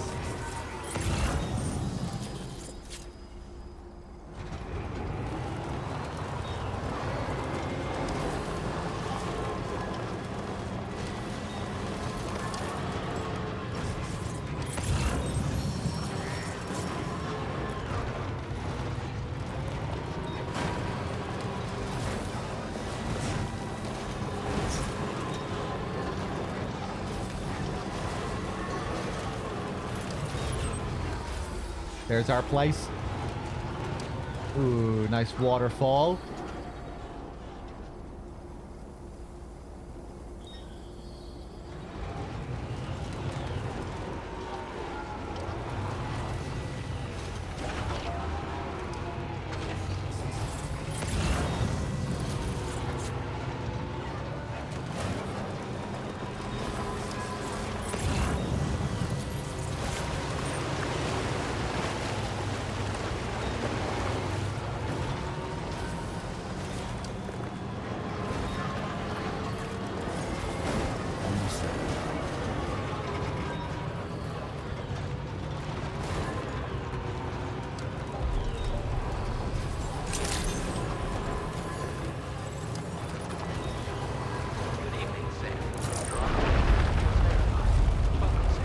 Security measures lifted. Weapons detected.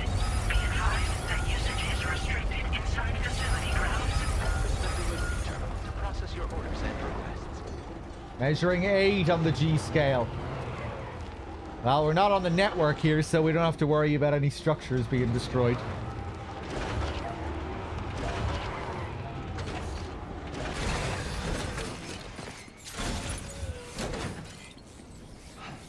I don't drive, Cor, no. Getting thirsty.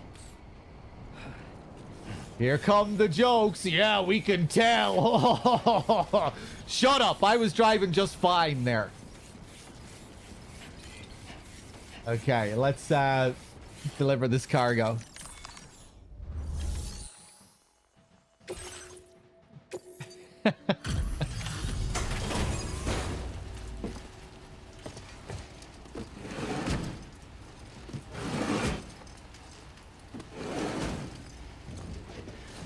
Sam, we need to get... you look like a real alcoholic with this face. Wait, are you Sam? We need Does that mean you carry this hefty delivery all We need the to way cure from that West burn. Fortnite? Way to make an entrance. We welcome you with open arms. Now let's get this cargo of yours processed.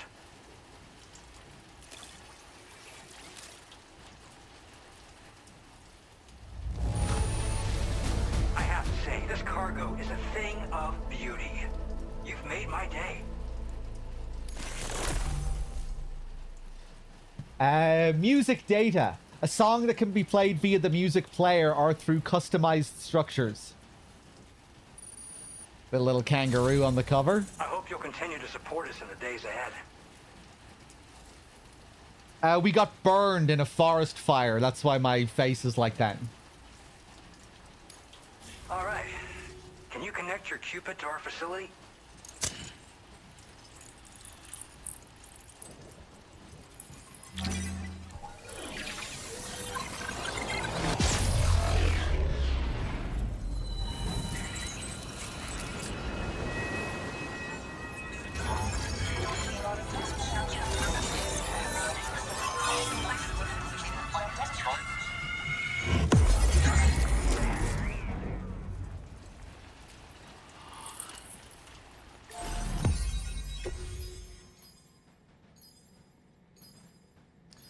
Okay, we still have a lot of this map to go. That's a decent chunk, though. Mike Northcote.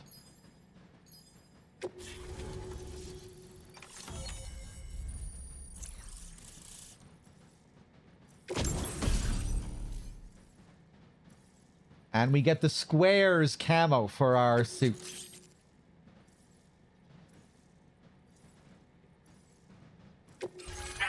Memory upgrades.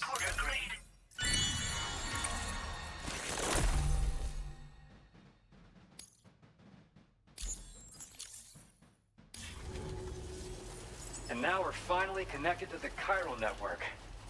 This should make our job so much easier. And to make your job easier, I've gone ahead and shared data for a suit I think you'll love. Oh, right. I also wanted to give you this as thanks. I love how incredibly normal this guy looks.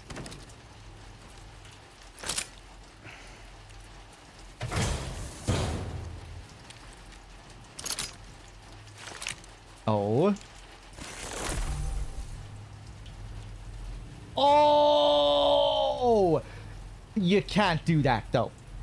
I don't get the blood boomerang from one of the Aussies. You can't be doing that. But cool. But also fuck Gooch for having spoiled this for me too. Fucking asshole. A thrown weapon loaded with Sam's blood that's especially effective against BTs. The more blood that's loaded, the greater the damage inflicted. But don't overdo it. The boomerang cannot be thrown if Sam's blood levels are too low. Hits to the head do additional damage. Can be stowed in a dedicated holster. Suited for covert operations.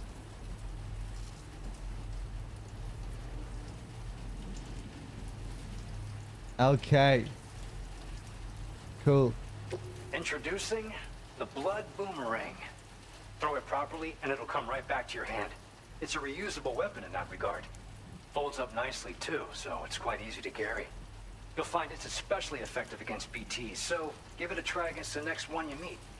With the aid of your network, But we should is also useful be able against to human develop targets as stronger well? measures to defend against belligerents, which we need since the brigands out west have rapidly improved their arsenal in recent days. Honestly, you couldn't have gotten here at a better time. Thanks be to you, we'll finally be able to focus on our research. As the chiral network has expanded, we're seeing more and more anomalies outside of the bounds of its coverage. This has led the brigands to conclude that the network itself is responsible for the worsening state of the world, which is why they're opposed to its expansion. But it's not like we can sit back and do nothing. If we don't try to improve things, humanity's doomed to go extinct. You said the brigands have improved their arsenal. One day they started sporting a whole lot more weaponry, including grenade launchers with custom tranquilizing gas rounds. Thing is, the brigands don't have a chiral printer at their base as far as we know. So, where'd they get all the new hardware all of a sudden? Kind of worrying, don't you think? What sort of things are you monitoring here? At this observatory, we focus on monitoring the behavior of tar currents. There's a patch of BT territory due north of here, and just beyond it is land that's currently being subsumed by tar. There's no telling when the facility will be lost to the tar as well. So it's important that we contribute to the research and development of countermeasures while we can. Incidents of tar current instability have grown more frequent, but we haven't been able to determine much more than that thus far. Thanks to the chiral network, though, we expect we'll be able to improve our instrument accuracy. Okay. And about this blood After I boomerang. moved to Australia, the locals learned me all the ins and outs of the boomerang. I then designed a new type that's effective against BTs as well. Wait, hold on a second. I need to stop to respond to Bunya. You had your first subway today in years, Bunya? Well, just tell me more. What did you have on your subway?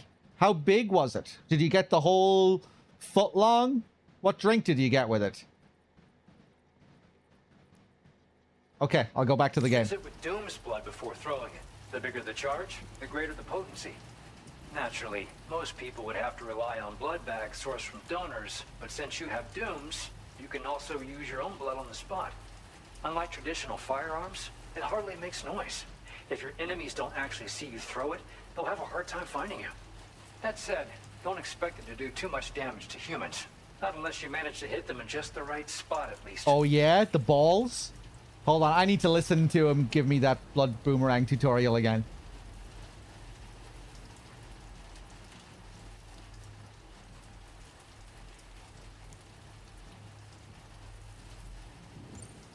After I moved to Australia, the locals learned me all the ins and outs of the boomerang.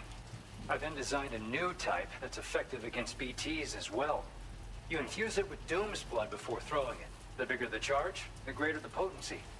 Naturally, most people would have to rely on blood bags sourced from donors, but since you have Doom's, you can also use your own blood on the spot. Unlike traditional firearms, it hardly makes noise.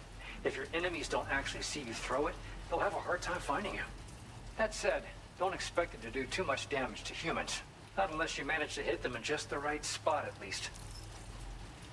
Okay. We appreciate the help. Best of luck to you, Sam. The tar currents are acting up again. Guess it's back to work for me. Let's both keep on keeping on. That was excellent work, Sam. There's the big boss. Thanks to you, the better part of the Western continent has access to our services. Now it's time for you to head north and continue to expand network coverage. It is imperative that you connect all of Australia, stabilizing the environment and eliminating the remaining anomalies. There will be challenges, of course, but I know you have what it takes to overcome them. I expect more great things from you, in short. Sam, this is Tarman. We believe that we finally determined the location of whatever's thrown the tar currents into chaos. The chiralium levels there are pretty high, though, and BTs are almost certain to be present as well. I hate to ask, but would you mind taking a look for us? It's close to your current position. I've sent you the coordinates. We're counting on you, Sam. Okay, let's test out this boomerang. Hold R2 to load the boomerang with blood. Rain falling upstream. Water levels rising.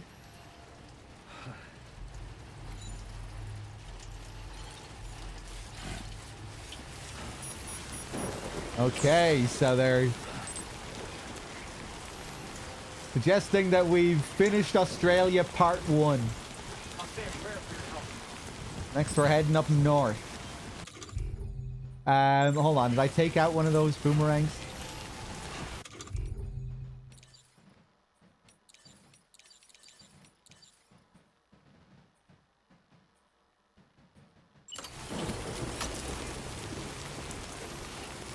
Right, so this is going to drain my blood.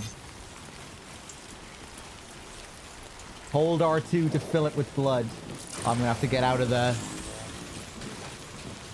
thing here. Jesus. Oh, cool. You actually see the structures wobble and stuff.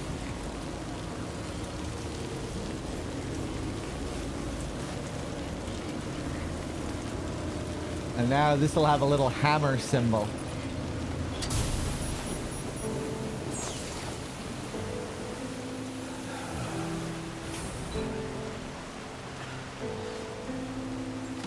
Yeah, can someone remind me exactly what the deal is with this now regarding structures after quakes? Am I on like a short timer to heal this stuff before it fully dismantles? Before it fully breaks? It's different to the usual repair status, right?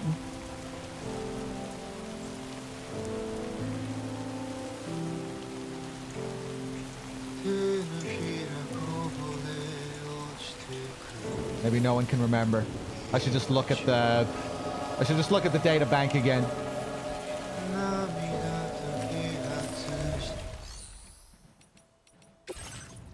Yeah, repair.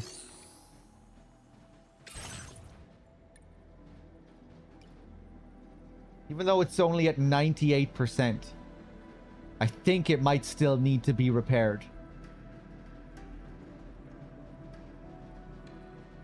Hold on, let's just see what happens if I don't.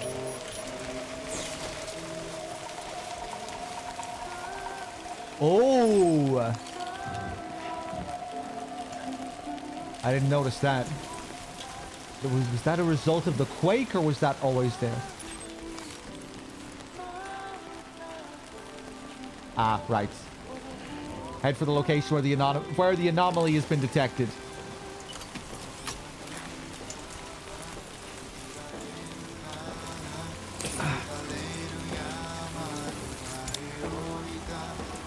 Right, that's the most amount of blood I can fill it with.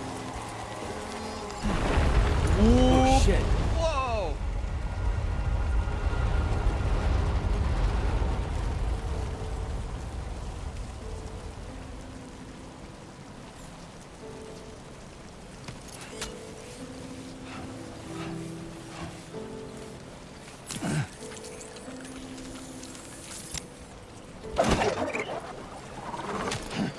Cool.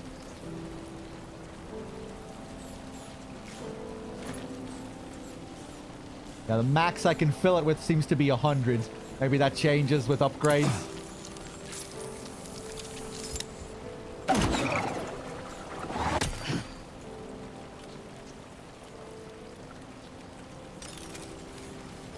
I like the sound.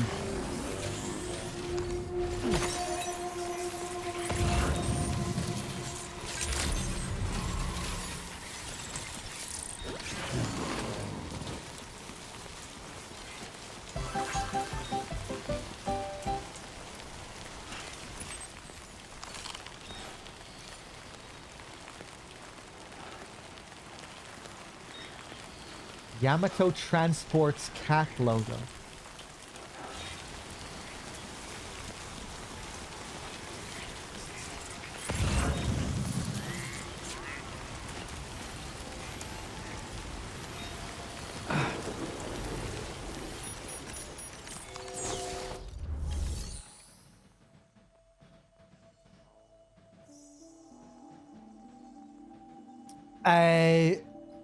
That is an actual company. I was gonna ask.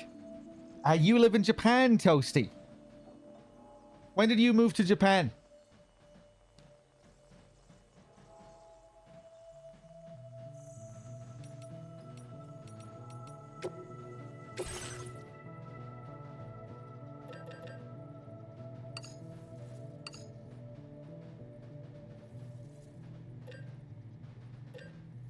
I didn't realize I could add like that with square.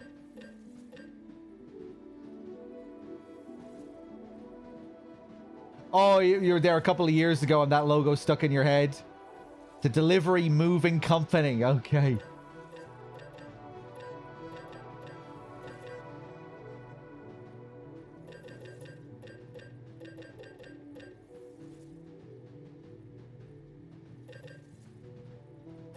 Dave recently moved back, yeah. Okay. I want a few extra blood bags.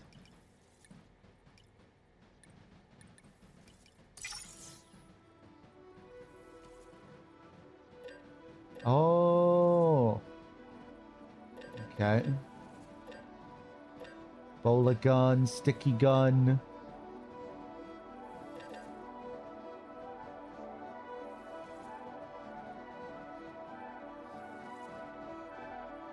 What does MP stand for again? The MP rounds are good for pretty much all targets. I think BTs and humans. Multi-purpose. Well, that makes sense.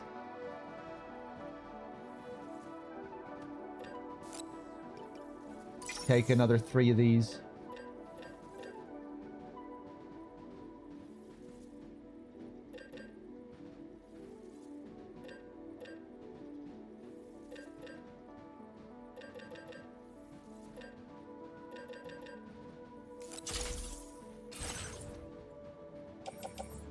Oh, right. Yeah, so the boomerang is a permanent tool. It's not a weapon that I create.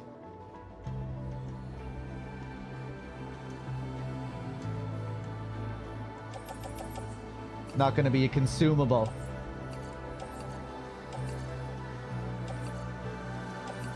It just needs my blood. It consumes my blood.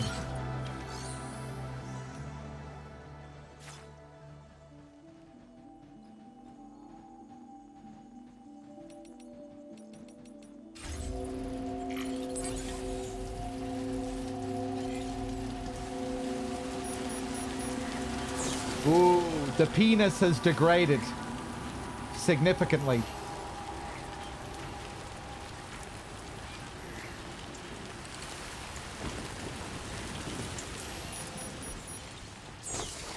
I'm not sure what the deal is with those containers, the ammo containers. But yeah, I guess they'll degrade with timefall. And you just get a certain amount of extra ammo for every weapon.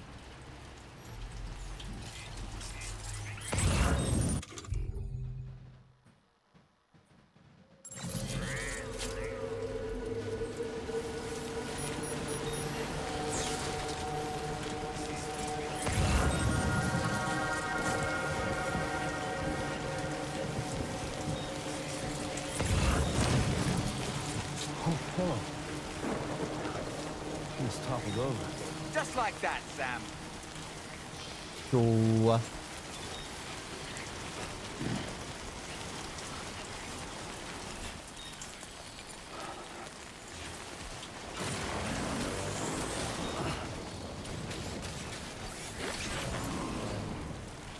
I don't think your personal equipment degrades with timefall, just your cargo and boots.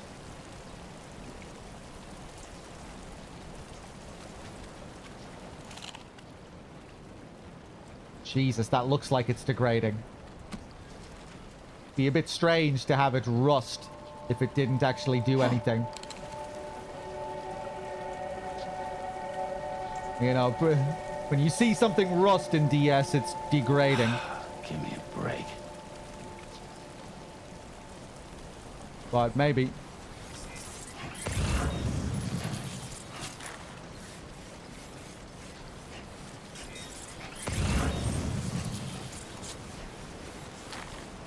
It's like a BB's pod rusts, but it doesn't really affect it.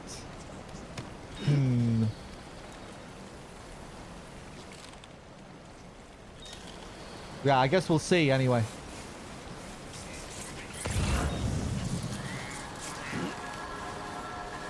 Now I'm trying to remember in DS1 if the backpack editions rust.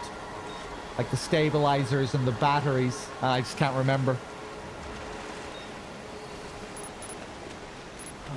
Well, no, they don't need repairing. You just need to create new ones. Yeah, no, they definitely rust. I'm 90% sure they rust. Because it's a whole system. There's a system in place to create replacements. Yeah, no, we can't use these for the entire game. You need to replace them. Like you do with batteries and what have you in DS1. Same with the backpack covers in DS1. You know, all that stuff degrades. All that backpack... All those backpack editions degrade. I wonder if I can look at this... if I can look at the status of it here.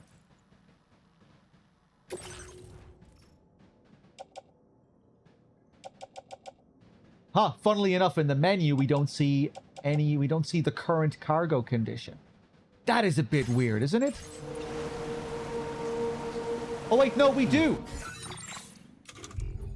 Maybe you're right, because it's not showing as rusted here. But that's still kind of odd.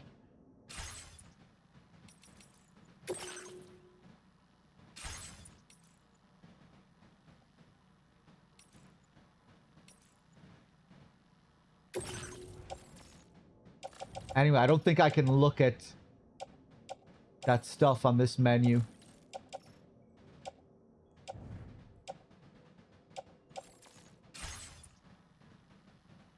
Yeah, I don't think you could highlight this stuff in DS1 either. I think you could only do that back in your private room. Unless I can do it somewhere else.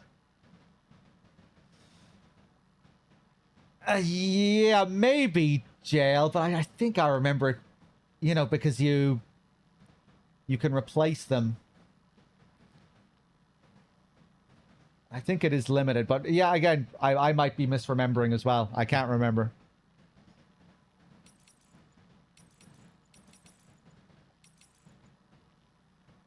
Let me take a look at these enhancements.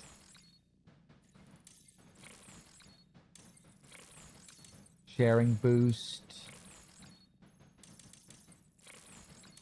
Flood warnings. Emergency vehicle charger. That's a new one that we had.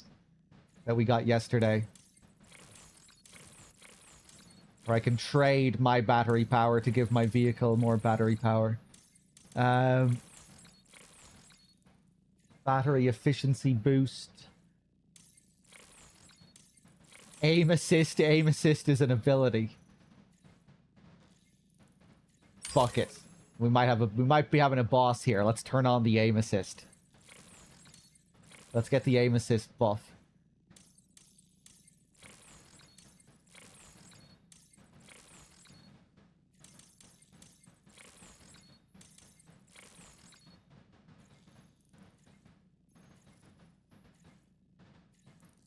Displays a warning to alert you to melee attacks launched from your blind spots. Attack patterns from various melee combat logs have been analyzed in order to develop this early warning system.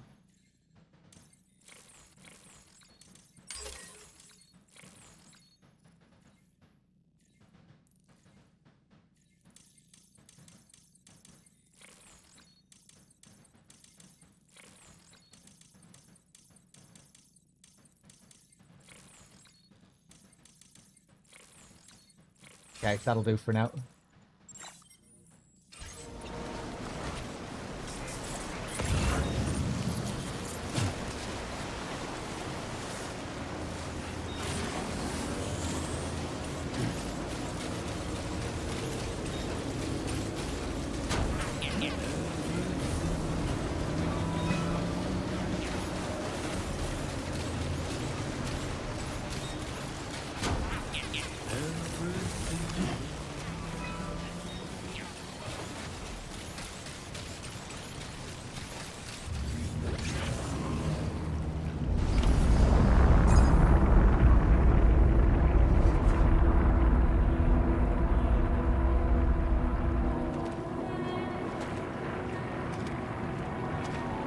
Sam, your face. We can barely see you.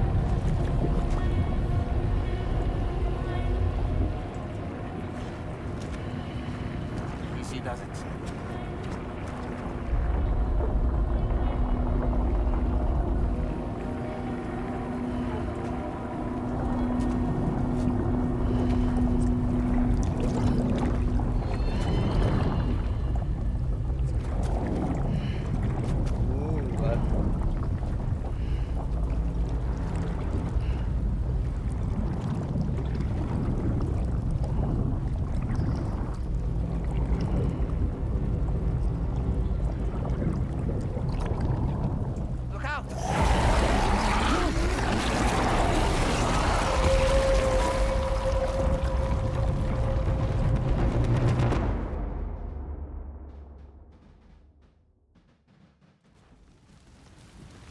Oh boy.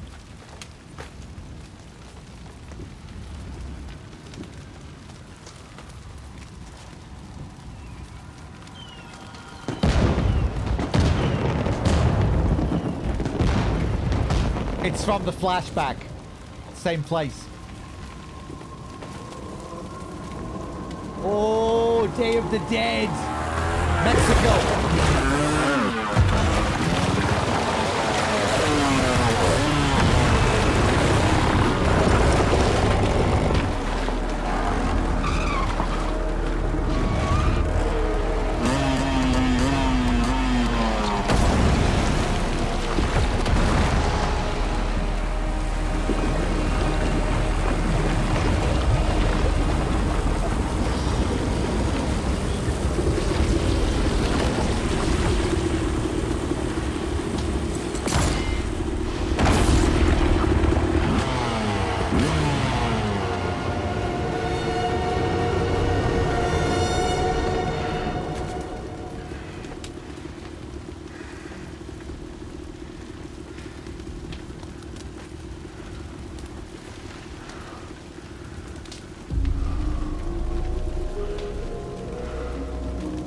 Snake guy. I've only seen a couple of pictures of this character. I know it was revealed in one of the trailers.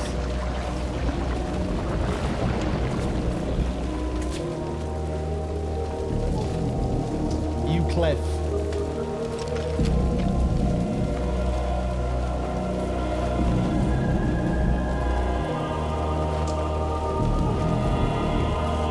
This guy's gonna be Lou's dad.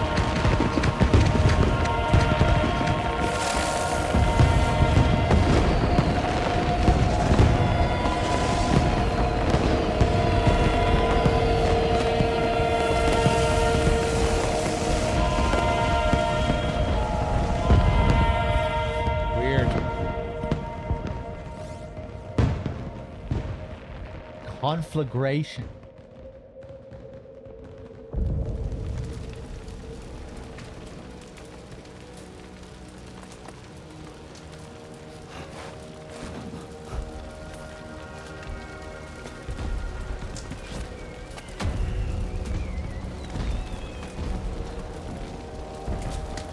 What in the world is this place?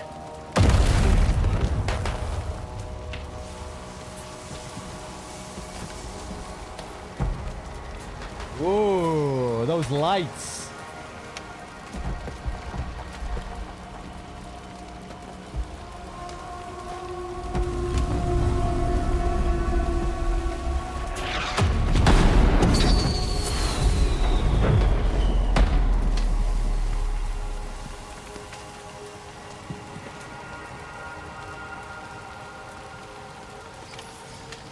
Wow.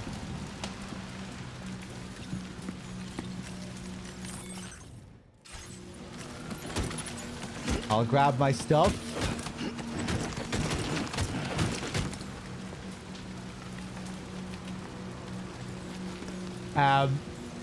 I really need to take a piss. Damn, this spark effect looks fantastic.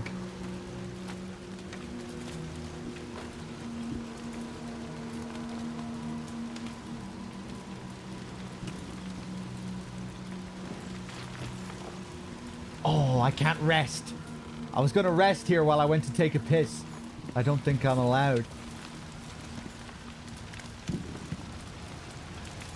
Fuck it, I'll keep going. I'll hold in the piss for now. Where are we?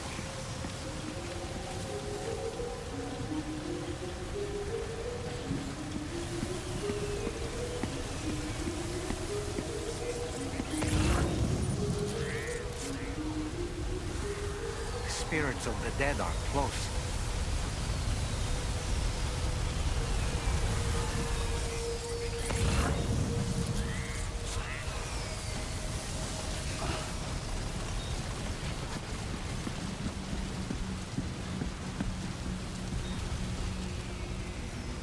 Yeah, this might not be looking so good on stream. I wish you could see it the way I'm seeing it. It's killing the bitrate.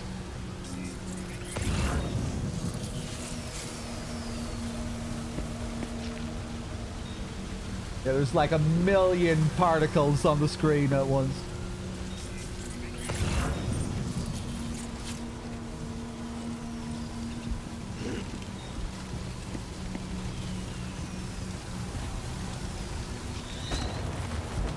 Heads up, Sam. It's not safe.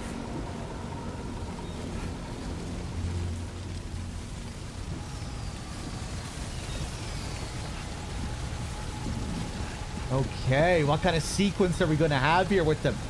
Instead of out on the battlefield in World War I with Cliff, it's like a riot during the Day of the Dead festival. Very strange. Okay.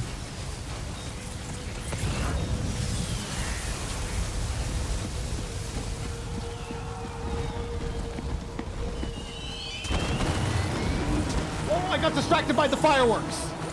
But it's just a ghost.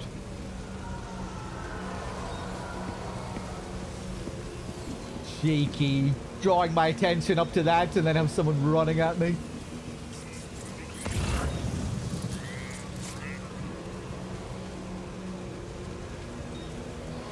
Digital Foundry showcase this in 4K.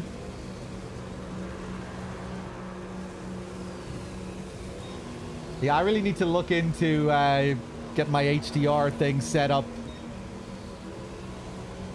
It used to cause problems if you tried to use HDR while streaming, but now I think you can with OBS. I'm just too lazy. Either way, it looks really nice.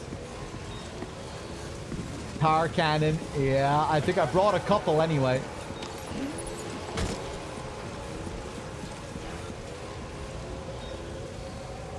Cool. Yeah, and I was just talking about this. How it would be cool to see a boss fight incorporate the new fire mechanic. Okay, let's see how this works. They're not human. Don't underestimate them.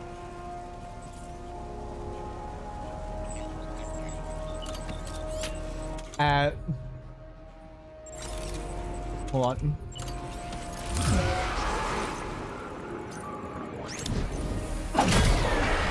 Off with your head. I probably could have lined up 3 in a row there, maybe. Yeah, get it on the way back.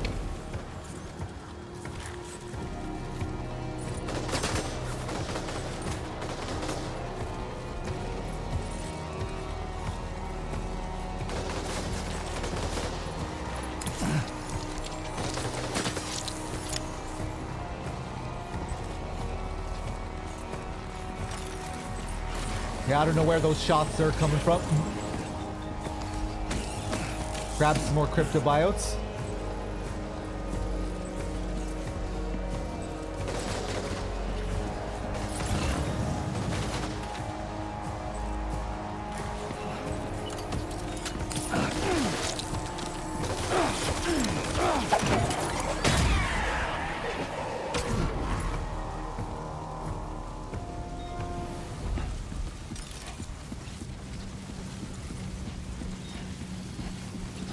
Warrior assault rifle.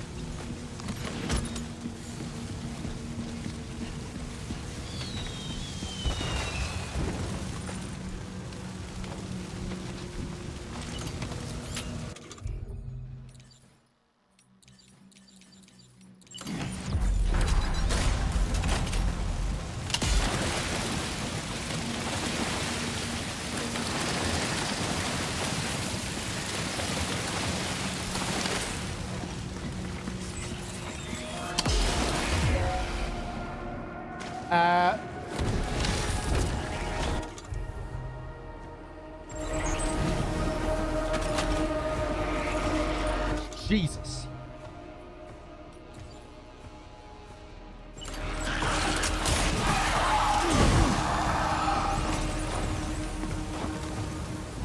Well, you fucked up your little suicide bombing plan there.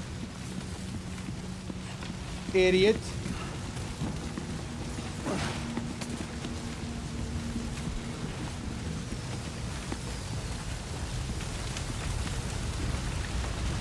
Can I pee the fire out? I love that that's where your mind is at the moment. I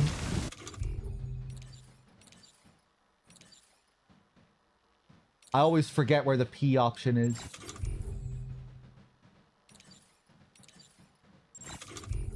Where the fuck is it?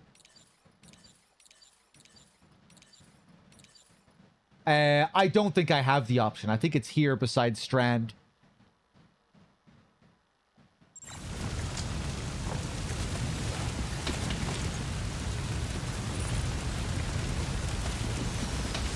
But we'll keep that in mind for later.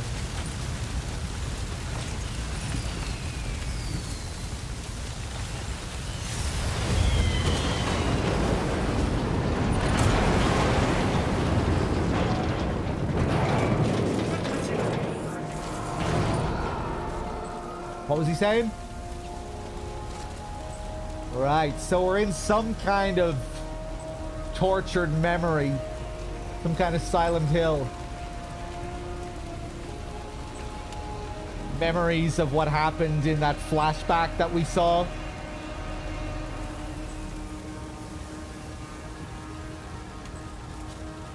Probably relating to our snake guy's history.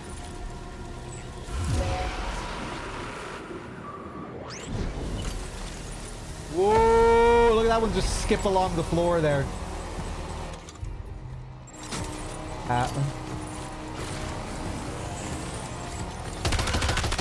Fuck you.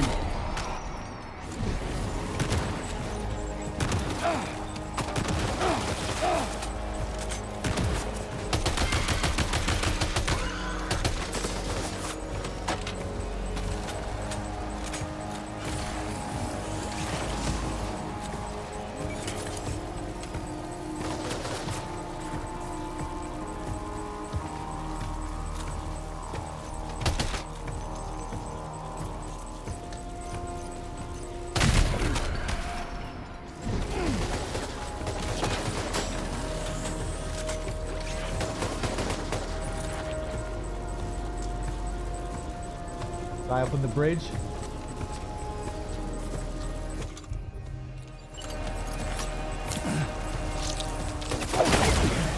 Off with your head.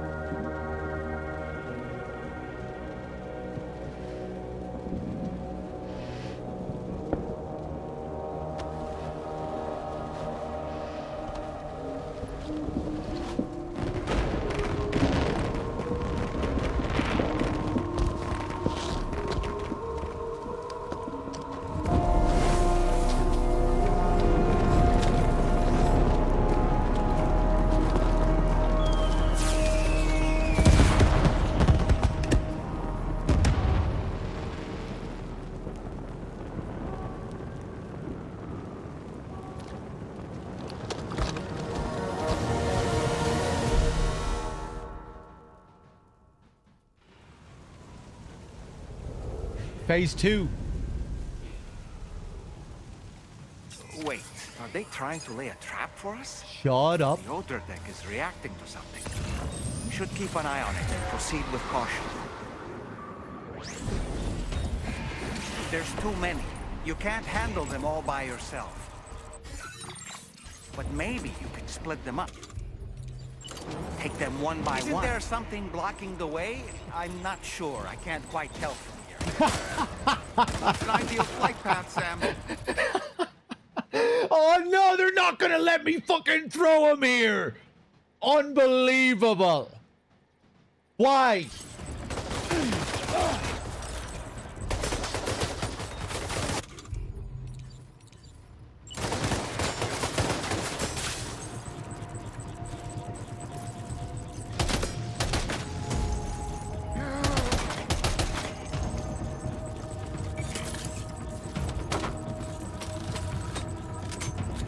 The fuck? They're peeking. Didn't the game introduce like some kind of peek thing that I could do as well in the tutorial? I don't think I really learned how to do that properly. Fuck you.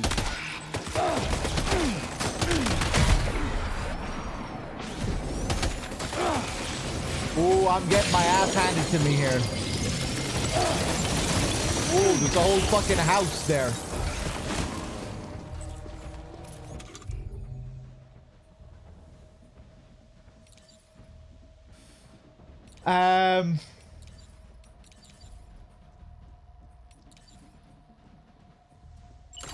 Eat.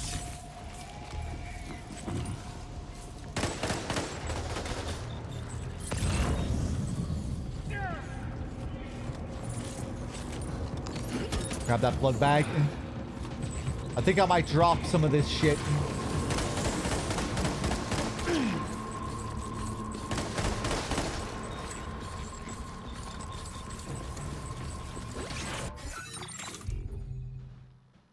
Chiral network unstable. Some features cannot be used. Yeah, I fucking bet. Okay, let's sort this stuff out here.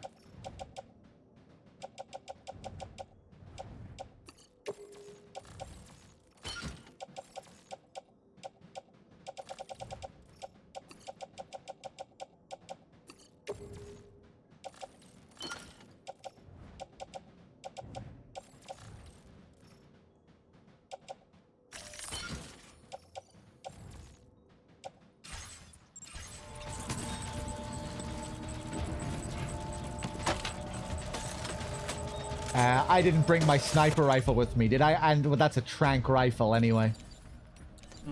Thanks.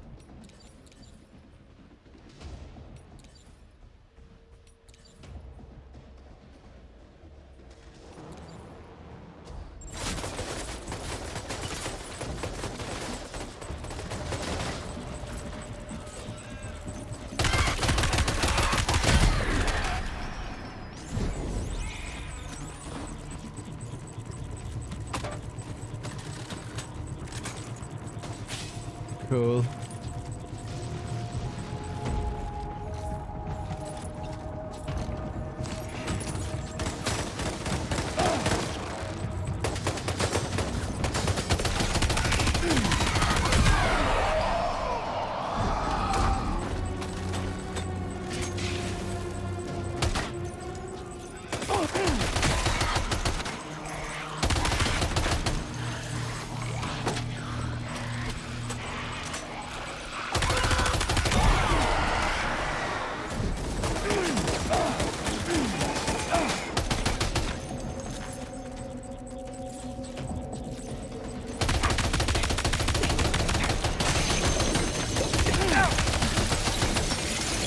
Okay.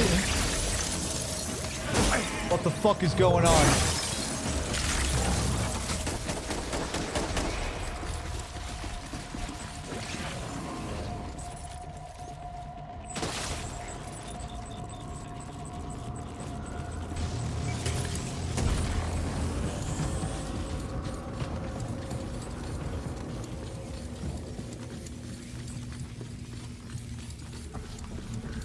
I think maybe I downed him there. We got some like glass shatter effect.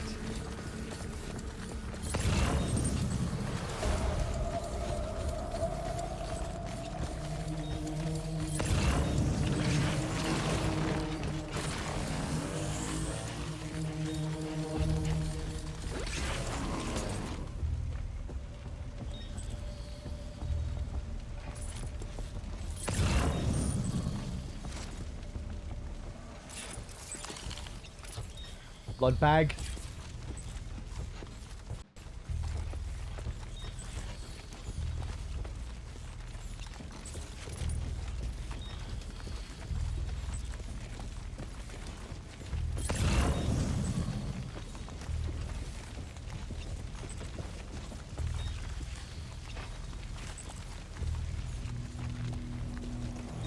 Fucking doll, man. That was a crime. Talking right after the scene. With all this visual spectacle where not a word is spoken, and then as soon as we cut to gameplay, yap. By the way, Sam, you should probably get out of the way. This guy looks like he might kill you. Suck my fucking balls. Jesus. Couldn't even throw him as well. That was the icing on the cake. Couldn't even throw him.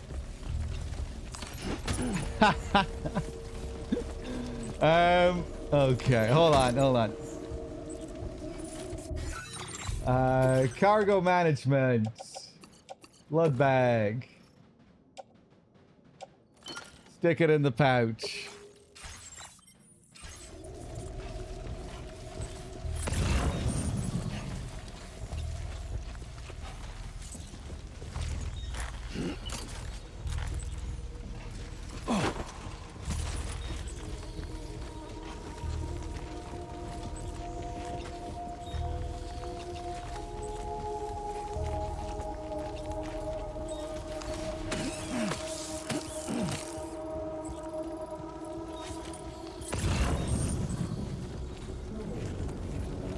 Oh.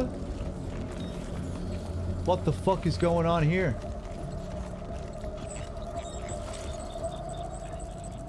What the hell?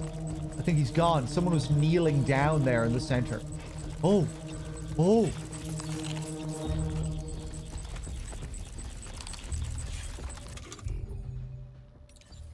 Can I strand his ass here?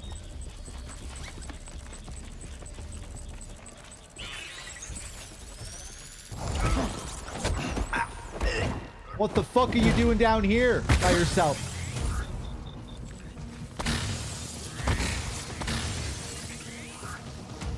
Okay, that was cool. He's escaped, Sam.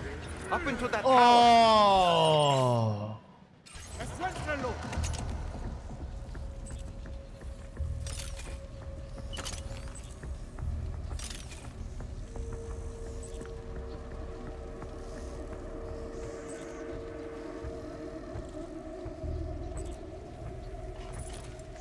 Is the path I can walk on?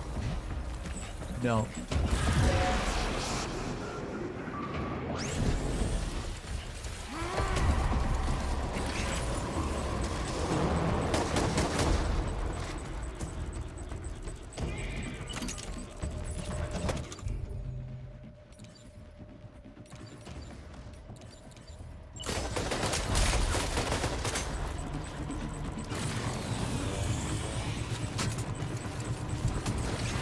Okay.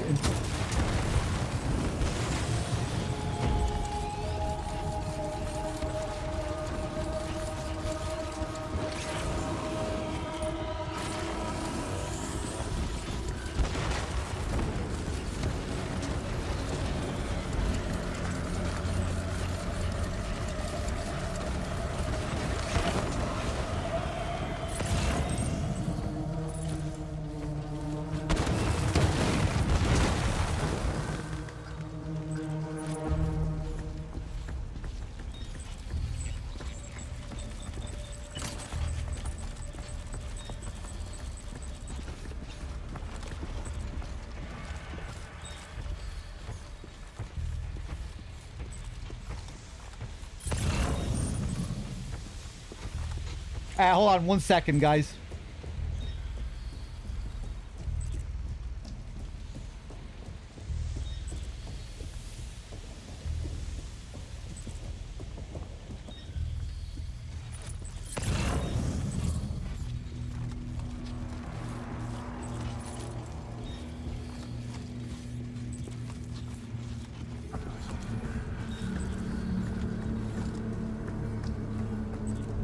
Right. Where the fuck am I going? Seems like I might have killed all the boys permanently. Oh, no, they're back.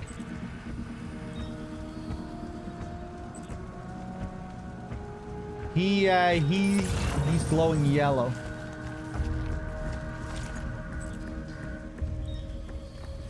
Okay.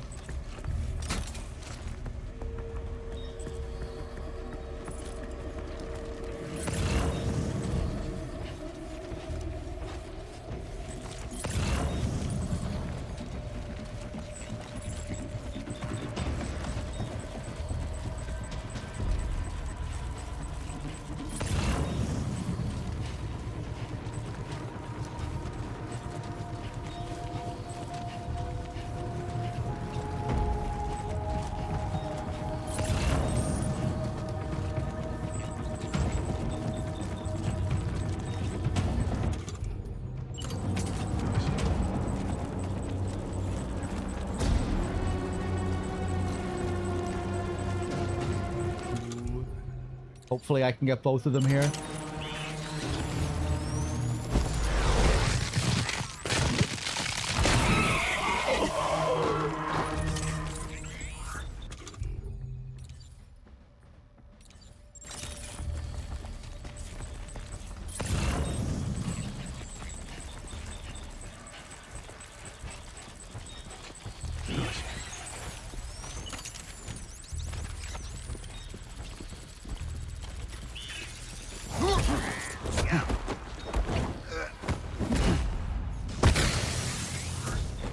All right, doll man, let's get the back seating over with. He's too quick. Must have gone up to the roof. Encuéntralo.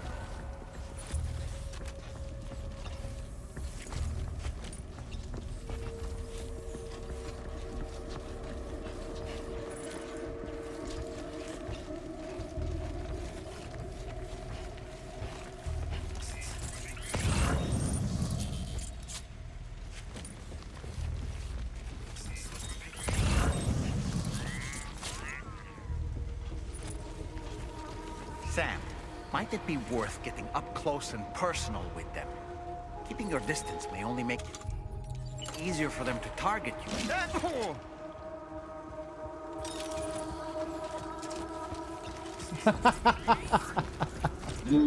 Okay, I can throw him. I wonder if I was able to throw him at the beginning.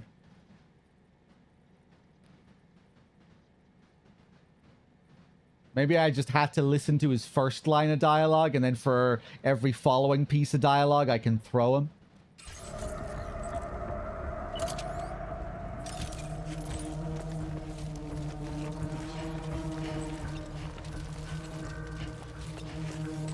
Okay, I'll be ready. As when I down him the next time, I'll be ready. I'll have this thing equipped. Blackstad Marsh with the 5-pack, thank you.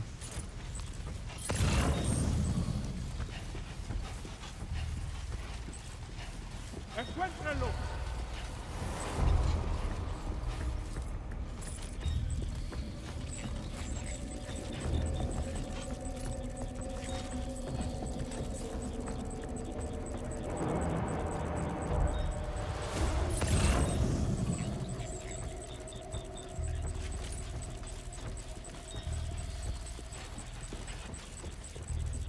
Encuéntralo.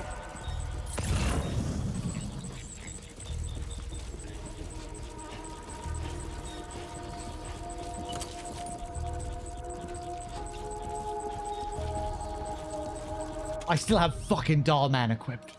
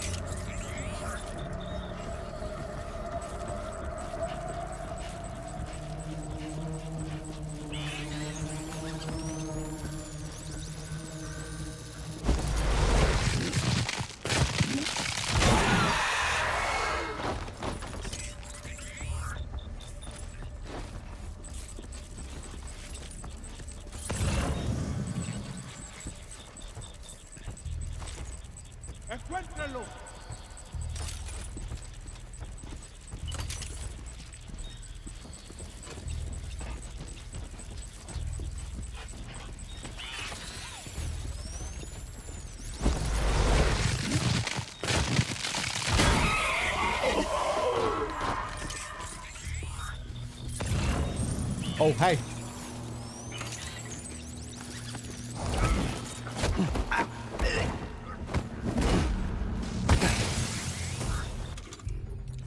Ready. Have I offended you, Sam? Yes.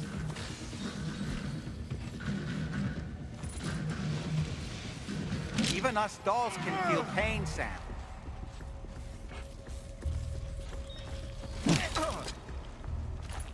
I can tell if it's possible to throw him if I get the line.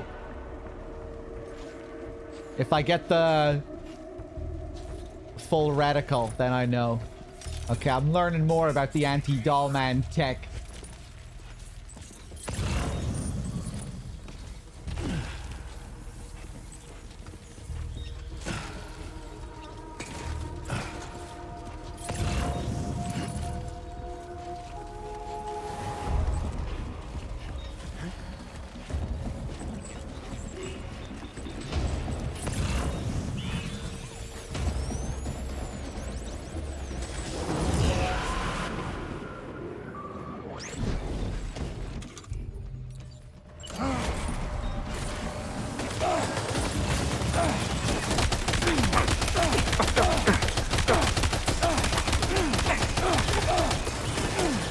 I'm dead.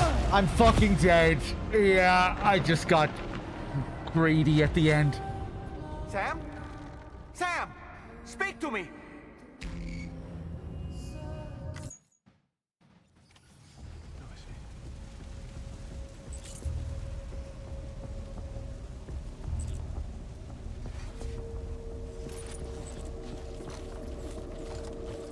I was just really stupid there. I don't know why I did that.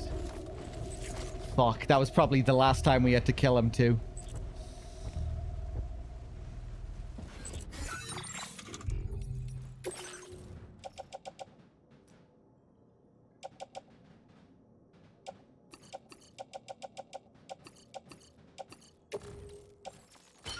Fuck me. Okay.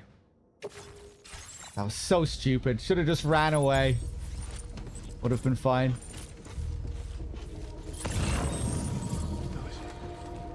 Now I'm gonna have to listen to all of Dollman's backseating again.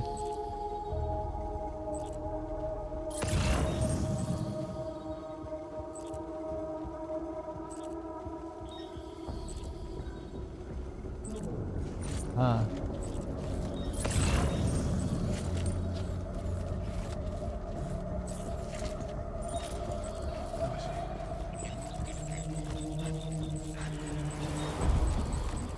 Fuck.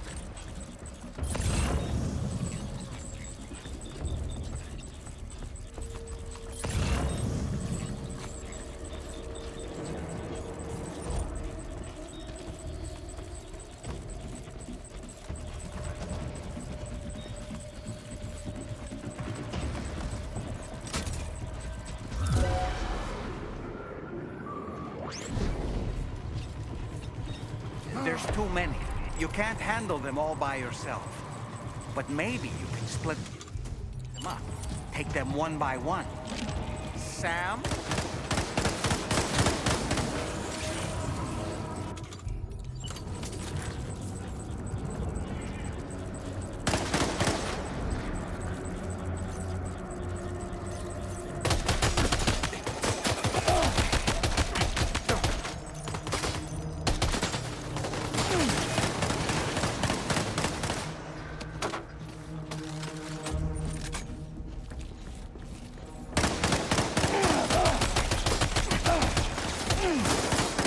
Christ. I don't care. I'll just bullshit my way through it at the start here. They're all taking cover.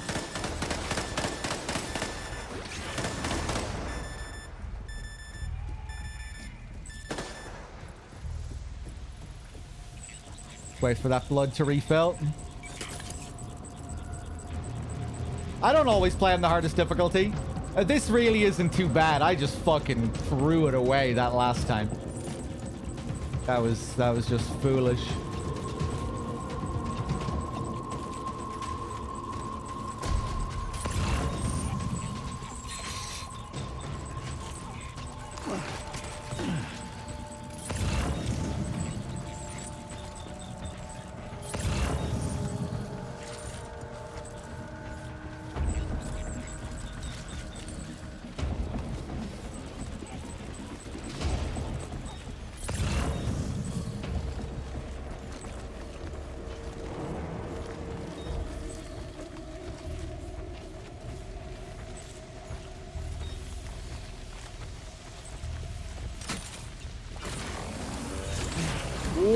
Take it easy.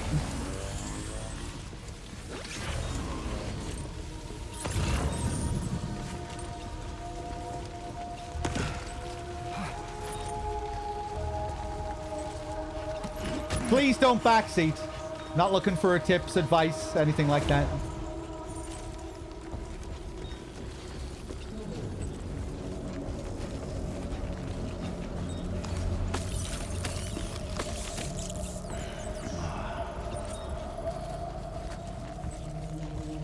Yeah, I don't need the chat on top of Dollman offering suggestions.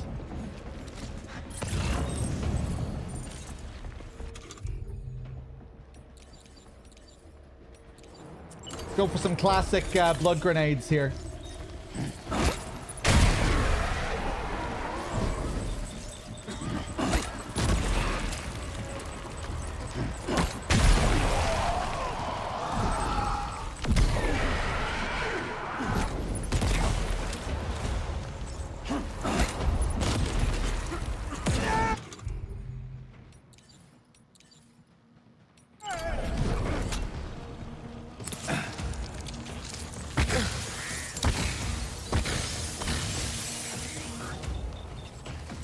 He's escaped, Sam.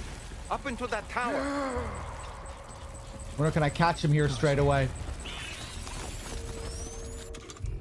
Oh, he's up here with everyone.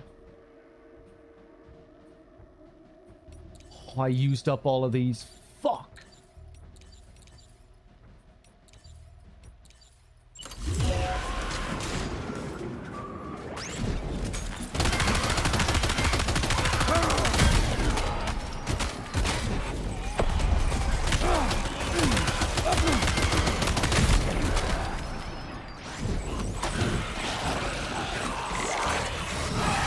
Oh, Jesus.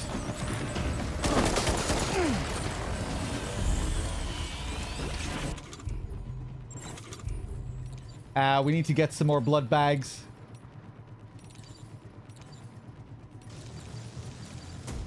What am I doing here?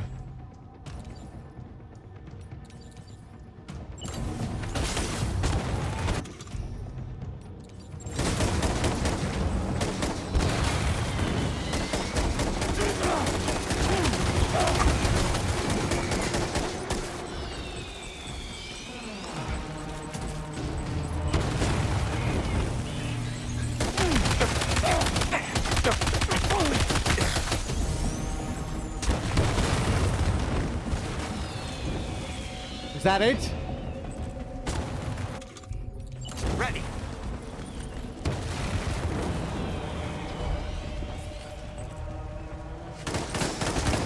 You know, I could actually use Dollman as he's intended here.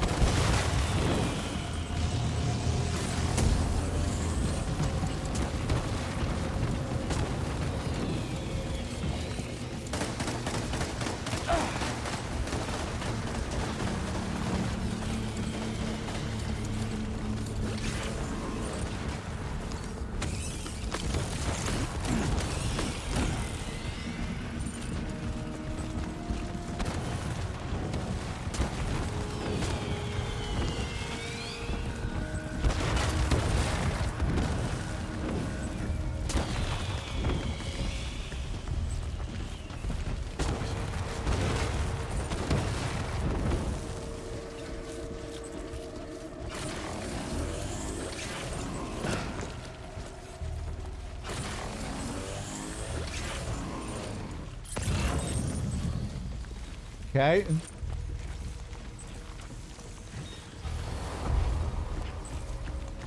He didn't tell me where he spawned next this time. Maybe he isn't repeating his backseating at the very least. I won't get my hopes up. Maybe I just didn't finish him that time.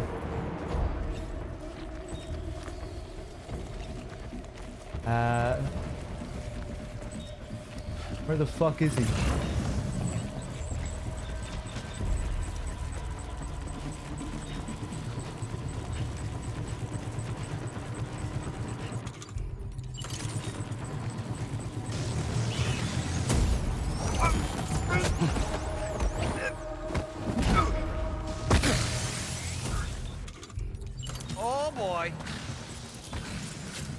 No, you're not gonna open your mouth? Okay. He's too quick. Must have got up to the roof. I didn't wait long enough. Sam, might it be worth getting up close and personal? Isn't there something blocking the way? Distance may I'm only not make it sure. easier for them to Quite...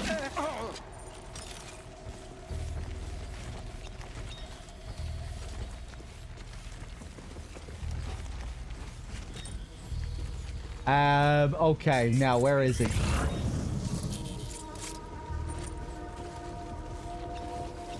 Right there.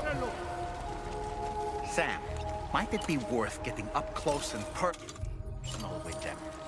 Keeping your distance may only make it... Ouch!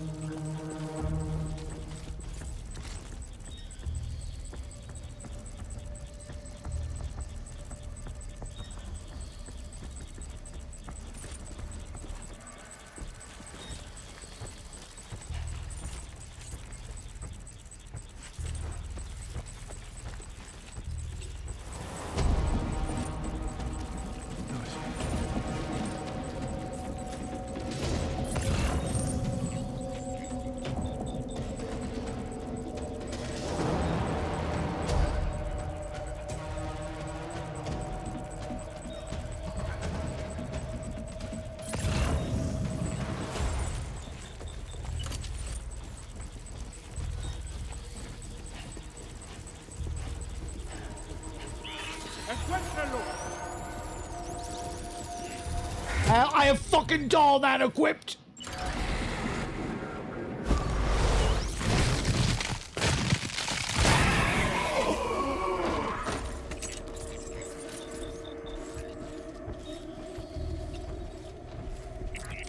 Because I was close enough, they still gave me the option to do it at the last second. Okay. Fuck the boomerang. I don't have too much blood.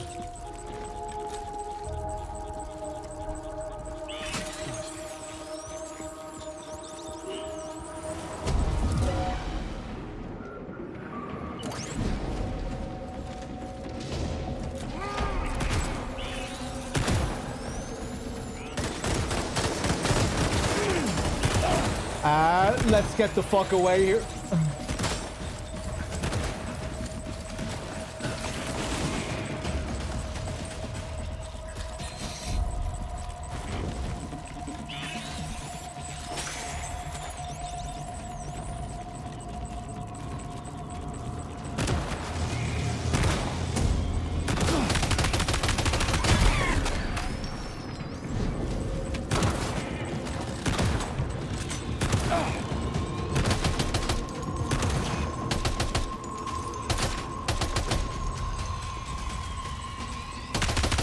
Fucking idiots.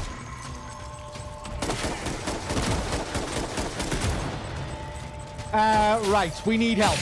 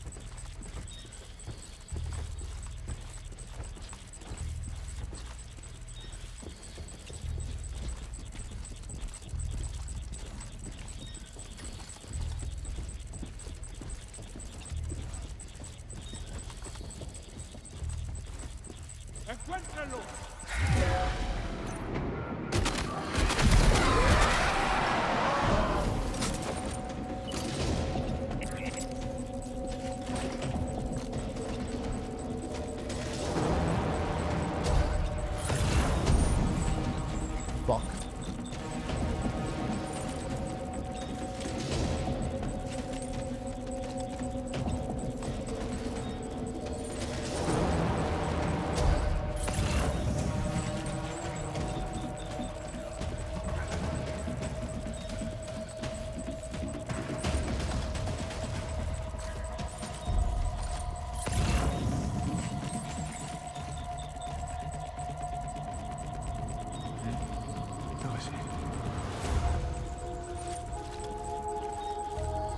Don't say.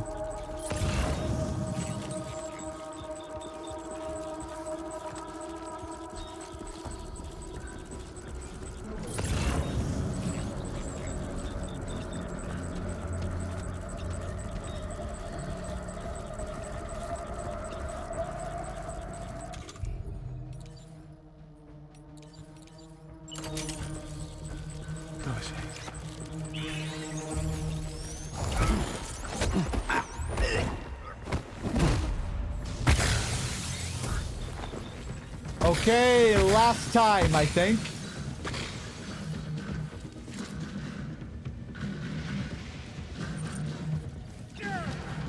I did this in like half the time, first time as well. Whoa, that's a lot of footprints.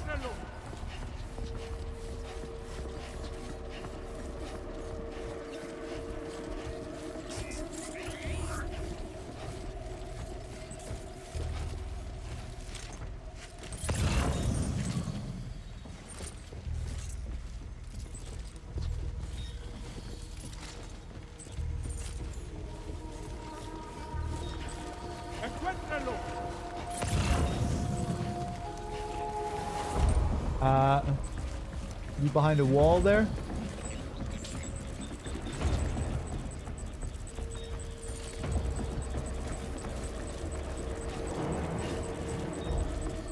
Fuck! Try out the decoys. I have none left. Or maybe I dropped them.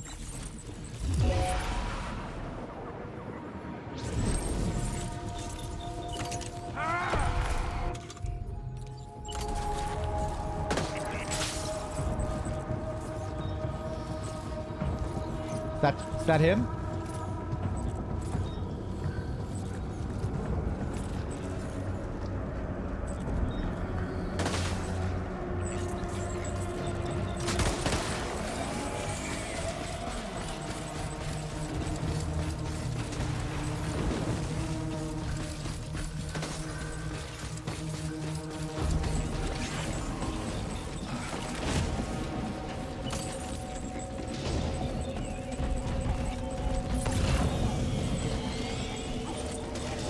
I really like how I haven't heard Dollman's voice in a good few seconds. Maybe several hundred seconds. It is feels good. Miho with the 13 pack. Look what they did here. It is happening again. And I think I dropped my... I dropped the fucking tar guns. Cheers, Miho. Back at it again.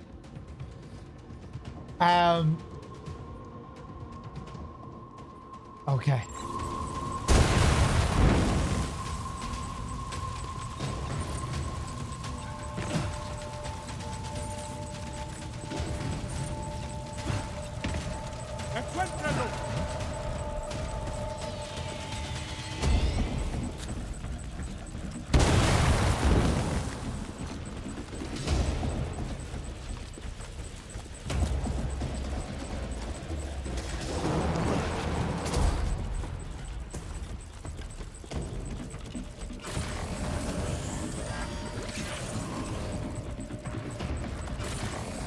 They went up to rush me afterwards.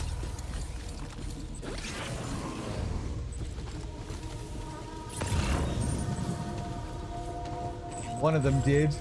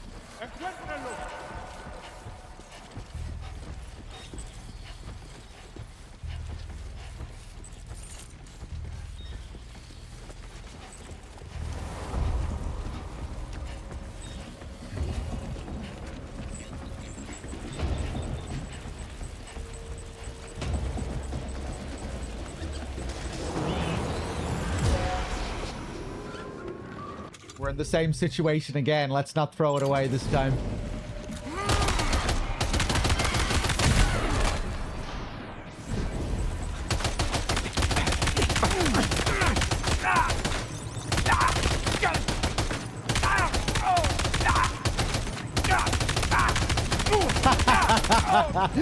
How do you like that? Oh! Right, let's not get fucking greedy this time.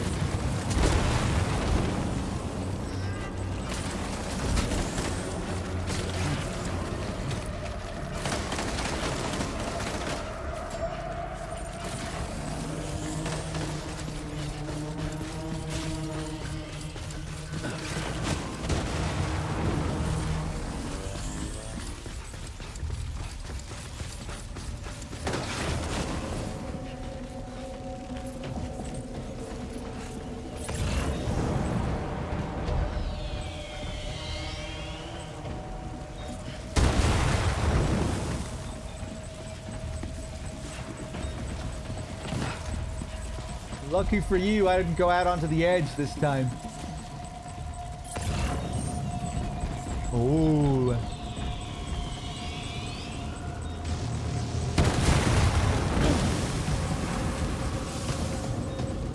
Damn.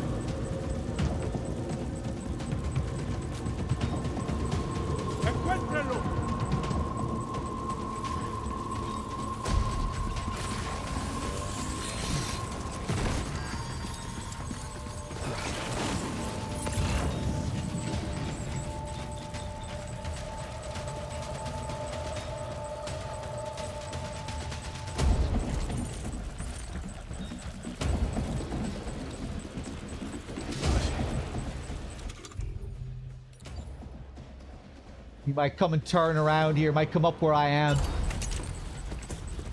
He might hear me if I drop, though. Oh, wait, no, no.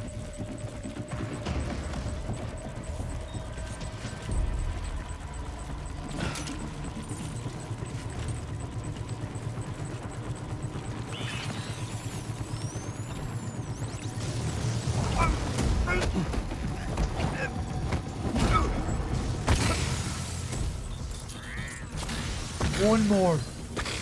Oh my god.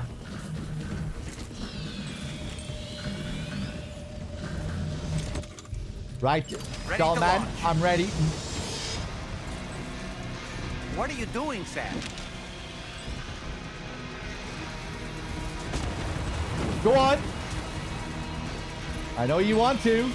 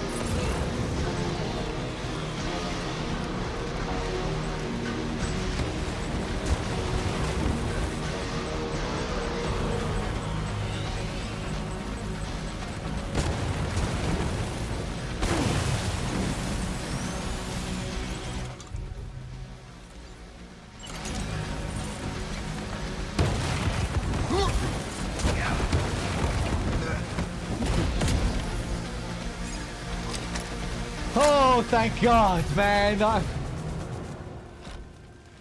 Should have had him the first time.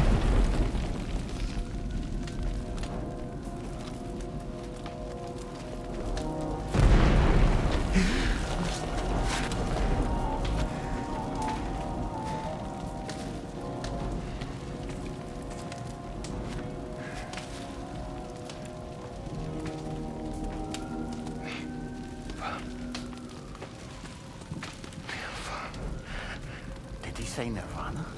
Is he implying this is some sort of realm for the enlightened?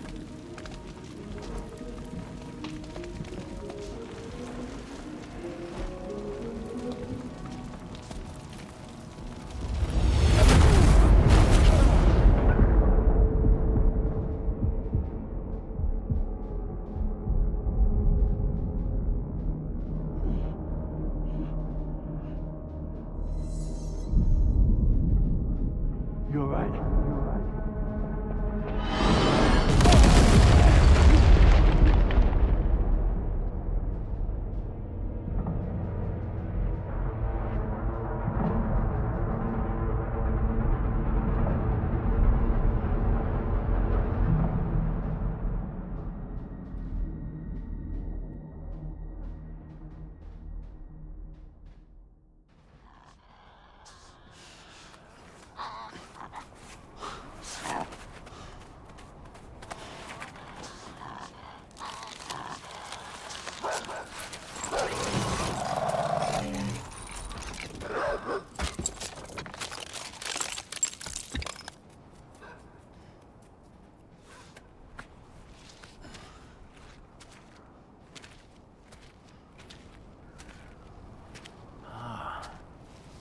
It's her, isn't it? The girl from before? I have no idea what just happened, but we should probably take her back to the DHV Magellan, huh?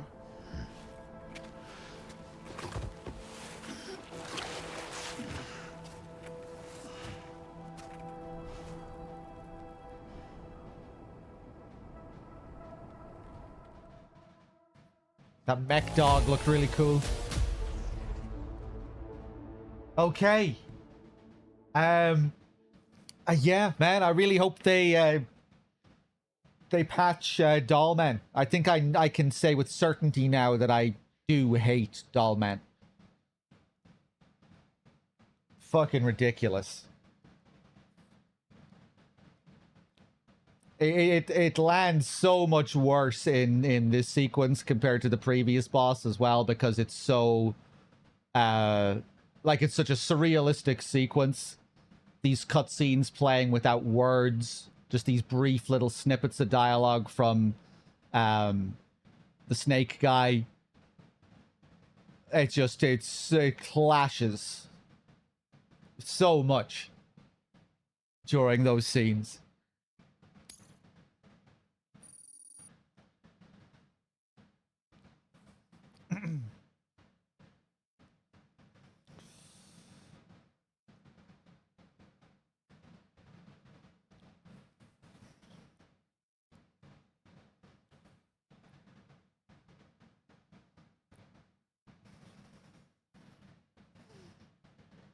Playing DS1 a must before even thinking about playing DS2? I would highly recommend playing 1 before playing 2.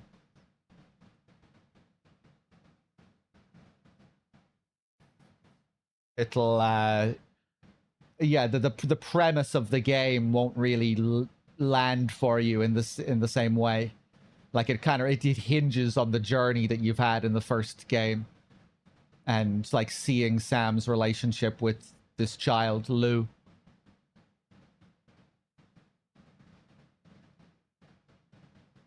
A big part of what makes the intro work is seeing the development of this relationship, which you saw throughout the first game, and how all of that wound up. So yeah, I'd recommend playing the first game, or at least watching the first game.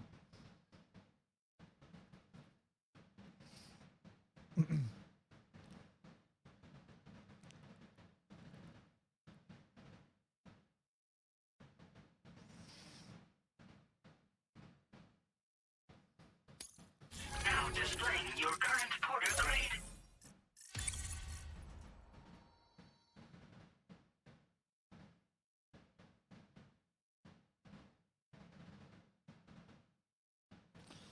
Just give me the option, Toasty. I'm completely fine with it being there if I have the option to turn it off.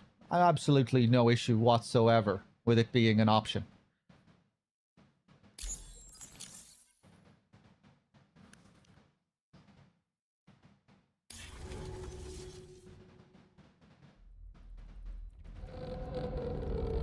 Chrysalis.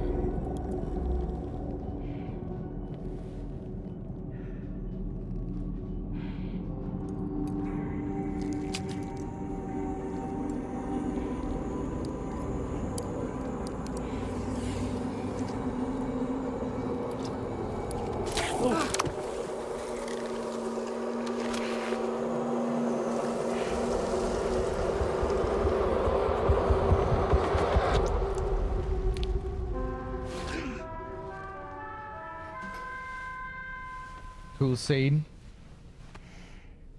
Sam, we really need to sort out this burn.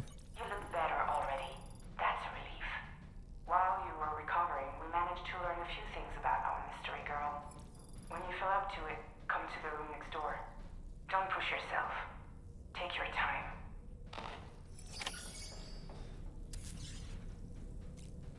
I'm not talking to you, doll man. We're not friends at the moment.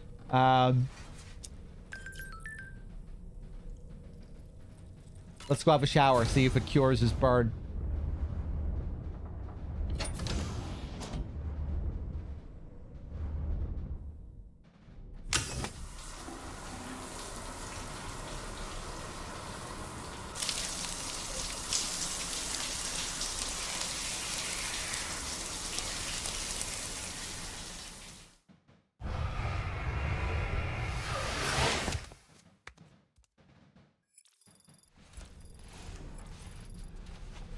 Sam's sunburn has healed. 45 something of crystals extracted. We can get crystals when we shower because of the material that we're washing off, the chiralium.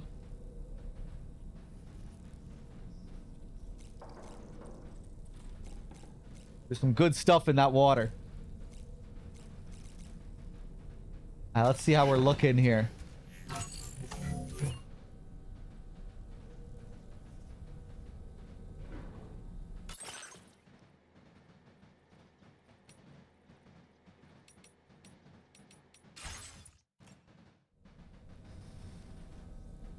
As someone was saying, in other games you do have the option to remove that stuff. Has there ever been, like, when it comes to these big AAA, huge budget Sony games, has there ever been an option in one of those games to turn off in-game character backseating when they start yapping? Like, specifically for characters yapping. Has there ever been an option? I know God of War Ragnarok was notorious for it. I'm not sure if they ever added the option. God of War added the option. Well, yeah, I'm gonna tag Kojima in a tweet tonight and ask nicely.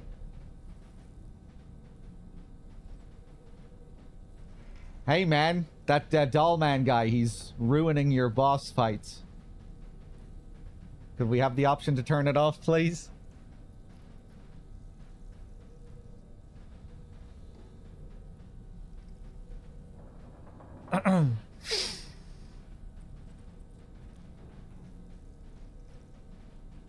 They'll probably add it in the director's cut. Funny thing about the director's cut, that was a concession they had to make for Sony.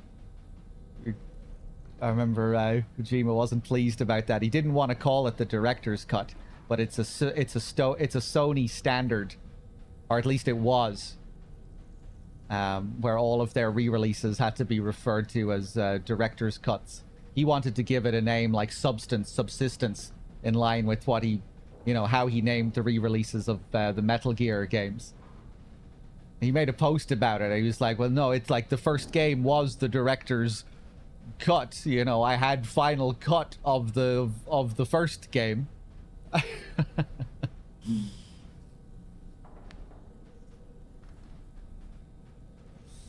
Yeah, it's like it didn't really fit in with the idea of what a director's cut was.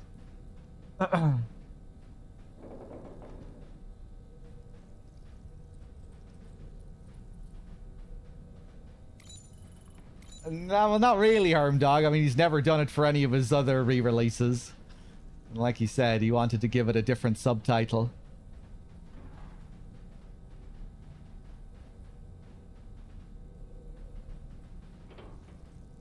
One second.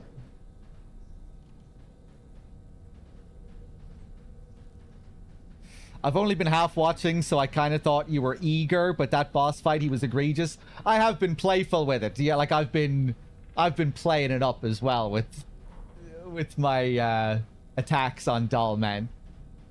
But no, there's only been 2 times where he's really genuinely annoyed me, and that's the 2 boss fights. The last 2 boss fights. That fight was the absolute worst. So much worse, like I was saying, just because it kind of clashes with the whole tone and the surrealism of it. And then in the... Well, I think it clashes tonally all the time, but... in the previous fight, it was annoying as well, and during that big tentacle BT mech fight, when he was just running commentary on every single action I was doing.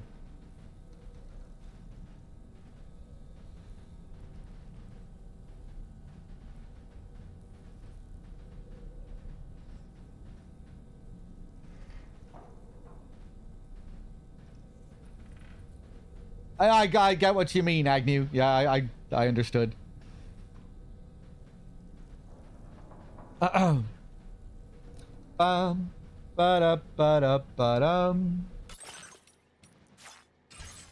Right. Give your face another wash there. Maybe I can do that for the sunburns too.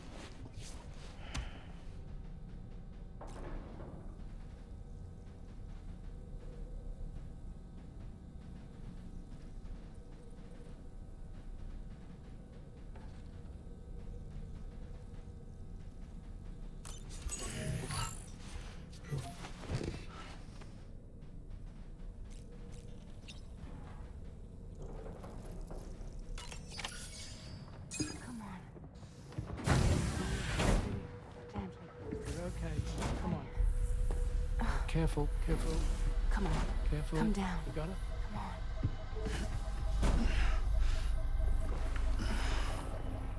on. Ooh. Like she's hanging on puppet strings. Thanks. This is what happens when she has nightmares, it seems. There are those who connect with the beach during REM sleep, allowing a tremendous amount of chiralium to flow into their bodies.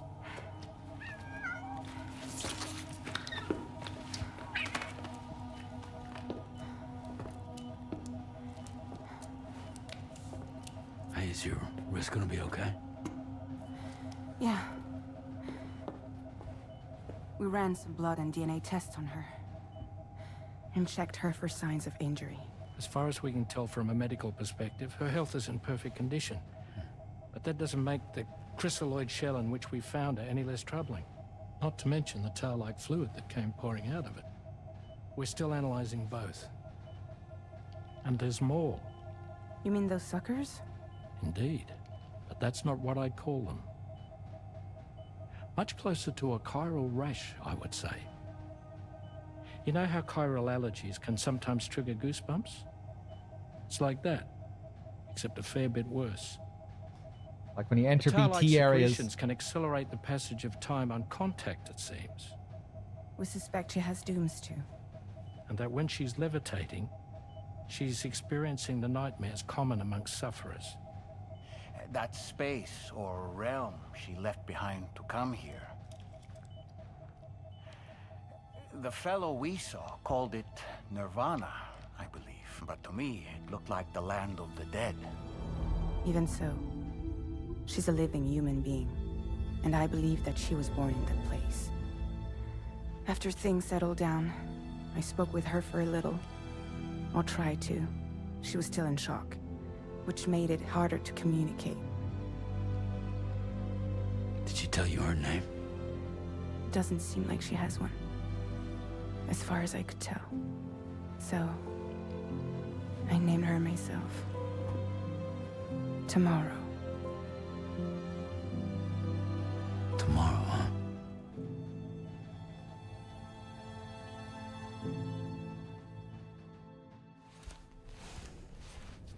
Usual Kojima name, typical Kojima name.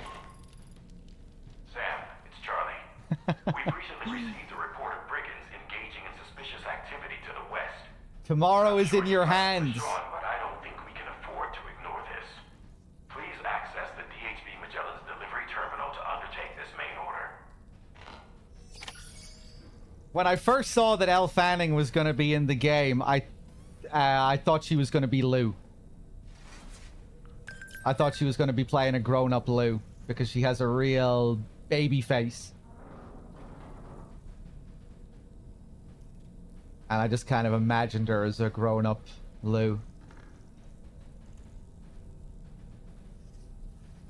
And I feel like I'm used to seeing her play these sort of young, vibrant, happy characters. And just imagining Lou as this, you know, representing this, this hope, this future for Sam. It seemed, yeah, I thought it would be kind of fitting.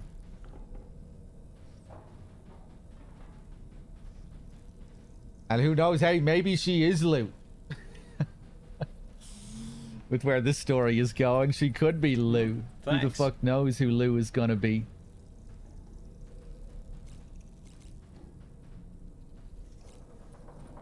Who knows who could turn into Lou? Stuggy with the 57, thank you.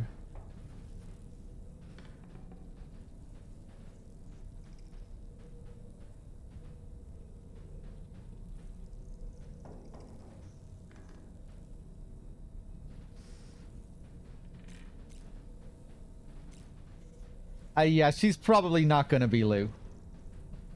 She could be Liquid Lou. Okay. I think it might be a good time to call it. It's 12:30.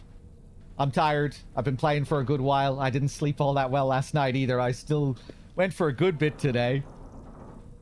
I would have wrapped up sooner if we finished off that last sequence sooner. But I had to keep pushing forward to get through that at least. Yeah. We'll leave it here for now.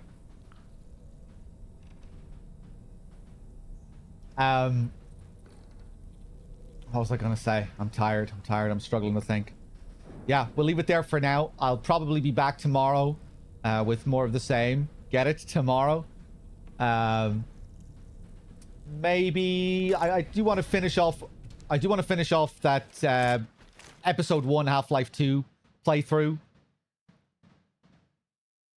But we might wait another day or so before we get back to that. We'll see.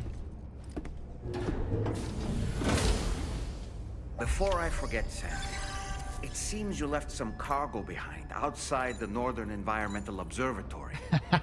Where the tar bubbled up before we were whisked away to the other side. You remember all that excitement, yes? Anyway, Parman was kind enough to collect your cargo. Oh, okay. It's been placed in your private locker aboard the DHV Magellan. Okay,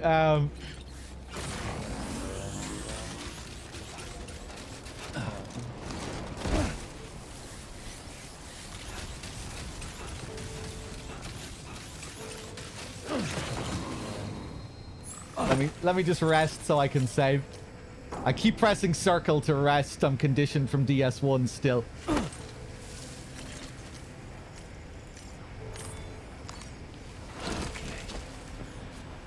Let's just sit here for a second.